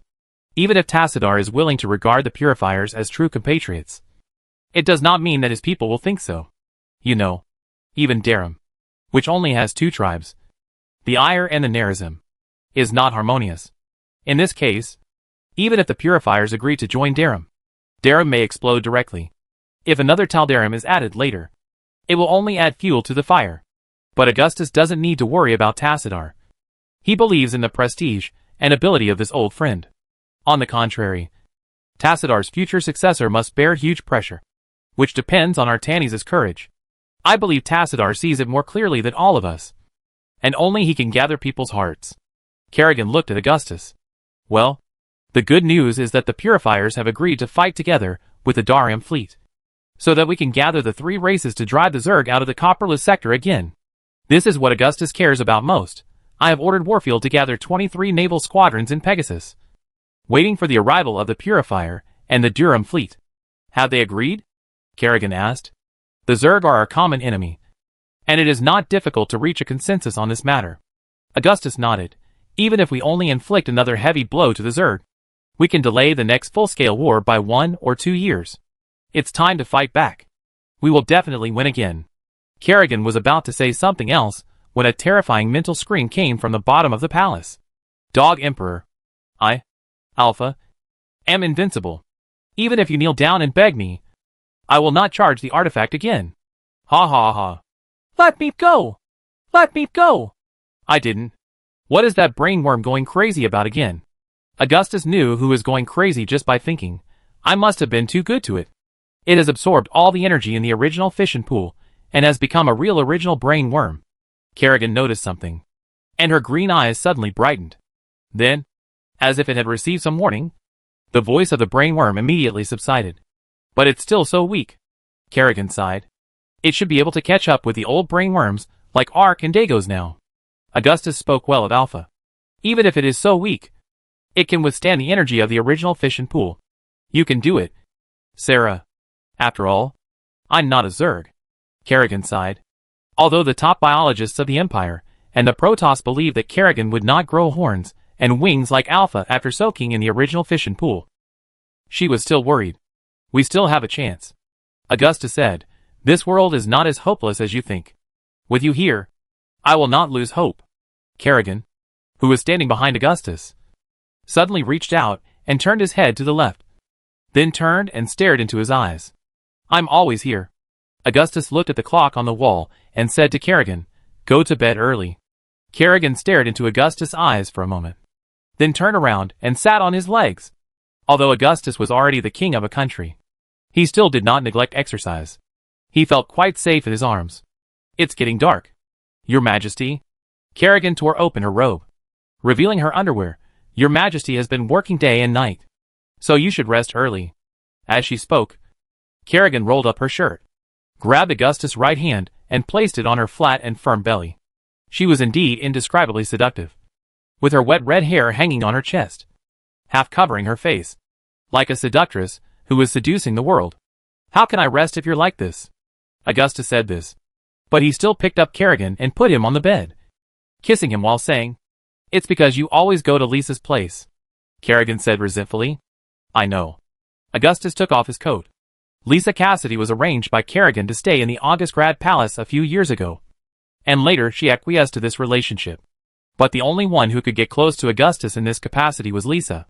You're still thinking about other women at this time? Kerrigan's fists hardened. You are the one who mentioned her, Augustus asked. It's my fault. Kerrigan stared at her. Of course not, Augustus said. She's obsessed with you. And so are you.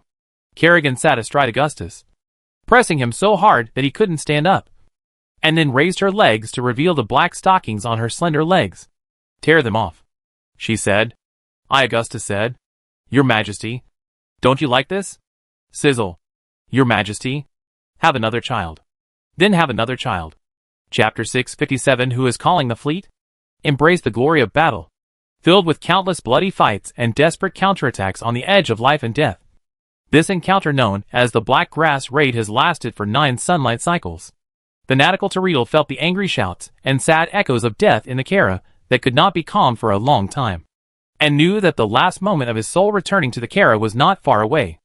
On the planet called Tepris, he and his compatriots were surrounded by a vast sea of worms. All the Templars were killed or wounded, and the Archon, who led the expedition, was also seriously injured. Tepris is located in the Copperless sector, quite far away from Shakuras, and is neither a colony world of the Protoss Empire nor an outpost. The Protoss Empire has discovered many such worlds in the galaxy, but has not interfered much, and has kept them intact. This sudden battle originated from a rescue signal from Tibris, which came from a long-lost fleet. When the Protoss troops came to support, they found that the Zerg army had been waiting for them for a long time. Tibris was just a trap. This was a carefully planned ambush. The Protoss controlled by the parasites sent a wrong rescue message to the fleet where Terital was, making them willingly fall into the trap. The ruler of this Zerg swarm was a brainworm named Azza, who observed that since the fall of Ire and the decline of the people, the Protoss would never abandon their compatriots as long as there was a glimmer of hope. So, Osir took advantage of this. Don't move, said a Dark Templar. The Templars all communicated through Kala, and only these Protoss warriors from Shakuras had to use telepathic language to communicate. Listen, they are approaching. Terital looked in the direction of the sound, and saw a rustling sound in the dense green jungle not far away. The hounds of the Overmind approached quietly, suppressing their roars of desire for blood and killing. There were tens of thousands of them, and even if the silent Dark Templars were counted, there were only more than 30 warriors around Terital, and their shining armor was already scarred. Not long ago, on this distant planet, a group of Terran Empire humans had fought side by side with Terital to resist the invasion of alien insects. They were immigrants from the Terran Empire, coming from various worlds of the Terran Empire. There were only about 2,000 or 3,000 people. They just hurriedly opened up a small settlement in a corner of the planet, built houses and living facilities, and just reclaimed a piece of farmland for growing crops. This young race of humans is ambitious and greedy, but they have certain qualities that the eldest son of God has long forgotten. If they find a planet rich in resources, they will start colonizing it soon. This short-lived race is extremely smart and tenacious. They can gain a foothold on most planets known to the Protoss. When the Zerg arrived, this human settlement was immediately hit cruelly.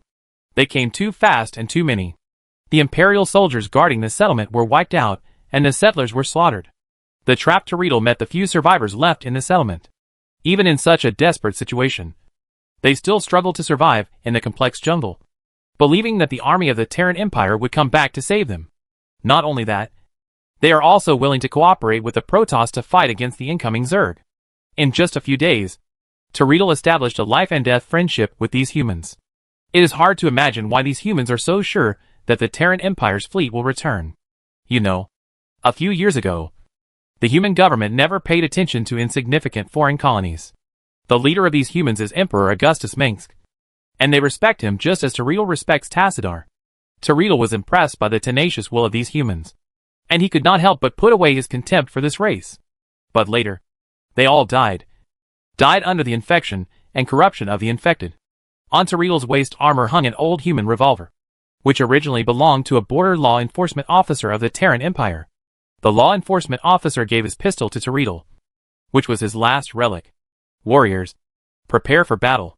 This place is located on an island on the planet Tibris. The terrain is long and narrow, and the area is only 1/3 of the El Fuwa Island. It is crisscrossed with rivers and lush greenery. The rain on the island is always falling, and the temperature is always maintained within a relatively stable range. The lush green jungle is full of bushes with red fruits and moist mosses, and various animals with moist skin and webbed limbs live in it, similar to some frogs that always make noises. Although it can be seen that the creatures here basically come from the same ancestor. In the evolutionary process of just a few million years, the species here have evolved into various forms and formed a complete ecosystem. Tibris is covered with violent oceans, and there are thousands of such islands. On the more vast main continent, there is another completely different form of life. According to Protoss scientists, it won't take long for Tibris to evolve into a relatively low-level intelligent life form. But now, all life on Tibris will come to an end, either being assimilated by the Zerg or heading for tragic destruction. Just like Teredo's end. They're coming! Teredo reminded his comrades while charging at the roaring hydralisk coming from behind a jungle with the help of his greaves. Protoss zealots always march forward bravely. They are veteran warriors who always attack first and withdraw from the battlefield last. There is no retreat in the creed of the zealots. After a lightning-fast run-up charge, Teredo leaped high and stepped hard on the roaring hydralisk like a boulder falling from the sky. He used a psychic blade that flashed with a glowing blue light to cut open its chest with a hard shell attached. The hot psychic energy dried up its heart, lungs and blood in an instant. A swarm of screaming Zerglings leapt out from the other side, their shells and sharp fangs like a nightmare from another world. Compared to the Battle of Ire, these horrible monsters have become even more ferocious and terrifying. The other 4 zealots followed Teredo closely, and they charged like blue phantoms, with psychic blades shining with psychic flames that could easily split these screaming monsters in half with one slash. But this was only the vanguard of the Zerg army. The restless forests behind them indicated that tens of millions of terrifying Zerg were approaching quickly. The Templars were brave and good at fighting, but they were at an absolute disadvantage in numbers. And the Zerg were hundreds and thousands of times more than them. The enemy was numerous, and we were few. It was always like this. Numbers were one of the advantages of the Zerg, and that was precisely the disadvantage of the Protoss army. The Protoss were powerful individually, but their numbers were very rare. Teredo did not have the slightest resentment or despair in his heart. He knew that death was the fate of all warriors. Templars live for battle, and should die in battle.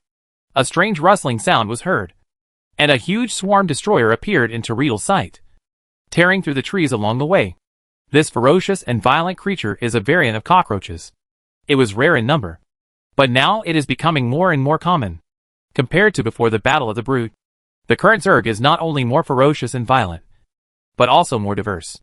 Although special variants of the old Overmind system still exist, they have gradually been replaced by varieties such as cockroaches, explosive insects, and corrupted flies. The Protoss Empire has not stopped developing new weapons and reactivating ancient weapons. The Stalkers are the product of this era. There were many Stalkers among Teredo's companions, Although they were beaten into sieves by the spines of Hydralisk in the first few battles. There were also 2 huge colossi in their team. But now they have become a pile of burning scrap metal. And those loyal mechanical sentinels have been torn to pieces by the violent Zerglings. At this time, another destroyer appeared, spewing acid as hot as fire, followed closely by several bloated banlings. These strange and twisted organisms are walking bombs, accumulating a large amount of terrible acid in their bodies. When they appear in groups, they are a terrible nightmare for any enemy. Whenever banlings appear in large numbers, cockroaches and hydralisks will follow closely behind. They are numerous and never tired. And Terran has been fighting hard for many days. Without any words, the fanatics charged at the same time, because the presence of Kara made them truly one, rushing towards their enemies like a blue phantom.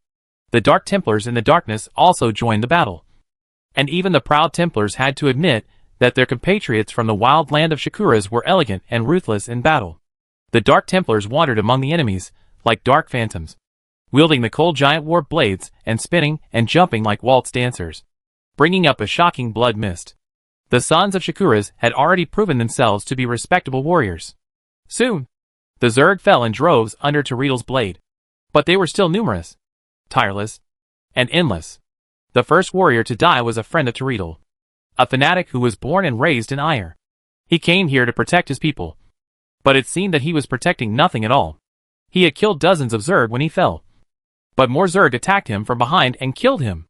The second was a female Dark Templar, torn in two by a Hydralisk. She could have abandoned her companions and retreated into the shadows. It was said that she was close to a high-ranking Templar, but it was destined to end in failure. Terran killed one Zerg after another until bloody bones piled up at his feet.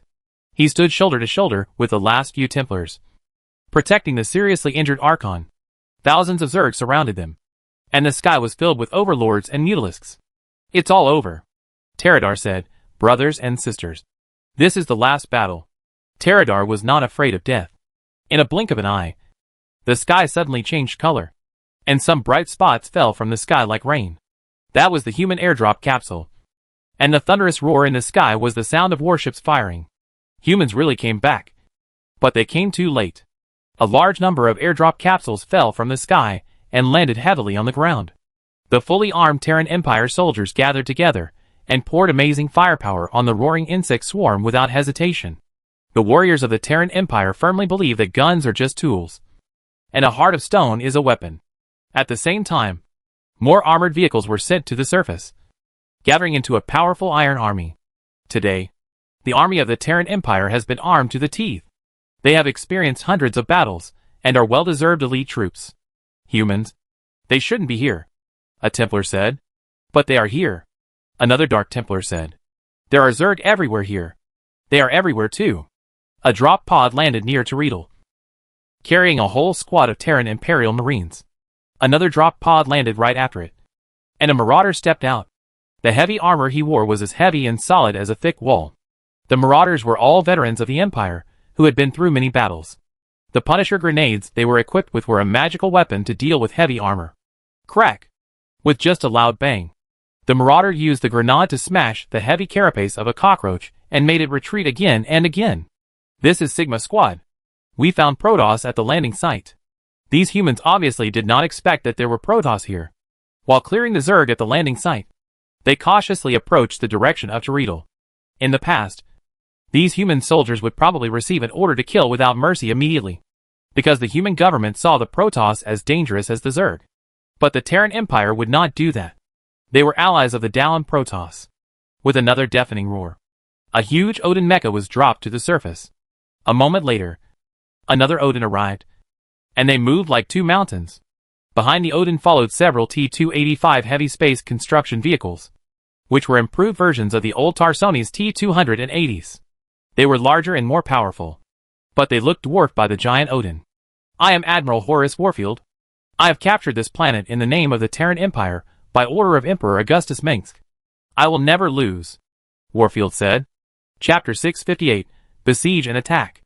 In September 2500, the planet Tiberius in the northeast corner of the Coprolus sector ushered in a tragic bloody storm. It turned out that this was just a local conflict caused by the Zerg raid on the new colony of the Terran Empire. which then turned into a huge interstellar war around the planet. In just a few days, many large Zerg nests with tens of billions of Zerg suddenly appeared in the star field around Tiberius. And in a short time, more than 17 worlds of the Terran Empire were exposed to the bloody mouth of the Zerg army. Imperial Marshal Horace Warfield was ordered to lead the Imperial fleet to defend the Tiberius system and fight to the death. Corral urgently mobilized surrounding fleets to rush to help, and a large number of Imperial fleets gathered in the direction of Tiberius from all directions. In the Tiberius system, the battle in space was particularly fierce, and it was no less fierce on the ground. At this moment, Lieutenant Colonel James Dander was in purgatory. James Dander served in the 336th Airborne Division under Warfield. This airborne division belonged to the Omega Squadron, which had a long history and was notorious, and was also a battle-hardened division. Danceno was not the first batch of Imperial soldiers to parachute to Tiberius. When he and his soldiers arrived, the ground was already a hell, with corpses everywhere and blood flowing like a river. Nearly one-third of the airborne soldiers lost contact within a few minutes of landing. And most of the Imperial soldiers who first set foot on this land are now few and far between. Tiberius has now become the most brutal battlefield in the Coprolus sector. A bloody meat grinder, comparable to Char during the Brood War. Tiberius is just one of the thousands of light spots on the star map of the Coprolus sector. It has no characteristics and is not outstanding. But behind it is the Empire. Sir, the communication satellite has been shot down, and our contact with the command center has been disrupted. The hoarse words of an Imperial soldier came from Danceno's channel. The 468th Battalion has been defeated, and they are retreating, accompanied by a thunderous explosion in the sky. The sky darkened again, and the rain was getting heavier. The climate of Tiberius was a far cry from the dry, cold Anselm where Danceno was born. It rained for most of the day, and the air was damp and humid. Danceno's battalion had just taken over a position near the landing site, built on two opposite high grounds, firmly guarding a winding river. The Imperial Engineer Corps had built a strong fortification on the high ground, with solid fortification walls, connecting bunkers, and sentry turrets reinforced with fine steel frames. And all sides were shrouded in the shadows of anti-aircraft missile towers. There were enough ammunition and food reserves in the position to last a week, but most of them would not live to see that time. Fuck it. I've never seen any reinforcements other than verbal reinforcements. Captain Bill slammed the flickering holographic projector on the table hard, and the broken machine with two hydralisk spines stuck in it finally returned to normal.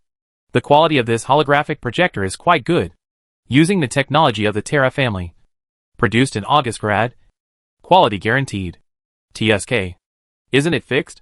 Am I a genius? He stared at the information panel on the holographic projection for a long time, and then said dully, "It seems that reinforcements will not come. Maybe they all died on the way here." Danceno said after a moment of silence.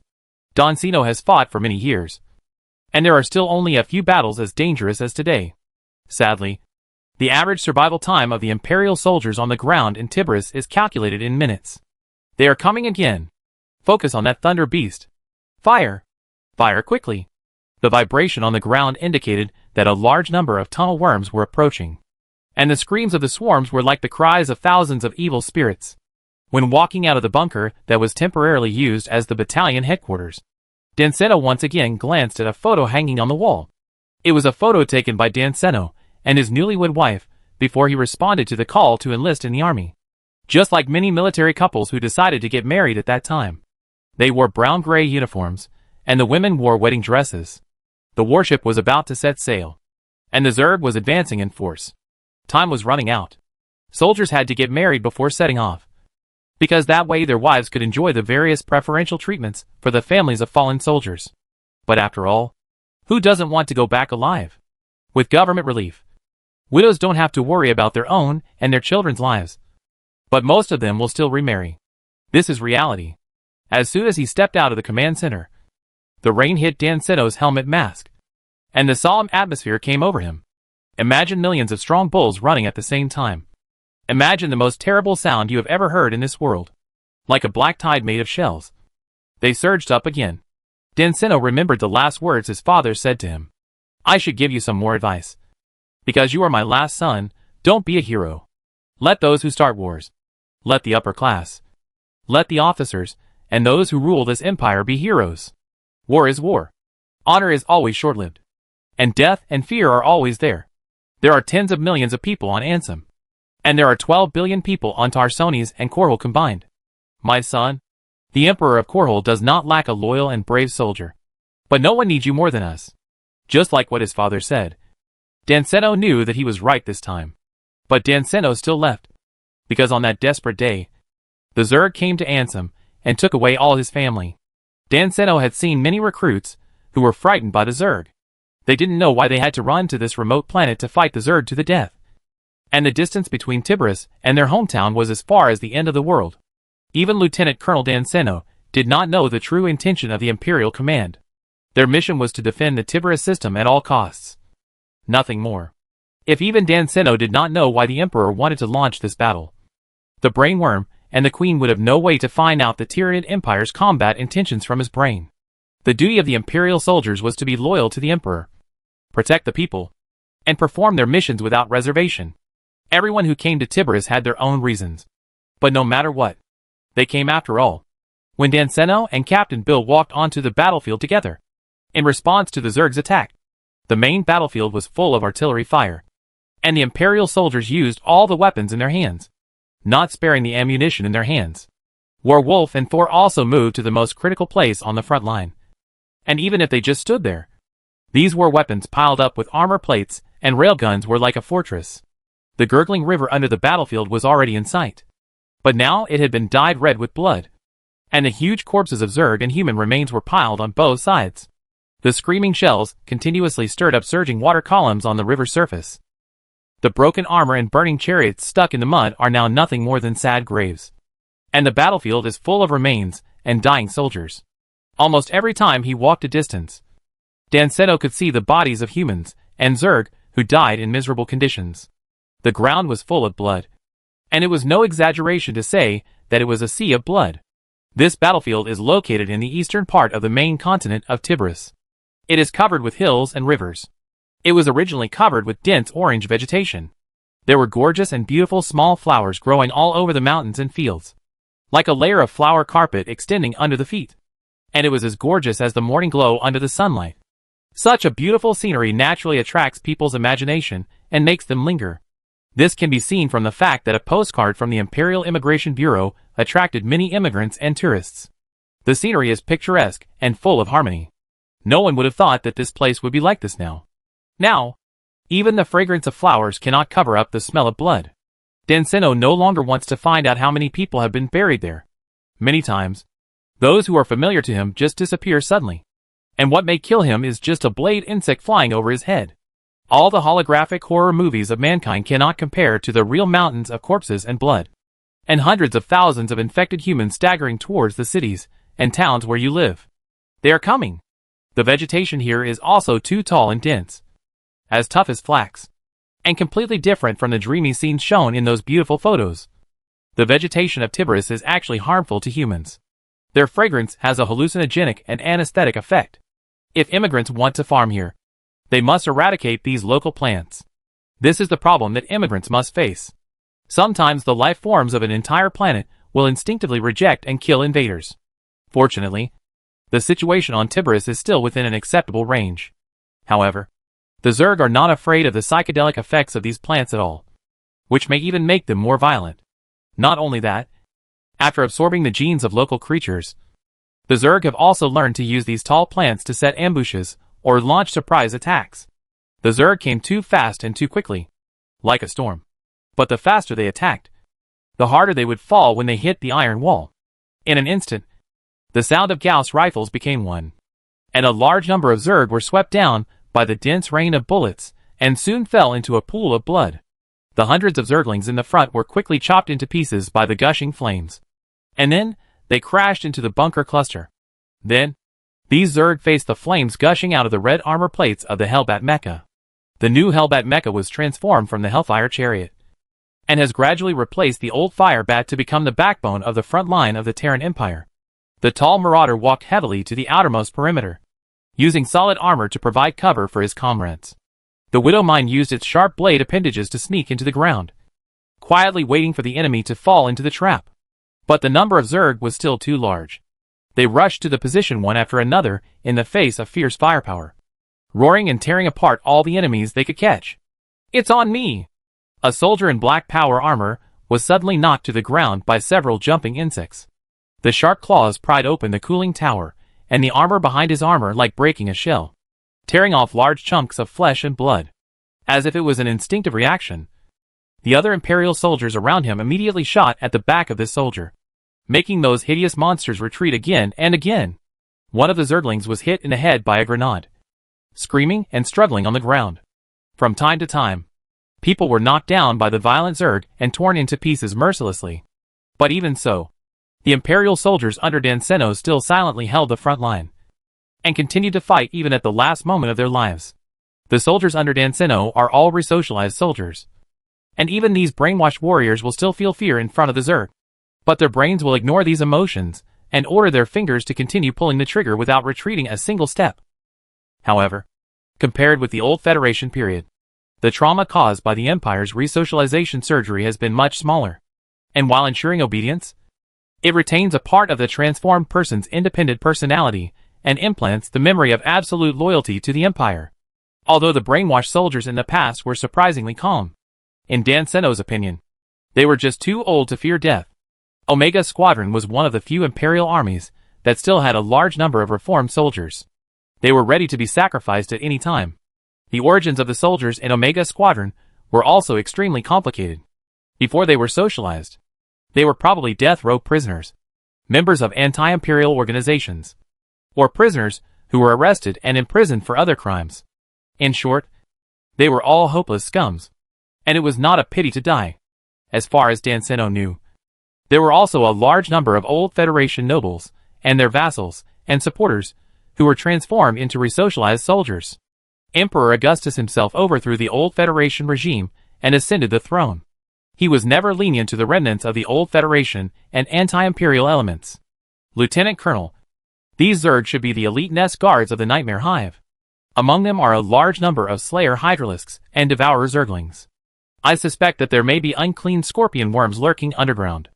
A Zergling with blood-red skin caught Danseno's attention. It was undoubtedly the elite among them, stronger and smarter than all its kind.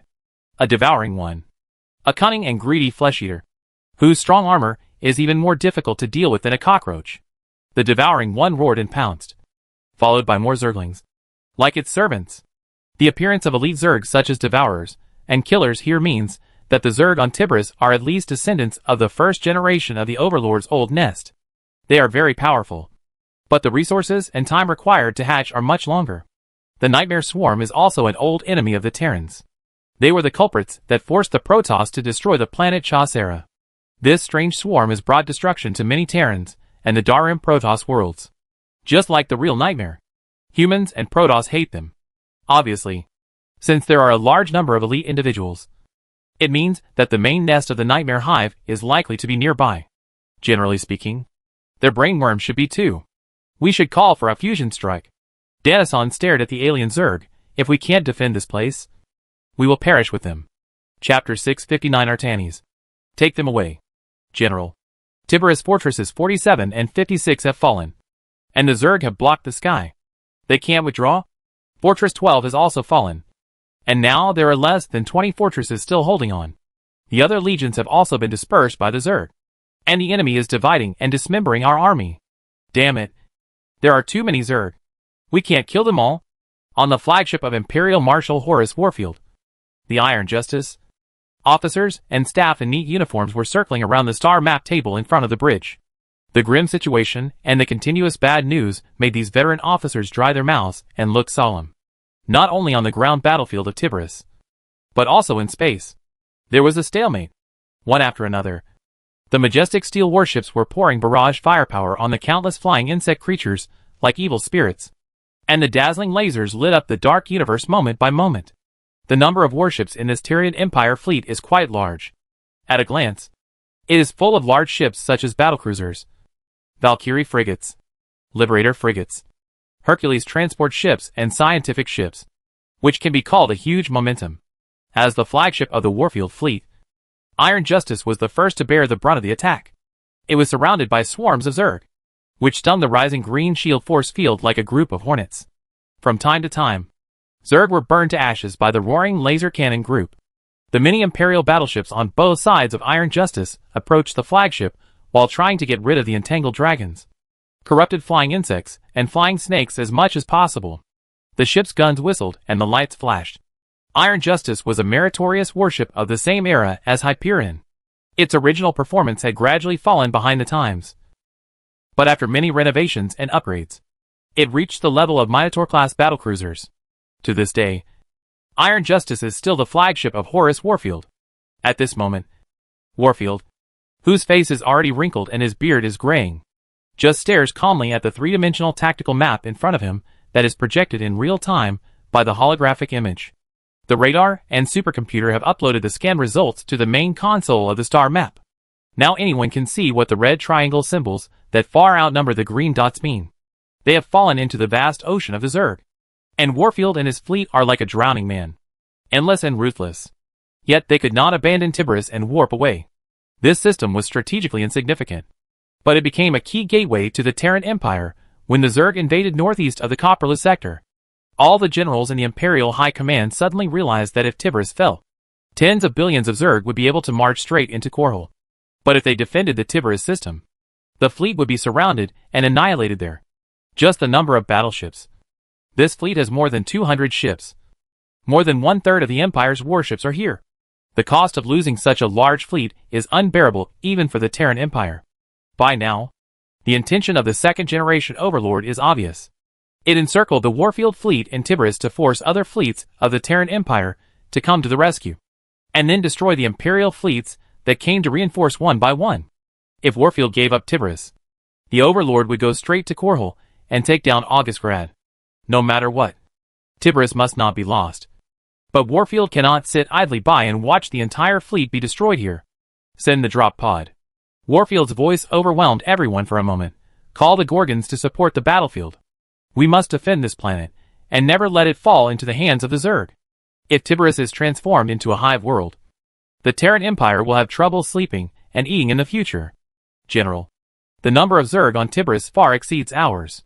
I'm afraid that sending more troops will be useless. A staff officer said. Do you want me to watch all the soldiers on the ground die in Tiberius? When Warfield spoke, everyone could see the veins on his forehead. There were still more than 2 million people, and more than 100 Imperial Marine divisions on the surface of Tiberius. But if we continue to send more landing troops, it will only be a tactic of adding fuel to the fire without any hope. Unless Warfield firmly believes that he can win, there is no way around it. In such a war, we have to sacrifice human lives to fill the battlefield. Military orders are as heavy as a mountain. Warfield is a veteran general in the Imperial Army, and the first admiral after Emperor Augustus ascended the throne.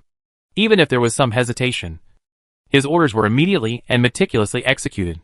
Where are the other fleets now? Warfield asked again. From the holographic star map, it can be seen that the green light dots representing the team are surrounded by dense red light dots in the center. The flashing icons show that the front of Warfield's fleet is the famous Leviathan Hive, Jormungandr Hive, and Sky Brood. Only the Sky Hive is a newly emerged large-scale Zerg nest, whose Zerg swarm is composed entirely of Zerg flying creatures, and has a large number of Zerg Leviathans, which seem to be specially created to deal with the fleets of humans and Protoss. The ruler of the Sky Hive is still unknown, but it should be an old-fashioned brain worm or a powerful first-generation nameless brain worm, because the second-generation Zerg has never had a precedent of letting the Queen lead a large Zerg swarm. Outside the Zerg swarm encirclement is the Imperial fleet coming from all directions, including the fleets of Edmund Duke, Jim Raynor, Matt Horner, Mira Han and Alexei Stukov, as well as a dozen medium-sized fleets. However, these fleets were also chased and blocked by the Zerg on the way, and it was difficult to reach the Tiberius system. The Terran Empire has made up its mind to fight a decisive battle with the Zerg, and the Zerg have also sent out their main forces. From this posture, it can be seen that the Overmind is ready to fight with the Terran Empire and the Darim Protoss, and to defeat Korhal and Shakuras in one go. The Imperial Command also responded quickly. Augustus ordered to mobilize heavy troops in Tiberius and gather all the Imperial allies to counter-encircle the main force of the Zerg, because the Overmind not only did not expect the Purifiers to become the new ally of the Terran Empire, but they did not even know of their existence. And Warfield's mission is to firmly attract the main force of the Zerg until the main forces of the Terran Empire The Terran Protoss and the Purifiers arrived to join forces to annihilate the Zerg on Tiberius. This is a risky move. Warfield is under tremendous pressure, and only he can be entrusted with such an important task by the Emperor. The fleets closest to Tiberius are General Duke and General Raynor, and General Duke's Alpha Squadron is only 7 light-years away from Tiberius. They will arrive after the next jump. Vice Admiral Gull said. Too slow. Warfield knew that they could not hold on for much longer, as the Belag and Grun Zerg appeared in the Tiberius system. Speaking of which, the fastest one was the venomous Snake Duke. Duke was savage and brutal, and had few friends in the Terran Empire Navy. Such people would never play tricks behind your back, but would always put on an arrogant face. Although Duke was not very likable, the reason why he stood out among the generals of the Terran Empire was entirely because he had always wanted to be a powerful general rather than a powerful minister who overturned the government. In front of the Emperor, Duke clearly knew his position, and who he should bow his proud head to. This vicious snake seemed to have no idea what fear was. As long as the Emperor gave an order, he would lead his fleet to rush towards the Overmind. Warfield could already imagine Duke's smug face when he was the first to arrive at Tiberius. But there is no news from the Protoss yet. Vice Admiral Gull said at this time, "We can't deal with so many Zerg alone." As soon as the voice fell, the vanguard of the Tiamat Zerg appeared in the Tiberius system.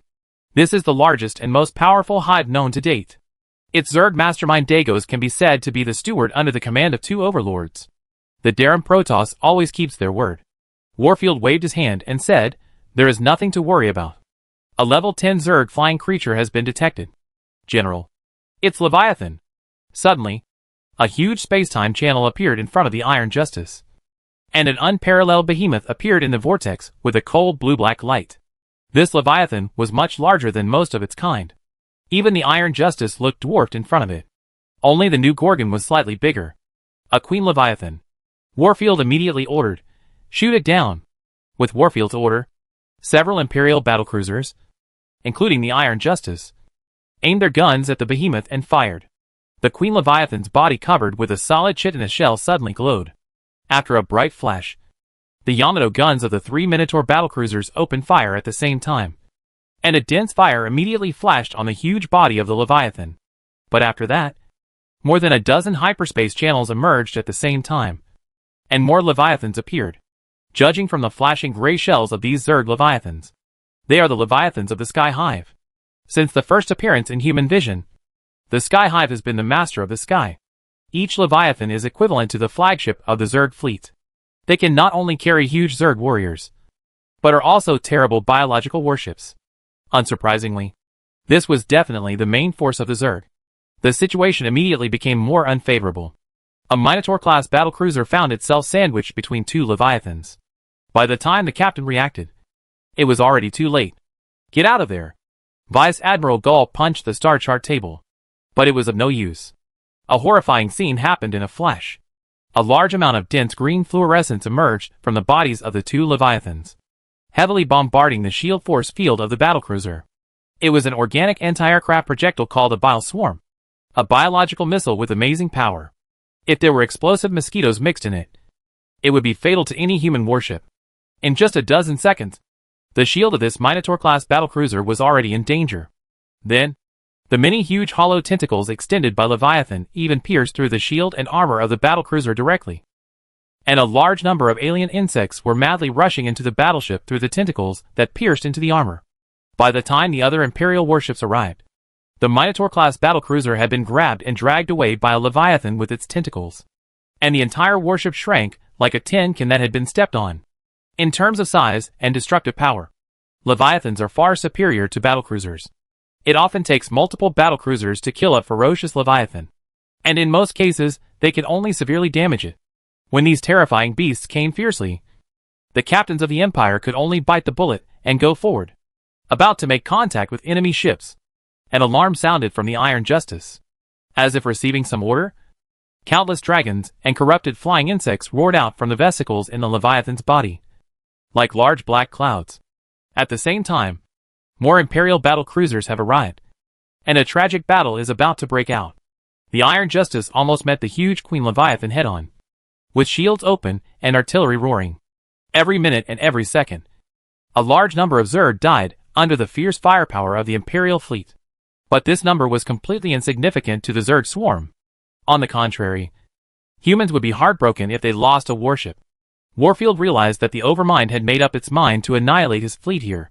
However, this may also mean that a large number of coalition fleets have begun to surround the Tiberius system to arouse the surrounding Zerg, forcing them to first destroy Warfield's fleet inside. At this critical moment, Iron Justice suddenly received an unexpected message. A Protoss Templar wearing shining platinum armor appeared on the main screen of the Iron Justice's bridge, and behind him was the broad and bright bridge of the Protoss mothership Iron Shield. Human Commander. I am Executor Artanis. The Golden Fleet has arrived. His gentle voice is like a spring breeze. Oh, salutations to you, Old General Horace Warfield. Entaro Adden. Executor Artanis. You are here at the right time. Warfield's eyebrows raised. The first to come was the Protoss. Today, we will definitely defeat the Zerg here again and avenge our previous defeat. Artanis said. General, I'm sorry to interrupt you, but we just received a report that Tiberius is about to fall. General Gall said at this time. Deploy transport ships and let the wounded go first. Warfield said immediately, with the Protoss joining the battlefield. Even if Tiberius is temporarily lost, it can be recaptured. More than half of the fleet's transport ships were shot down by the Zerg, and now there are simply not enough. General Gall frowned. I think we can help you evacuate the wounded on the surface, in order to repay your kindness in the Battle of Ire. Artanis heard this and said, Solendes, order Admiral Oren to prepare the shuttle and the warp prism. I have summoned a group of brave Templars to join this glorious war. Thank you for your help. Executor, Warfield said. Artanis, take them away. Chapter 660 Encirclement and Counter-Encirclement. Starboard alert. Leviathan spotted 40 degrees ahead. Turn left 20 degrees. Broadside salvo. We've been hit. The midship deck has been penetrated. This is the night of Teledor.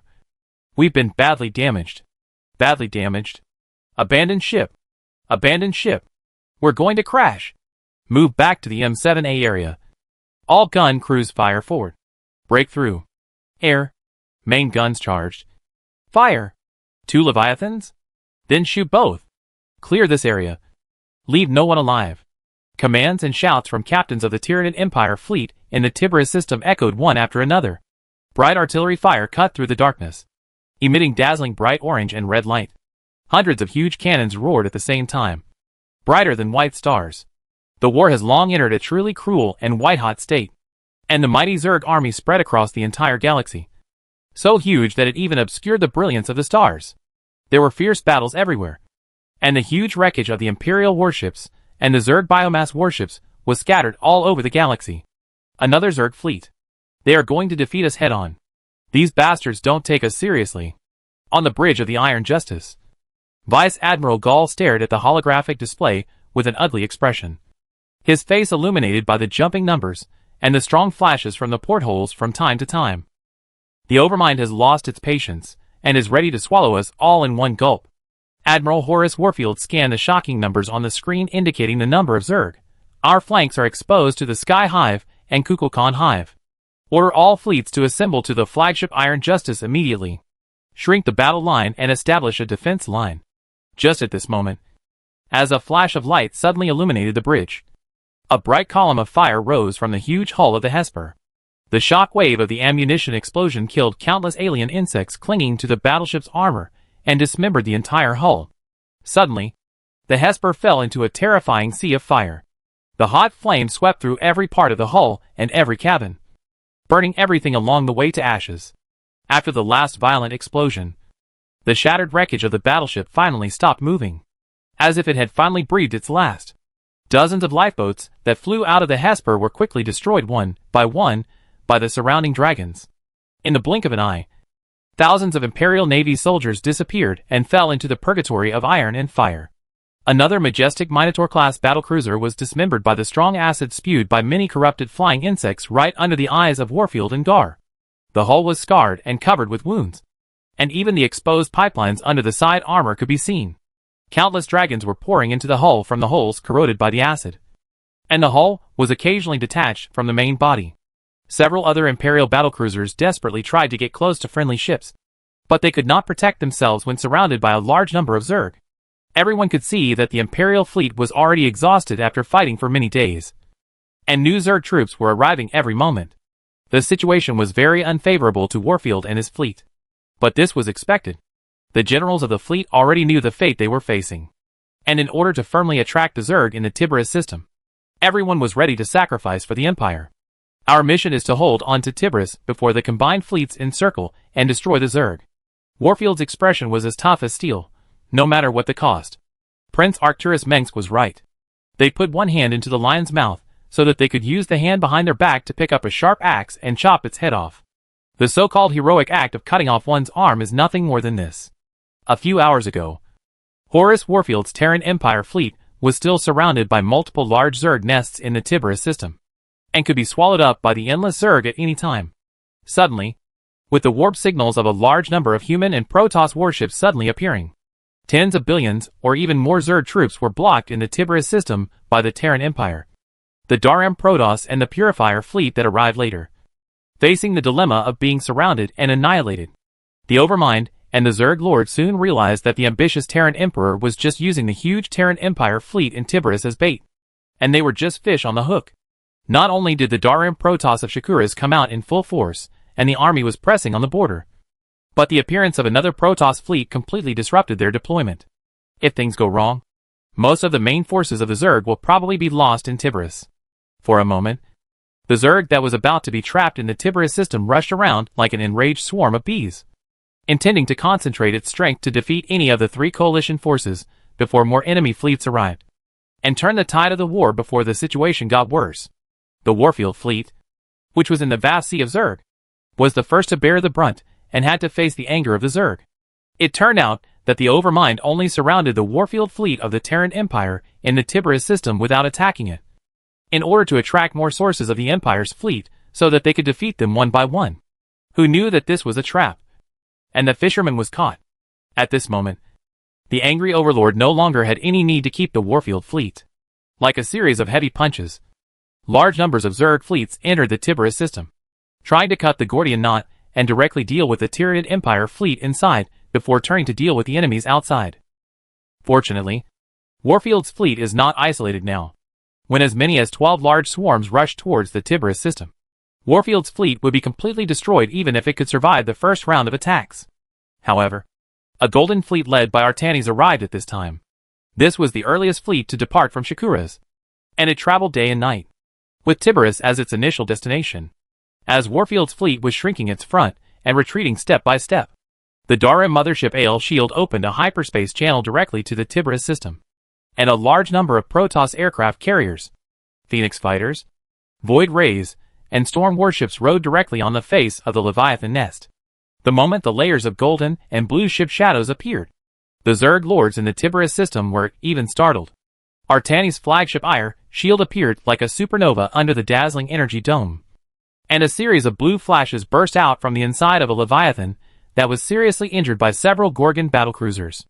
This terrible desolate beast was immediately torn into pieces, and the layers of ribs under its skin were exposed to the hot and shining prismatic rays of the Void Ray, and it was dismembered and disemboweled by hundreds of deep blue rays. This is a true feud. The Daram Protoss will naturally not be polite to the Zerg. The moment they appear, the Golden Fleet will open fire, as the superheated particles of the Storm battleships rapidly advance in the Tiberius system. Countless aircraft carriers and gorgeous Phoenix fighters roar and pounce on the hastily responding Zerg troops. Now, the situation has reversed. The flagship of the 8th Fleet of the Terran Empire, the Hyperion. The magnificent bow of the Hyperion jumped out of the hyperspace channel and jumped out of the Blue Arc, followed by a large number of Terran Empire battle cruisers. These warships are all newly built Minotaur and Gorgon-class battlecruisers, and every piece of armor and screw comes from the foundry in the core world of the Empire. When the Augustgrad shipyard was operating at full capacity, an average of 10 Minotaur-class battlecruisers and 1 Gorgon sailed out of the dock every week. Admiral Matt Horner rested one hand on the star chart table, which showed that the Tiberius system was already in sight. At the same time, Alexei Stukov's Char Empire fleet was also in another direction a few light years away from Horner's fleet. Stukov's Char fleet is a powerful Imperial fleet. Some of its soldiers are former UD soldiers, and the rest are elite soldiers who have been tempered in the harsh environment of Char and fought against the Zerg for several years. In order to deal with the virus infection of the Zerg swarm in Charkaros, the equipment of the soldiers of the Char fleet has been added with more protective equipment, special medical soldiers, and medical support ships. Any Imperial army will feel more at ease if they hear that the Char fleet is their friendly army. In the other direction was the fleet of Purifier Executive Colonel An. In comparison, he brought more than just a fleet, but the Purifier Mothership Cybros and all the Purifier Protoss on it, which were the main force of this encirclement operation. Thinking of this, Matt couldn't help but admire Emperor Augustus's military strategy. The Tiberius system is just ahead. Let's do it. I can't wait. At this moment, inside the bridge of the Hyperion, there was a brainworm the size of a small dog jumping around and shouting, "Today I will punch the Overlord. Kick Archbishop Durham." This brainworm is the Alpha Royal Brainworm, favored by Emperor Augustus and Queen Sarah. Matt heard that it had undergone a secret experiment. Not only was it stronger than before, but it also had a facelift and became greener. When Matt brought this brainworm out of Augustgrad, he found that it was smaller than before, and its body length was even less than 4 feet. But although the royal brainworm no longer looked bloated, it looked more and more like a keratinous cabbage worm. Emperor Augustus affectionately called it the evolution from caterpillar to metal pupa. However, Alpha seemed complacent and quite satisfied with the current situation. Concentration is the essence. Our mission is not to rush up and fight these alien insects. That is what other fleets have to do. Matt was helpless with this brainworm. To be honest, Matt didn't want to bring this brainworm here, but it seemed to be a little swollen recently, and he didn't know why he angered Emperor Augustus. So he had to sneak out to seek refuge. After all, this brainworm is just a naughty kid with amazing intelligence. Dr. Nerid, Steban told me that the Xel'Naga artifact has been assembled. I want to know if it can now start the Nova strike at maximum power as you said? Matt turned around and looked at Dr. Emil Nerid, who was walking towards him. More than 4 years have passed since Emperor Augustus ascended the throne in Korhal, and it is obvious that Dr. Nerid has become much older. Of course, in order to live up to the Emperor's trust, Dr. Nerid not only had to complete the experiments of the reverse engineering of the Xel'Naga, but also had to prepare for the repair of the Xel'Naga world ship. Under such high-intensity work pressure, I'm afraid the hair will be pulled out. To be fair, Matt still has great respect for Nerid, a great man who selflessly dedicates himself to the Empire. Although Emperor Augustus personally wrote to Dr. Nerid every time to ask him to take care of his health, he became more dedicated every time, worthy of being a model worker of the Empire. General Horner, don't worry. Everything is ready. As Nerid was speaking, a holographic screen suddenly popped up on the bridge of the Hyperion. The screen showed the scene inside the Hyperion's laboratory. The assembled Xel'Naga artifact was placed in the center of the laboratory. From a distance, 4 huge cryogenic tubes were connected to the Xel'Naga artifact. What surprised Matt was that in addition to the 3 brainworms in the cryogenic tube, there was also a Taldaram Ascendant. It is said that he was a high-level ascender in the top 4 of the Taldaram Ascension chain. Obviously, all of that was used to power the Xel'Naga artifact. A different look flashed in Nerid's eyes. This time, the Xel'Naga artifact swept through the Zerg and must have gathered enough power to revive his master. The day when he returns to the universe is approaching. Augustus thought he was the one who was waiting behind, but the real winner was Nerid. Oh, I've won too much. So it's your doing. You bastard. You've done so many evil things. Seeing this terrible scene, the arrogant face of the brainworm Alpha became stiff at a speed visible to the naked eye. This scene was too terrifying for a young brainworm. Nerid looked at the brainworm in silence for a while, so angry that he couldn't speak, and almost said that he would put you in the next one. Matt's face turned black, and he took out a box of beautifully packaged sweet chocolates from his pocket and handed it to the brainworm, trying to shut its mouth. Put it away. We are all brothers. Although the brainworm said this, it swallowed the box in one gulp, without any courtesy. After swallowing it whole, it didn't even taste anything. So it licked its face and asked Matt, "Are there any more?" "No more. No more."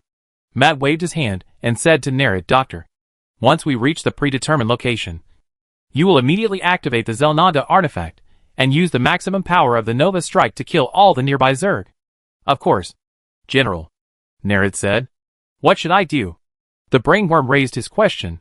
"I am also a Zerg. There is no such part in the plan. I have to ask. Dr. Nerad was stunned.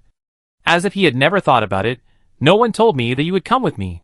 Dear Dr. Nerad, I admit that I may have spoken a little loudly before. The voice of the brainworm Alpha obviously became smaller. Forgive me.